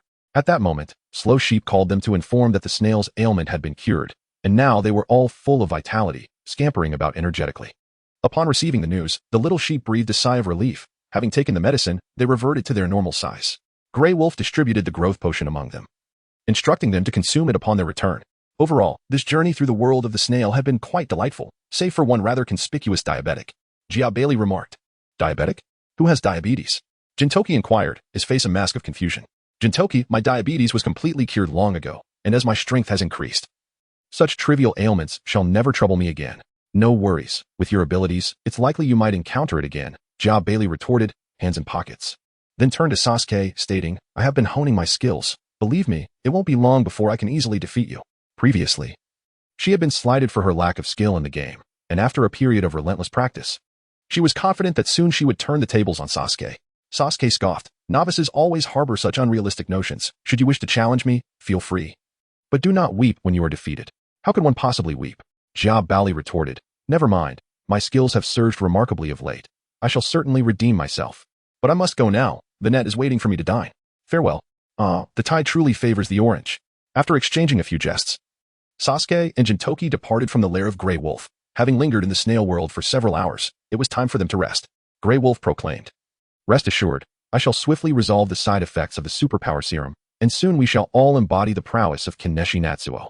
Kaneshi Natsuo merely responded with silence. After accruing 5,000 experience points from Grey Wolf, Sasuke resumed his daily training upon returning home, occasionally wandering through Konoha to procure some necessities, then returning to his rigorous regimen. Moreover, with the war having concluded 6 months prior, the populace had regained some vitality. Recently, the rate of collecting tailed beast energy had accelerated significantly. What once took a quarter to produce a new egg now required merely a month. And as the world's population continues to burgeon, Sasuke's ability to gather tailed beast energy shall only intensify. Sasuke has once again absorbed a golden egg, bringing his experience to 400,000, mere steps away from divinity. Most importantly, after absorbing this golden egg, the energy within Sasuke has entirely transformed into sarcasm energy, completely severing ties with the chakra system. In the living room, after Sasuke's transformation was complete, the Tintails, which had been absorbing energy within its lair, suddenly leaped into Sasuke's embrace, merging with his body. Sasuke was taken aback. What incomprehensible occurrence was this? Previously, when the Tintails had emerged, he had assumed it had no intention of returning. Within Sasuke's mind resonated the cries of the Tintails. Unlike before, he could now grasp the essence of its meaning. The Tintails had just expressed that its previous departure from Sasuke was due to its disdain for the chakra within him, deeming it an affront to its existence as a superior being crafted from the staff of creation. However, with the complete transformation of its internal energy, the Tintails was no longer fastidious and would fully merge with Sasuke, establishing a relationship akin to that between the Tintails of the ninja world and Kagaya. This implied that any energy absorbed henceforth would be directly reflected upon Sasuke, eliminating any need for progeny. Sasuke understood this clearly, yet couldn't resist a retort. You were born from me. How can you scorn my chakra? Alas, the will of the Tintails had entirely fused with Sasuke, rendering it incapable of replying. Upon opening his eyes, he beheld the two women, both displaying expressions of curiosity. So what is the verdict? Who isn't on the verge of becoming a deity? Kagaya inquired anxiously. Achieving divinity was the ultimate goal for every Otsutsuki, Kagaya included. Over the past few months, she had come to realize that Sasuke's strength had surpassed her peak, and he could ascend at any moment. Now that he had fused with the Tintails, it signified that the step toward godhood was imminent. Well, I suppose we must wait a little longer, Sasuke replied. At the current pace, it should take roughly half a month to complete the accumulation and attain divinity. Upon hearing Sasuke's affirmation, Kagaya became even more exhilarated. I never imagined I would have the chance to witness the birth of a god. Observing her enthusiasm, Sasuke chuckled. Fear not, once I ascend, I shall ensure that both of you achieve godhood as well. Indeed, I believe in you, Sasuke-kun, exclaimed Kinch, her face radiant with sweetness. However, our lives are still long ahead. You must prioritize your own needs and refrain from expending resources on us too soon. In Kinch's heart, Sasuke's interests always took precedence. If her desire for divinity were to hinder Sasuke, it would bring her sorrow. Oh, foolish girl. Sasuke pulled Kinch into an embrace, deeply moved. Once I become a god, no one under this vast starry sky will be able to threaten me. Assisting you in attaining divinity will be but a secondary endeavor. Casting a sidelong glance at the pair, Kagaya scoffed. I possess the Tintails. I am fully capable of becoming a god on my own. All right. Your words are tougher than your actions, Sasuke retorted, drawing Kagaya into the embrace as well. In a few days, I shall resurrect the Tintails and release your true form. Kagaya hesitated momentarily before speaking. Perhaps it would be best not to release my true form just yet. What if I become overwhelmed by that power again and seek to dominate the world? Rest assured, I shall be here, Sasuke confidently assured, thumping his chest. I will not allow you to stray down a misguided path. Kagaya blushed, murmuring, it's precisely because of you that I worry. The following morning, Sasuke awoke and accessed the panel of the super upgrade system to review his experience points. Name, Uchiha Sasuke. Age, 17. Special abilities, Rinnegan, full form. Immortality, Chidori, Wind Scar, etc. Realm, Demigod 430, 000500, 000 free experience. An increase of 20,000 experience points in just one day. Sasuke's eyes widened in astonishment, followed swiftly by elation. At this rate, he would attain godhood in just 3 days. Indeed, after merging completely with the Tintails, the efficiency of absorbing energy had surged exponentially. Oh, Kinch murmured as she opened her eyes, spotting Sasuke's jubilant expression. Sleepily, she smiled. Good morning, husband. Good morning. Sasuke gently pressed his lips against Karen's. Casting a glance at Kagaya, who was still peacefully slumbering on the other side, he tucked her in snugly before rising from the bed. I'll take care of breakfast this morning. Kiki. So, I'll leave it to you. In the following days, Sasuke remained vigilant about the acceleration of his experience growth. It was not a daily occurrence to accumulate 20,000 experience points. Rather, it depended entirely on the number of grievances expressed by the inhabitants of this planet on a given day. For instance, the next day, Sasuke only garnered 5,000 experience points, and on the third day, he managed just over 10,000. As his experience steadily increased, he finally reached 490,000 after 5 days. With the addition of the 10,000 free experience points he had accumulated during this period, he would ascend to divinity. Is it truly safe here? Sasuke furrowed his brow. Although he was accompanied by 2 beings of the 6 paths level, this world still harbored other extraordinary entities. Should any misfortune befall him, would he not risk losing all his efforts? This chapter is not yet finished. Please click the next page to continue enjoying the captivating content. It appears that achieving divinity in his own world is indeed unattainable. Opening the chat group, Sasuke sought out Jintoki. Sasuke, Silver, allow me to visit your world for a moment. Sakata Jintoki. Huh? You wish to come as a guest? Very well. Yuri Ray. Sasuke is actively seeking to visit Jintoki. Could there be a specific reason behind this? Urchiang, just observing. Kagaya, trying to steal my attention? Zhang Sanfeng, the old Taoist wishes to partake as well. Upon seeing Zhang Sanfeng, Sasuke's eyes sparkled. The martial arts realm appeared to be an intriguing choice. Yet, he hesitated. What if their world truly harbored deities? After exchanging a dimensional travel token, Sasuke's figure vanished from the Naruto world. At the Odd Jobs agency, Jintoki reclined on the sofa, indulging in a sundae, when a flash of white light materialized, and Sasuke stood firmly upon Jintoki's face. The moment was decidedly awkward. Huh? How did you end up beneath my feet? Sasuke feigned ignorance, calmly stepping off Jintoki's face while disregarding the latter's resentful gaze. Sasuke proclaimed, I am on the verge of becoming a deity, thus I seek a relatively normal world. Please do not disturb me. With that, he vanished before the trio. Once he departed, Shinpachi finally snapped out of his stupor, gaping and pointing at the spot where Sasuke had stood, exchanging incredulous glances with Jintoki. In that moment, even the king of sarcasm, Shinpachi, found himself at a loss for words, unsure of where to begin his commentary. Meanwhile, Sasuke, having left the Odd Jobs agency, felt quite pleased with Shinpachi's performance. Truly, as a bespectacled individual, he had provided nearly 5,000 units of sarcasm energy in just a minute. How wonderful it would be if the entire world were filled with such adept jesters. Soaring into the cosmos, Sasuke found an expansive void where he expended some of his accumulated experience, instantly filling his reserves. A golden glow flashed across the panel of the super upgrade system. As the scenery before him shifted, he was presented with a selection interface. Please choose your principle, lightning or fire. Staring at this interface, Sasuke found himself momentarily at a loss for words. It resembled the interface where a muscular Neza chose his appearance. After a moment's contemplation, he opted for the principle of lightning, as he felt more proficient in that domain. Upon making his choice, the panel transformed into an endless cascade of thunder, merging with Sasuke's being, continuously elevating his life essence. His aura began to rise exponentially, and a sea of lightning enveloped him completely. As Sasuke's presence intensified, the surrounding lightning multiplied until it darkened into a tempest of black. At that moment, Sasuke opened his eyes once more. Boom!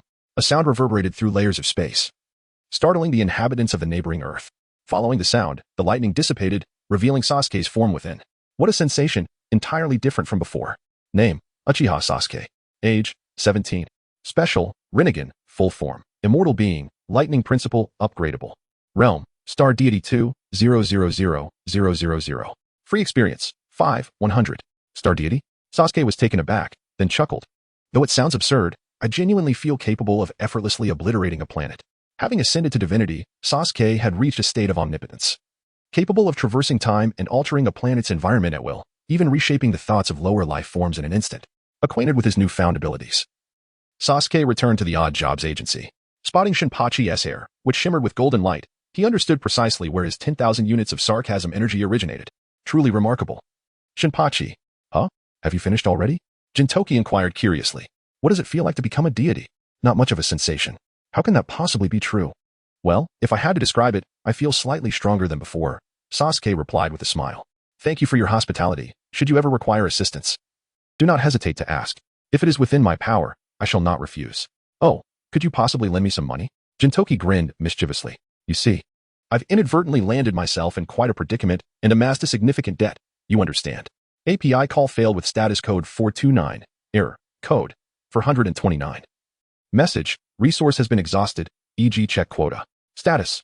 Resource exhausted. Sasuke observed that Jintoki was completely ensconced in gold, and it seemed unlikely that he would regain his ability to speak anytime soon. I shall take my leave, Sasuke stated. Jintoki merely nodded and waved his hand dismissively. Witnessing this, Sasuke couldn't help but wonder if the man had lost his sanity. Sasuke's form has vanished into the realm of Gintama. After Sasuke's departure, Jintoki became increasingly unrestrained, shedding his garments and reveling in the golden sea. You scoundrel, don't stuff gold into that place. Fear not, Shinpachi, even gold retrieved from there shall not be scorned. After all, it is gold. Ah, how revolting. Don't just stand there, Shinpachi. Why not take some gold back? ISNT, your family still in debt? At that moment, Jintoki's words made Shinpachi's heart skip a beat. Take it and hide it carefully, lest others see. Who would hide it there? As Shinpachi continued to voice his complaints, the golden tuft atop his head gathered energy incessantly. Upon his return home, Sasuke's first act was to showcase his newfound abilities to Kagaya. I see, she replied dismissively, her gaze never leaving the computer screen. Hey, what kind of attitude is that? Sasuke expressed his discontent, grasping Kagaya's chin and forcibly turning her face towards him. I've become a god. Is this all the reaction I get? Kagaya paused her game, a smirk on her face as she said, Congratulations, Lord Sasuke, on achieving divinity. With that, she resumed her battles in the cyber world. Observing her demeanor, Sasuke could only shake his head in resignation. Fortunately, Shikamaru was different. The young girl gazed at Sasuke with admiration, filling him with a sense of satisfaction. He lifted Kagaya and declared, "Come, release your true form." Reluctantly, Kagaya followed him to the moon, where Sasuke located the seal, and, with a mere thought, shattered it, unveiling the slumbering Kagaya within. As the seal was broken, the moon began to crumble instantly. What a hassle! Sasuke frowned, exerting some power to stabilize the moon. Kagaya flew before her true self and merged into her essence. Moments later, Kagaya opened her eyes, staring blankly at Sasuke. "What is it? Are you entranced by my handsome visage?" Sasuke teased. "How absurd," Kagaya retorted, a smile breaking on her face.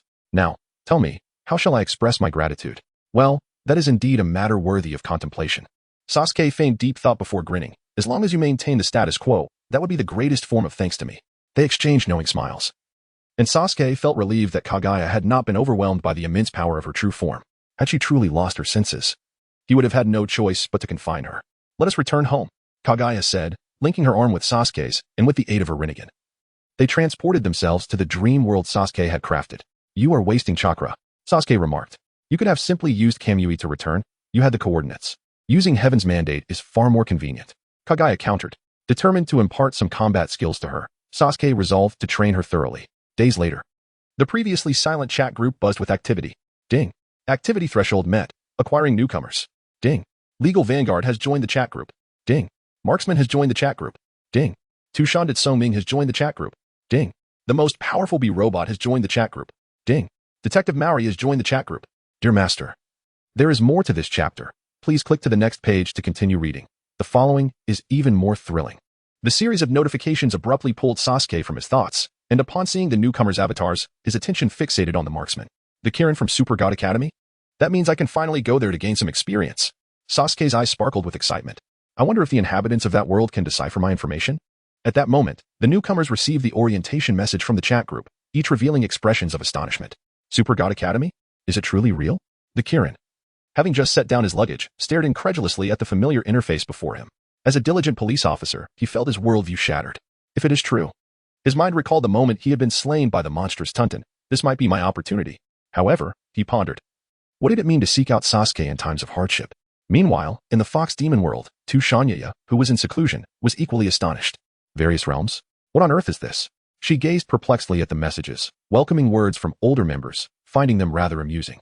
In the world of Detective Conan, Maori Kagoro rubbed his eyes, ensuring it was not an illusion, before bursting into raucous laughter. Ha ha ha, I knew I was the main character. In the love apartment, Zhang Wei, who had recently moved in, stared blankly at the penguin interface that appeared before him. After processing the information in his mind, he incredulously slapped his own face twice. That hurts. It's not a dream. Confirming this revelation, Zhang Wei's expression morphed entirely. This must be my golden opportunity, he exclaimed. Ha ha ha. Zhang Wei is finally going to rise to greatness. In the world of iron-armored little treasure, the sharp pepper, sealed away by the doctor, was forcibly awakened. Quickly skimming through the information, Sharp Pepper let out a cruel laugh. Did you expect this, Doctor? I am the chosen one. Once I am free, I shall exact a terrible revenge upon you all. API call failed with status code 429. Error. Code. For 29. Message. Resource has been exhausted. E.g. check quota. Status. Resource exhausted. Sasuke. Indeed. You can reach out to me if you need anything. Legal Vanguard. What the heck? Uchiha Sasuke. Sasuke, is it? Jintoki Sakata. It appears we have yet another who has perused the manga. The mightiest B-Robot. Could you possibly liberate me from this seal? The Marksman. My planet is currently besieged by an extraterrestrial invasion. May I seek your assistance as well? As the newcomers voiced their concerns, Sasuke had already received their requests. He glanced at Chielin's words and promptly responded. Sasuke, no problem. I can handle even Kakarot, let alone extraterrestrials. Jintoki Sakata. Goodness, are you really that inflated with confidence? Gabriel. I've taken a screenshot. I'll show it to Kakarot later. Turu from Kobayashi's Dragon Maid. Extraterrestrials? Are they powerful? Zhang Sanfeng. Newcomer, do not panic. If it becomes too overwhelming, seek refuge in another member's world for now, in return for vengeance once your strength has increased. Tushanda Smart, what are extraterrestrials? Shark Pepper, they are invaders. Sasuke, what Chilin refers to must be the gluttonous beast, right? Fear not, for in my eyes, they are mere trifles. With a mere whim, I could annihilate them all. However, the angels and demons present a more formidable challenge. I am uncertain whether I can manage them. Sharpshooter, do you know me? Ding. Sasuke initiated a vote, requesting the chat group officials to introduce him as a time traveler. Agree. 1 vote. Disagree. 0 votes. River God. Ah, this is indeed quite significant. I cast my vote. Jintoki Sakata, Silver also adds a vote. Moments later, over half of the members in the group completed their voting. Following the approval of the new proposal, an introduction regarding Sasuke appeared in the minds of the members, primarily stating that he is a time traveler. In the dormitory, Chilin's mouth fell slightly agape, still somewhat incredulous. This fellow must be the fabled child of destiny, she mused quietly, by the way. I should ask him about the future of our world. Faced with the invasion of extraterrestrials, Chilin was undoubtedly filled with apprehension. Knowing the future sooner would allow for the formulation of a battle plan in advance. API call failed with status code 429. Error. Code. 429. Message. Resource has been exhausted, e.g. check quota. Status. Resource exhausted. Sasuke. The world of Kagoro Muri primarily revolves around reasoning. I believe several individuals in this group are familiar with it. Zhang Wei. The elementary school student of death. It's the manga that Guangu loves the most. River God. I'm aware as well. Sakata Jintoki. Jin-san is still following the updates. Detective Muri. Is it true that so many people know about my world? Are you all travelers from another realm? Sakata Jintoki. Not exactly, but there are comics from your world in mine too. Zhang Wei likewise. River God. My world bears resemblance to yours, though it is not identical. In the Muri Detective Agency, Kagoro Muri furrowed his brow, a rare moment of insight flashing across his face. Simply put, it is akin to the comics I read, is it not? Perhaps the manga I am currently perusing depicts events that transpired in some other universe. Upon realizing this, Kagoro found himself pondering yet again. What does elementary school student of death mean? There are no children around me. At that moment, Muri Ran returned home, followed by a bespectacled little boy. Daddy, I'm back. Ran cheerfully introduced Conan, saying, this is Conan, a relative of Dr. Agasa, and he will be staying with us for a while. What? Impossible. Absolutely not. Kagoro instantly recognized the boy as the childhood version of Shinichi Kudo, although he was baffled as to how the boy had transformed into such a peculiar form. The fact that he had joined their chat group made it somewhat easier to accept the notion of an 18-year-old becoming an 8-year-old. However, for this boy to live in his house, that was absolutely out of the question. What if his precious daughter were to be taken advantage of? Your objections are futile. I've already made up my mind. Whether you agree or not, Conan will be moving in with us. If necessary, he can share my room, Rand said, completely disregarding Kagoro's concerns. What? Share a room with you? Kagoro and Conan were both taken aback. Impossible. This boy is not going to share a room with me. Kagoro decisively declared. That would be for the best. Rand smiled, satisfied with her provocation. At this moment, Kagoro also came to a realization. Elementary school student of death. Does this boy not represent a primary school student? Death God? Surely not. Just as Kagoro felt his legs weaken, Jintoki suddenly uploaded a chapter of Detective Conan. Sakata Jintoki. Hiki. 500 points in the bag. What a lucrative deal. Zhang Wei. So one can earn points this way? Ding. Zhang Wei uploaded a junk file, silencing him for 10 minutes. This chapter has not concluded. Please click to the next page to continue reading. Sasuke. As expected of you. Shiburi. It's the first time I've seen someone silenced. What did you upload? Sakata Jintoki. Could it be adult literature? Zhang Sanfeng. Perhaps an erotic illustration? Misaka Makoto. Hey. Let us swiftly move past this topic. There are children in the group, you know. Sasuke, you have already reached level 6. So why do you still feel shy when it comes to knowledge about both genders? Misaka Makoto. Spare me the unnecessary chatter. In any case, just refrain from being so overt about it. Chilin. All right. Let us return to our previous topic. When will the esteemed Sasuke have some time? It seems we shall soon be confronted by the formidable horde. API call failed with status code 429. Error. Code. 429. Message. Resource has been exhausted, e.g. check quota. Status. Resource exhausted. Although Sasuke harbors some concerns regarding the technology of the Super God Academy, he is not intimidated by it. Let us not forget that he is now a bona fide star god, capable of effortlessly obliterating the very existence of a planet. In terms of the essence of life, he surpasses even the 4th-generation divine bodies of the Super God Academy's world. They struggle to analyze a 4th-generation divine body, let alone comprehend Sasuke. However, to avert any unforeseen mishaps, it would be prudent to utilize the power of sarcasm to create a distraction. The energy of sarcasm is Sasuke's eternal trump card. After expending several thousand points of this energy, he successfully conjured a peculiar shield, enveloping himself in a wondrous force that could block all external perceptions. This energy of sarcasm truly disregards all logic. As long as one possesses imagination, nearly anything can be achieved. Sasuke shook his head. It seems that once again, he would not have the opportunity to utilize the miraculous tools from his space.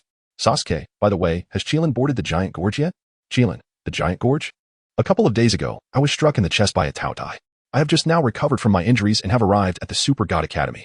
API call failed with status code 429. Error. Code. 429. Message. Resource has been exhausted, e.g. check quota. Status. Resource exhausted, Sasuke. Explaining this is rather convoluted. You may comprehend it as the notion that mere sarcasm empowers one to achieve anything. Chilin, including defeating extraterrestrials? Kagami, certainly. If Init possessed a sarcasm energy collector, I believe she could confront God single-handedly. Chilin, confront God? Is that truly preposterous? Shark Pepper, can we temporarily set aside the matter of confronting God? That fellow named Sasuke, could he come and rescue me? I am still sealed here. Ding. Sasuke has sent a special red envelope. Ding. Shark Pepper has claimed the special red envelope. In the world of iron-armored little treasure, within an abandoned cave. This location had evidently been deserted for many years, yet there lay a large iron ball, adorned with a note inscribed with a seal. At that moment, upon receiving Sasuke's red envelope, a massive purple sword pierced through the mountainside. Haha. At last, I, Shark Pepper, am free once more. The purple sword cleaved the iron ball in two, revealing Shark Pepper, enveloped in an energy exoskeleton, emerging from the mountain. This energy sword is truly remarkable. How I wish to possess one.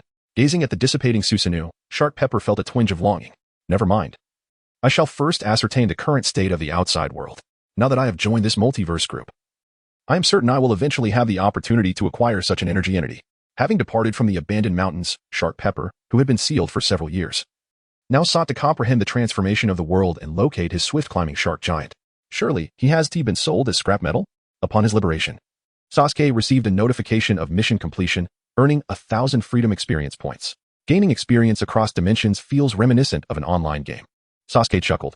I wonder if slaying the robotic Taotai grants experience? Tushan did so meanwhile? There are so many intriguing things in this group. Hehe. Now I shall no longer be bored. Tushan Yaya discovered the anime and manga within the group, and upon perusing them, she instantly felt she had found the essence of her fox existence. Kagami, this little fox from Tushan, your original name cannot possibly be Ditsoming, can it? Tushan Ditsoming. Huh? No, that's not it. I am called Yaya, Grey Wolf King. Do try to revert to your original name, and remember, Ditsongming isn't a compliment. Sasuke often refers to Kagami as a Ditsongming in games. Tushan Ditsongming. Is being clever not a compliment? Your worldview seems rather distorted. Sasuke, intelligence is commendable, yet excessive cleverness is not. In rural areas, it is common to bestow the name Big Clever upon the idle fool of the village. Zhang Wei. This holds true, although most prefer to call them dolt or simpleton. There are regions where such appellations are deemed unseemly, hence the moniker Big Clever. Chilin. In other words, some of Yaya's actions are rather. API call failed with status code 429. Error. Code. For 29. Message. Resource has been exhausted. E.g. check quota. Status. Resource exhausted. Sasuke. This. I shall not engage in a dispute with you. If you, from the Tushan clan, aspire to establish your presence in this world, relying solely on your sister's insulation claw is insufficient. Your magical prowess must also evolve accordingly. Alas, if you could have remained a sorceress indefinitely, your sister would not. At this juncture, Sasuke chose to withhold further remarks.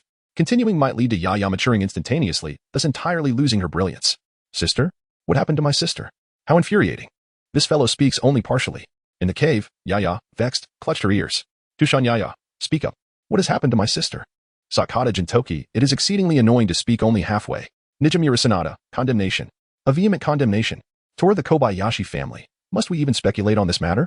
Surely something dreadful has transpired. Misaka Makoto, fear not, Yaya. Now that you have joined our chat group, should you encounter any difficulties, we shall all come to your aid. Kusuwa Seiki, indeed, seeking Sasuke as assistance is not mere rhetoric. Of course, if he cannot resolve the issue, one may also approach the river god.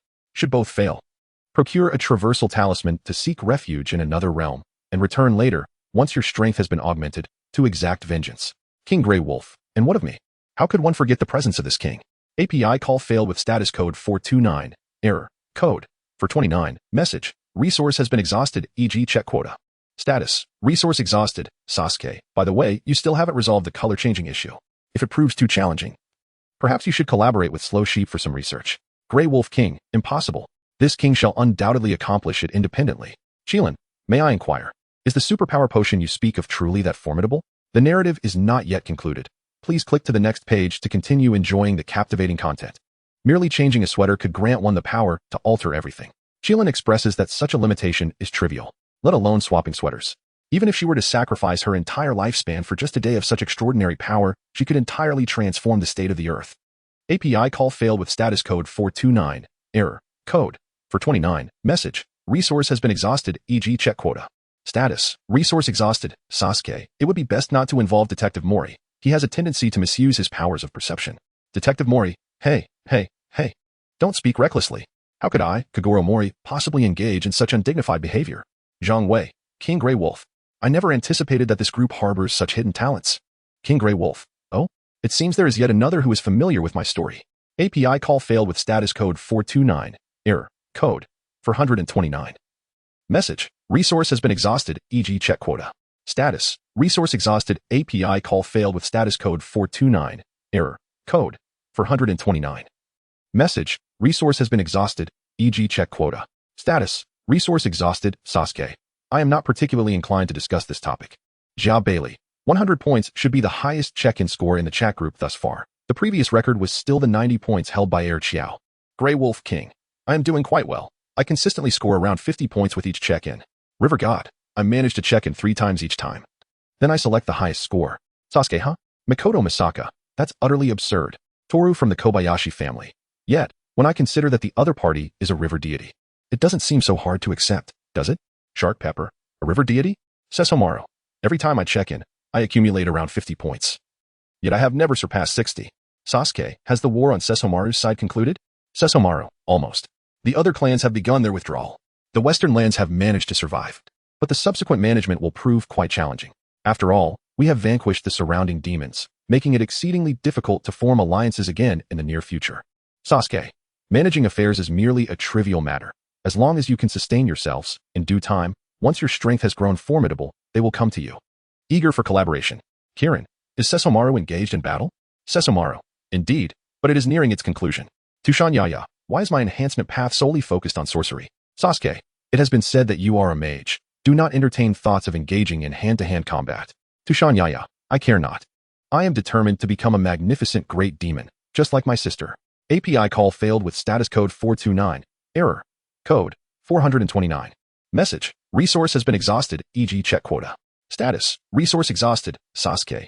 Yet, you have chosen a path that is utterly incongruous with your nature. If you do not cultivate your magical abilities, your sister would not. Alas. Jabari, climb. I command you to ascend. Urchiu. Everyone knows what I am about to say. Shilin, it is indeed quite unreasonable to leave one's words half-spoken. Ishida Yuryu, to be honest. I am now quite curious as to why Sasuke is so fixated on this particular statement. He usually expresses himself quite directly. Zhang Sanfeng, indeed. Could there be some other reason preventing Sasuke from articulating his thoughts openly? Kusuwa Seiki, it must be related to the person of Tushan Yaya, right? Otherwise, Sasuke would have no reason for such hesitation. Tushan Yaya, is it related to me? Sasuke, it could be said so, if you were aware. You would surely be beside yourself with rage. Zhang Wei, I remain quite curious about what has transpired with her sister. Tushan Yaya, speak freely. I shall manage my emotions. In the cave, Tushan Yaya took a deep breath, striving to maintain her composure. Her sister, being so formidable, surely must be unharmed. It must be this individual who is deceiving me. Tushan Yaya reassured herself, even though she harbored doubts about her own words. After all, Sasuke had clearly stated in his introduction that anyone he was acquainted with would undoubtedly be safe. Such was his unwavering confidence. Sasuke, who would believe such words? You will naturally come to understand when the time comes. Toru from the Kobayashi family, so you're keeping us in suspense. Raya from the Yui family, is this really Sasuke? Kusuwa Seiki, oh dear, it seems this newcomer is indeed rather special. Tushan Yaya, you jerk. Tell me right now. In the cave, Tushan Yaya was fuming, her 2 large water balloons rising and falling incessantly, leaving one to wonder how such a petite figure could possess such size. After a moment of anger, witnessing Sasuke's reluctance to divulge any information, Yaya pouted in frustration. Why say anything at all if you have no intention of sharing? In her ire, Yaya turned to watch Naruto. This must be Sasuke's, and wow, he looks somewhat handsome. Meanwhile, at the Muri Detective Agency, Conan was delighted to have moved into Rant's home, and they had just received their first case. A grand house in Yayoi-Osaka, belonging to the Tani family. Buckle up. Hailing a taxi. Kagoro, along with his daughter and son-in-law, proceeded to the scene of the incident. This case involved the daughter of a wealthy family being kidnapped by a man in black, and they were tasked with finding her. Kagoro remarked casually. He had already read the script and knew how events would unfold, hence he felt no anxiety whatsoever. However, upon hearing the mention of the man in black, Conan was struck with a sudden panic. The man in black. Could it be those who transformed me into a child? Conan's mind raced frantically, but thankfully, Ran was preoccupied with the thought of her father receiving a legitimate case. Otherwise, she would have surely noticed Conan's distress. Kagoro, observing Conan out of the corner of his eye, could not suppress a smirk. That kid, does he really think he can make a move on my Ran? Just wait and see how I intimidate him. Kagoro chuckled to himself. The group soon arrived at the Tani residence, where the anxious owner awaited them. Mr. Muri, you must help me find my daughter. Mr. Tanny approached Kaguro immediately. Rest assured, with my presence, this case will reach its conclusion. Kaguro straightened his collar and approached the butler for information, with Conan closely trailing behind, his face still etched with lingering fear. It was evident that Conan still feared the black-clad individuals were Jin. Should Jin discover that he was suspected of such deeds, it could spell doom for the Tanny family. The servants reported that they had heard the young lady scream, only to find a man in black abducting her. The butler narrated vividly, as if reliving the moment. Kaguro nodded, acknowledging the information. Just as the butler sighed in relief and Conan struggled to analyze the situation, Kaguro stepped beside Mr. Tanny and inquired, "Do you have dogs at your residence?" "Huh? Yes, we do." Mr. Tanny let out his large dog. Upon seeing the dog, a triumphant smile spread across Kaguro's face as he slowly declared, "No need to search any further. The culprit is your butler. S&T that right?" "What? Masao?" Mr. Tanny turned incredulously to his butler, Masao, asking, "Hey, is what Mr. Mori said true?" Masao looked utterly embarrassed, having been so easily discovered. Noting Masao's expression, Mr. Tanny realized Kaguro was indeed correct and seized him by the collar, demanding, "How could you betray my trust? Now, take me to rescue my daughter." Meanwhile, Conan curiously approached Kaguro, exclaiming, "Uncle Mori is amazing. He uncovered the truth of the case in an instant." "It's nothing. I simply happened to notice the dog in the yard when I arrived." Kaguro raised his head slightly, exuding pride. As a detective, one must constantly be aware of their surroundings, otherwise one may fall victim to surprise attacks. Conan nodded thoughtfully, feeling a bit awkward.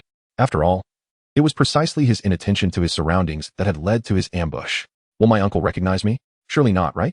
After all, I am merely a 6 or 7-year-old child now, far removed from Shinichi Kudo. Detective Mori, ha ha ha. That brat Shinichi is surely questioning his existence. Zhang Wei. If Conan's fans were to discover that Uncle Mori has turned the tables, it would certainly be quite amusing. Jintoki Sakata, so? Does Detective Mori plan to keep Conan around? Detective Mori, indeed, it is better to keep that kid close, lest he constantly schemes to harm Ran.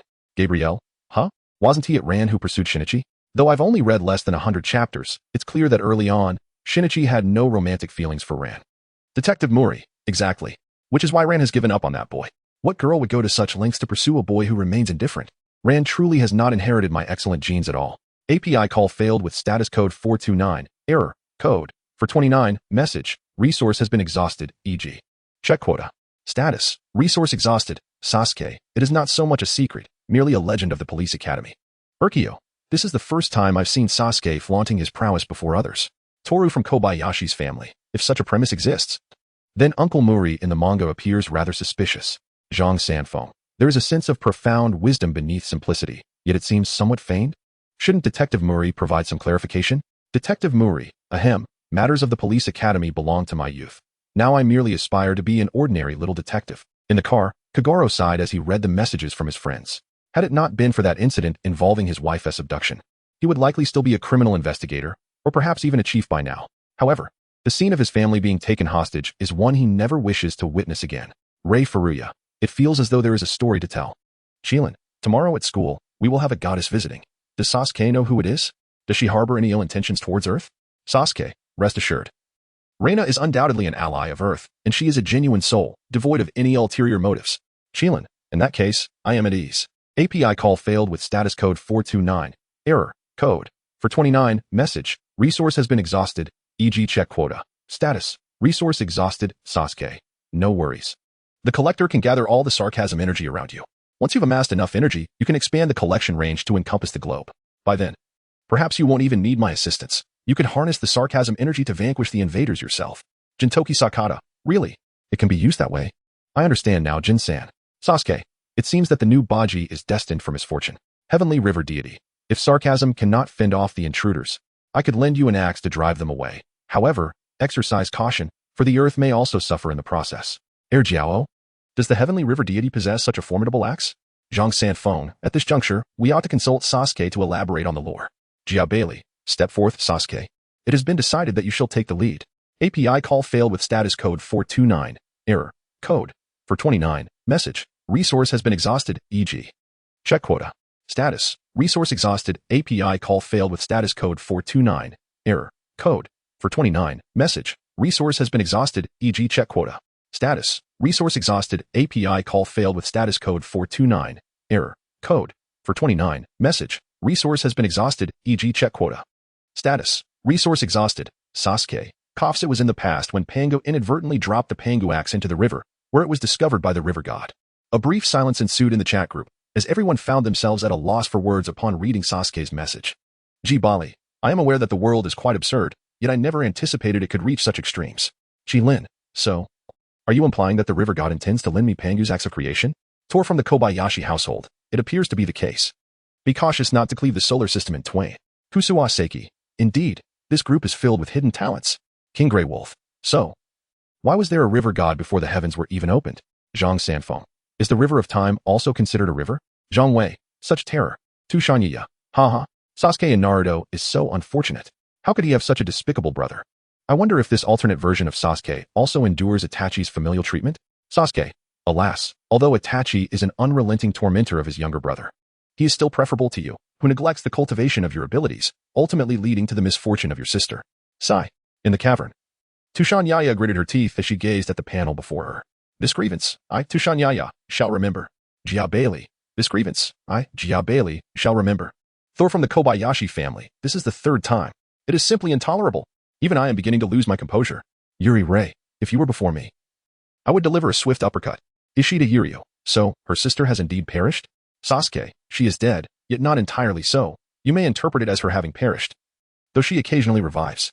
Ultimately, it depends on your understanding. This chapter is not yet complete.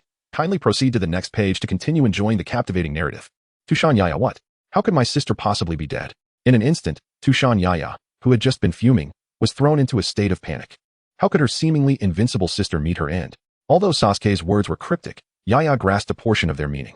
In simple terms, her sister Hong Hong has fallen into a state of perpetual half-life. How could this be? Was her sister defeated by someone? No, no, no. She is invincible. How could she be reduced to such a state? Yaya shook her head repeatedly, casting aside that troubling thought. Yet, deep within her heart, she had begun to entertain the possibility of her suspicions, contemplating whether she ought to heed Sasuke's advice and diligently cultivate her magical skills. Ah, he did mention that we have access to anime here, didn't he? If I implore him to release the anime, as this notion crossed her mind, Yaya found herself wavering. The prospect of glimpsing the future was undeniably alluring, yet fraught with trepidation, for she feared witnessing outcomes she would rather not see. Nevertheless, this pertains to her sister's very life. Tushanyaya, Sasuke, my esteemed elder, I implore you, please reveal to me what fate has befallen my sister. Sasuke, do you truly wish to know? I believe that even if you were to discover it now, you would still be unable to comprehend your sister's thoughts. Tushanyaya, nonetheless, I still wish to see. Sasuke, very well. Ding. Sasuke has uploaded a brief biography of Tushan Hong Hong. Jiabali, is it merely a brief introduction? Sasuke, there is no choice. Yaya is still a child, and the narrative of the manga unfolds hundreds of years later. In the cavern, Tushanyaya trembled with anticipation as she opened the introduction to Tushan Hong Hong that Sasuke had sent her. Come on. Let me see what could possibly transform my sister into the state that Sasuke described. Minutes later, Yaya finished the tale, her expression contorting into one of intense frustration. Those detestable cockroaches. And that arrogant monkey from Ally Nation. And that black fox. Just wait. I shall train to become the strongest. I will eliminate all of you. I vow to protect my sister from any indignities. And let us not forget the despicable Chi Dao Alliance. I will find an opportunity to annihilate them. In this moment, Tushanyaya was filled with a murderous intent towards those she had never encountered before. Sasuke thoughtfully attached an image of Yaya after her successful training at the end of his message, allowing Yaya to realize that with diligent effort, she could indeed assist her sister. At that moment, she felt confident that not even the despicable Jean Rafone could withstand her strength. And even if the head of the Dongfeng family personally confronted her, she was certain she could freeze him solid. However, what about the cockroach? If we ignore him, he might truly perish. Yaya felt a flicker of hesitation. Although Dongfeng Yuechu was not particularly likable, he was undeniably in a dire situation. Perhaps it was best to defer that concern for now. She resolved to focus on her training first, setting a modest goal to reach the level of a demon emperor. In the next moment, Yaya opened the chat group, expressed her gratitude to Sasuke, and began watching Naruto. The power of the fox demon stemmed from emotion, and she believed that by observing the feelings of others, she would come to understand emotions herself. In the world of Conan, after Kagoro exposed the butler, the latter guided them to the hotel where Akiko was staying. Upon entering the hotel, Kagoro's gaze fixed upon a man wearing a cap and clutching a box. The man's demeanor was frantic, indicating he had engaged in some nefarious activity. Aware from the script that this man had indeed kidnapped Miss Akiko, Kagoro swiftly approached and demanded, "Let me see what's in the box." The man, startled by Kagoro's sudden confrontation, stumbled back in panic. What are you doing?" he stammered. "Cut the nonsense," Kagoro asserted, quickly snatching the box from the man's grasp and placing it on the ground. Mr. Gu, witnessing Kagoro's abrupt action, was taken aback and inquired, "Mr. Murray, what is happening?" Without responding, Kagoro produced a small knife and opened the box. Inside lay their target, Miss Akiko. "Akiko, Mr. Gu exclaimed, losing his composure as he embraced his daughter. Meanwhile, the cap-wearing kidnapper realized his plot had unraveled and attempted to flee, but Sonoko swiftly intercepted him, executing a flawless series of martial arts moves that left him defenseless. Subsequent events bore little relevance to Kagoro, who collected his reward and returned home with the children. On the way, Sonoko lamented, "It's truly unfortunate that the child of a wealthy family orchestrated such a kidnapping just to gain his father's attention. Thankfully, we arrived in time. Otherwise, if Akiko had been taken by the real kidnapper, it would have been disastrous." Conan chimed in, curiosity evident in his expression as he asked Kagoro, "Uncle Muri, how did you deduce that the man had kidnapped Miss Akiko?" At that moment, Conan felt a surge of admiration for Kagoro. After all, Kagoro had resolved the case with remarkable speed, while Conan was merely beginning to contemplate the situation.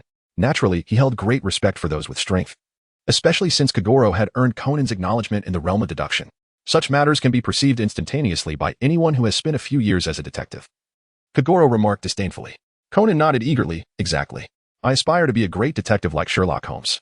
Kagoro glanced at Conan and earnestly cautioned, "Young one, being a detective doesn't yield substantial wealth, especially for someone like you with limited observational skills. You might end up starving." Conan twitched at the corner of his eye, wanting to retort, but the thought of his current predicament rendered his argument powerless. Having once again taught Shinichi a lesson, Kagoro felt an immense sense of satisfaction, sharing his joy with friends in the chat group. Meanwhile, Sasuke found himself in a state of inner turmoil over the past few days. It was merely a slight alteration to their catchphrase, hardly a matter of great consequence, yet he felt an inexplicable need to obsess over it. Kagaya rolled her eyes, pulling Sasuke into her embrace. "You are a god now. A minor change in human habits on this planet is trivial. There is no need for you to dwell on it. Just act." Sasuke's expression remained conflicted. Such matters can shift from one occurrence to countless others. This time it's inconsequential, but what about next time? What if it becomes an addiction, and I start altering others' thoughts whenever I encounter difficulties? Sasuke harbored concerns about his potential obsession with this power. After all, such abilities were undeniably alluring. He even found himself contemplating thoughts that would likely provoke universal ridicule. Who could say what might transpire in the future?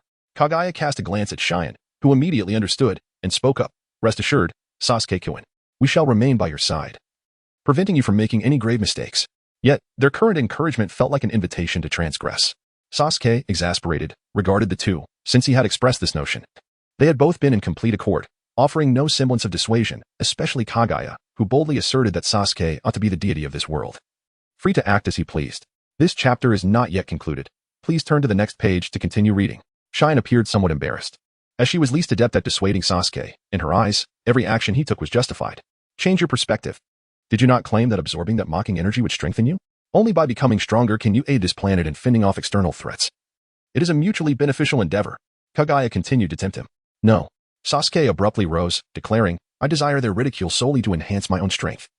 As for defending against foes, I am utterly indifferent. Whoever dares to approach shall be dealt with effortlessly. I will not accept such convoluted reasoning.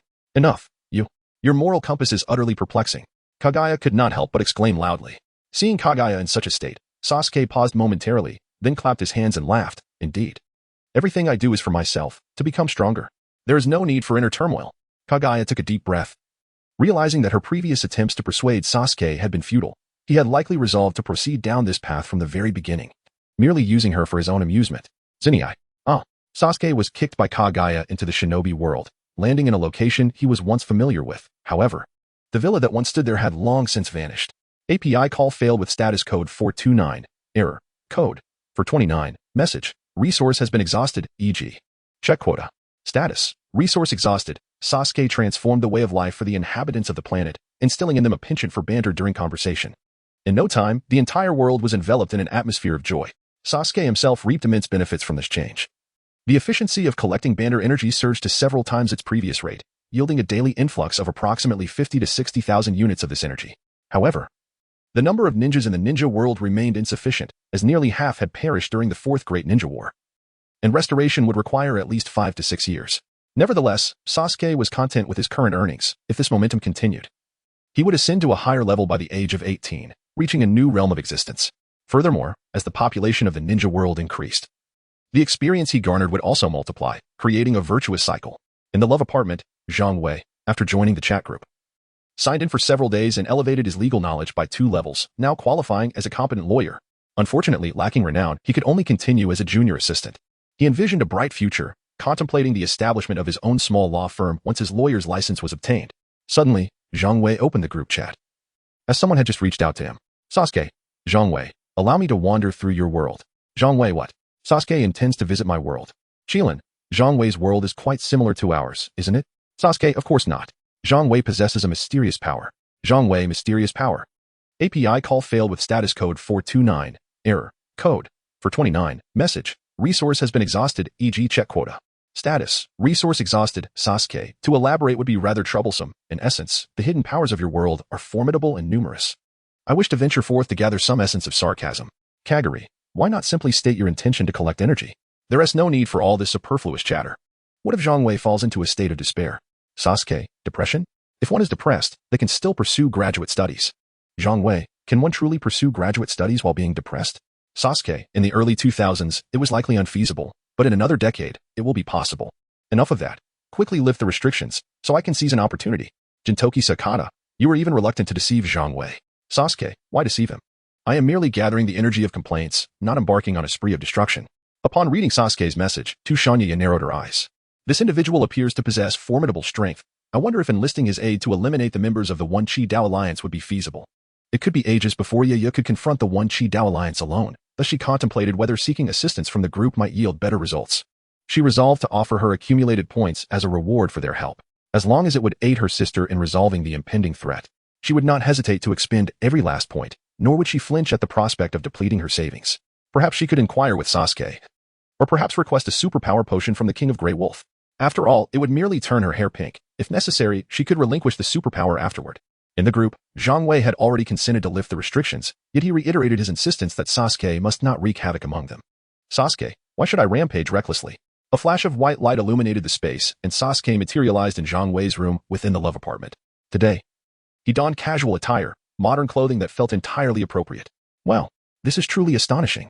Zhang Wei stood awestruck, realizing that a character from the manga had manifested before him, awakening a sense of the vastness of all realms. Hey, Sasuke greeted with a smile. At last, we meet. The most formidable man in the love apartment. Zhang Wei scratched his head, having just moved in and not yet accustomed to such peculiar titles. He replied to Sasuke with a grin. If you're here to collect that sarcasm energy, you better hurry up. Afterwards, let us head to a bar for a couple of drinks. It's on me. Oh, then I shall not hold back. Before Sasuke could finish his words, the door to room 3601 swung open, revealing Huifei and Qin Yuma emerging from within. Invite guests? Who claimed we were inviting guests? Huifei exclaimed loudly. API call failed with status code 429. Error. Code. 429. Message. Resource has been exhausted, e.g. check quota. Status. Resource exhausted. Sasuke smiled in response. Greetings.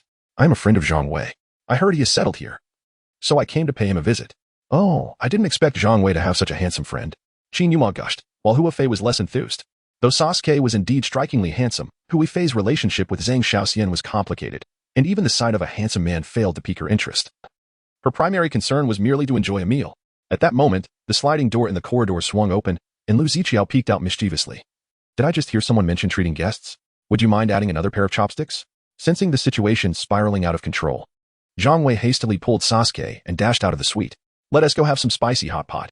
The wind carried only the echo of Zhang Wei's voice. Huifei rolled her eyes and remarked, it's truly difficult to treat Zhang Wei to a meal. Turning to inquire about Zhang Wei as friend, she asked, what is his name? Does he have a girlfriend? All right, Yuma, you already have a boyfriend, so stop daydreaming. Huifei chided. Right, I do have a boyfriend. Qin Yuma suddenly deflated, lethargically returning to her room. Lu Ziqiao also found the situation dull and turned back to his own suite. In the elevator, Zhang Wei, still shaken, exclaimed, that was too risky.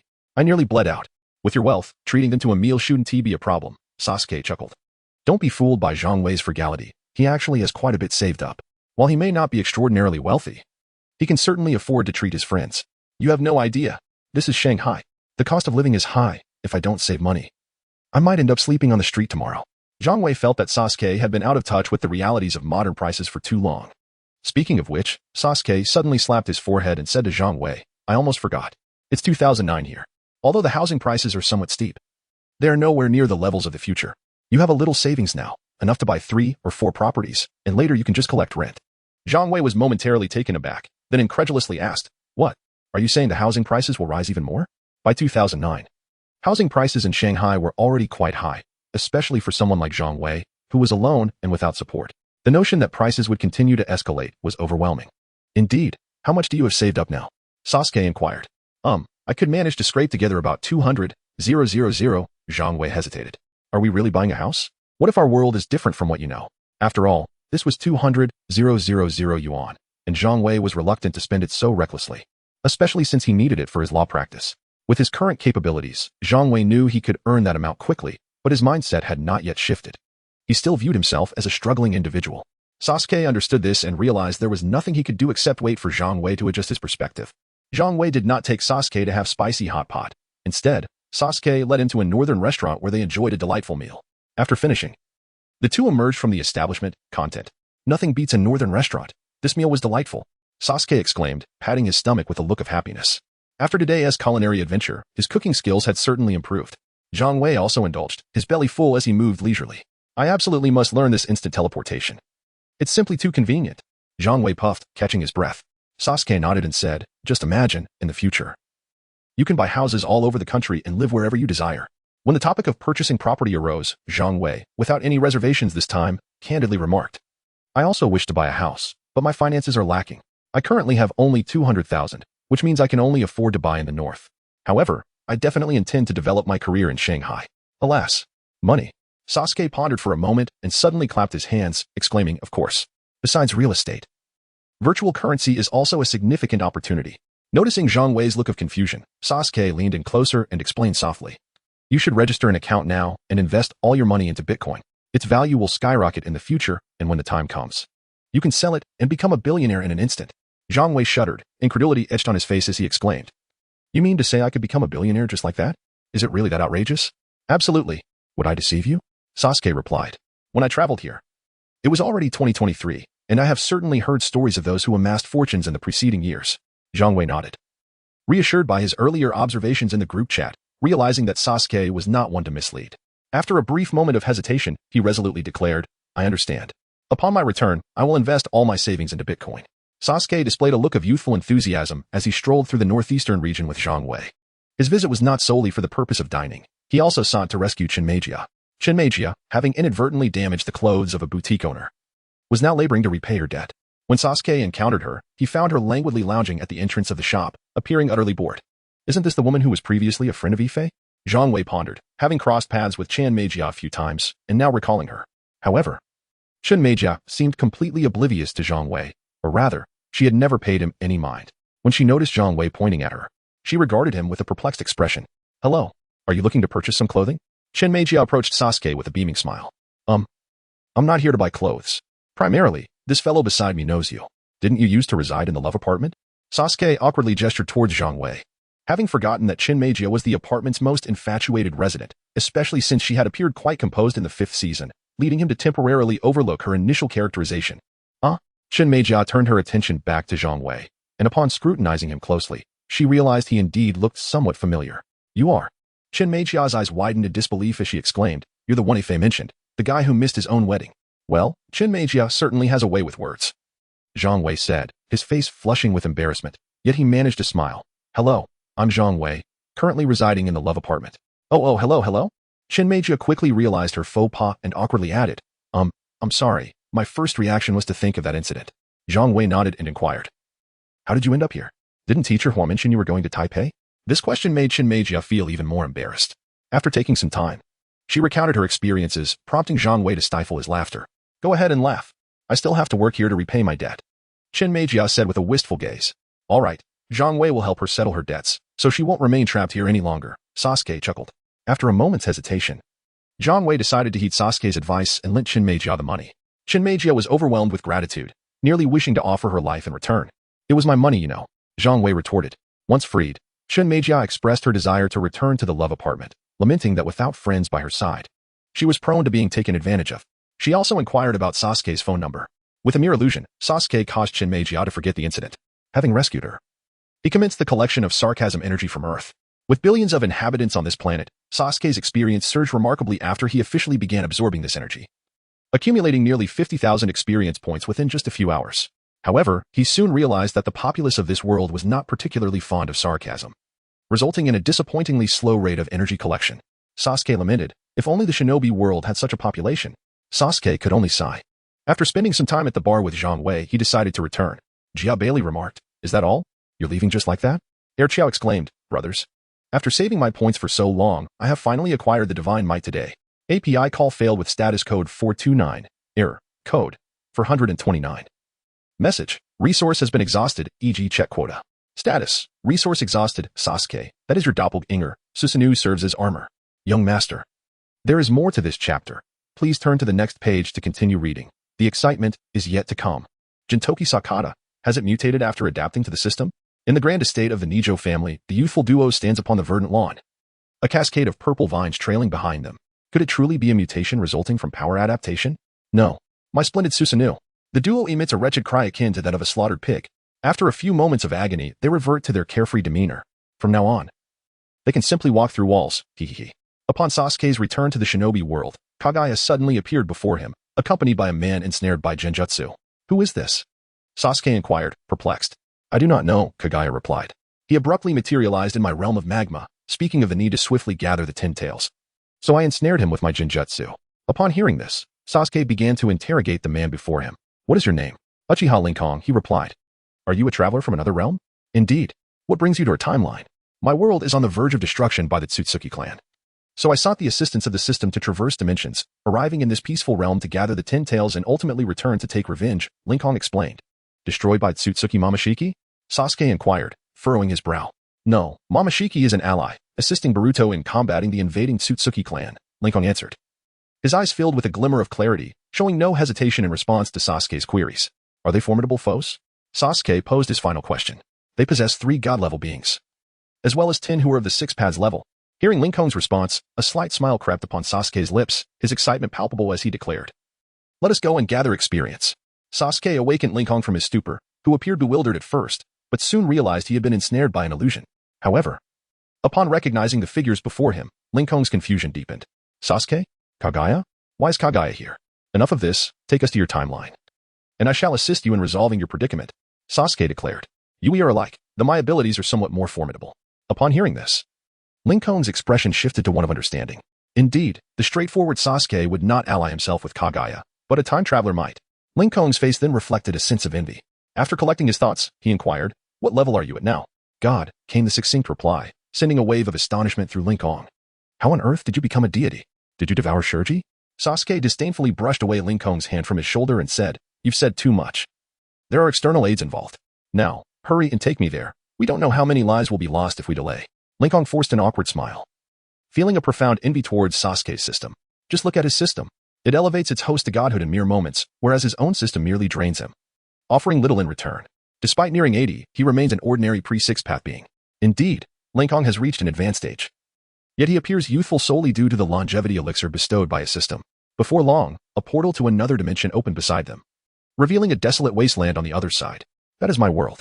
Upon witnessing the state of his own realm, Lincoln's spirits noticeably sank. Without uttering a word, Sasuke strode forward, closely followed by Kagaya and Shinra. Kagaya, filled with curiosity about the so-called parallel worlds, had been preoccupied with the desire to absorb the 9-tailed beasts to resurrect her 10 tails. In her own timeline, hope appeared bleak, yet in another realm. The 4 traversed through the time portal and arrived in the ethereal realm.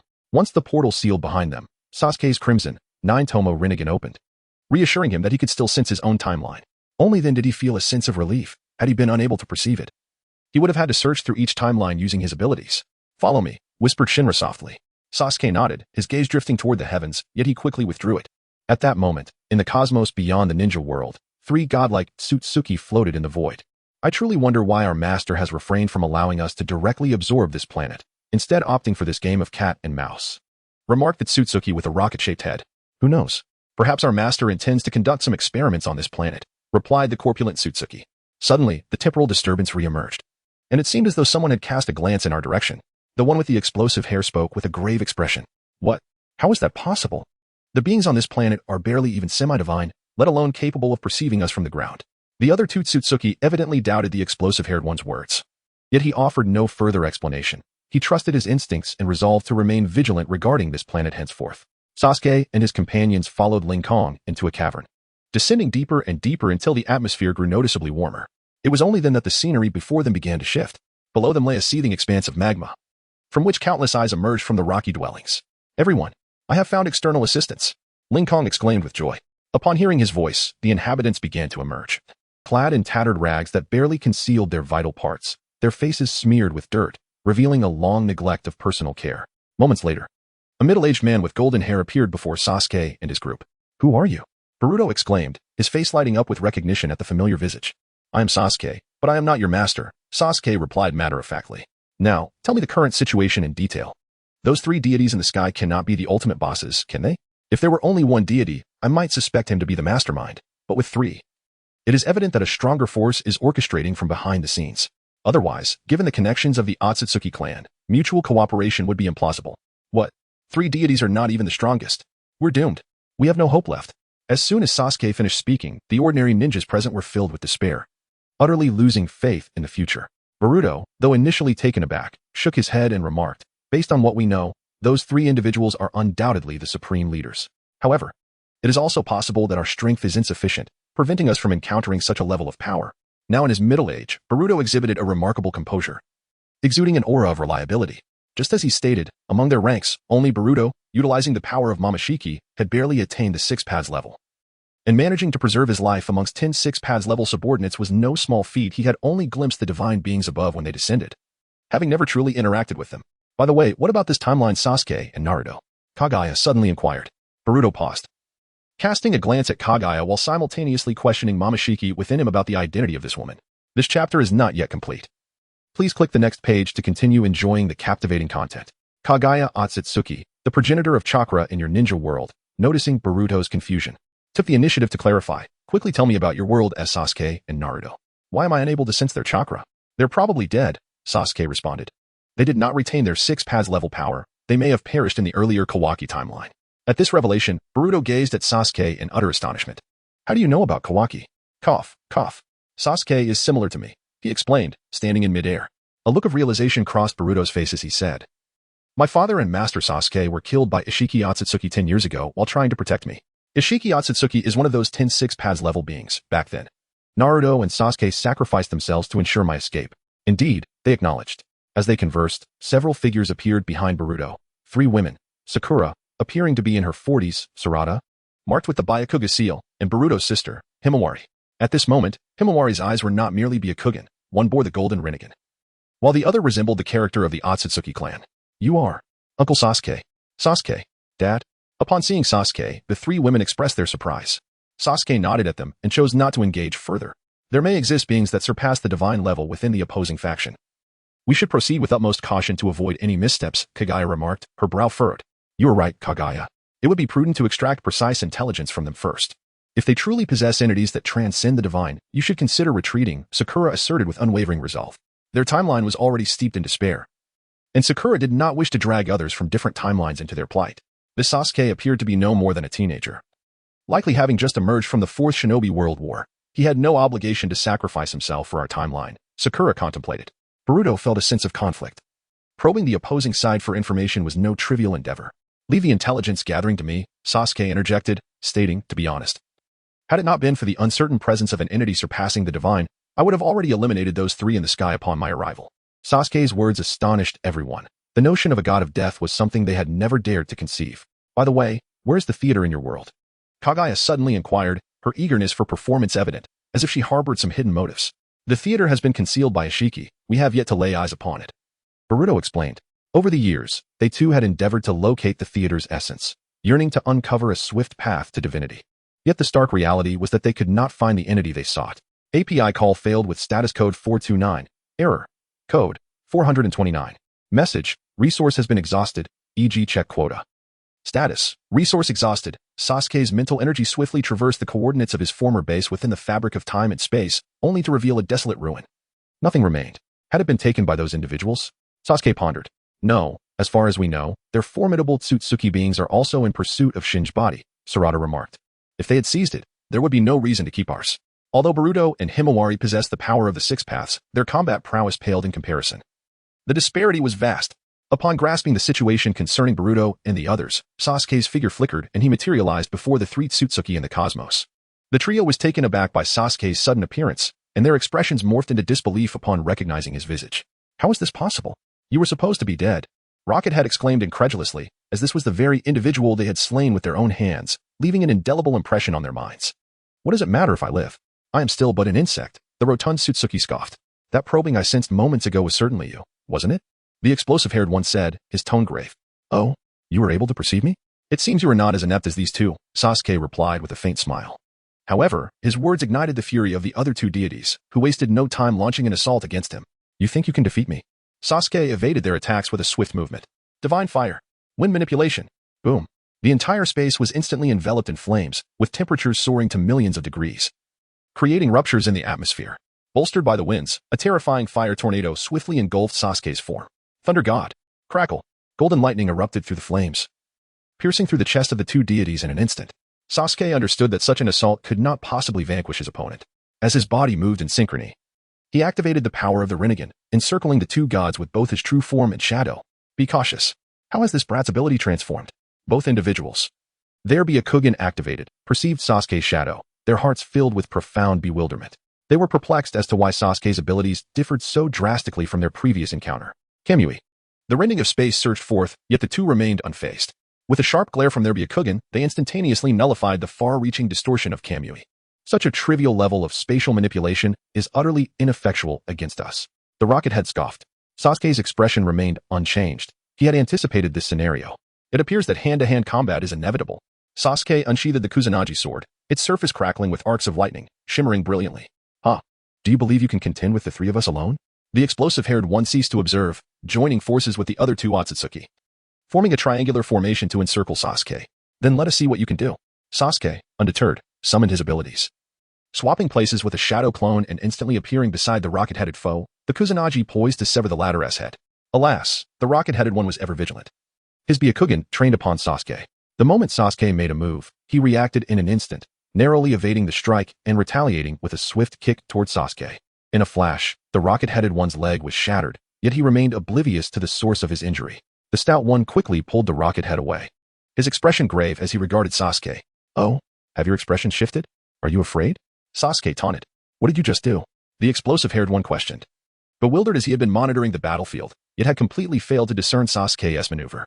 What did I do? I merely severed his leg. Did you not see? A mocking smile danced upon Sasuke's lips, and as he confirmed their ignorance of his technique, his excitement surged. If I eliminate these three, along with the 10 6-path level foes on the ground, and combine that with the experience I have amassed recently, I shall ascend to a higher level. In recent days, collecting energy from their complaints, Sasuke had accrued over 100,000 experience points. Even if these three were of lesser experience, each contributing 30,000. That would still amount to 90,000. As long as their ally does not arrive in time, these individuals are doomed today. Meanwhile, the three Otsutsuki were far from pleased. What they thought would be a simple task had turned into an encounter with a formidable opponent. At that moment, the rocket-headed one muttered, "There is an incomprehensible force on my leg preventing me from healing." The sight of his severed limb radiated a golden-black glow, thwarting any attempt at restoration. That fellow, is he not utilizing chakra? The explosive-haired one was genuinely astounded. Is there truly someone in this world who does not rely on chakra? Our idle chatter is at an end. Your lives must conclude. No sooner had the words left his lips than the heads of the three erupted. The arrow of Thunder God. A black thunderclap imbued with a sense of destruction manifested before Sasuke, swallowing the three Otsutsuki as they momentarily regained their composure. Wind, fire, thunder. Three distinct sounds echoed forth. As within the black tempest, three elemental forces swiftly coalesced, shattering the lightning. The rocket-headed one was engulfed in brilliant flames, the stout one surrounded by swirling silver currents, tearing the very fabric of space. The explosive-haired one was shrouded in lightning, his expression obscured. Though I do not know what means you employed, as a deity, you cannot obliterate us in an instant. We shall no longer underestimate you. If you possess the capability, then attempt to annihilate us while we unleash our full divine powers. Let us cease this idle banter and strike. In the face of their divine onslaught, Sasuke remained remarkably composed. He commanded his Rinnegan clones to activate their abilities, poised to swap places with him at any moment, seizing opportunities to counterattack. If they were to anticipate his maneuvers, he would employ his intangibility, making it impossible for the other two to harm him. The stout one, however, would need to exert his utmost strength to land a blow on Sasuke, as without full force, he could not breach the spatial barriers enhanced by Sasuke's intangibility. As Sasuke's power grew, so too did the potency of his abilities. Within his rank, he was an invincible presence. Even if he could not defeat me, he could retreat at will, leaving his adversaries utterly powerless. As time elapsed, the battlefield shifted away from the small planet of the ninja world, transporting them into the cosmos. Here, Sasuke felt no reservations, with a mere thought. Countless bolts of lightning descended upon the three. Taken aback by Sasuke's sudden counteroffensive against their combined assault, the trio was astonished. Do not underestimate us. Heavenly Thunder's concealment. The explosive-haired one's body surged with electric energy, summoning a tempest of electromagnetic chaos forming a vast ocean of lightning. Fool. He too wields lightning. The stout one fumed. Celestial fire consumes the world. At that moment, the rocket-headed one unleashed his own domain, merging seamlessly with the explosive-haired one's heavenly thunder's concealment, transforming the ocean of lightning into a sea of thunder and fire. Witnessing this, the stout one could only shake his head in disbelief, for merely dealing with a native. We must all exert our full strength. Muttering under his breath, the stout one activated his own domain, Blade of the Storm, with the introduction of wind. The ocean of thunder and fire grew increasingly terrifying as razor-sharp blades infused with the elements surged toward Sasuke, capable of easily breaching his intangibility and striking his true form. At last, they were fully committed. Yet Sasuke exhibited no trace of panic. Rather, this was the outcome he desired. Suddenly, a golden shield materialized in Sasuke's grasp, adorned with the visage of a rooster. A divine artifact. The anti-chicken shield. A 100-fold counterattack. Ding. The combined might of wind, fire, and thunder collided with the anti-chicken shield, emitting a sound so faint it resembled a needle dropping to the ground, inconspicuous yet resonating within the silent cosmos. What is that? A shield? How could an external object possibly withstand our assault? The three Otsutsuki gaped in disbelief at Sasuke. Yet what transpired next shattered their composure. The beak of the shield abruptly opened, unleashing a torrent of wind, fire, and thunder 10 times more potent than their previous strike. Buzz. The fabric of space trembled momentarily, and the three Otsutsuki vanished into the cosmos. Sasuke gazed at the nearly 150,000 experience points he had amassed, a satisfied smile gracing his lips. In a one-on-one scenario, he vowed he would never resort to using those underhanded tools. However, when his adversaries, 3 in number, shamelessly unleashed their combined ultimate techniques against him, he had no qualms about employing his own advantages. Consider yourselves fortunate. You were dispatched merely by the counter-chicken shield. With a cold chuckle, Sasuke activated the heavenly descent and returned to Kagaya's side. With a ripple in the fabric of space, he reappeared in the magma cavern, flanked by Kagaya and Shikamaru. The two women were engaged in conversation with Sakura, who, despite appearing to be in her 40s, was, in truth, over 60. Her youthful visage maintained through the art of the 100 healings. Shikamaru was aware that in this timeline, Sasuke ultimately chose to be with Sakura, and they had a daughter together. It is rather peculiar, Shikamaru mused inwardly, that despite all these years with Sasuke, they had yet to conceive a child. Strangely enough, they had scarcely taken any precautions, yet she had never become pregnant. Now that Sasuke had ascended to divinity, the prospect of having children seemed even more elusive. Kagaya, indifferent to the notion of children and even harboring disdain for them, chose not to dwell on the subject. Instead, she inquired, where are the tailed beasts currently located? At last, Kagaya revealed her true intentions. Upon Sasuke's return, he overheard Kagaya inquiring about the tailed beasts, and he remarked with exasperation, still fixated on the tailed beasts? Why not simply consume Kinshiki and be done with it? What a waste. Kagaya countered, the 9-tailed beasts could fully restore the 10 tails, and with Kinshiki, my power would increase further. Do as you wish, Sasuke replied to Sakura and the others. I have already eliminated those 3 godly beings. Do we still need to assist with the Otsutsuki outside? Upon hearing Sasuke's words, everyone was utterly baffled. How long had they been gone? Not even an hour? How could he have possibly slain 3 godly beings in such a short time? Was that even plausible? Nonetheless, Sakura quickly regained her composure and nodded fervently. Yes, yes. We also entrust you with dealing with those 6-path-level Otsutsuki lurking outside. Sakura's request, please help eliminate all 10 Otsutsuki wandering in the ninja world. Reward, 50,000 experience points. Willing sacrifices are also welcome. Upon seeing the mission, Sasuke suddenly recalled that he had forgotten to complete tasks and reap the rewards. What a loss. 10 6-path beings would yield 50,000 experience points. What about those 3 godly beings? Surely, at least 500,000 as a minimum, right? Just the thought made Sasuke feel as if his heart were bleeding. If only he could have accepted that quest, he could have leveled up right now. Alas, there is no remedy for regret in this world, and Sasuke could only accept Sakura's request with a bitter expression. In the sky, Kagaya shyly nuzzled against Sasuke's arm, giggling. Could you perhaps leave those 10 Otsutsuki for me? I'll choose first. No problem. Kagaya readily agreed. The ninja world is not vast. And with Kagaya's Byakugan assisting them, the trio soon located 3 Otsutsuki. The trio of adversaries wore blank expressions, merely glancing at Kagaya as they faced Sasuke and his companions. Godly Sky Strike. Without further ado, Kagaya initiated her attack with utmost precision, instantly engulfing the 3 Otsutsuki in countless air fists. Hey, don't kill them, Sasuke exclaimed. Rest assured, I have a meticulous grasp of my strength. As the smoke dissipated, 3 Otsutsuki, now missing limbs, appeared in midair. At that moment, any semblance of arrogance had vanished, replaced by expressions of trepidation as they regarded Kagaya with apprehension. Greed. API call failed with status code 429. Error. Code. 429. Message. Resource has been exhausted, e.g. check quota. Status. Resource exhausted, Sasuke assessed the abilities of the three individuals before him, and moments later, with a countenance marked by disappointment, he entrusted them to Kagaya.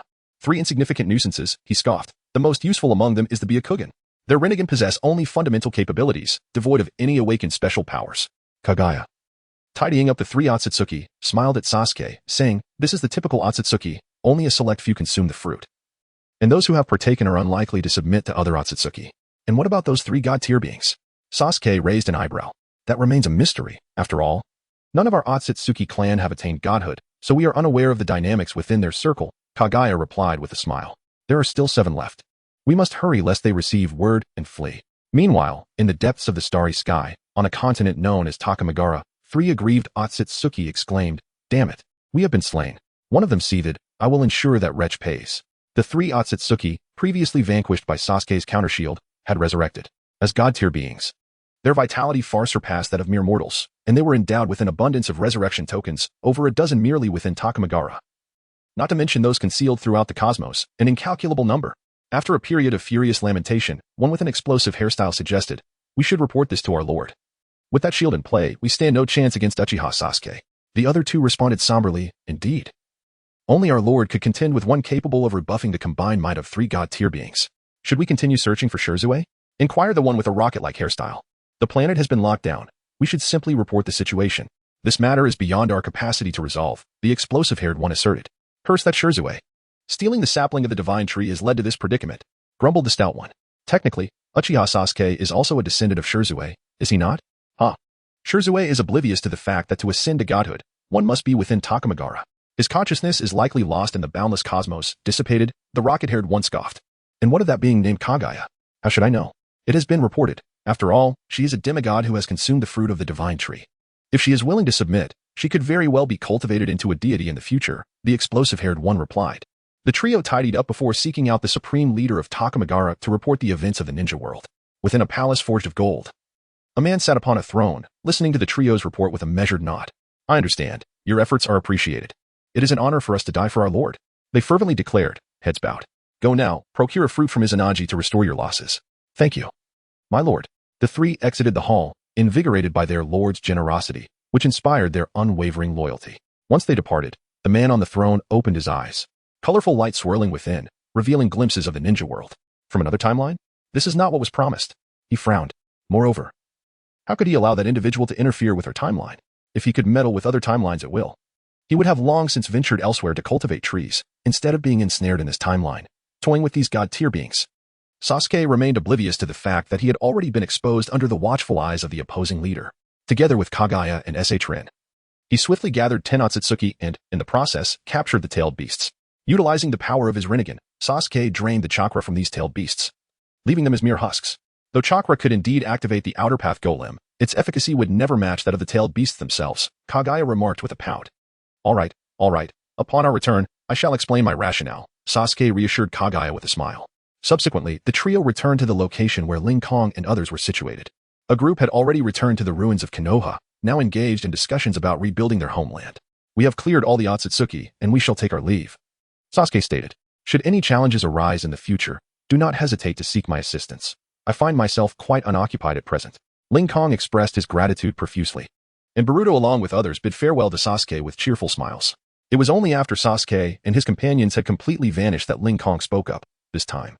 "We were fortunate to receive aid from powerful beings of another timeline, but such luck may not favor us again next time. Therefore, even if it appears that peace has been restored, we must not slacken our training. Boruto and Himawari, strive to elevate your strength to the pinnacle of the 6 paths, or even surpass it. Do you understand?" Boruto and Himawari nodded, as this had already been their intention. "Rest assured, Grandpa Ling Kong, we shall continue to grow stronger. We will inevitably settle the score with those Otsutsuki for the grievances of the shinobi world," Boruto declared with unwavering determination. Upon returning home, Sasuke pondered whether he would face divine assaults in the future, or if there existed a transcendent being observing from the shadows. Fortunately, he occupied the role of a comic relief character, otherwise, he would truly be at a loss against such deities. Back in his own timeline, Sasuke, accompanied by Kagaya, made rounds to the domains of the tailed beasts, harvesting their chakra and simultaneously draining the 9 tails from Naruto, leaving him a mere skeleton. "How infuriating, Sasuke. Remember this." Naruto yelled in exasperation, but his words fell on deaf ears. Even the 9 tails urged him to abandon thoughts of vengeance and instead enjoy a leisurely journey. After all, they were dealing with Kagaya, a being surpassing even the Sage of Six Paths, and the Nine Tails dared not provoke her wrath. With the chakra masked, Sasuke utilized the power of yin and yang release to bestow life upon this chakra. In the celestial realm, nine-tailed beasts, nearly identical to their original forms, stood before Kagaya, their eyes vacant, clearly devoid of consciousness. Well, are you satisfied now? Sasuke inquired with a grin.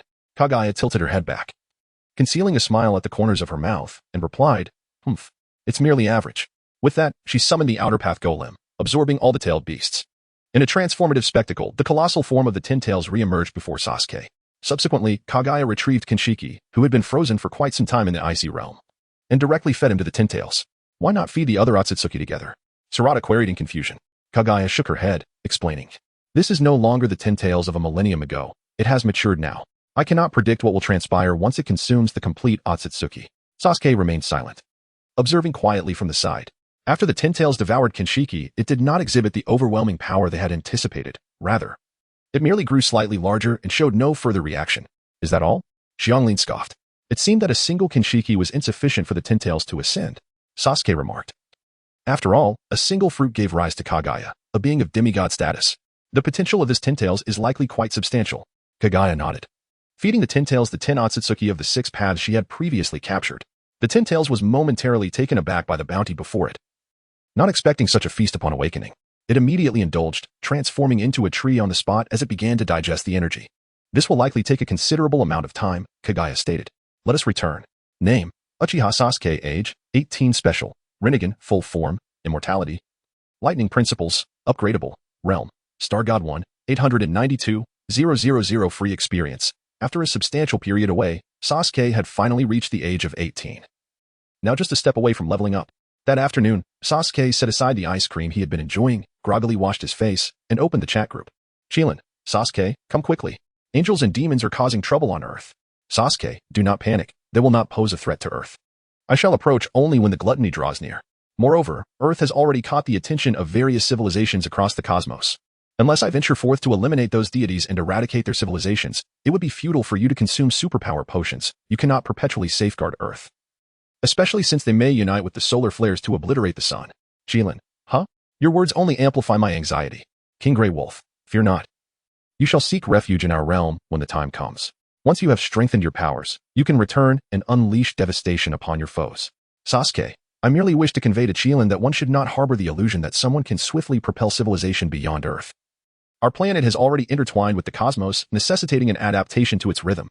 The most prudent course of action for Earth now is to reveal the terrifying nature of cosmic civilizations to our own, and then, upon consuming the potion of extraordinary abilities, ascend as the supreme deity of Earth. This approach will not only safeguard our planet's sovereignty, but also firmly subdue those with ambitions. Misaka Makoto, I utterly detest those with ambition.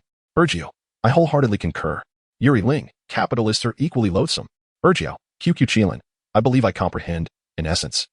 It suffices to expose Earth to the stark disparities between itself and cosmic civilizations, correct? Sasuke, indeed. It would be splendid if we could leverage the hand of cosmic civilization to eradicate all nations except for Huaxia. Jia Bailey, your heart is rather dark. Kobayashi's Thor, terrifying. Chilin, in the world of the Super God Academy, aboard the Titan, Chilin gazed at the angels and demons in the sky. A surge of frustration boiling within her. Power. If only our Earth had a true God. If only Guxialuan could mature. Would these beings still dare to hold themselves so high? Chilin felt immensely displeased. Were it not for Sasuke's promise to come, she would have contemplated consuming the superpower potion to send all these gods back to their homeland. Oh, great Sasuke. I hope you won't betray me, she thought anxiously. For the divine Kesha aimed to obliterate Juuxia City. Yet, Kesha suddenly shifted her tone and began negotiations with Guxialuan. Naturally, Guxialuan refused to sacrifice the million inhabitants of Juuxia City, directly rebuffing the angel's request. Kesha had anticipated this outcome. Thus was not at all surprised by Guxialuan's choice. She retreated along with her followers. The angels departed, and the demons, disinterested in further discourse with the earthlings, vanished once more, returning everything to a semblance of tranquility. Guxialuan scratched his head, feeling a sense of bewilderment. Observing his demeanor, Chilin could only shake her head, feeling quite exasperated by Guxialuan, the unreliable god. Just as Sasuke remarked, without experiencing true warfare, Earth could never grasp the survival rules of the cosmos. Its god remained but a child. This was Chilin's greatest distress. Their god lagged far behind in both temperament and power. Perhaps, would it be beneficial for them to endure the trials of war? As this thought crossed her mind, Chilin shook her head vigorously, startled by her own notion. As a police officer, how could she entertain such unreliable thoughts? Now, Qilin could only hope that Gu Xiaoluan and his companions would grow rapidly. Otherwise, she would have no choice but to transform into a superpowered being to hold the fort. Before long, Sasuke ascended once more, reaching a new realm. In the world of the Celestial Realm, after attaining this new level, Sasuke radiated an extraordinary aura. At this moment, he seemed to enter a sage mode.